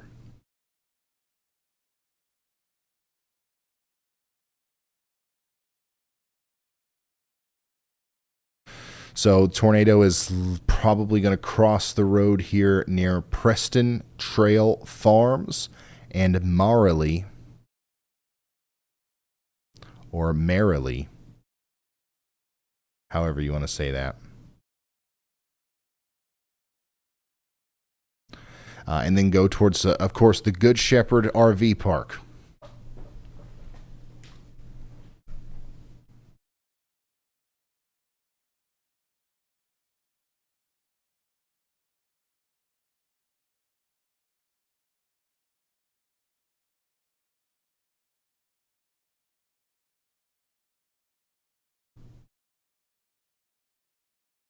So Riley Dibble, you see the all the lightning associated with the storm there on Riley Dibble's feed. He is to the north of the monster supercell, which is causing these tornadoes right now, and you can see all the lightning associated with that, which is a sign that the storm is not weakening. At this point of the night, we were expecting that these individual supercells would be starting to weaken. This storm specifically is not weakening. It's still in what I was calling earlier a bath of intense tornado ingredients, and it's still soaking it up. So that last velocity scan there, my goodness, another big tornado has already formed once again here as it's coming once again just to the south of Gunter. This is a new tornado, but it's associated with the same storm. A big tornado now getting ready to cross the road near Marley, Texas, south of Gunter, specifically around the Preston Trail Farms. It's going to go over, if it continues to go in that direction that it's been going, it's going to go down there towards the JLA Fit Athletics area. Also, we got to think about the Bishop Landing Airport and Deer Crossing. At some point, this will make it all the way down there to Anna, Texas. Before it gets there, though, it'll cross over the Sugar Hill RV Resort and the Stony Glen Stables. Lots of horse-related things I'm seeing here. The Crow-Terre Equestrian, and Equestrian, Weston, once again, Sugar Hill Stables. All these places are in the path here. Go ahead, Elijah. Hey, Ryan, the National Weather Service of Tulsa, Oklahoma has just reported that there are power flashes in the northern part of the metro. They said no confirmation of a tornado yet, but there are power flashes occurring from this storm that is going through. And if you look at the terminal radar, there is a pretty decent hook echo on that, which is rotating. Yep. And unfortunately, y'all, big time signature with this storm too. This is we got a huge area of convergence. I think we've got a well-defined hook showing up right here. This is another tornado that's forming right now, if it's not already down. Tornado, get ready for a tornado. This is a very populated area. Get ready for a tornado imminently in Keatonville, Valley Park, and Claremore in Oklahoma. Claremore is a huge area, huge town, comparatively to anything else that we've been talking about today. Claremore, Oklahoma might be in the path of a very dangerous tornado. You've got to take shelter now. Unfortunately, Claremore's, on the back end of this warning. So the good news is Claremore is under the warning, which it means it has been under a warning for about an hour now. So hopefully people are aware of the situation. But if not, we got to make sure that those people get to shelter, because that is once again, a telltale sign of a big tornado trying to form here with that big hook coming down. Oh yeah, look at that. This is already down. Yeah, this is, I would just about bet my bottom dollar that that's a tornado that's on the ground right now, just to the west of Claremore. I've got to get a little bit more information about this on the mesoscale level as well. Why does this always happen? Late. Claremore, Oklahoma. Big tornado coming into Claremore, Oklahoma right now. Okay? We don't want to sugarcoat it. Go ahead, Elijah. Hey, Ryan. Andy is also saying the Tulsa storm is down. There is a tornado on the ground, according to Andy Hill. Awesome. Okay, thank you, Elijah. Thank you, meteorologist Andy Hill, for confirming our suspicions here. Another situation where this is not a confirmed warning from the National Weather Service, but we are very confident that we have a tornado here moving into Keatonville right now, and it's going to continue to move right into Claremore. This storm's moving a little bit faster, all right? So we don't have much time in Claremore to get everybody into their safe spots. We got to go. We got to get there now. Currently, the tornado is on Highway 20. Okay, it'll come into Claremore on the western side near the Lone Elm Mobile Home Park. Integrity Property Inspections. Our City Church, Paramount Roofing and Construction. This is where Highway 20 meets up with the road that's closed now that used to go through the southern side of town. If you live here, you know what I'm talking about. That's where the tornado is going to enter town. All right. If it comes right into Claremore, let's hope that it skips just to the north or south, but we can't run off of hope here. But, from there, it could go. Some of the places that need to be watching out here in and around Claremore are specifically the East Prairie View Drive area, Casey's. Also, we have a huge truck stop here. Yeah, Casey's. Huge truck stop. That's in the direct path here. The Heritage Hills Golf Course. All right, we got a new scan coming in right now. Oof. Okay. Once again, big tornado. Still believe it's down here as it comes into Claremore. A new tornado We got a warning new has tornado been warning issued. for Cherokee, Mays, and Rogers County, Oklahoma. I hope that that's an extension of this one. That takes it out quite a bit. Yeah, there you go. So now you're officially under a warning in Pryor Creek and Locust Grove. Take shelter immediately. More immediately, though, is Claremore, Oklahoma. We got to get everybody that's not in their safe spot there running, not walking, to their safe spot. As once again, a very dangerous situation is going on here where a big tornado is forming right now. It's on the ground, and it's coming into Claremore, Oklahoma on the western side. If anybody knows where Paramount Roofing and Construction is, if anybody knows where the county, the country club is. If anybody knows where that is on the southwest side of town, that's where the tornado is right now. It's going to come into town over there on the side where Rogers State University is, over there where Heritage Hills Golf Course is. Unfortunately, down there where the Walmart Supercenter is, this is eventually going to have to cross Highway 66. I hope it doesn't happen right in the middle of the town where Taco Tico is and JM's, Davis and Historical Museum is. But there's a very good chance that it could go right through there, or at least between the area where the Walmart Supercenter is and New where the information. Front Porch This Bakery tornado is. warning has been upgraded. Oh boy. Okay. Yeah. This is now a PDS tornado warning. And this is going through Claremore right now. Go ahead, Elijah. Hey Ryan, so I'm seeing things in chat about it, and I have other confirmation as well from behind the scenes of this. A mass casualty event has been declared at a truck stop in Denton County, Texas. There is up to 150 people trapped. They have requested 8 ambulances. Can you look into that for me and see if that's what we're looking at Nick Busby's view? Because I think it is. I think that is the truck stop there. Anyways, guys, we have a situation going on where we have a tornado going on in Texas right now. It just went near Denton. Valley View, Texas. Lots of damage reports coming in. I'm going to go check back in on that for you guys because this is also a PDS tornado warning with a big damaging tornado still on the ground right now coming over towards Weston and Kelly. In Texas. This is going to go towards Anna. Anna is a pretty large town in Texas. We need everyone to get underground in Anna, Texas. Large, damaging, life-threatening tornado coming into Anna, Texas within the next few minutes. Unfortunately, I do have to leave this storm and go back up to Oklahoma because this storm is also a big, nasty tornado on the ground right now.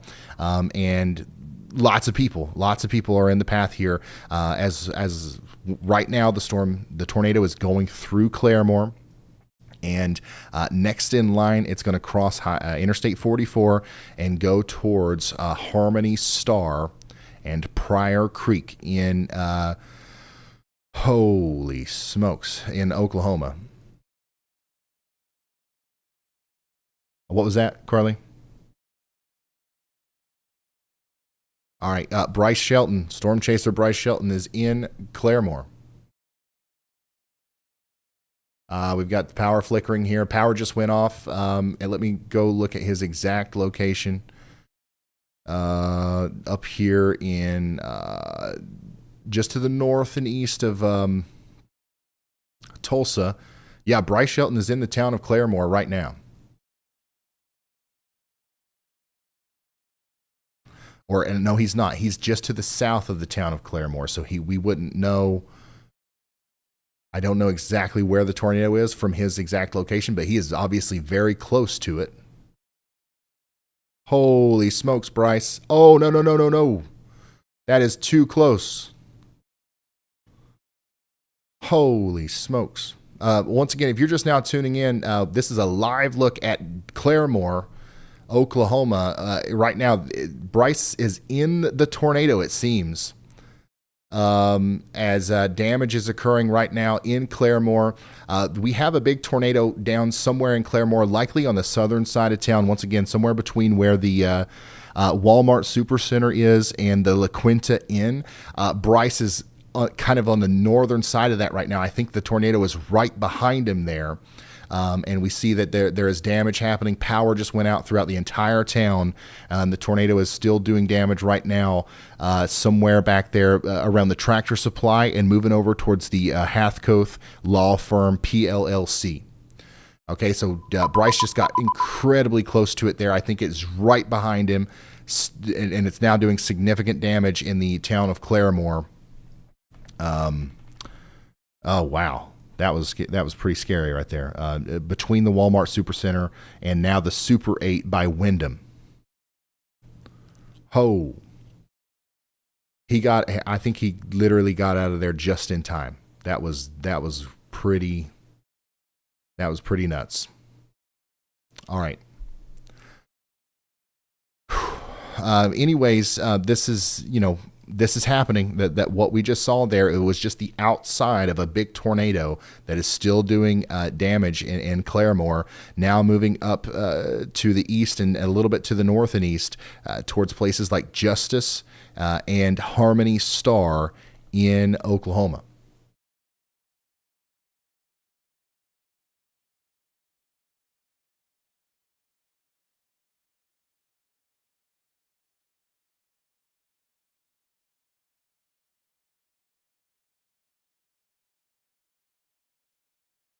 That was intense. Rotations right over Claremore now. Whatever kind of damage is being done is being done. It looks like Bryce Shelton just turned around, so he's going to go back through town. And unfortunately, we're probably going to get a first look at some of the damage here that just occurred in Claremore. We need everybody in front of this thing, once again, to take shelter. If you're over here towards Harmony Star, this is going to be doing damage along Highway 20 between Claremore and Harmony Star for the next several minutes. Please take shelter if you live out here.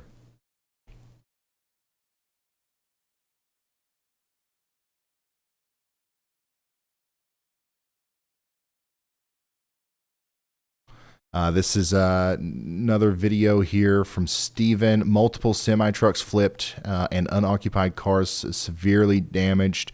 This is on Interstate 35. So this is from the storm down in Texas that we need to go back and get an update on. We're going to go down to Texas now, and we're going to show you the velocity here. Still got a big tornado with this storm. Okay, still got a big tornado, and it's likely coming down into Anna, Texas, within the next couple of minutes. Weston, Kelly, those two communities are going to be the first, that are closest to being impacted, and then Anna would be next. Hopefully the biggest part of that rotation, or the tightest part where the tornado actually is going to skirt just to the south of Anna. But still, even in that situation, it's going to go right towards Melissa. So Chambersville, Anna, Kelly, Weston, and Melissa, Texas, you guys need to be underground. You need to be running, not walking to your safe spot. If you haven't got there yet, the storm has a history of producing extremely damaging tornadoes, and it's very capable of doing that again as it comes into Melissa right now. Take shelter immediately. All right, Bryce Shelton is pointed. He's back in Claremore. Let's go see what's up. Oh man, now we've got a huge debris ball on our Oklahoma storm. Ugh. Unfortunately, I think if he goes far enough down this road, he's going to come across some very intense damage. Like,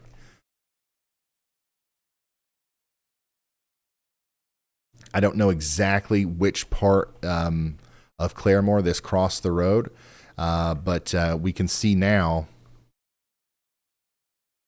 this right here. This right here is indicative of an extremely strong tornado, which is likely still ongoing right now.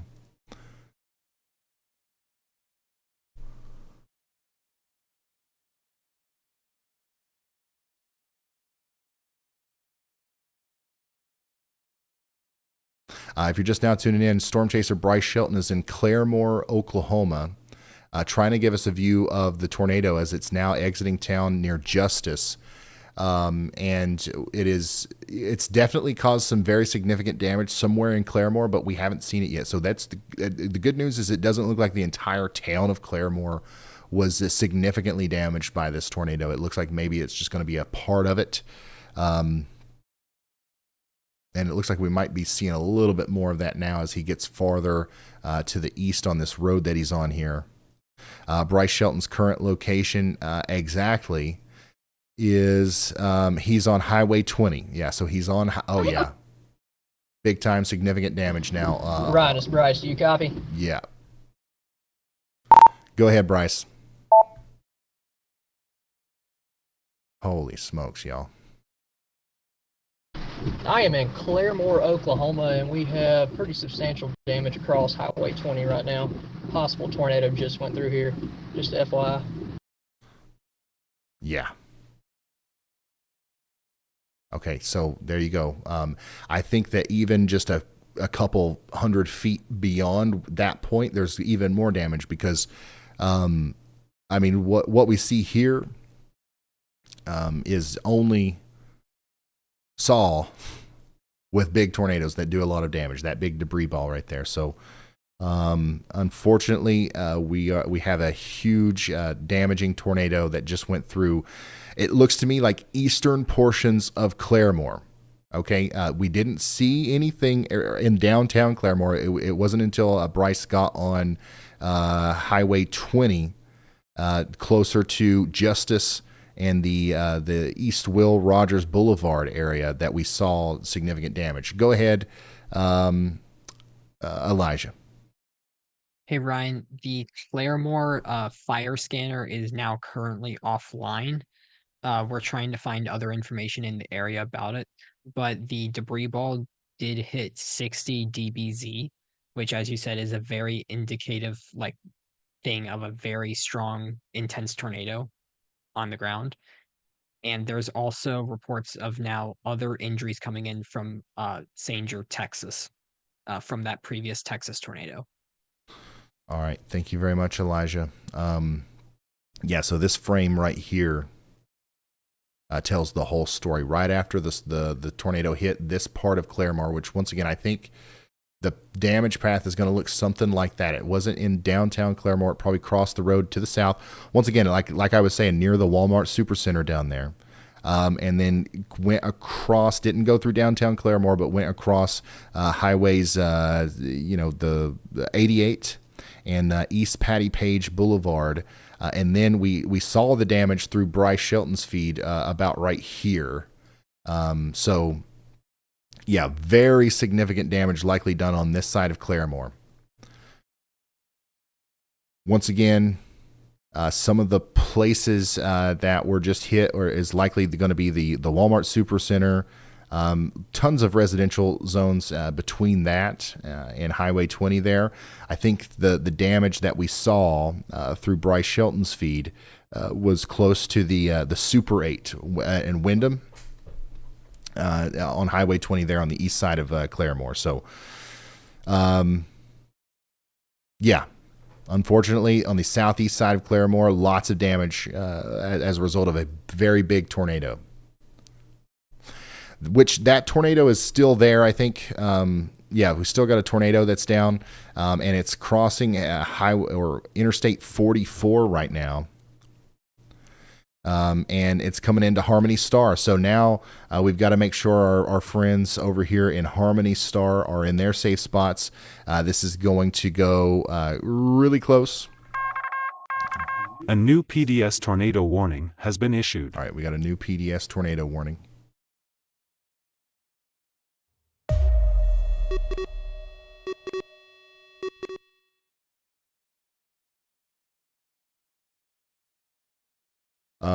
And, you know, that's going to be for, hold on, let me double check here. Yeah, that's going to be for our Texas storm. So let's go back in and check in on that one. How many people do we still have watching in Texas? I want to make sure that you guys know that we haven't abandoned you. We just had a very significant tornado go through Tulsa, northeastern sides of Tulsa, Oklahoma. We have another huge tornado on the ground right now, getting ready to go through portions of Texas. It's very important that you bear with me here as I try to go back and forth between these two, but this is important. I want to zoom into Anna, Texas, and give you a little bit of a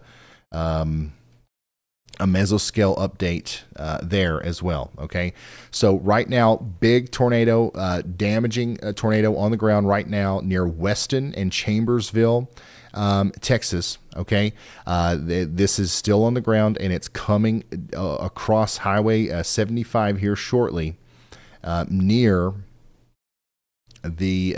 Hold on, let me get my bearings straight here. It's going to be coming in near the Echo Armor Pest Defense area, Kaufman Cemetery, and Alejandro's Data. Okay, if you guys know what I'm talking about here, this is south of the First Texas Homes, the village and the villages there. It's south of the Blue Bonnet Dental. That's where the tornado is going to cross Highway 75 here near Anna. Hopefully, it goes right in between Melissa and Anna, but it's still going to affect these homes. And y'all, this is just really unfortunate. I want to show you real quick what I'm looking at here. Okay, the tornado is likely, once again, right in here, and it's moving this way. All right, big tornado getting ready to cross Highway 75. And look at what this is. Anna and Melissa are just names for hyper concentrated residential areas. I mean, like just packed full of houses here. So we have a lot of people in the path of a very dangerous, damaging tornado here in Texas. We got to make sure that these people understand the severity of the situation, and they get to shelter. I mean, this is just, there's a lot of people here, y'all. Go ahead, Elijah. Hey, Ryan, on the latest scans from the Claremore tornado, debris seems to have been lofted at least 16,000 feet, with maybe detections up to 22,000 feet on it. And this was the scans at the 39-minute mark. Okay, wow. All right. So, we still got the tornado going on up in Oklahoma as well. So I'm going to go back and update those folks on that. But I want everybody in Anna and Melissa to know that a large tornado is coming across Highway 75 here soon. Beyond that, next in line, it's going to go towards Blue Ridge, Texas, Trenton, and Celeste, Texas. You guys have got to take shelter now. Let's go back up to Claremore.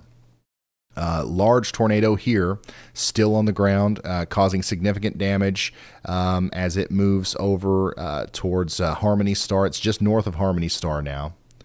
This is north of the Claremore Regional Airport. Okay, and the tornado. Hold on, give me just a second. Yeah, so the tornado is kind of paralleling Interstate 44 between the Claremore Regional Airport and Interstate 44, probably crossing over the Paws and Claws boarding, if you guys know where that business is, or LaShawn's Coral. If you know where that business is, that's around where the tornado is right now. It's going to continue to move to the north and east towards Prater's Propane, Denton's Kennel.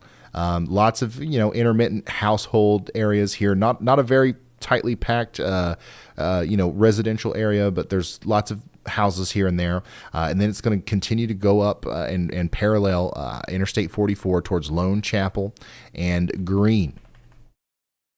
Okay, Lone Chapel, Green, and Pryor Creek.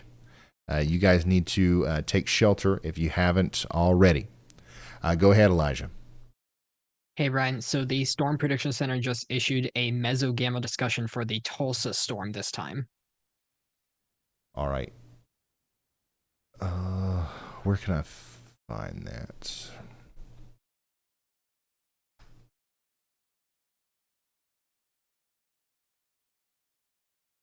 Wow.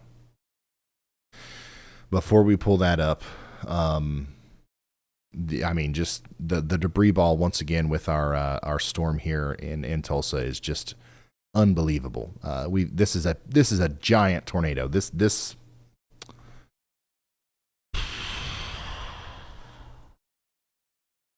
one's bad. This one's real bad.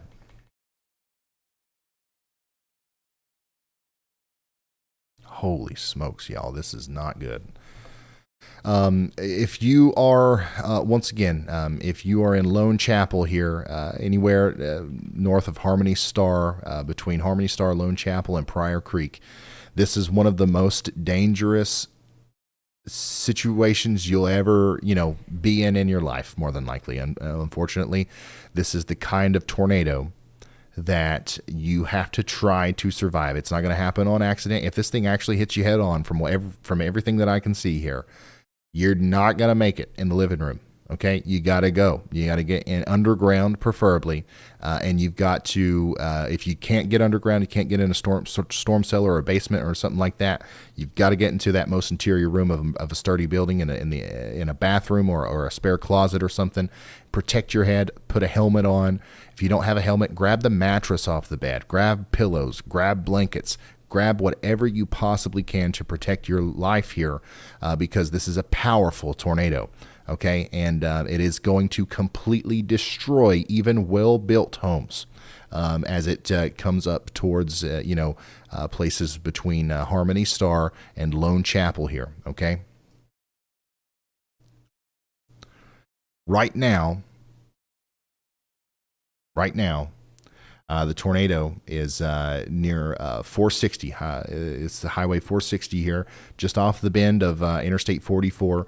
Last couple of frames have shown this thing moving a little bit more northeast than just east. Okay, so I'm going to continue that trend, I guess, with my predictions on where it's going to go next. And I think that some of the landmarks that are in the path here is going to be the Rough Life boarding area, J&J Tree Service. Also, we've got to be looking out near Rocklahoma. Okay, Rocklahoma is a big music venue. Oh my goodness, I hope there's not any events going on right now. I don't know if anybody can figure that out for me, but this is a huge outdoor music venue. Hopefully there's not anybody there right now, but I'm pretty sure everybody in this area knows where that is. Okay, that's one of the places that would be in the direct path of this tornado if it continues in the exact direction that it's going right now.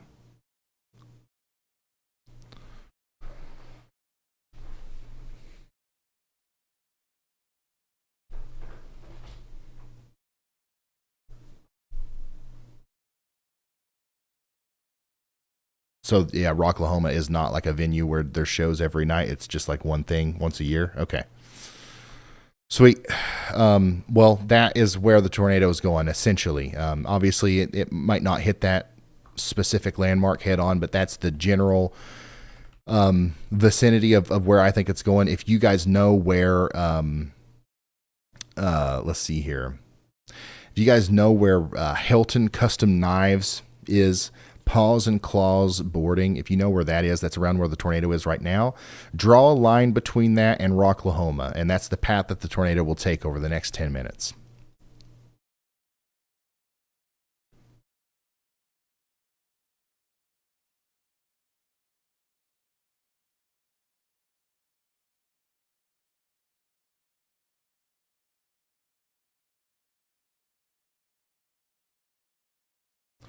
Once again, if you're just now tuning in, we've got a couple of big tornadoes ongoing right now in Oklahoma and Texas.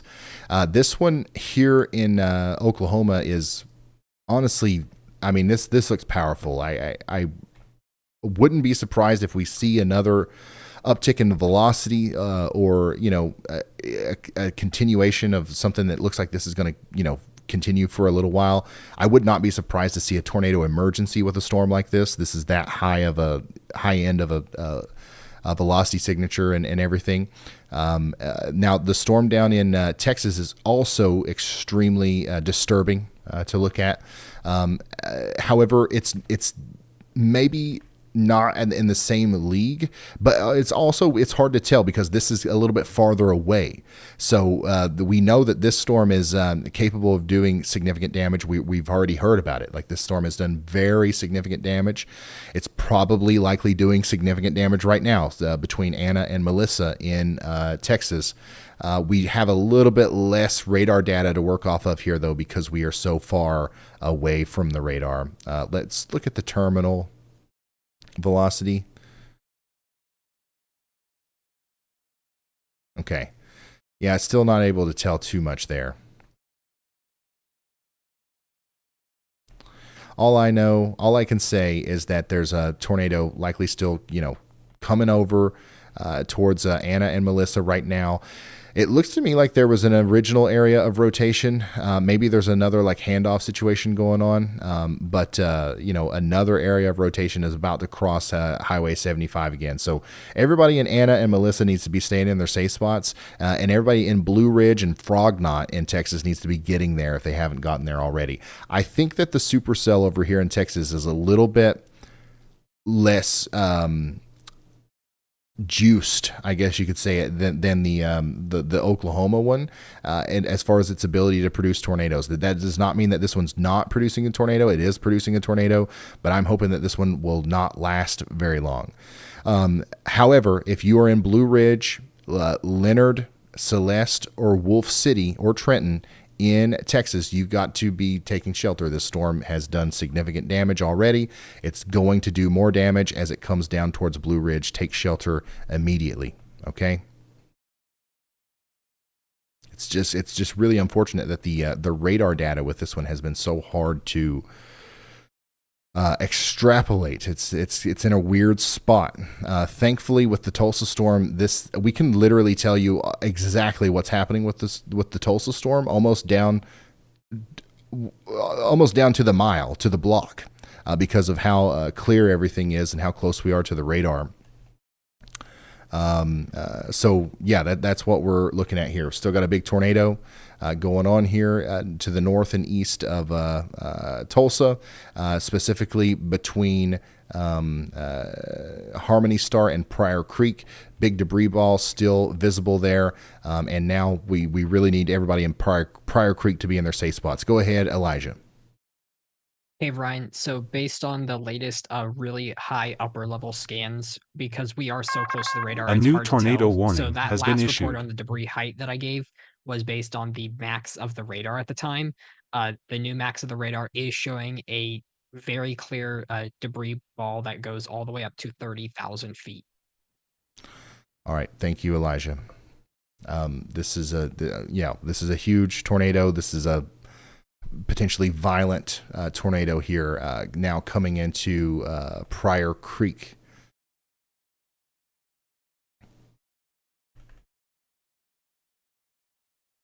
A couple interesting things about the last couple of scans here.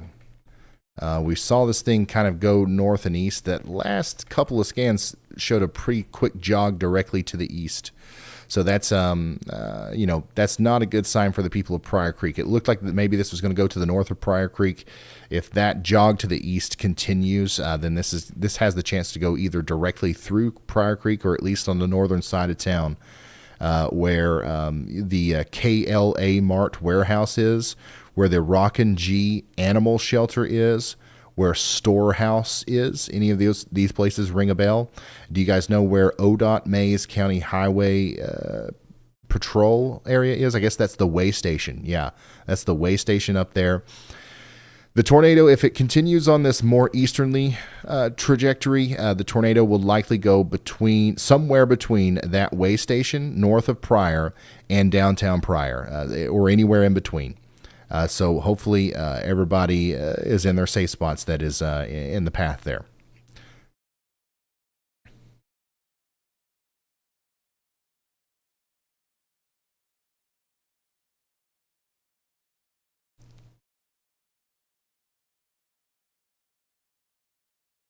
Go ahead, Elijah.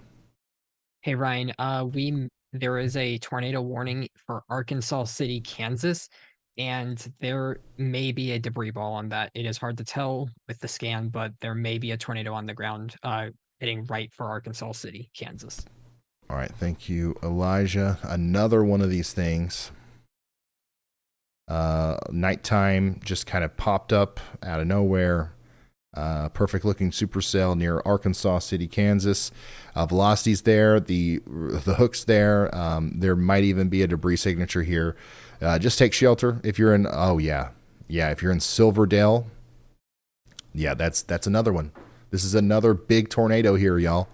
If you're in Silverdale or Maple City, you got to get to shelter. We have another huge tornado coming together right now in southern Kansas. This is south of Winfield, moving towards Silverdale and Maple City. Giant tornado coming together right now. Hopefully this didn't cause too much damage in Arkansas City. It looks like it skirted off to the south and was kind of picked up right as it crossed the Highway 77 area there. It's going to be in a little bit more of a rural area for a period of time, but it's going to go right into Silverdale and Maple City as a large tornado. You got to get underground. Take shelter. Once again, people might have went to sleep in that little lull that we had not too long ago. You got to call and wake people up. If you know anybody out here in front of any of these storms, call, wake them up if they're already asleep. We got to let them know. Go ahead, Elijah. Hey, Ryan, I hate to bounce you around like this, but Zach Hall just tweeted a photo of a wedge tornado on the ground right now near Melissa, Texas. All right, let's go back to Texas. We've been talking to you guys in down here in Texas for a while. Now we've got even more confirmation that we've got a big tornado down here near Melissa, Texas. Hopefully, we've been talking about Melissa and Anna for an hour. Hopefully, everybody in these towns heard our warning and the warning from the National Weather Service. A new tornado warning and they've gotten has into been their issued. safe spot. Whoa! This is that.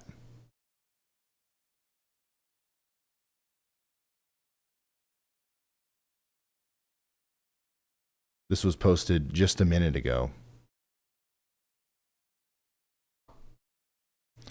Zachary Hall, just northwest of Melissa, Texas, about 5 minutes ago. We've seen intermittent power flashes at times, taken at Highway 75 and Bucky's Boulevard.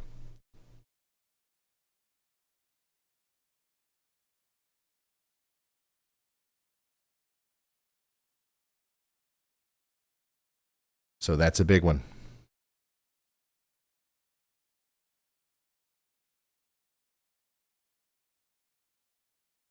That is a big one. That tornado, once again, near Melissa and Anna, is going to be going towards Blue Ridge and Celeste. Take shelter now.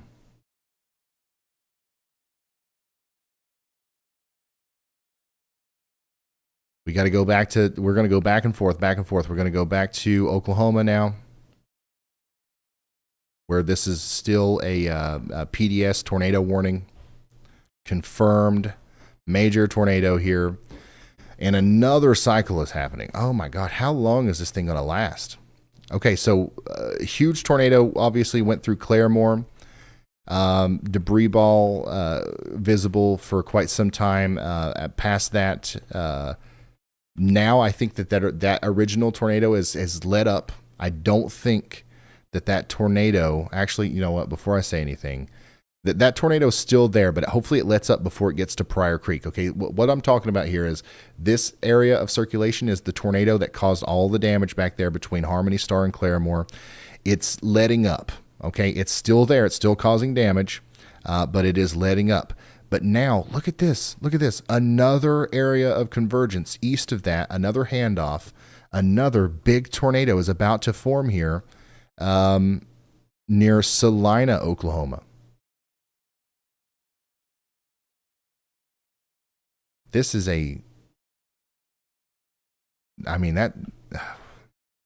wow. Okay. So Pryor Creek, hopefully we've dodged a bullet here. We need everybody to stay in their safe spots in Pryor Creek. The tornado, I think, is lifted just to the west of town. A new one's going to form just to the east of town. That's amazing, but it's unfortunate for the residents further east here. who might have to deal with this near Salina and Spalwanall and Hoot Owl in Oklahoma. Back over to Kansas, where we have another huge developing tornado near Arkansas City, moving towards Silverdale.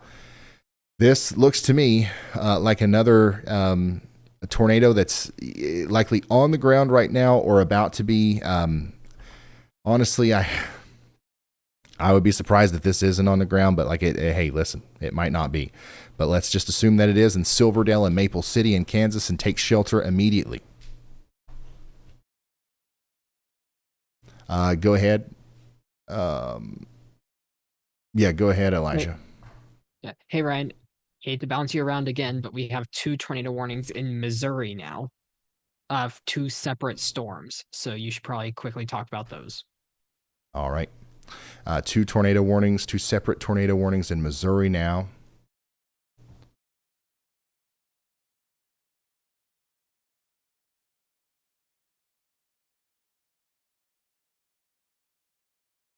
Sorry. I'm going to get to that in just a second. 2 tornado warnings in Missouri. One of them's for Masters and Bear Creek. Oops, sorry, Elijah. Masters and Bear Creek. That is going to expire in the next 30 minutes or so. However, it's still a pretty dangerous looking storm. Get ready and fair play. They might extend that out for you. We also have a tornado warning in Cole Camp. So you guys, Missouri, you guys should take shelter as well. None of these look quite as significant as what we've got going on down there in Oklahoma or Texas or Kansas right now, but that could change. So we're going to keep looking at those and keep updating you.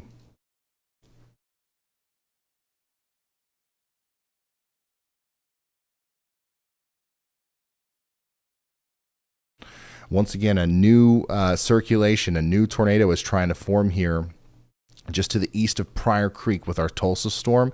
This is going to be moving into Hoot Owl and Salina, Oklahoma over the next little bit.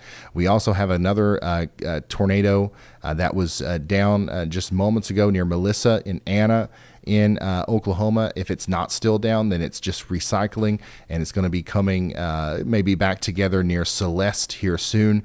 Take shelter immediately in Texas, in Celeste, Texas. Take shelter now. Wow. Unbelievable stuff here, y'all. The storms looked like they were trying to be over for a minute there, a couple hours ago, and now we've had another big tornado outbreak with large tornadoes late in the night here in Kansas and Oklahoma and Texas.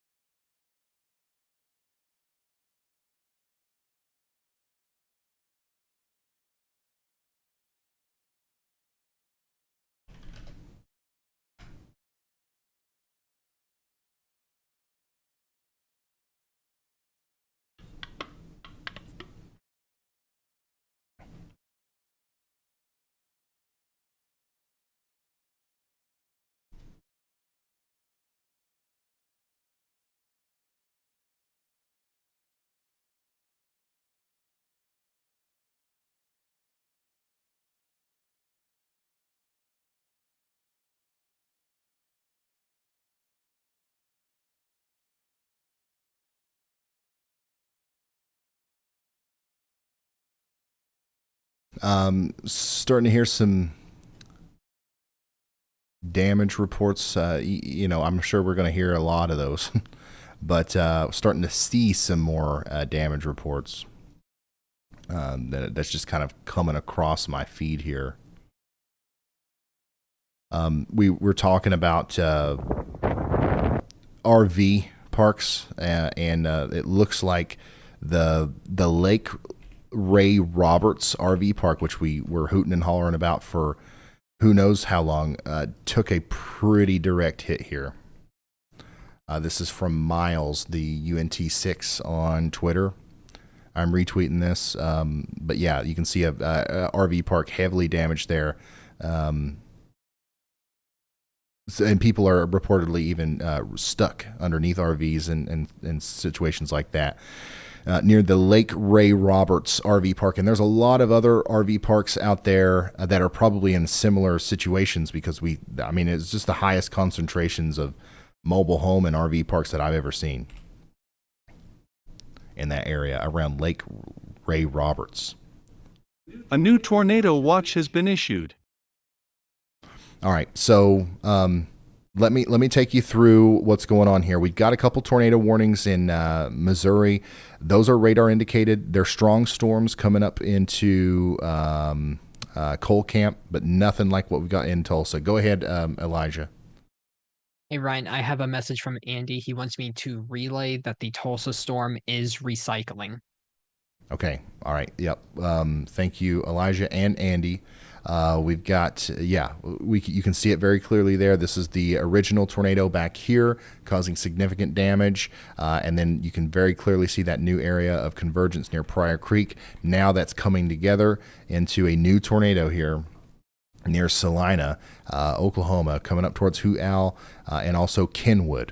Okay, this is an extremely dangerous storm, capable of producing very destructive tornado damage. Okay, so we need you to get into your safe spot. Everyone between Salina, Oklahoma, and Kenwood, Oklahoma, your lives are in danger. Take shelter now. Additionally, our storm back here near Arkansas City is still rotating. It's still looking like a storm that's capable of producing a big tornado. That last couple of scans, though, there might be just too much RFD. This might go outflow dominant. Let's hope that that's the case, because if not, then this is going to be another supercell that's capable of doing exactly what the Tulsa storm is doing right now. But we're going to hope that we continue to see this backward C shape get larger. However, if we see it kind of curl up like this into more of a hook shape, then this is another force to be reckoned with here. I still believe that there could be a tornado down at this very moment with this storm, so I don't want to let our guard down. In Benton and Maple City, Kansas, you guys need to stay underground, stay sheltered. But we're going to hope for the sake of our friends and our neighbors over here in Cedarvale and Sedan, Kansas, that this supercell doesn't follow the pattern that the Tulsa one has, where it's and the Texas one, where it just produces tornado after tornado after tornado. By the way, the storm in Texas could be trying to produce another tornado right now. We had a pretty significant tornado near the Anna area. Between Pilot Point and Anna, Texas, there was a pretty significant tornado. That storm has started to recycle and kind of, I don't think it's producing a tornado at this very moment. However, it could be trying again as we see another large, area of rotation forming between Blue Ridge and Celeste. So, I'm saying a lot of words here, but if you're listening to me and you live out here and you live in Celeste, you just got to take shelter. That's the only thing that matters, and you got to stay there at least for the next 8 minutes. And if they issue another warning that includes Celeste, which they likely will, you got to stay in your safe spot for as long as that warning is in effect.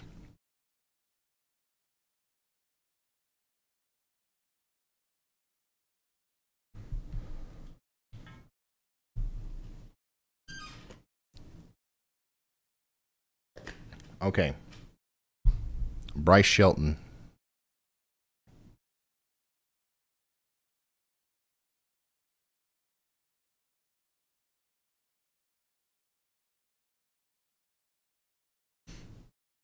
Bryce Shelton is in the storm again. Going to try to get us an up close and personal view of the tornado as a new tornado tries to form here near Salina. Actually, that's probably already forming. It's probably already down. Right there. So Bryce Shelton is right here. He's going to try to get in front of it, probably near Strang or Spavinal, Oklahoma.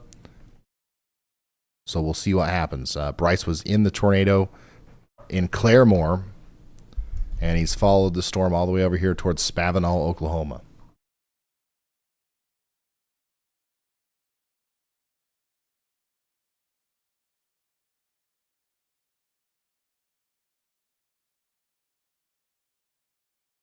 Go ahead, Elijah. Hey, Ryan. So debris is actually still falling out from the first Tulsa storm, the one that hit Claremore. The debris signature from that, it's not on the ground, but it's still at 10,000 feet because debris is still trying to fall out from that. So it is very clear on CC, though, what like the fallout of it. Okay. Thank you, Elijah.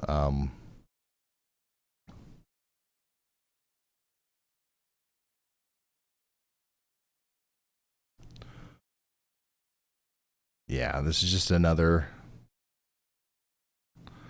huge tornado tonight. Unfortunately, I think that I really thought that we had gotten away with maybe not having any huge tornadoes, but here we are. And I think we're not done. I think Tag Flats and Bull Hollow, you guys are some places that need to be getting prepared for what's next as a new tornado is forming here, and we're likely going to see an extension of this warning in Oklahoma. Additionally, we got to go back down to Texas again just to update you guys on that. A new tornado is trying to form near Celeste, Texas, and move into the Celeste area right now. Also, Kingston, Texas, Hawkeye, and White Rock. You guys got to be taking shelter. Even if you don't get hit by the tornadic part of this storm, ping pong ball sized hail, 60 to 70 mile per hour winds, and just a prolific lightning storm is on the way, especially to places like Wolf City and Ladonia in Texas.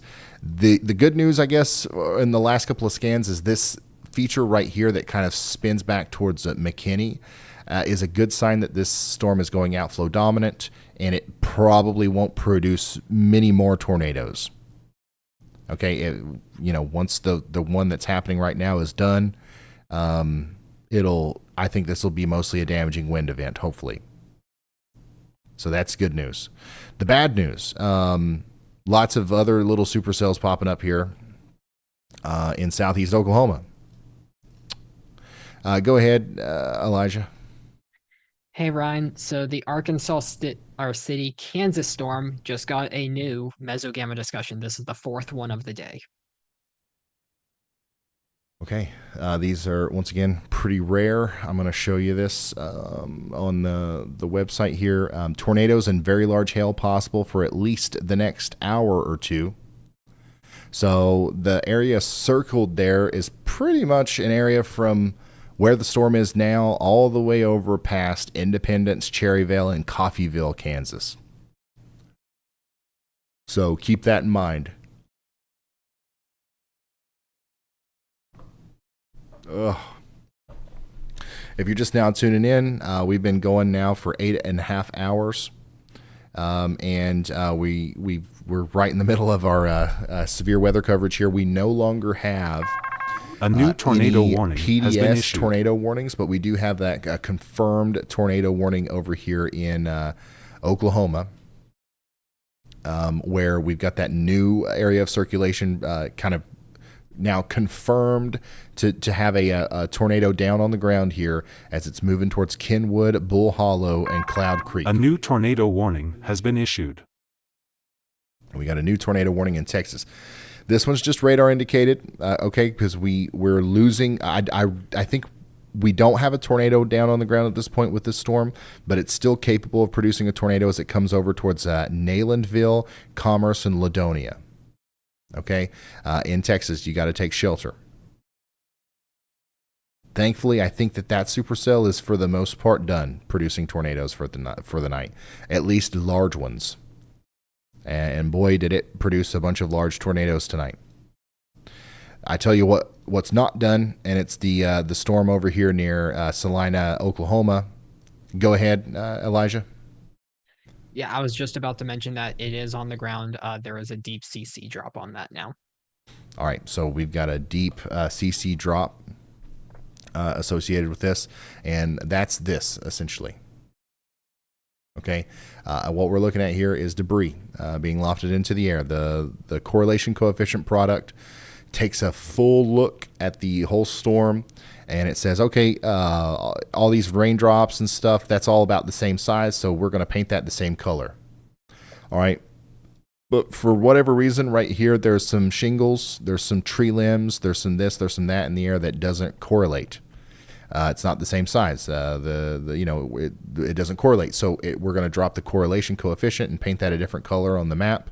And that shows us, as long as that lines up with our velocity couplet, which it does, and other features such as the hook, which it does, that's a good sign that we have a tornado on the ground, and I believe we do here near Salina, Oklahoma, moving towards Kenwood and Bull Hollow.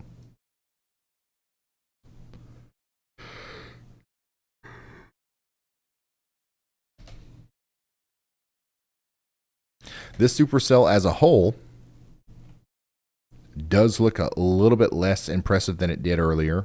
So hopefully this is going to do the same thing as the Texas one, and eventually go outflow dominant, meaning that the main threat's going to be outflow winds and not inflow influenced tornadoes. Go ahead, Elijah. Hey, Ryan, so there is a speedway, the Salina High Bank Speedway. They were racing tonight. The the tornado has passed them. However, the rotation was on top of them. The scan right before the CC drop started. I am really hoping the tornado did not hit the speedway. Yeah, absolutely. So yeah, we got a tornado up here near it's past the speedway now, but it's still down on the ground. Let me dive in here a little bit for you. Claremore, Pryor, east of Salina.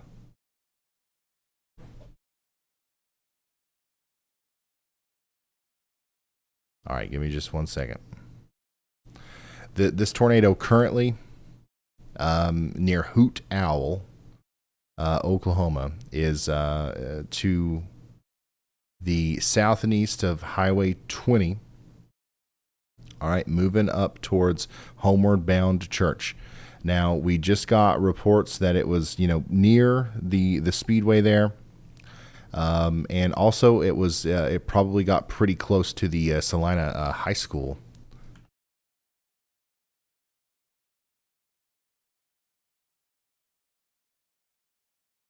Right now, more specifically, if the tornado Hey Ryan, this is Andy when you have a second. If the tornado is where we see it on radar here, give or take, it's somewhere in between the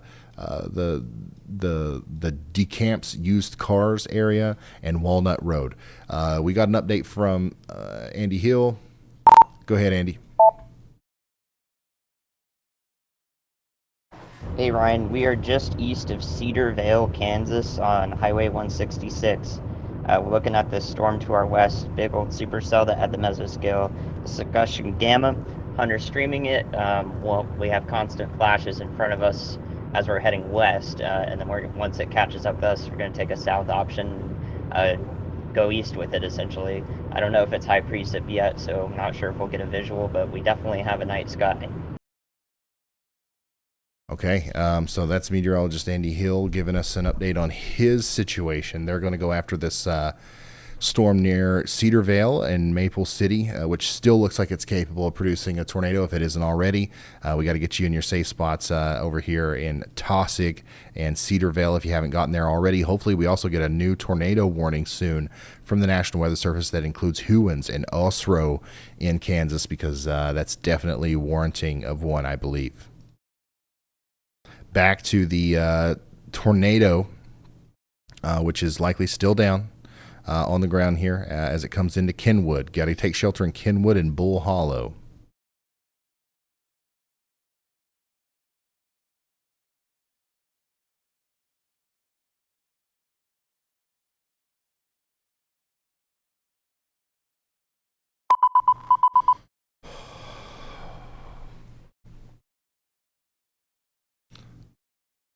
I don't know what's going on Riley's feed there. How long has it been since we've heard from Riley? Riley, whenever you get a chance, just give us an update on what's going on in front of you there.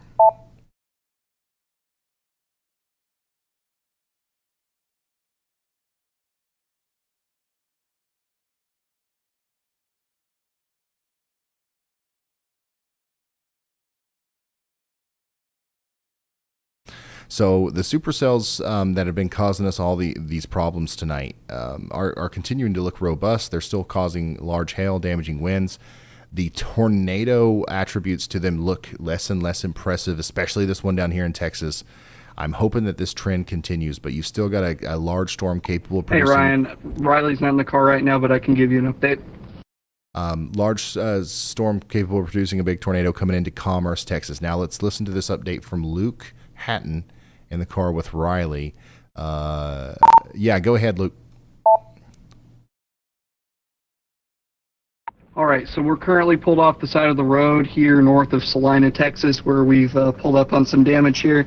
Looks like there's been some slight damage to structures, so Riley and Jackson are currently out of the vehicle right now, coordinating with first responders, and that's all I can provide you with right now.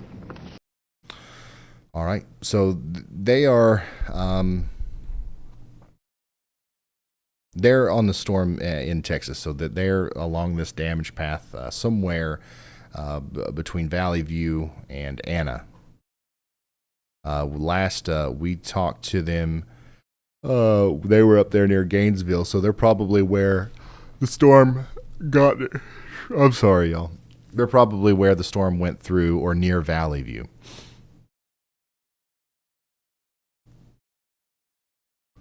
Yeah, we've got significant damage reports and photos and stuff coming in from around the Denton area. The I-35 corridor between Sanger and Valley View is probably one of the harder hit areas tonight from what we can tell so far. Still got a tornado over here near Salina, Oklahoma, moving over towards Kenwood and Bull Hollow. Please take shelter if you haven't already. Arkansas City tornado warned storm. We're going to go check back in on it. Rotation is still quite robust here near Frankfort, right along the border of Oklahoma and Kansas. Oops, sorry. Right along the border of Oklahoma and Kansas. The good news is, once again, I keep trying to find good news. The storm looks like it's trying really hard to become. It's trying to be outflow dominant. It's trying to form a big squall line here or a big damaging wind event on the southern side, which obviously that's not great. But the inflow is trying to get cut off. If that continues to be the case, then hopefully we won't see a big tornado, but we still could any moment here as this goes towards Cedarvale and Hewins.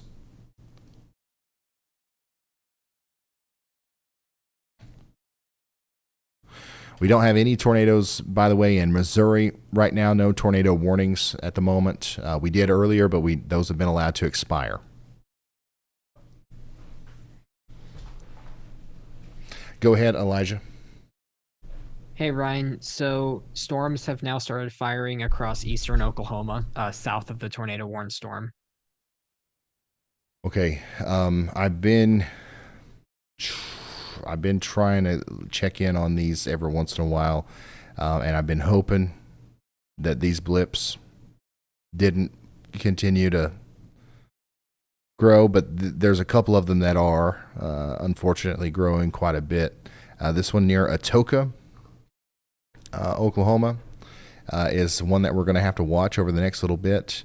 And of course, all the ones that forming east of Oklahoma City, going towards Fort Smith, we'll have to watch those as well. The environment obviously is quite favorable for tornadoes tonight. A little bit different, once again, than the original forecast, but the fact of the matter is we knew that there was going to be a volatile atmosphere, and that's still the case.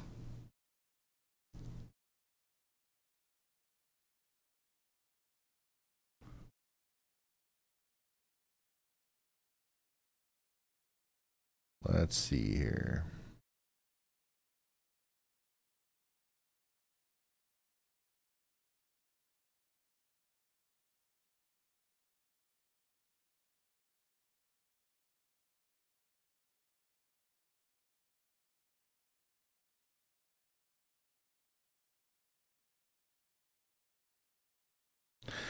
Yeah, and unfortunately,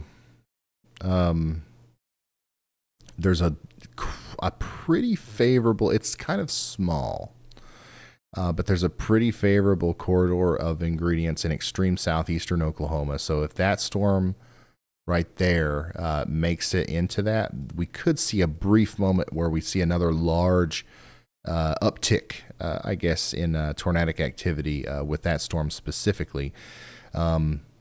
So yeah, that's unfortunate.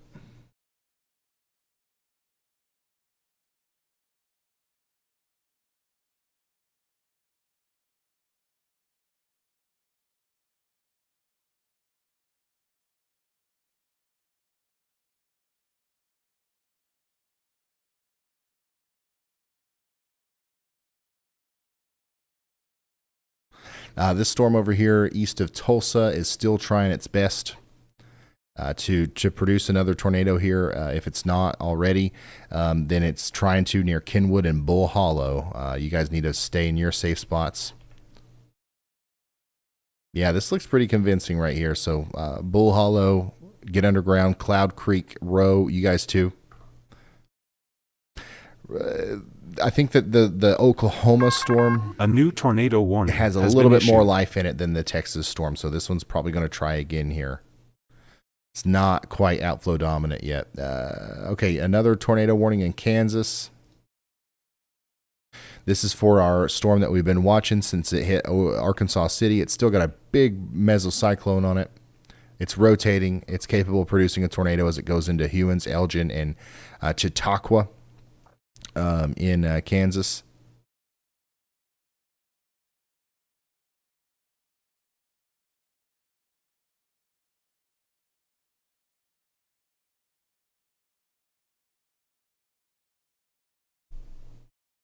So take shelter now. The most immediate threat for like an actual tornado coming down is going to be with that storm or this one in Tulsa, or I guess this is quite far to the east of Tulsa. Hey Ryan, now. This is Andy. When you got a second. All right. Go ahead, Elijah. Hey Ryan, we got another mesoscale discussion from the Storm Prediction Center, this time for central Texas, and they're talking about that a severe thunderstorm watch may now be needed across part of central Texas due to dry thunderstorm development along the dry line. Okay, thank you, Elijah. Andy also wants to update us. Go ahead, Andy. Hey Ryan, we're headed south towards Elgin, Kansas, right on the state line with Oklahoma, and that new tornado warning. There's paved options south of the town, so we should have really good chase for the storm and entering that small town. I just want to note that the storm is impressive in that it's looking tornadic more and more on that last scan there. In just about 400 to 500 joules per kilogram of convective inhibition SIN, which is an amazing amount of SIN that the Tulsa storm just produced in about 250. And normally we would, use those amounts of SIN to say that that's actually just not going to be tornadic, but these are drilling straight through that stable layer at the surface, and this storm might just do the same, but with double the amount. I don't think I have a memory of my own of a storm going tornado warned and even producing a tornado in like negative 500 joules per kilogram of SIN. So watching something anomalous right here, and we'll let you know what happens and if we get a visual of it. All right, thank you, meteorologist Andy Hill, talking about SIN. For those of you who don't know what that is, he's talking about convective inhibition. Normally we talk about that as sometimes people will say CAP, sometimes, there's a lot of different things that, you'll hear that referred to as, but a lot of times it talks about the inhibition or the stopping of or the weakening of storms. Tonight's storms don't care about the convective inhibition. They're ripping right through it. And, sometimes that can help a lot with the storms remaining discrete. So, it's pretty concerning how powerful this storm is here, and meteorologist Andy Hill is going to be tackling it head on here as he goes towards Elgin, right on the border between Oklahoma and Kansas.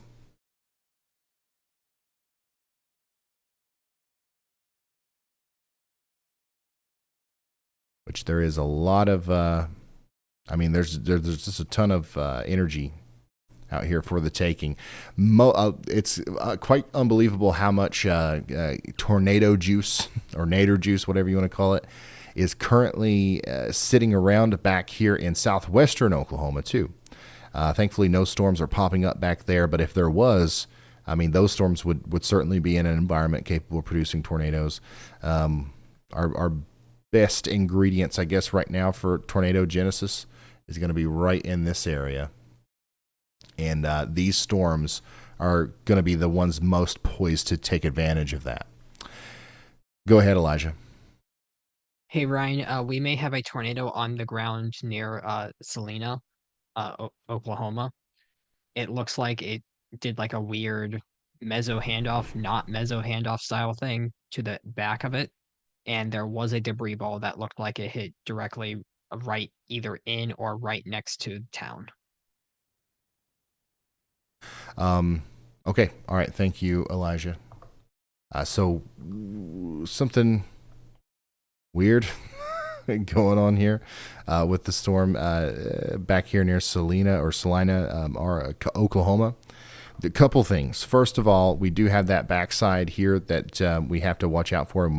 Could have had a tornado that just went over Lake Hudson and hit Salina again. This could continue to be a problem across Kenwood Road down towards places like Kenwood. Also, though, the big part of the storm here is also trying to spin up another tornado if there's not that original tornado still down near Bull Hollow. Okay, this is a big inflow area.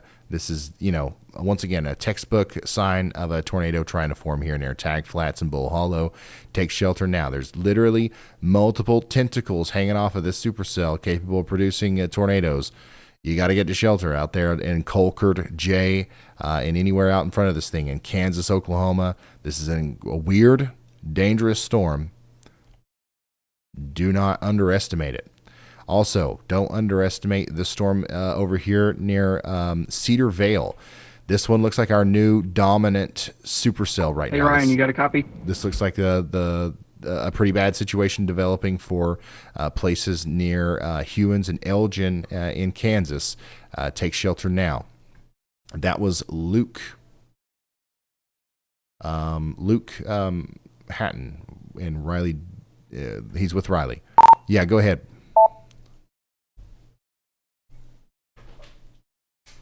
All right, we've seen a report that the Frisco Fire Department is sending their heavy rescue and special operations team to assist with the structural damage up here by Salina.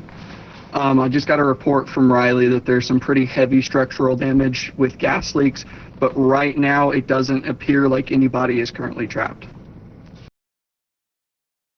Okay, that's good. That's good news.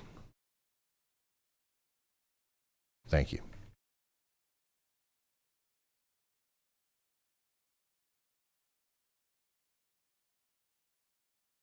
Once again, two different areas that we're watching here near Salina, Oklahoma, for potential tornado down right now. A new tornado warning has been issued. Got a new tornado warning in Polk County, Missouri. This is for Bolivar. Oh my gosh. This is nuts, you guys. 1:32 a.m., 12:32 Central, 5:30 Z. We're here going on 9 hours of coverage, and we've got what feels like the peak of the event happening just now, where we have another big storm coming together in Missouri that is capable of producing a tornado. Definitely got to watch out in Halfway and Bolivar in Missouri. There is still a tornado warning in Texas for Commerce, Texas. It's the rotation with this is let up immensely, but it is still there. Okay, so we think that there's still a potential tornado, maybe coming down towards Jacobia and Naylandville and Commerce in Texas. Y'all take shelter. This is radar indicated. We don't know for sure that it's down, but the storm has a history of producing many big tornadoes. So you guys should please heed the warning and take shelter.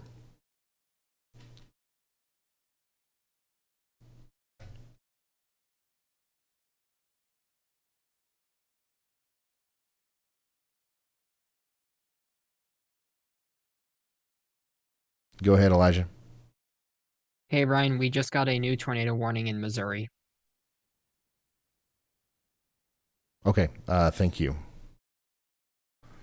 Is that the Bolivar and halfway one? Or was there another one? Okay, yeah. So yeah, this one also continues to look like something that we'll have to watch. Anytime you see this honestly looks pretty similar to like the beginning stages of the Tulsa storm earlier. Anytime you see a dangly bit like that, we just got to wait for it to curl up. The only thing that I don't see here that might be a good sign is I don't see a huge area of convergence on velocities. So hopefully there's just not a lot of inflow for this thing to work with, and it won't wrap up, but it very well could. So halfway Missouri, take shelter now.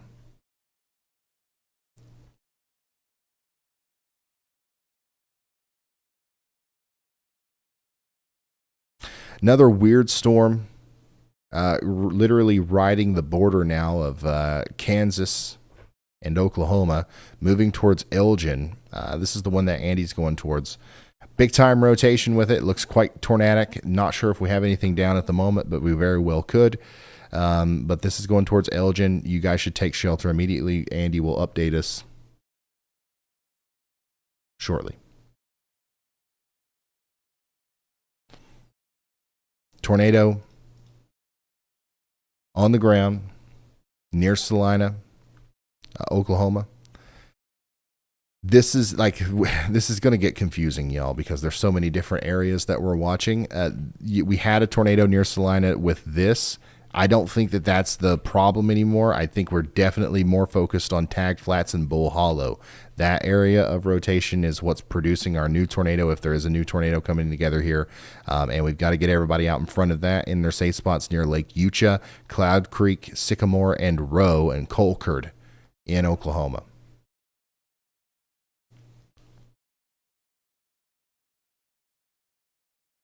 And by the way, that I think the structure that we saw that was significantly damaged and on Jason's feed, that was a truck stop. That was a big truck stop in that was the one where there was a search and rescue ongoing.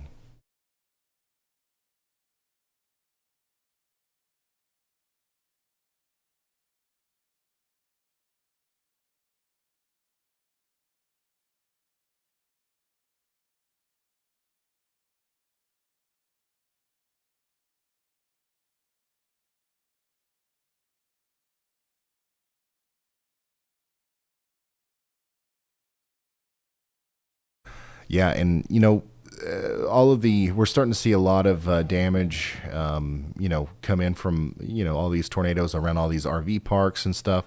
The marina that we were talking about, the marina near Pilot Point, was completely destroyed by the tornado. And it's important to note that like all these RV parks and marinas and stuff that have been hit during this are probably quite packed, because we're going into Memorial Day weekend here. So go ahead, Elijah. Hey, Ryan, there is a tornado on the ground near Bull Hollow. There is a very clear CC drop with it right over Bull Hollow, Oklahoma. Okay. Thank you, Elijah. Once again, hopefully the warning has been heard and it's been heated here in Bull Hollow. We've been talking about you for a while. We now have a tornado doing damage in Bull Hollow, and it's going to continue to move over towards Kenwood Road, over eventually towards Lake Yucha and Cloud Creek. Lake Yucha and Cloud Creek in Oklahoma. You guys have got to take shelter. Likely more RV parks over there near Lake Yucha. We've seen what tornadoes can do to RV parks tonight, and it's not pretty.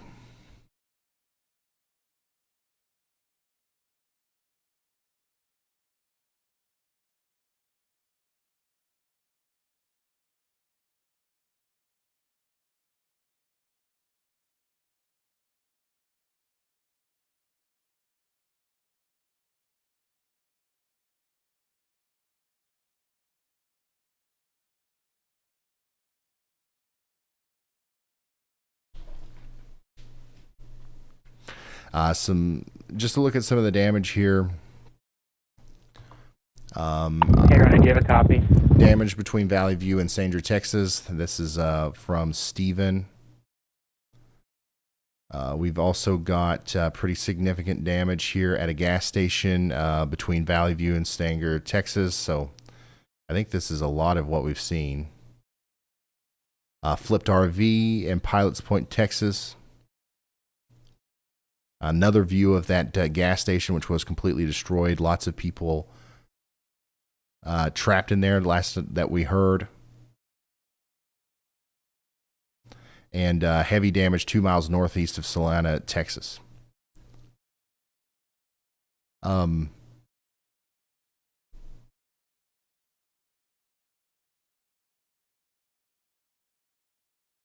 Let's go back to Kansas. Did you have something, Elijah? I thought I saw the...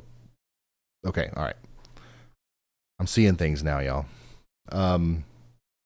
We've got, the storm heading into Elgin, Kansas, which needs attention here.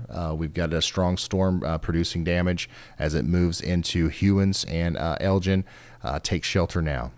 We also continue to have a tornado down here near Bull Hollow in Oklahoma. This is moving over towards Cloud Creek, and another handoff is likely happening right there. So you can see the original tornado was right in here. It's occluding. Don't worry though, for the 5th time, another handoff is happening, and we have a new tornado forming here near Colcord and Cloud Creek in Oklahoma. Hopefully you guys are taking shelter right now.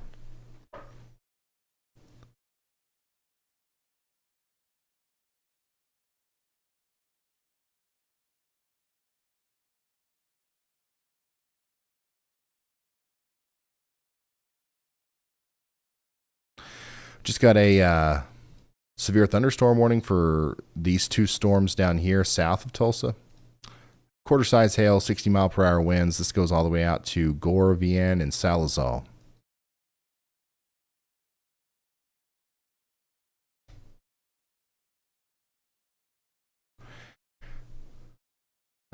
Storm is still rotating as it comes into Commerce, Texas. You guys should take shelter.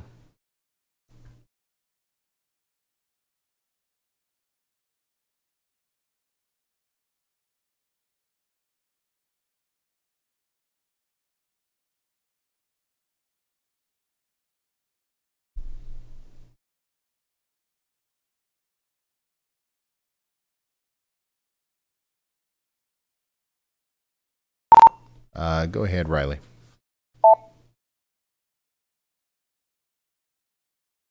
Yeah, we're here 2 miles northeast of Salina, Texas. I think you saw my tweet. There is very substantial damage spread out sporadically through the town. It looks like there was certainly a multi-vortex tornado that went through here.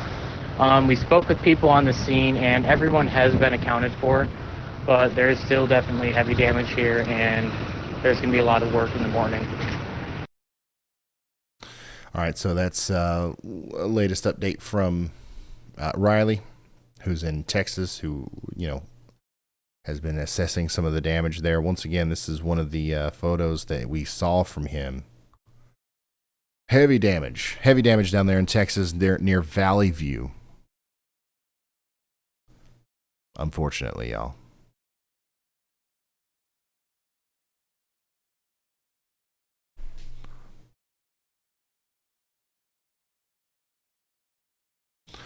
Let's go over to the Missouri tornado warning and just check it out real quick. My goodness. The reflectivity on this is, pretty ominous. It looks like that's trying to wrap up into a tornado. However, velocity doesn't look that impressive.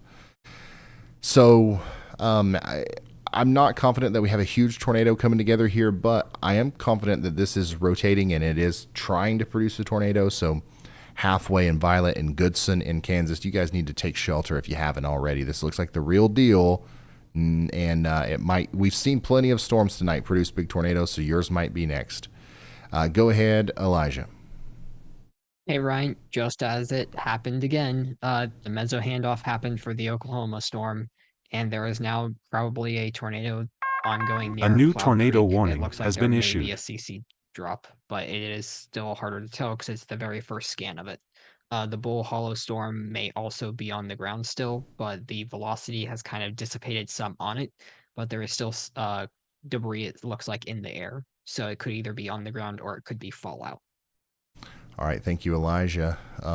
Could have, another handoff happening right here, like we just talked about, and there's a new tornado on the ground, or about to be on the ground near Cloud Creek and Colcord, Oklahoma. They just issued a new warning that goes all the way out to Decatur and Gentry, Oklahoma. Please take shelter if you're in Decatur or Gentry or anywhere in between, including Cherokee City, Bloomfield, and Tonopah in Oklahoma. This is who knows how many times this has happened now with this storm, but it doesn't look like it's going to stop anytime soon. So there's multiple tornadoes coming out of this thing. You don't want to be outside or in the living room whenever they hit.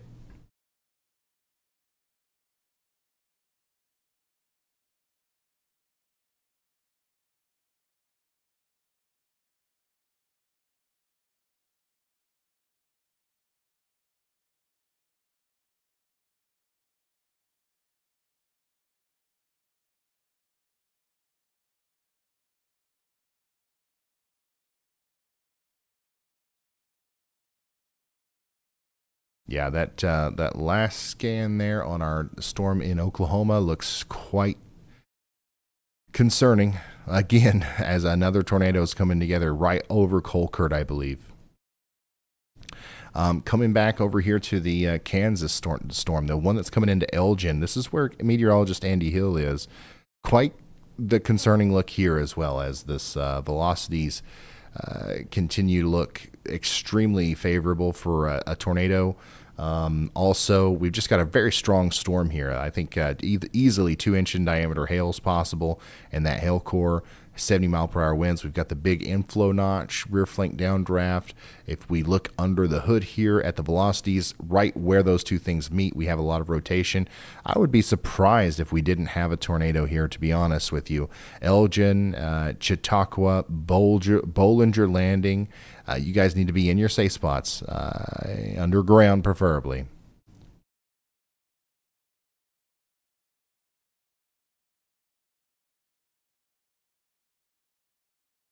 Go ahead, Elijah. Hey, Brian, this is a report that I've not done in a while, a damage report. So it looks like the casino in Claremore took a direct hit from the tornado. I don't have much information specifically on it, but there are cars that are upside down at the casino, and there are like cars that are on their sides. So. Okay, thank you, Elijah. The casino in Claremore potentially took a direct hit. Damage reports are coming in. I think that we're going to hear a lot about Claremore, Harmony Star, and the areas in between there, because I have yet to see or hear about damage that seems on par with what we saw on radar. Now, hopefully, it just hit a bunch of wooded areas, and we're not going to hear about that. But man, that debris ball and the velocities and the correlation coefficient, like that was a strong tornado. So we'll see, we'll see what happens with that as more reports come in, but definitely significant damage in several portions of Texas and Oklahoma tonight.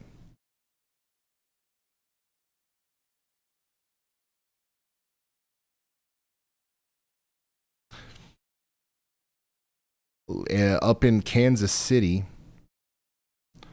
with that strong storm that happened way earlier, there was a large diameter tree damage from high winds on the north edge of the storms. That's a big tree down there near Kansas City.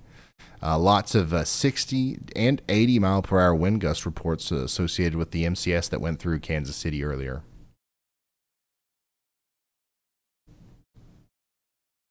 Hey Ryan, when you have a second. Whoa. Go ahead, Andy. On Hunter's stream right now, you can watch the lightning illuminate the base of this. Is a huge lowering in front of us, possibly a shelf wrapping around. That's what we're looking at right now. Possibly even a lowering in there or some scud rising up into it when the lightning illuminates it on stream. All right, thank you, Andy. This is a live look from Hunter Hurley's feed. Andy's in the vehicle there as they are near Elgin and Chautauqua, Kansas, taking a look at this storm that is trying to produce a tornado if it's not already. Just a really powerful storm from everything that we can tell on radar.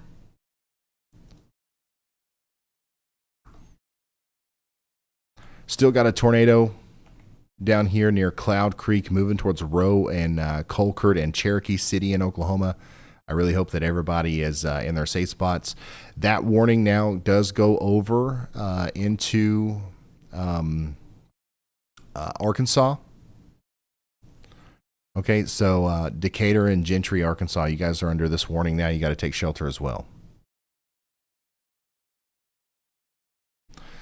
Coming back, a lot of people are asking me to go check in on the Missouri storm again. And, whoa.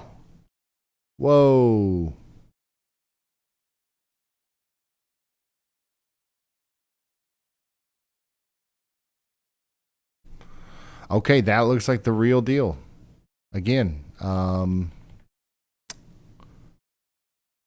the velocities are not intense. There's not a lot going on here, but there's definitely rotation. And it does line up with this really impressive looking hook here. If you're new here, by the way, this is what we call the hook echo. Sometimes you'll hear me refer to it as the dangly bit. But that is a textbook hook that likely a tornado is trying to form right here. We're going to wait for one more frame just to make sure that this isn't some sort of accidental, fluke. And then we're going to start really ringing the bells on this one if it continues to look like this. This is right now between Bolivar and Goodson in Missouri.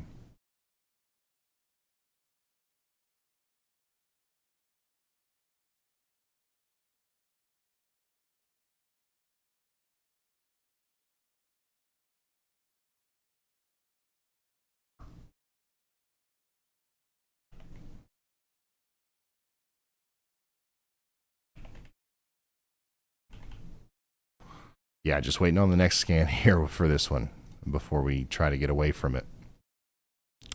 By the way, this is around where Andy and Hunter are as they await the storm that's coming up towards Chautauqua. Additionally, it does look like there's a couple different chasers on the storm coming into Joplin right now.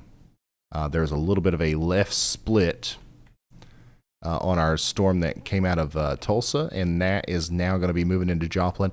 It's not severe warned or tornado warned or anything, but we've got a couple storm chasers on that just in case something was to happen. Another area, not another area, but just to remind you, we are still concerned about the Colquitt and Gentry area between the border of Arkansas and Oklahoma. And we are continued to be concerned about the Texas storm, which we haven't updated you on in a little while, because it's really the tornadic part of the storm is not as robust as it once was, but it's still there. Commerce, Texas, please take shelter. It's a big town over here, and for at least the next 10 minutes, a potential tornado is getting ready to come through. It's hard to tell on radar exactly what we've got going on because you're so far away from it. But, yeah, this looks like a pretty serious storm coming into Commerce, Texas right now.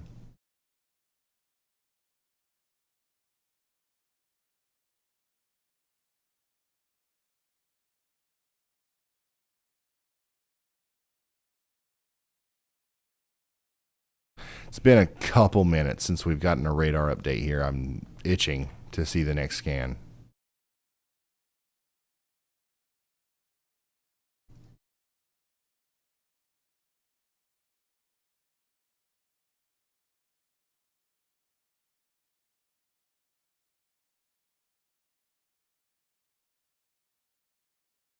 Go ahead, Elijah. Go ahead. Hey, Ryan. So once you get the next scan for the Missouri storm, it looks like we may have just had another meso handoff actually behind the Colford storm near Bull Hollow again. So it's like it's trying to meso hand off like behind itself. It's really weird. All right. Thank you, Elijah. So this storm is doing it again. And it's done this a couple times. It's kind of frustrating. But I don't think that we're done with the big area of rotation on the front side here. I think we definitely are going to continue to try to see a tornado form here between Colcord and Bloomfield. But now we also have to worry about the Bull Hollow and Cloud Creek area again, specifically, the Highway 59 corridor between Cloud Creek and Lake Eucha, as this is another area of rotation within that same storm. It's like this carousel of rotating parts of the storm coming out and then coming along and then coming back up into the storm, and then new ones come out of the backside, swipe down, come back up. It's a really weird but fascinating evolution that we've been following here with this incredible storm in Oklahoma, which is now going into... A new tornado warning has been issued. Arkansas.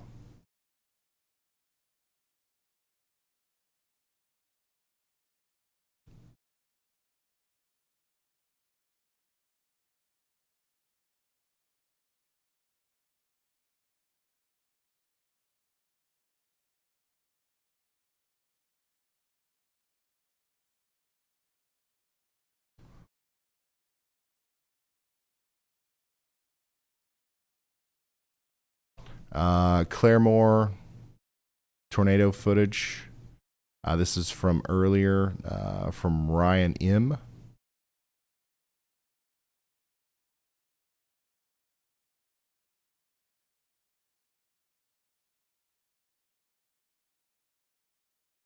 Oh, wow. Yeah, you can see it very clearly right there. I don't know when this was sent to us, but this happened a long time ago when the storm hit Claremore, Oklahoma. There's a shot of that from Ryan M. Thank you so much for sending that in.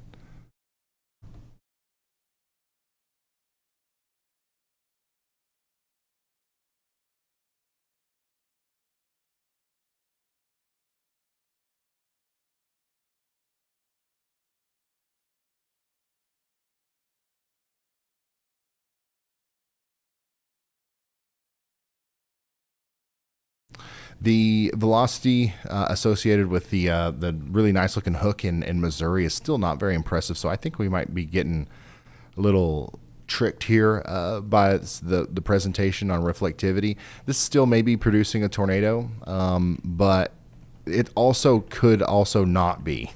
It just looks really good, I guess, on reflectivity. There's not a lot of spin associated with it. We're still going to take our precautions and take, shelter in Goodson, Mathis, and Pumpkin Center in Missouri, though, as the storm comes up towards you. More robust rotation is apparent here near Colcord, Oklahoma, and Gentry and Decatur in Arkansas. This is where we definitely need to be taking shelter. We got a big-time storm capable of producing a big tornado moving in right now. And then back to the Kansas storm. This one looks like it's trying once again to go outflow dominant. I see the rotation. I see where the potential tornado would be trying to form, but I think we see a greater kind of push towards an outflow dominant wind driven storm. And you can see that kind of evident here in Hunter Hurley's photo. He's out there with Andy, and you can see this big shelf cloud here. A lot of times that's associated with big wind pushes coming out of the storm. So get ready in Chautauqua, Bollingerville, Hula, Whippoorwill, and Oak Ridge for some strong damaging winds coming through very soon. Charles Cashin says, Marathon Man, keep up the good work. Charles, thank you so much for the support. Really do appreciate it. We've been going for over 9 hours now. And we're here until we're not needed anymore. We considered ending the stream about 4 hours ago, and here we are. Glad we didn't do that then. Blue Cord says, again, thanks for all you do. I have a lot of family in East Texas and Arkansas. Sent funds to the other nonprofit. Use this as you need it. Blue, thank you so much for that. Speaking of the nonprofit, we have raised a lot of money over the past month or so. So we're going to try to stretch every dollar that we already have as far as we can. But if anybody does feel generous and wants to, contribute to our 501c3 nonprofit organization, the Y'all Squad, please go to the y'allsquad.org. We're going to be sending out teams and people to various towns in Oklahoma and Texas over the next little bit to assist these places that have been hit by tornadoes today. We will be there as soon as either tomorrow or a couple of days from now. Okay. And we'll take every dime that we get and immediately make it available to the residents that have lost everything. We've done some really cool stuff with the Y'all Squad. And we're going to continue doing that. Go ahead, Elijah. Hey Ryan, here's the quick blip check. So all the storms that are in eastern Oklahoma have, they're actually active. One of them does have a severe thunderstorm warning on it with a decent hail core on it. And then also there's two storms that did form in central Texas, actually kind of near western Texas, near Sterling City, which also developed hail cores. Those formed right along the dry line, which is what the Storm Prediction Center was potentially thinking about doing for a severe thunderstorm watch down in that area. Thank you, Elijah. Back here towards San Angelo, that's some of these storms that are producing hail and wind now moving into Sterling City. Strong wind. So get ready for that. More storms back down towards Big Lake as well. Man. The storm that has caused all the problems in Texas tonight is no longer even severe warned. So hopefully that lets you breathe a little bit of a sigh of relief if you live in Sulphur Springs, because this thing's been eyeing you guys for a while now. The storm's dying out quite a bit, so hopefully that continues to happen. Don't let your guard down, but the storm should pass shortly and you guys should be all right. We currently have no confirmed tornadoes on the ground. We're all radar indicated right now.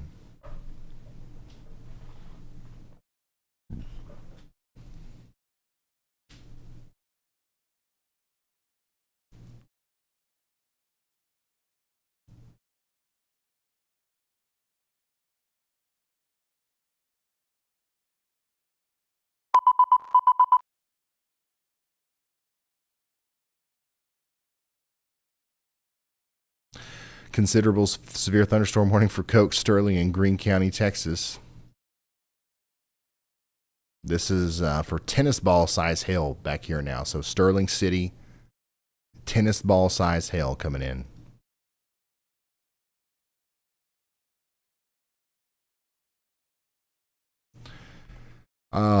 The velocity signatures are starting to look even more concerning now with our storm now moving across the border between Oklahoma and Arkansas.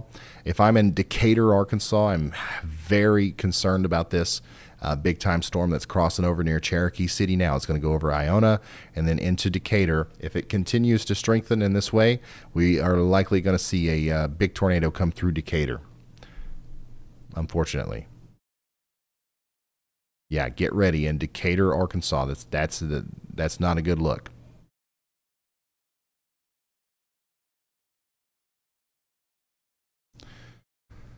Looks to me like definitely our storm along the border between Kansas and Oklahoma. It looks like that's almost certainly going outflow dominant at this point, which is good in terms of the fact that we might not see as much of a tornado threat in the immediate future. However, it's not so good because this is going to bring about some big-time damaging winds for Caney, Owen, and Copan in Oklahoma there.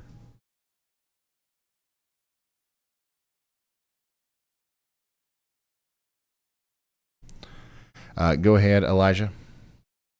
Hey, Ryan, and just like that, as the Storm Prediction Center was thinking about it, they issued a severe thunderstorm watch for that area down in central West Texas. All right, thank you, Elijah. Here's the graphic on that.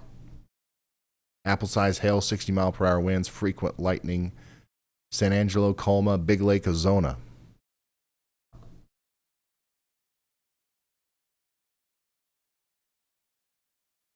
What was that?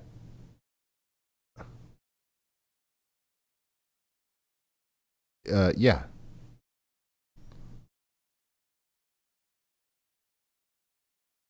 Go ahead, Elijah. Hey, Ryan. Also, we've been live long enough that the new A new SPC tornado Day 1 warning outlook has just been came out. issued. It's enhanced risk. Okay. We also just got a new tornado warning for Osage and Washington counties in Oklahoma. This is associated with the big damaging wind and potential tornado storm that's coming through Copan and Coffeyville and Lempena over the next, or Lenape, sorry, over the next 41 minutes.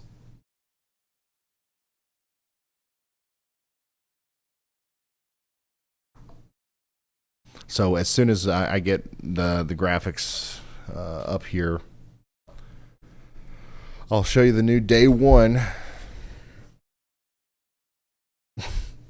It's 2 a.m. local.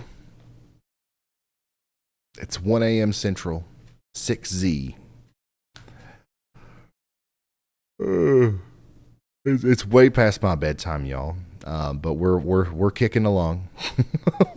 Oh, I'm forgetting to hit my buttons and everything. I'm seeing colors in the lights that aren't there. But we're good. We're here for you until these things start to die out a little bit, and they are starting to do that. But every once in a while, you'll look at this and be like, "Wait, no, they're not." Decatur, Arkansas, you guys are really in a dangerous spot. I think you should be in your safe spot if you haven't gotten there already. Really significant damage coming from Brian M. Finger. Horrible situation as Memorial Day campers at the KOA campground east of Claremore was hit by a tornado. Multiple entrapments and rescues ongoing. Go ahead, Elijah. Hey, Ryan, that storm that just crossed into Arkansas is now on the ground. Deep CC drop. All right, thank you, Elijah. This is the one that we were just talking about here. We can now see through the correlation coefficient, once again, a debris signature, a tornado debris signature moving into Iona and eventually Decatur. So we've been hooting and hollering about Decatur, not for no reason. This is the real deal. Please take shelter if you haven't already. Right now, that tornado, once again, just past the border there near... honestly, it's not near a lot of things, but one of the places that it is technically near is the University of Health and Performance, right along the Oklahoma and Arkansas border. It's moving in the general direction of Decatur. Once again, it's going to have to cross over the Chestnut Hill Farm. It's going to have to cross over Farm Spring Roads. And if this comes into Decatur, okay, if this actually makes it all the way over there to Decatur, which it very likely will, it'll enter town on the side where either the Decatur Park is, or a little bit farther north to up there where the Decatur Assembly of God Church is, big church. Anywhere in between there, that's where the tornado could come into Decatur at. Now, it could also continue to go up towards the Benton County Government Building near Veterans Park and Edmondson Park, and then move on up there towards... New information, this tornado warning has been upgraded. Move on up there towards the Simmon Foods Feed Mill. PDS tornado warning now.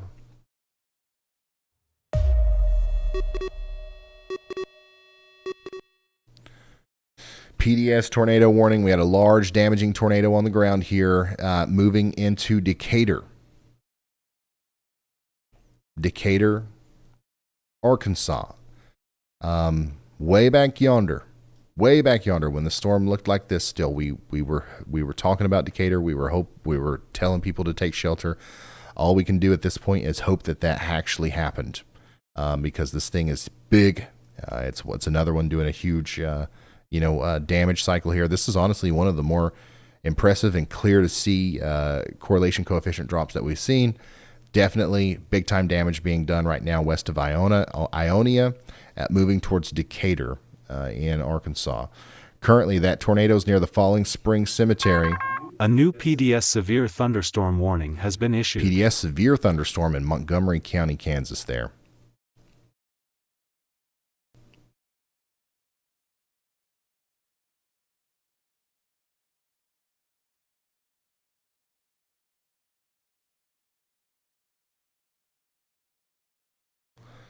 But yeah, we got a debris-inducing storm coming into Decatur right now. There is a tornado on the ground. It's very obvious.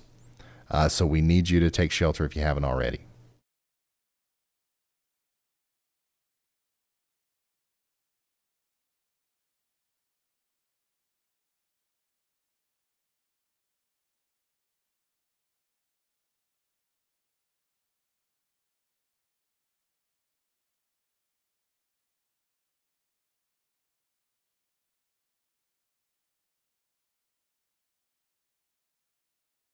Once again, this will come in to Decatur on the side where we've got the Decatur Assembly of God Church and the Decatur Park. There is a chance this crosses the road a little bit to the west. Okay, so let's hope that misses the town of Decatur. If it does, we're pretty concerned about the FNA group. We've got to be worried about the Dairy Barn Market, the Decatur Elementary School, Benton County Government Building, the Simmons Food Feed Mill, big time plant there that's in the path of this thing.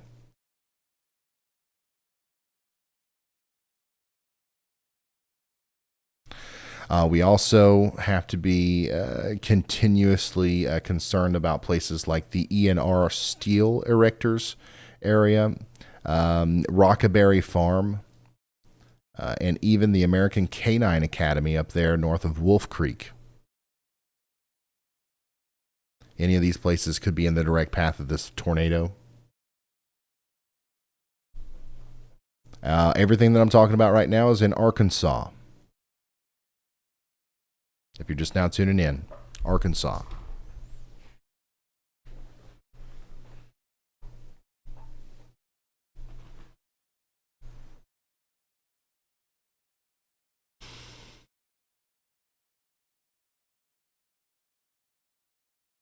Hey Ryan, when you have a second about the Arkansas storm. Go ahead. I looked at maps there for the path of that. Looks like it's going just north of Decatur. There's a river valley right there that it seems to be tracking along. That could lead to the conservation of angular momentum. They're being tightened by a small lower elevation path for the tornado, essentially, that it's extending down into. So I believe that's why it's so intense right now. Just north of town, I think is slightly less populated, as you've been noting in your mesoscale. So just to look into what's happening there. Absolutely. Thank you, meteorologist Andy Hill, for chiming in here. Here's what he's talking about. If I zoom out here on the maps, you can see the river valley right in here, very apparent, and that is around the the area that the path that the tornado is taking right now. It's not going to follow that exactly. Obviously, we don't want you to think that if you're not in or near that valley that you're not going to get hit by the tornado, but certainly some local mesoscale features, influencing the tornado there. Rockaberry Farm, once again, is a pretty good indicator of where this thing's going to try to go soon, if it hasn't already hit there. Rockaberry Farm, Sycamore Storage, Three Bends Farm. If this thing, so it's right now, it's got a little bit of a stationary look to it, or maybe even a northeast kind of movement to it. If that continues to be the case, it'll also eventually try to go up towards Best Tools and the Georgia Cemetery.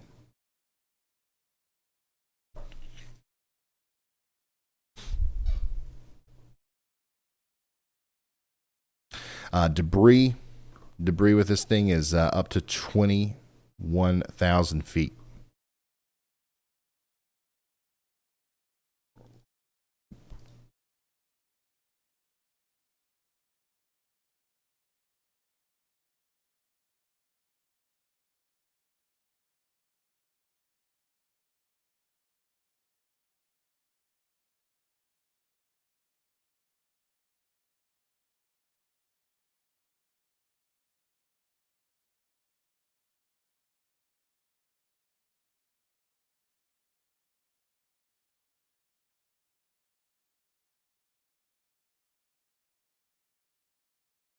Go ahead, Elijah. Hey Ryan, there looks to be potentially twin tornadoes on the ground, one right next to Decatur and one just the original circulation we were looking at. It looks like it might be an anticyclonic tornado. Some of the analysts were pointing out a large TDS with that as well now. Thank you, Elijah. This has been something that we've been noting with some of our more powerful tornadoes that we've been tracking here this spring. A very common feature, it seems like this year. Big tornado right here to the west and north of Decatur, and then an anticyclonic circulation really close to Decatur now. So, doesn't really matter to the people of Decatur which one of those ends up hitting town. It looks like either one of those are going to be a pretty dangerous situation for our residents out here. So hopefully everybody in Decatur is still in your safe spots, as there's a 1-2 punch happening here. A big-time tornado lifting debris near Ionia. Thankfully, not moving towards Decatur. It looks almost stalled out, in a sense, over Highway 102 there. But unfortunately now another circulation here entering town on the southern side, still down there near that park, that would, continue to, cause additional problems and even cause more damage in Decatur. But either way, it's a tornado. Hopefully everybody in this whole area is underground right now. If things continue to move in the way that it looks like they're moving, that anticyclonic circulation or that more southeasternly circulation is going to be down there around Decatur Park, RMZ Auto Sales, and Buckner Avenue. That'll eventually go up towards Taste of Eden and the Bible Trail and the post office. Okay, if you know where the post office is there east of Decatur, that could be, where that other circulation ends up going towards. Additionally, the bigger circulation, the one that's got the big debris, the larger debris, signal with it, is just now making it across Highway 102 up there, north and west of Decatur, and it's kind of getting close to the Word Cemetery at this point. Word Cemetery, next Rockaberry Farm, Justice for Joe. And if it keeps gravitating off to the north like that, maybe downstream it might make it to the Ozarks Community Hospital. So I don't want to, say that that's going to happen, but that would be something that it could hit on the south side of Gravette there, if it continues to go that way.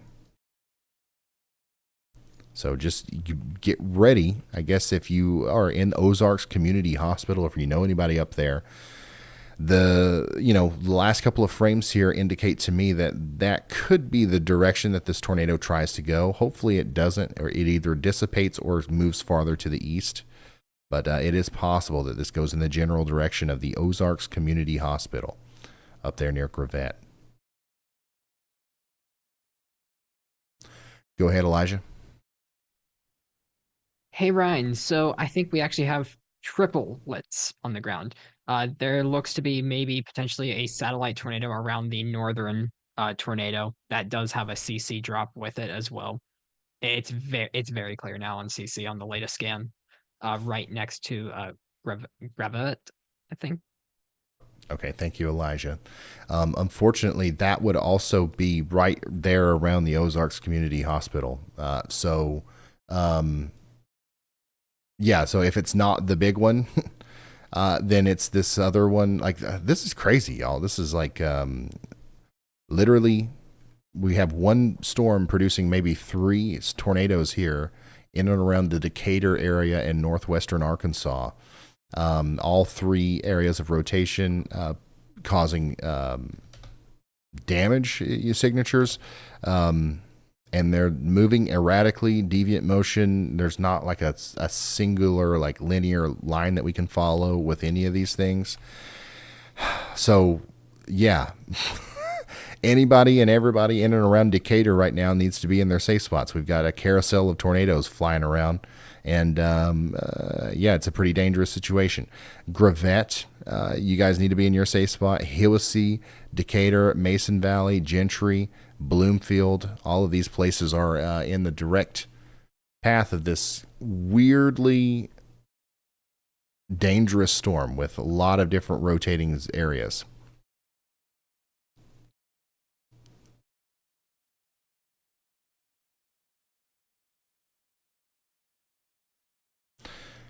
Tornado warning for areas just north of Bartlesville continues. Bartlesville, this is probably going to go to your north. This is the tornado threat with this has gone down quite a bit, but the damaging wind threat's gone up quite a bit. 70-mile-per-hour winds possible in Copan and Lenape over the next little bit.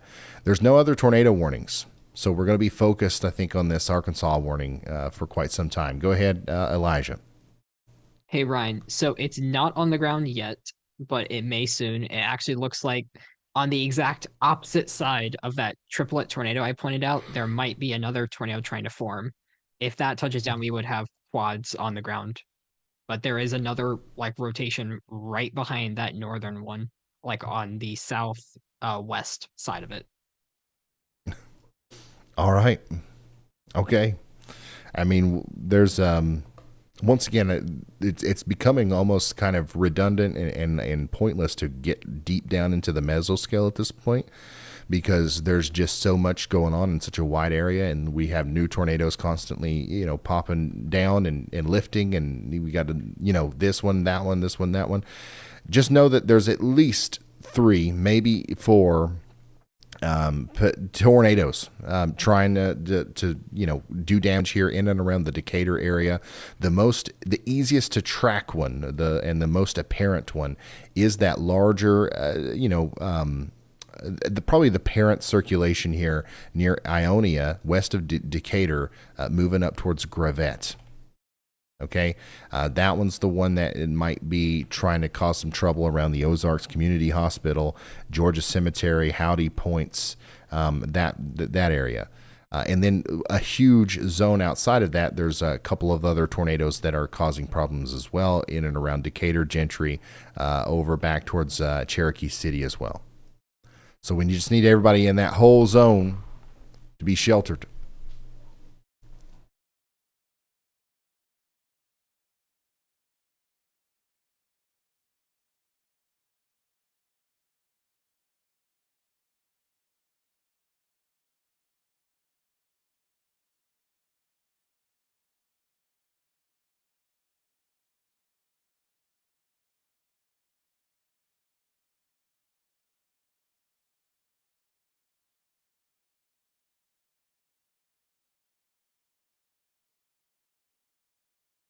So once again, if you're just now tuning in, if you've been awoken by somebody, I know it's early in the morning, it's late at night, however you want to look at it.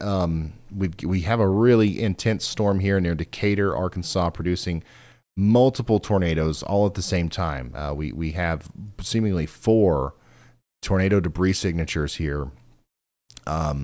Like seriously, 4 different tornadoes down at the same time between Decatur, Cherokee City, and Gravette in Arkansas. This whole area could be experiencing tornado damage, and that part of the storm is moving up towards Bentonville at some point here. Hopefully this thing starts to calm down and goes a little bit more outflow dominant before then. But we can't guarantee that, of course. Bentonville, y'all need to watch out. And Rogers in Arkansas. This is the next area where we might see a new tornado warning.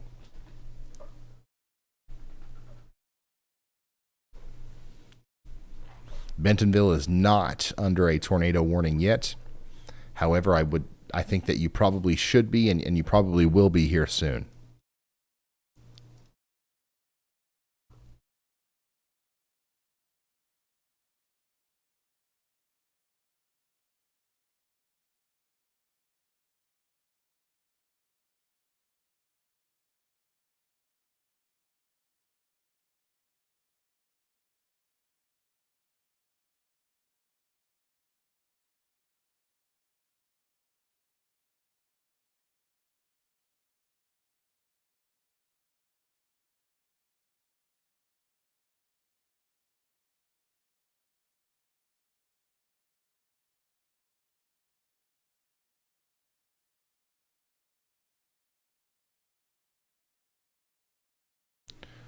Y'all,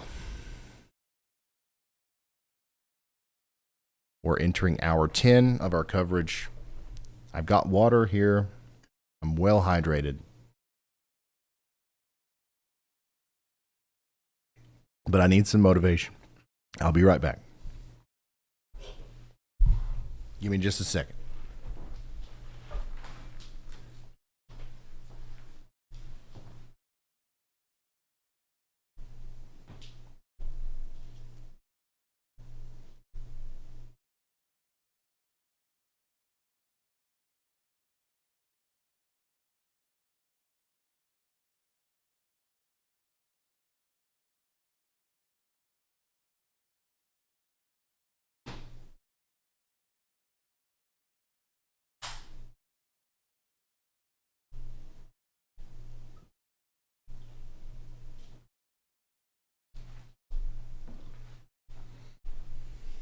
Let's stand up, y'all.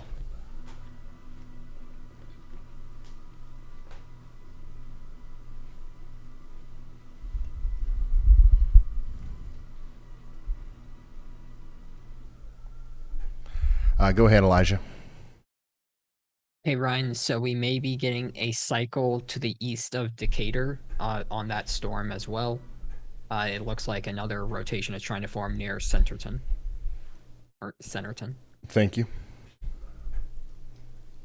So if you're just now tuning in, we are hyper-focused on northwest Arkansas right now, where we are getting a new cycle of a tornado, a supercell that has been producing tornadoes since around Tulsa, Oklahoma. It's been riding Highway 412 over towards Arkansas. It's in Arkansas now. It's produced a tornado near Decatur, Arkansas. Now, another mesocyclone handoff is happening, and a new tornado is trying to form here just to the west of Bentonville and Centerton. So we might see a tornado come into Centerton here soon. And we need everybody in Bentonville and Centerton to go ahead and take shelter. We haven't gotten a warning yet from the National Weather Service. I'm sure that's coming, hopefully. So we'll go ahead and we'll take shelter a little bit early if we're tuned into this stream here.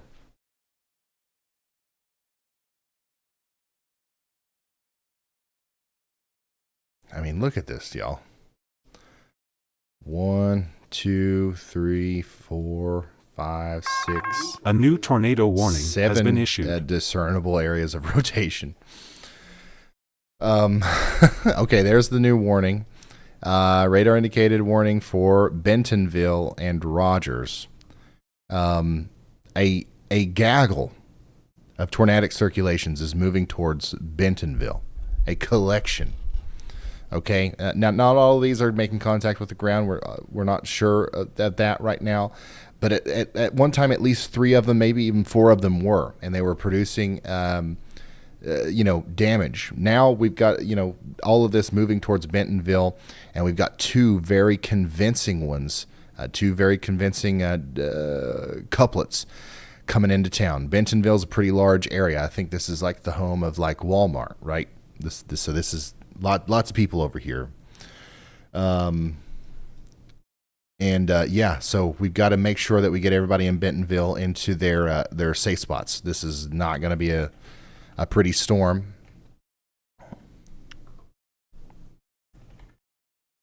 Shoot.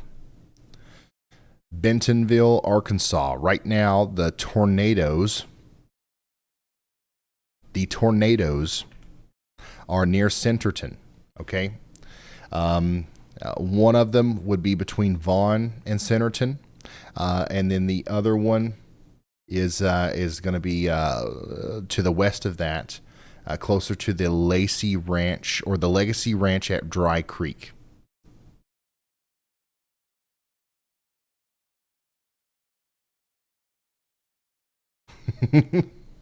I'm sorry, this isn't funny, but it is kind of funny. It's also really close to the Not My Business Quit Emailing Me. Somebody registered that on Google. Anyways, if you know what I'm talking about here, if you know where the Vaughn Valley Road is, and Anchor Auto and Paint, if you know where that is, you know around where I'm looking here where this tornado is coming into Centerton. All right. Tornado is developing here. Could be on the ground as it comes in that around that curve on Highway 102 near NWA Restore It. It'll enter, if this comes into Centerton, it's going to enter on the side of town over there where the Lonesome Oak Storage and Gun Range is and the Barbell Discipline Strength Gym is.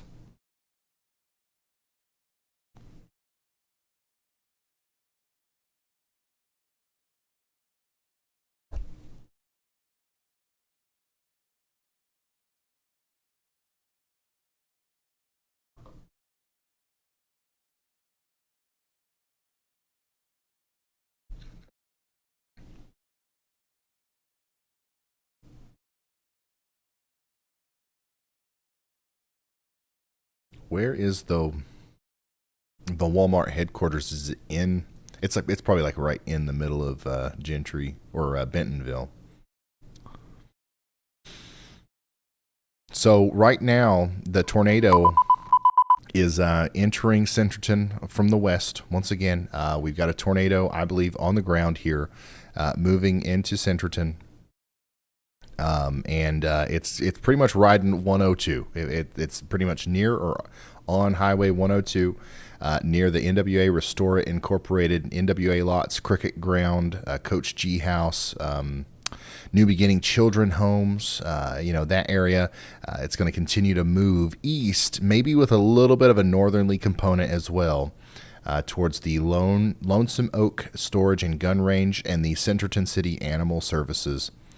Bentonville High School, Bentonville West High School is potentially a place in the path of this one.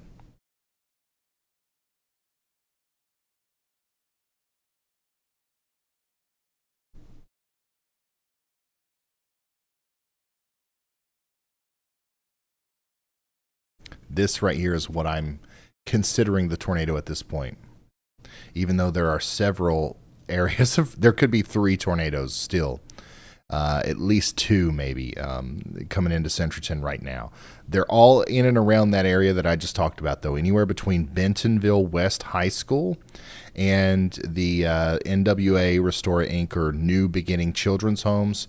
There's either 1 or 2 tornadoes down there, both moving east with a little bit of a northerly component to their motion, maybe towards places like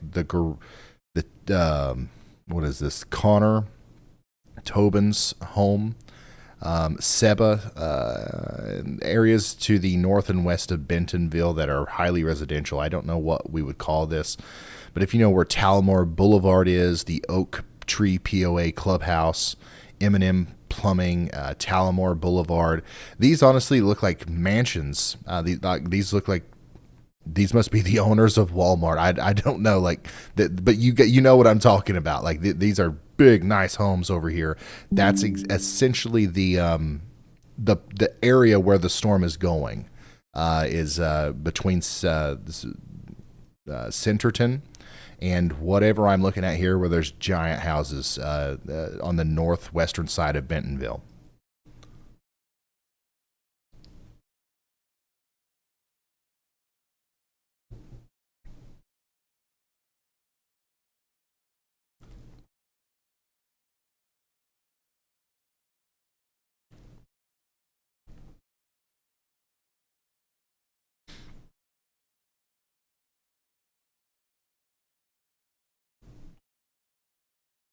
So yeah, keep in mind the bend in Highway 102 here and the rotation, right? That's where we think the tornado is right now. No deep correlation coefficient drop or anything like that associated with it just yet. So hopefully we don't see a continuation in this. But just keep in mind that bend in the road, that's around where we think the tornado is, and the motion vector. Okay, it's going in that general direction. Go ahead, Elijah. Hey, Ryan, real quick, the storm that is hugging the Kansas-Oklahoma border, on the Oklahoma side, it's tornado warned. On the Kansas side, it is destructive severe thunderstorm warned, observed destructive severe thunderstorm warned with 80-mile-per-hour winds and a tornado possible tag. So I know that's the one that Andy was on, but you should quickly probably cover that due to the new destructive being observed on that. Absolutely. Thank you, Elijah. Destructive severe thunderstorm warning for Coffeyville and Deering and Liberty in Kansas. 80-mile-per-hour winds coming in. This is a nasty looking storm on radar. We had a couple different scares with a potential tornado with this. Now I think that a tornado is possible, obviously, with this storm, but the main threat's going to be those tennis ball size hailstones and 80-mile-per-hour winds coming into Coffeyville right now, and Deering and Avian in Kansas. We can also expect similar conditions down here near Elliott, Oklahoma. You guys want to take shelter as if this is a tornado warning, even if you're only under the severe thunderstorm warning right now and not the tornado warning. Take shelter as if it's a tornado. 80-mile-per-hour winds will produce tornado-like damage over a larger area than a tornado would.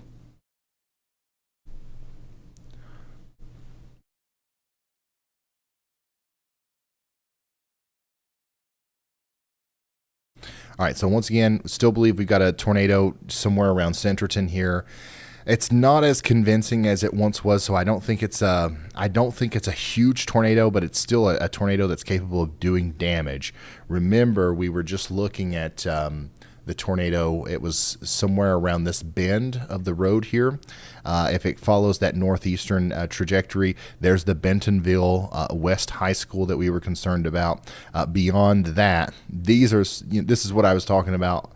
Whatever this community is called would be, one of the areas where a new tornado warning has been issued. The storm is going now or next. But we also have to watch this very closely because we've seen this happen time and time again. The circulation is going to get kind of occluded up into the storm here, and a new one's going to pop out of the bottom. We'll see if that happens near Gentry or Lowell or Rocky Comfort over the next little bit. Regardless, we need everybody in Centerton and Bentonville and Rogers to take shelter now. New tornado warning for Welch and Blue Jacket in northeastern Oklahoma.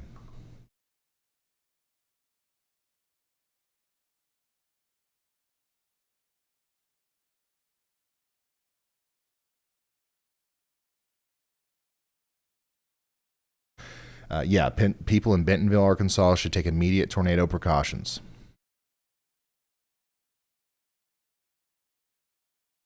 Go ahead, Elijah.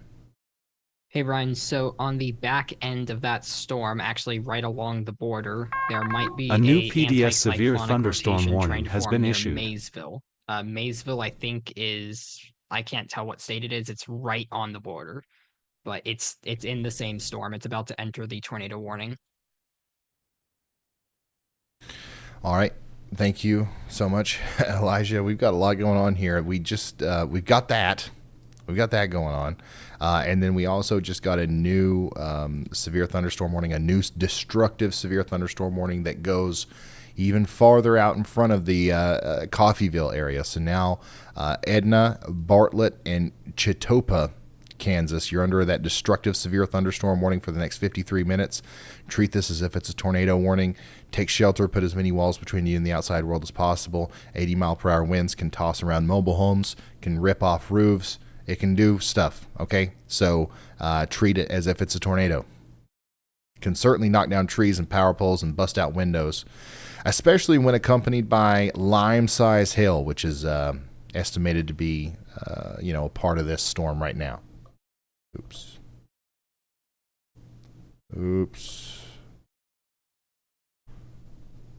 Okay. Wrong button. Here we go.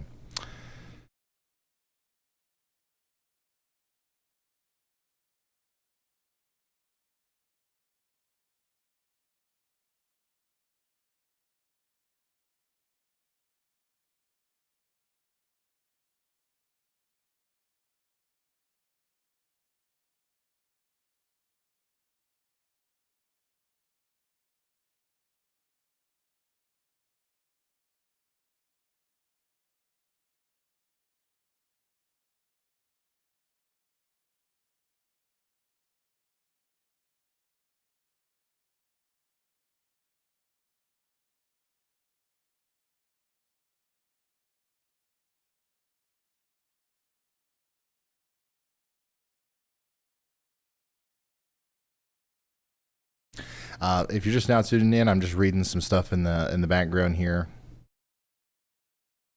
I'm going to go back over all these warnings once again. I know there's people that are tuning in from Bentonville who are like, "Whoa, what's this guy talking about? Kansas?" I'm going back to Bentonville right now. Hopefully everybody in Bentonville is still in their safe spots. We got a couple areas of rotation where a potential tornado could be trying to come through town.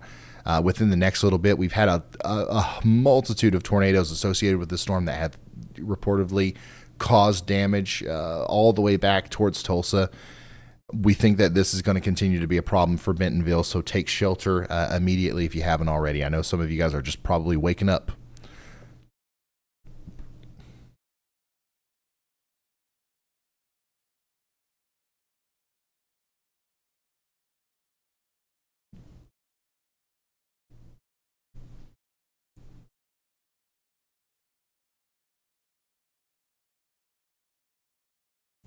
This is absolutely true, Jeff. You nailed it. Soon as the tornado warnings go away. I hope that we're getting there sooner than later. This storm looks a lot less impressive right now in northwest Arkansas. I don't know how many times I've said that so far tonight, though, so who knows what's going to happen next. We've still got a lot of convergence signatures and high velocity couplets, trying to, rear their faces here in and around Bentonville. That's why we've got that tornado warning, and that's why we need you in your safe spots. But it doesn't look as classic as it once did. It doesn't have that big hook. So hopefully that is hopefully that saves us. Additionally, the tornado warnings associated with the storms coming into extreme northeastern Oklahoma now are very much so precautionary and should probably be destructive severe thunderstorm warnings, but they are tornado warnings, so we're going to stick around for them. Somebody, what am I looking at here in slot number 6? What is that? Can I get an exact location?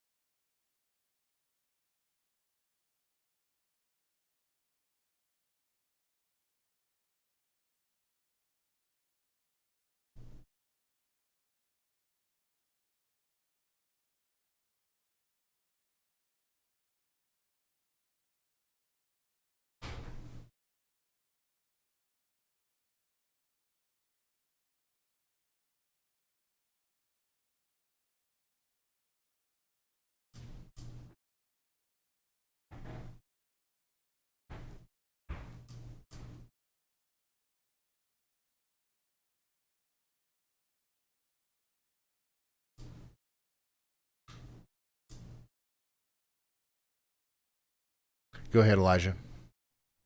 Hey, Ryan. So really quick, there is a considerable severe thunderstorm warning for San Angelo, Texas, for it looks like high winds. And I just looked on radar at about 1,000 feet up. We're getting upper 90s to even 100 mile per hour winds being measured.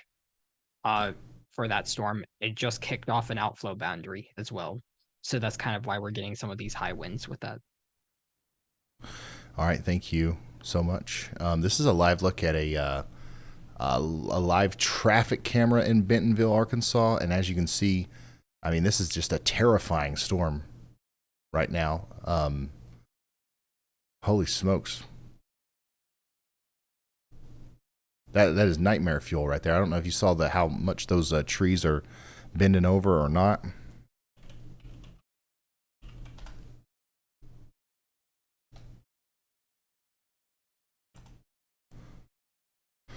Hopefully not too many people have to be on the roads at 2 a.m.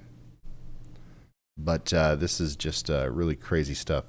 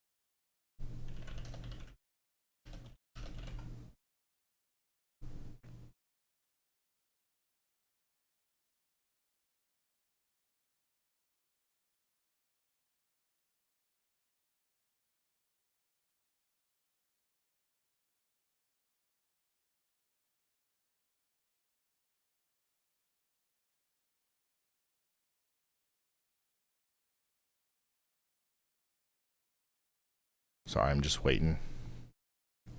I'm gonna come back up here, push that button again. Okay, so what we're just looking at there is strong storm coming through Bentonville, Arkansas.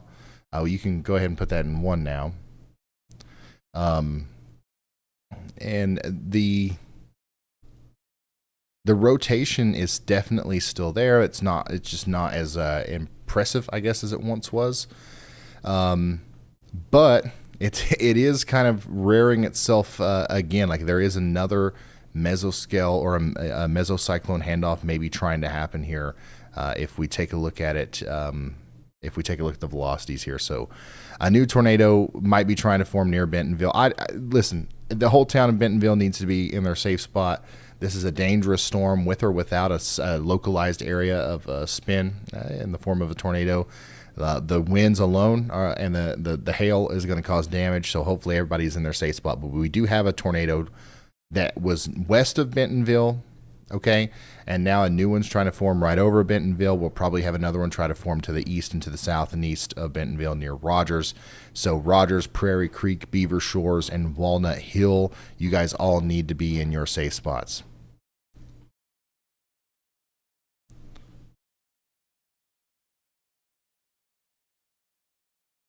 Little bit of a radar hole here, but yeah, I see some big time problems with the larger area of rotation that's trying to come together here.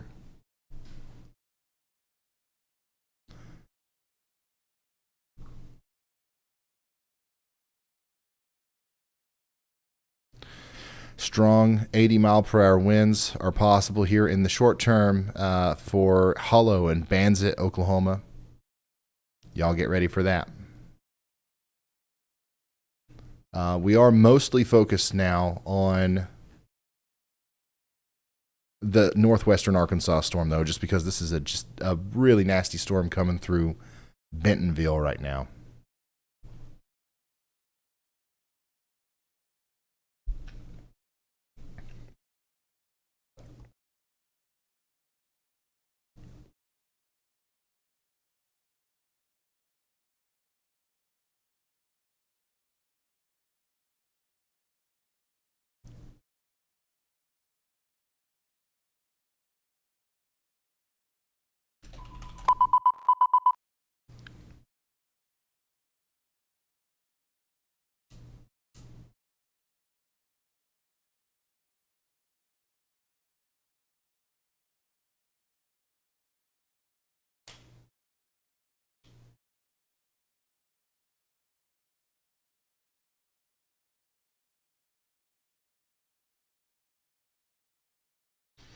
Carly, come in here and swap my thing.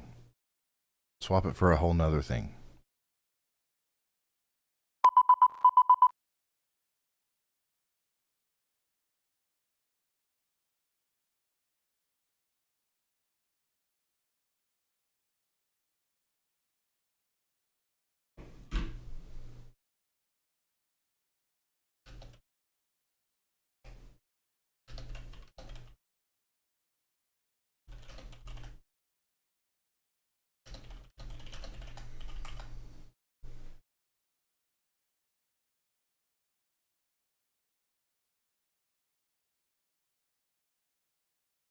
So once again, what we're looking at here is a powerful storm coming through Bentonville, Arkansas. And I was just waiting on the next scan to come through on the radar there because it looks like, you know, it was getting a little hard to see. But there's a very clear signature now of a new tornado trying to come together, I believe, right over I-49 near Rogers. So new tornado, again, for probably the 10th time with this storm, a new tornado is forming, a new big tornado is forming here as it comes across Interstate 49 towards Rogers. Chandra, and anybody else who can hear me, there's probably a lot of cameras in this area that we can pull from. I don't know if we can fill the rest of these spots or not, but if you can, go ahead.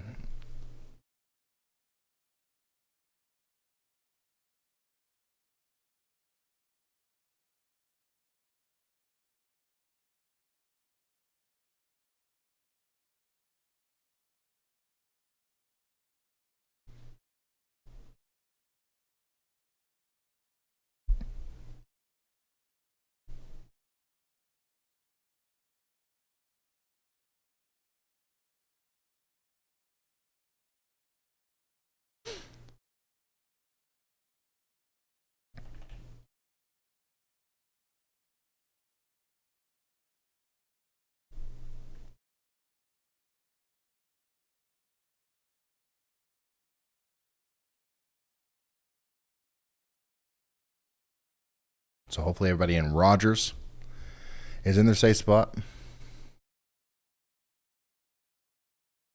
And 1 second, I'm also working on a little technical difficulty here. Yeah, this one of these. Thank you.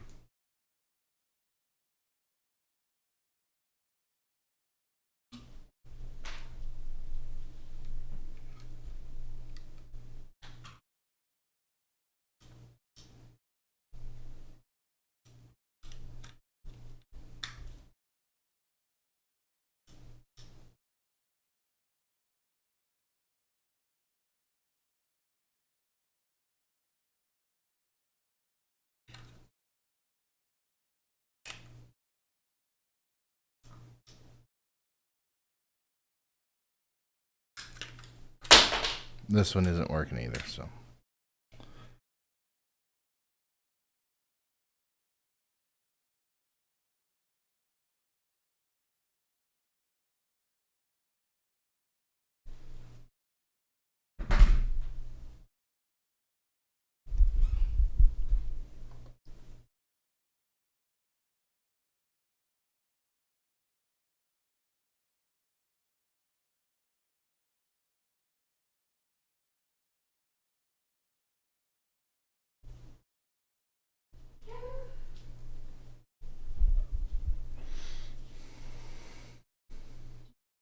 I think so.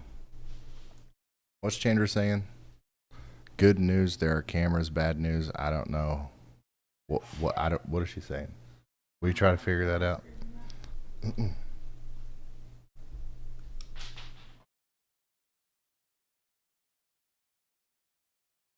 Sorry, y'all. Hey, Ryan. There may be a tornado on the ground right now. There's 2 circulations, and there's a probable TDS near Rogers right now. Okay. All right. Hopefully that doesn't come as a surprise to anybody. Hopefully. We've been looking at this for a reason here. We've got and once again, we've been tracking this specific area of convergence and the velocities here for quite some time because, this is the area that we've been worried about. There it is. Debris signature kind of popping up here near Rogers. So hopefully everybody in Rogers is in their safe spots.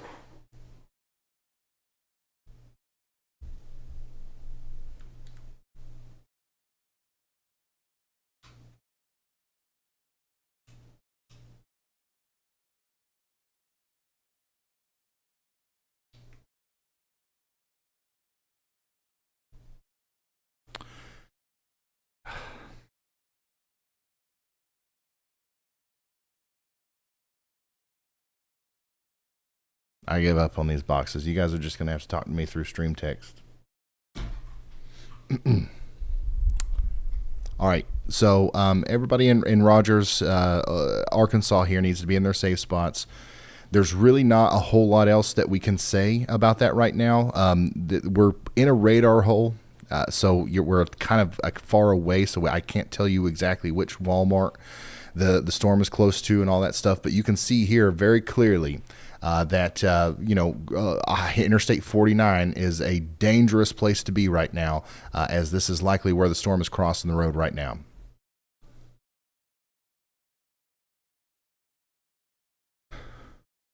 Nick or somebody, can I get a map location of exactly where this is?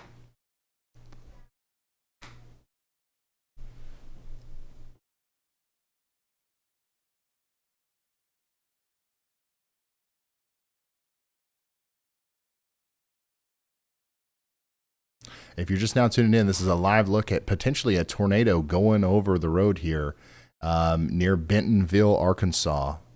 As we've got a very intense storm happening here. We got a tornado near Rogers.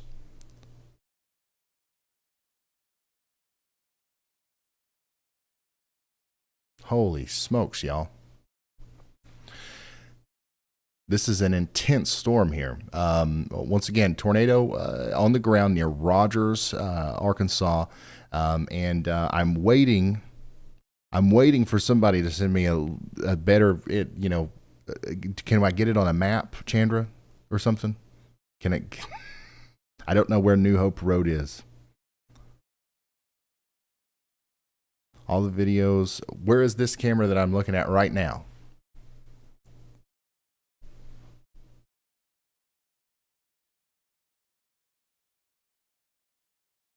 I believe it is right near Rogers, so that's why it's important that I kind of point that out. So what you were just looking at there was the conditions near Rogers, and that's what we can expect here as it comes into town. Once again, tornado in Rogers, Arkansas, moving in the general. Honestly, it's not really moving.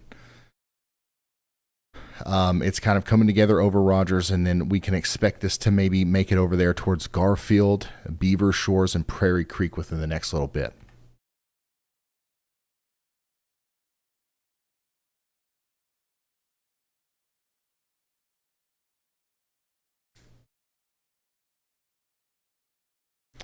So some of the other places that need to be watching out here,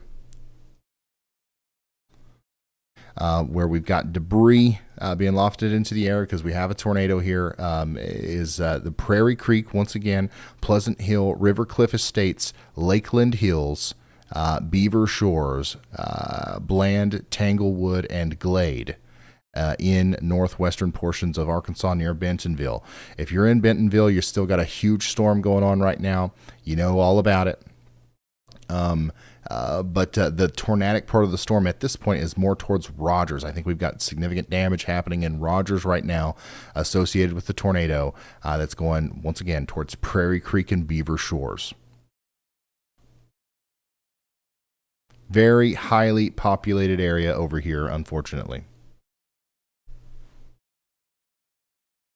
And yeah, the one of the cameras, the one that we were looking at, I believe, was on the road just to the west of Rogers, so it would have made sense that that was associated with the tornado, all the action that we saw there. And that's now what's happening in downtown Rogers and moving into Prairie Creek. Looks like a strong tornado in Rogers, yes.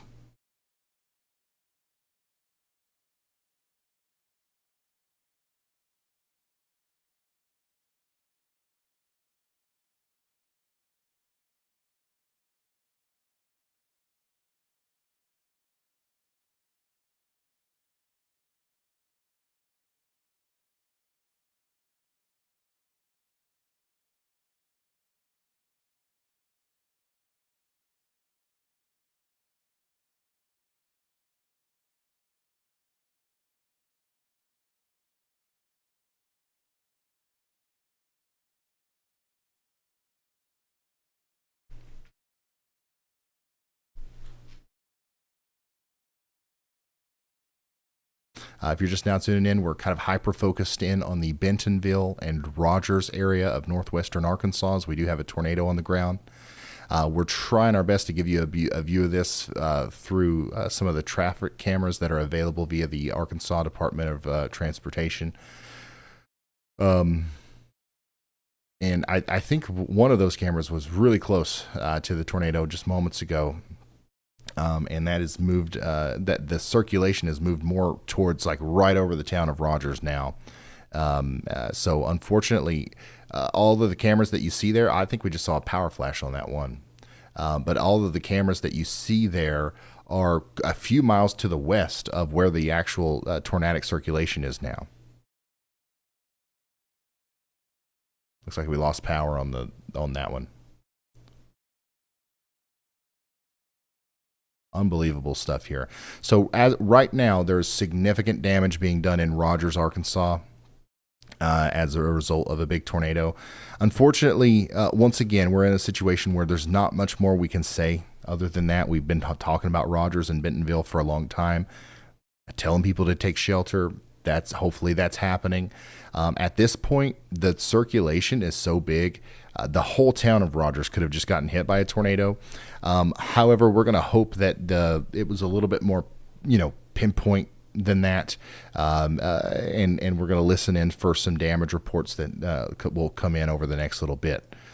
But yeah, unfortunately, that's a really unfortunate sign there near Bentonville and Rogers of a potential tornado that just went right through town. Now we've got to go look downstream towards Beaver Shores, Bland, and Rambo Riviera for another potential tornado to come through there. I certainly don't think that we had a large, giant tornado go through Rogers. What I'm saying is that the circulation could have hit anywhere in Rogers because the overall circulation was as large as Rogers.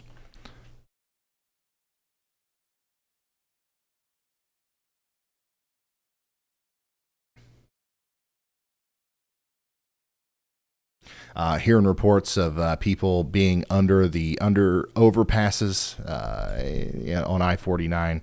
Don't do that. That's not a smart thing. You'll cause accidents, and it's also not a safe place to be.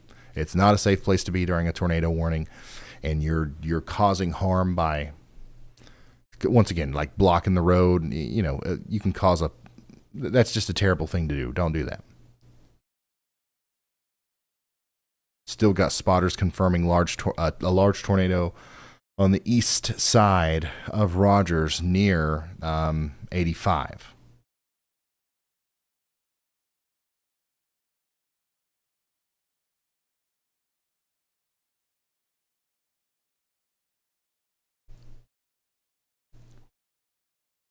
We now have only one tornado warning anywhere, and it's this one. This storm is the storm that could. We started tracking this one way back over towards Tulsa. It's now plumb into Arkansas, and unfortunately still causing damage here. We had a pretty big tornado, I think, go through the I-49 areas just to the west of Rogers. I don't know what the extent of the damage would look like there. According to correlation coefficient, we had a couple of CC drops, but I don't see anything huge. But we're also in a little bit of a noisy area here, so we can't really see anything with incredible clarity.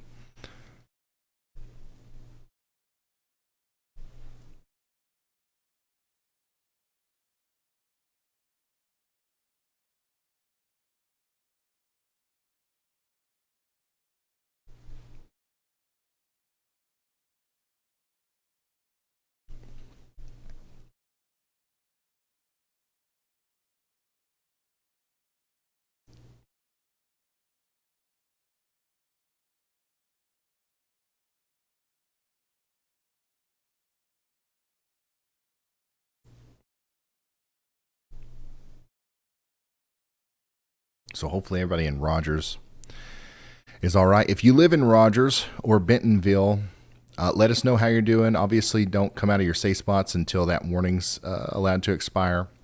But let us know how you're doing. Is everything all right? Is the power off? Are you experiencing damage? If you want to send pictures or videos of any of the damage that you have experienced so that we can kind of share the story here on the air. Once again, wait until the storm is over. Don't do it until you can do so safely.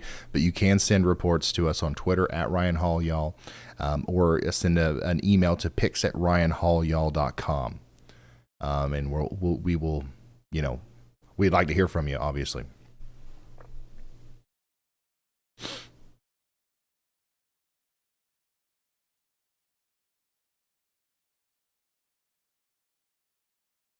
All right, we got another tornado warning. They've extended this out a little bit farther to the east to Eureka Springs.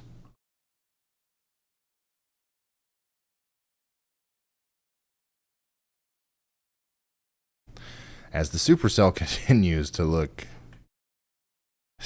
I mean, it just continues to look capable of producing another tornado. I see another area of concern right here. Maybe another handoff happening to the east of Rogers now. A new tornado trying to come together near Lakeland Hills, moving towards Bland and Rambo Riviera. It's going to do it again. Like, it's going to produce another tornado here, I think, near Beaver Lake in Rambo Riviera. Ugh.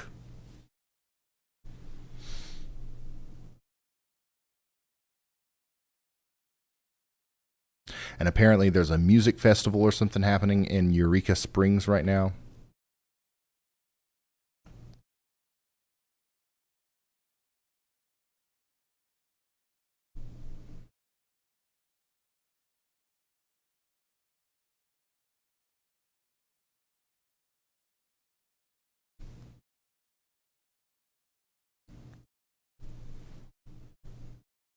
And the environment is absolutely still volatile in northwest Arkansas. It's one of the places that, we really didn't expect to see isolated supercells this late. Now that we have them, they're taking advantage of the environment completely. Or this one is. So another huge area of rotation coming together right over the lake here.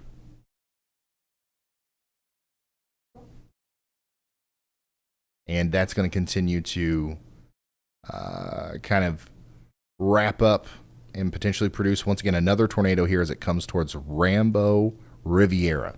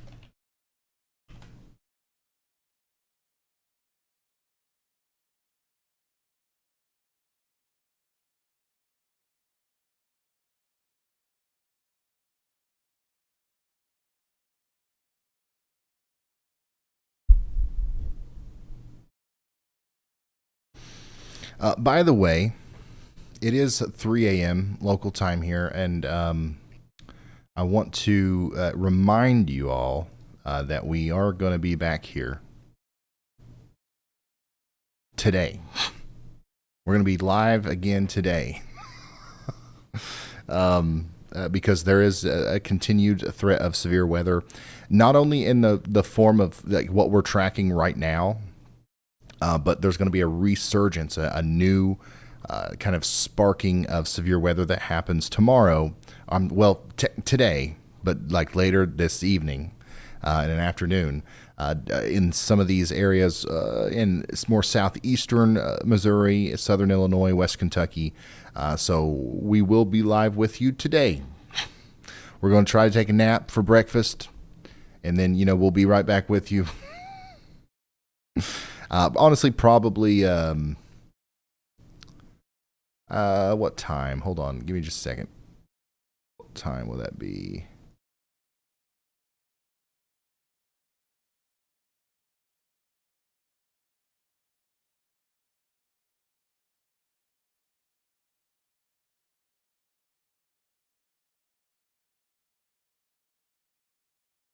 Oof. Probably around 5 Eastern, 5 p.m., 6 p.m. Eastern. So these storms are going to continue to race through, Missouri, Illinois, Kentucky tonight, into the early morning hours tomorrow. But the severe threat with those are going to be quite limited. It'll mostly be wind and maybe some hail. But when these new storms start popping up tomorrow, that's when the tornado threat kind of ramps up a little bit. So we'll need to be here for that, starting at, once again, around 6 p.m. Eastern. And we'll probably track this damaging wind threat through around midnight. I don't think that tomorrow's threat will last as deep into the overnight period as tonight has.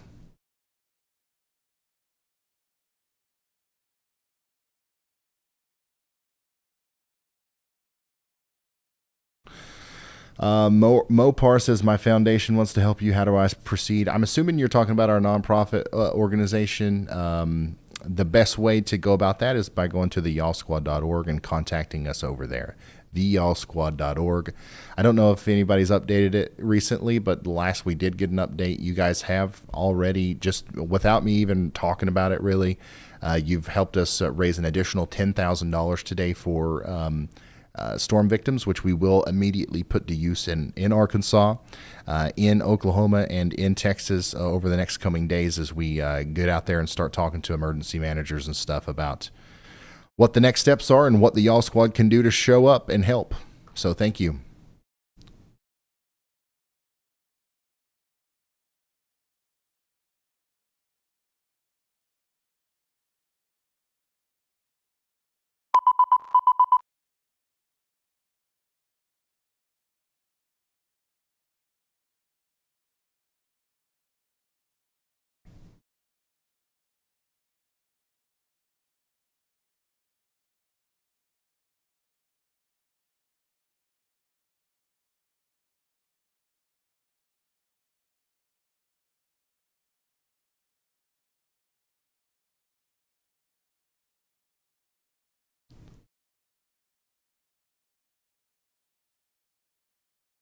How concerned should we be in Louisville later today? Shouldn't be too concerned. You should just be prepared for potential severe weather. First round's going to come through between 11, probably around noon to 3 p.m. Tomorrow. The second, potentially more intense round will happen around 9 to 10 p.m. Eastern. Indianapolis, lots of people concerned about Indy 500. Once again, rain and storms are going to start moving in around the time the race starts. And then we're going to have another round of storms potentially closer to 8 to 10 p.m. for you guys as well. Less severe, I think, in Indianapolis than Louisville, but still enough to impact the festivities.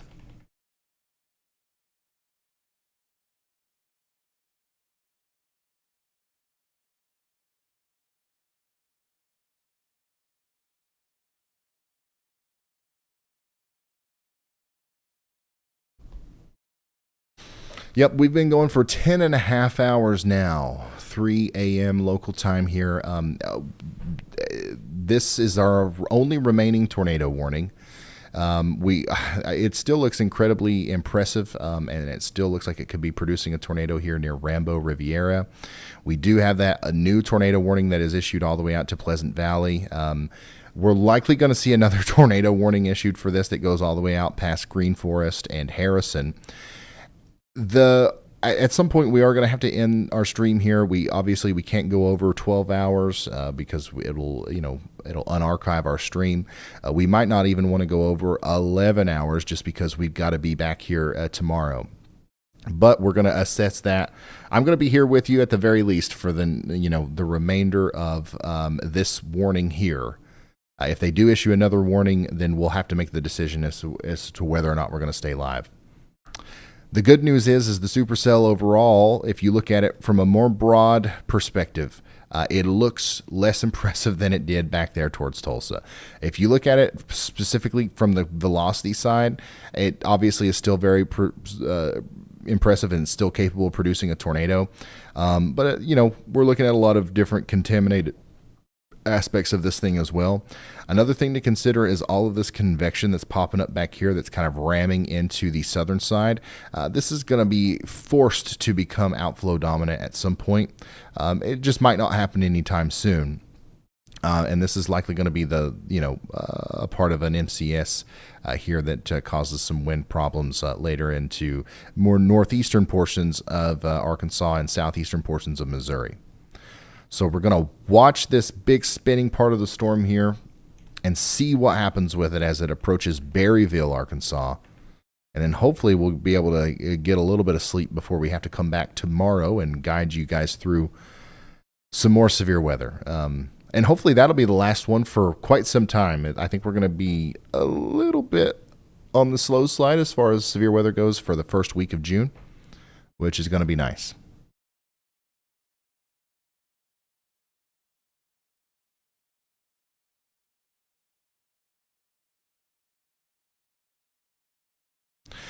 By the way, there are some people asking about the storm that is coming into the Joplin area and the northeastern Oklahoma area.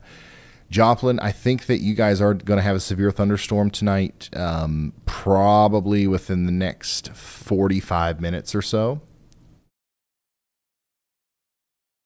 And yeah. But that's it. We're talking about 60-mile-per-hour winds, half-dollar size hail, stronger winds, and some bigger hail possible for Fairland and Afton, though, in Oklahoma.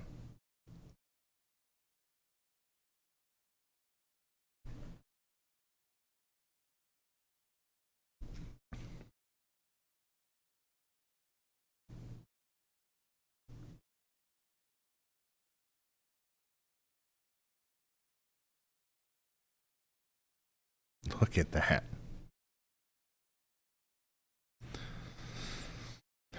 I don't know what in the heck's going on with this thing, man. This is a big, nasty storm. Once again, likely producing a tornado or at least tornado-like winds in the War Eagle, Rock, and Rambo Riviera areas.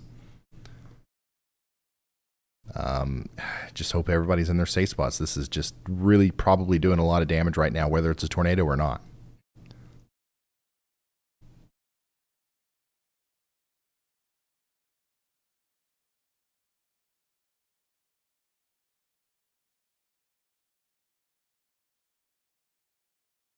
Luke Hatton says that the search and rescue with medevac is still ongoing near Sandra, Texas as of 2 a.m. Central. The town is closed to through traffic.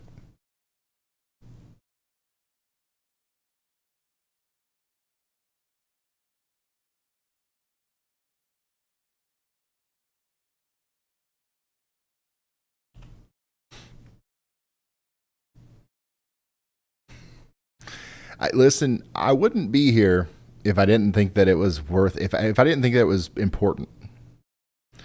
These storms, guys, you know me. When it gets late and we've just got some maybe naders out there floating around, we've ended the stream with 8 to 10 tornado warnings before because they were all kind of like, This is different. This is a big storm, life-threatening storm, still potentially putting big time damage down as it comes into the Eureka Springs area. So if it's 3 a.m. There's 50,000 people in here. So there's people obviously hungry for information, and I want to make sure that we're able to give it to them.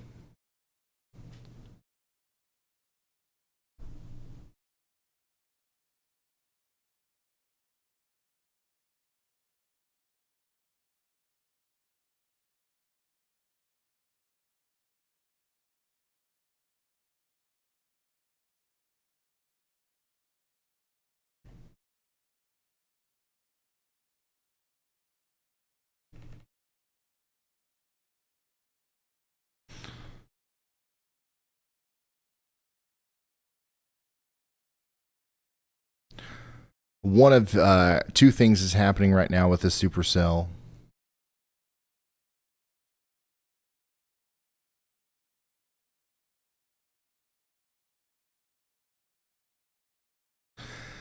We're either finally seeing a push to this, coming more outflow dominant, or we're just seeing a giant, bounded weak echo region here. Either way, it is sort of a good thing that we're seeing the expansion of the velocities like this, the expansion of the wind field. It's not quite as tight. The damaging winds are going to continue to be a big time problem with this, but the tornado threat should hopefully go down a little bit. So I'm going to go ahead and make the decision now that unless something drastically changes, we are going to end the stream within the next 15 minutes or so as the storm gets past Eureka Springs. Okay, we're probably going to see a new tornado warning for Berryville and Green Forest. We won't stay live for that just because, it's going to be a strong storm. That's about all that we can say about it. And of course, we've been going for 11 hours, and we need to make sure that we can be here for you tomorrow as well whenever new storms start to pop up. For the vast majority of America, this this severe weather event is over. Okay, it's over in Texas for the most part. There's a couple of storms back here near San Angelo still going, but they're just regular spring storms. It's over in Kansas. It's over in the 90% of Oklahoma. We've just got this northeastern tip here and over towards Joplin, still to experience a strong 70-mile-per-hour wind gust or two. It's over for most of us in Arkansas, except for on the northern side where this is going to continue to cause problems all night. Okay, there's no way that this is going to stop anytime soon. I would probably, if I wanted to stay live for the entire lifespan of this cell, I would be live until noon tomorrow. And we would be talking about it as it was coming into Clarksville and Nashville. But it wouldn't be tornadic. It would just be kind of like a wind situation. So, at some point we've got to draw the line and we've got to call it a night. Before we end the stream, we've got 40-something thousand people in here. If anybody's feeling generous, if anybody wants to help us, we would like to end the stream over $10,000 there raised for the Y'all Squad. Once again, I'll do the thing again where I'll match any of the next donations that we get between now and whenever we end the stream up to $5,000. So if we can raise up to $15,000, I'll put $5,000 more dollars in, and we'll have $20,000 raised for tornado victims tonight. But of course, nobody is required to do that. But if you want to help us, our official 501c3 nonprofit organization is called the Y'all Squad. You can go to theyallsquad.org and make a tax-deductible contribution to our nonprofit.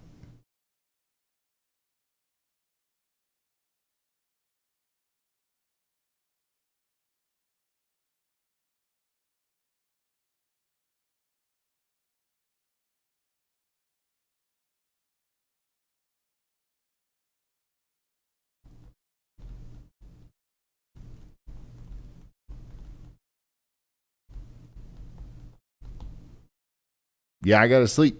I gotta go to sleep, y'all.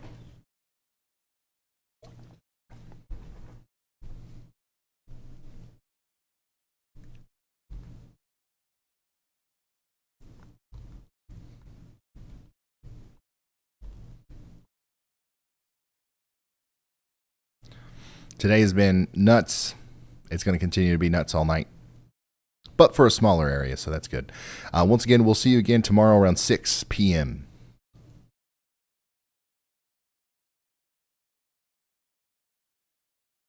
Still awake at 3 a.m., huh? Yep. I think that this is officially the latest we've ever went with a live stream. Obviously, we've done longer ones. We went right up to 12 hours. But I don't think we've ever been up at 4 a.m., close to 4 a.m. local, still covering the storms before. This is a first.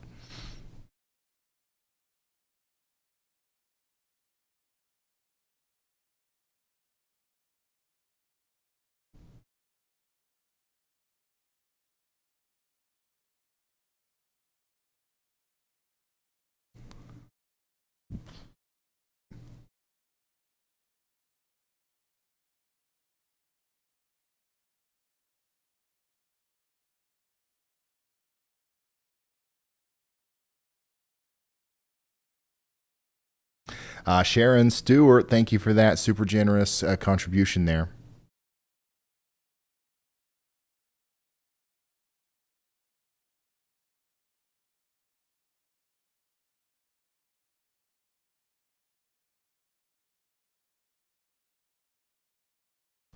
Whenever we start the stream tomorrow, we'll have hopefully a big time update for you about some of the damage and stuff that occurred today.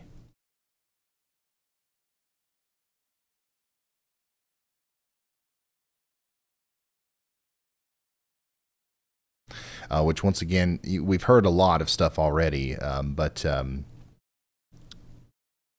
yeah, mass casualty event at a truck stop near Valley View, Texas, where 150 people were trapped.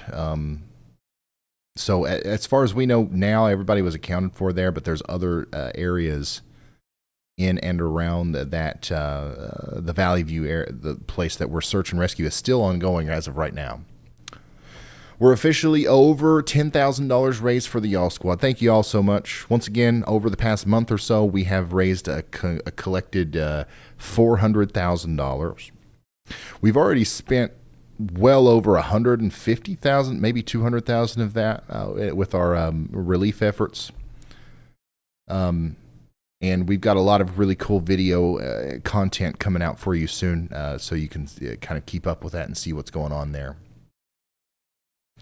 Make sure you subscribe to the Y'all Squad YouTube channel so you can watch those videos. It's gonna be cool.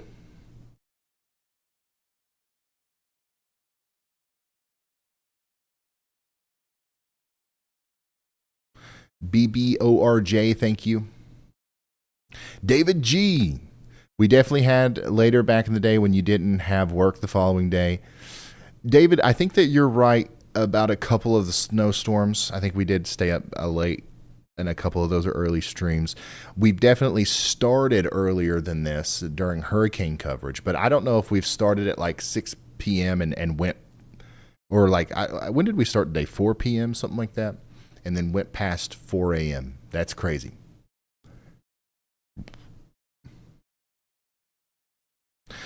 Nicole says, Ryan, could we do a live stream one day where all the money from that stream goes to purchasing NOAA weather radios for low-income families throughout Tornado Alley? Yeah, absolutely. Yeah. We should just be doing that anyways. Honestly, that's probably something that we could do with the Y'all Squad. Maybe in the down season, hopefully whenever we're not actively helping people recover from tornadoes, that's something that we could do. Or we could do a specific fundraiser just for that. That sounds like a really good idea. Daniel, thank you for that. Mopar Queen. Everybody say a huge shout out to Mopar Queen there for the extremely generous contribution. Y'all, we still have a big storm going on right now. We still have a tornado warning as well for areas south of Eureka Springs. The velocity is so, like the couplet is so big. I'm not convinced that we have a tornado anymore. This is just a big time damaging wind event. Probably still knocking down a bunch of trees near Clifty right now. And a new tornado could try to form here very soon within this thing. But man, you're not going to be able to see it, and it's in a pretty rural area. The most, I guess, populated area that's currently getting hit by the storm right now is Eureka Springs, and you're mostly getting hit by the hail and the rain. The windy side and the potentially tornadic side is going to be down to your south there.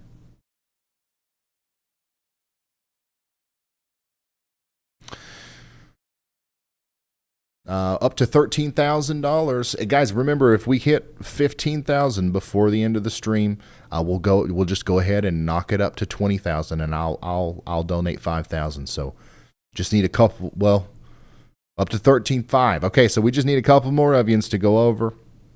We got 39,000 people in here. If everybody contributed $1, or if even half of you contributed $1, we would get there. Actually, we'd get way past there. And once again, we'll be able to help these people out down there. sounds like the Y'all Squad's definitely going to need to show up in Valley View, Texas.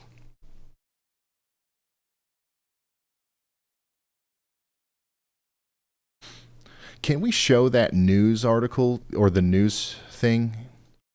Because it's about us. Do you think we can show that? Or will we get copyright struck? What if I copyright strike them? Because they took a piece of my stream and used it in their news feed.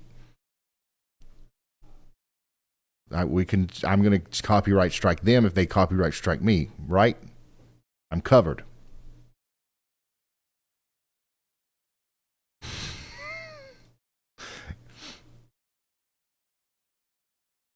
A big, giant shout out, to Debbie Moore with the $400 super chat. Debbie, I recognize you. You've definitely been here before.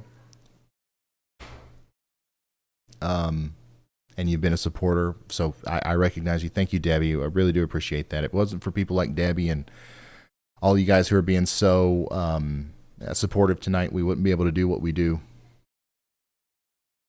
I can read the article, but I want to watch the video.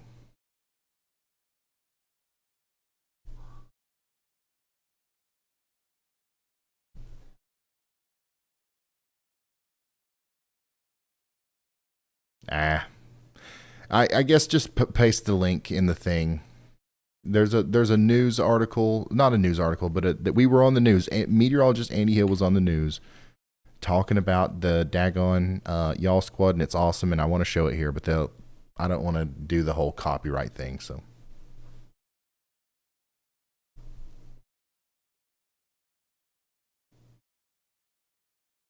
Paste the link in the thing. Oh.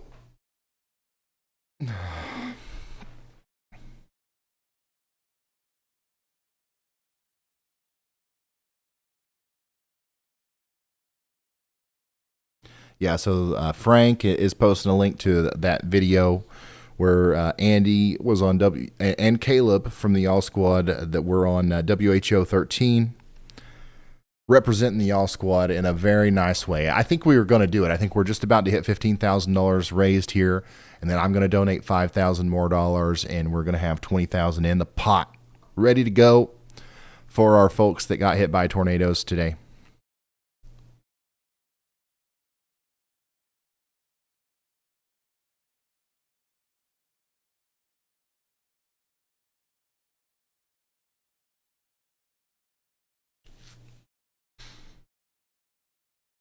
Hunter Hurley was there too, yeah.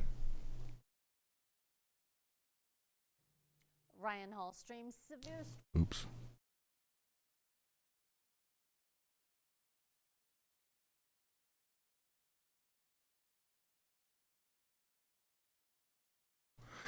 There we go. It's official.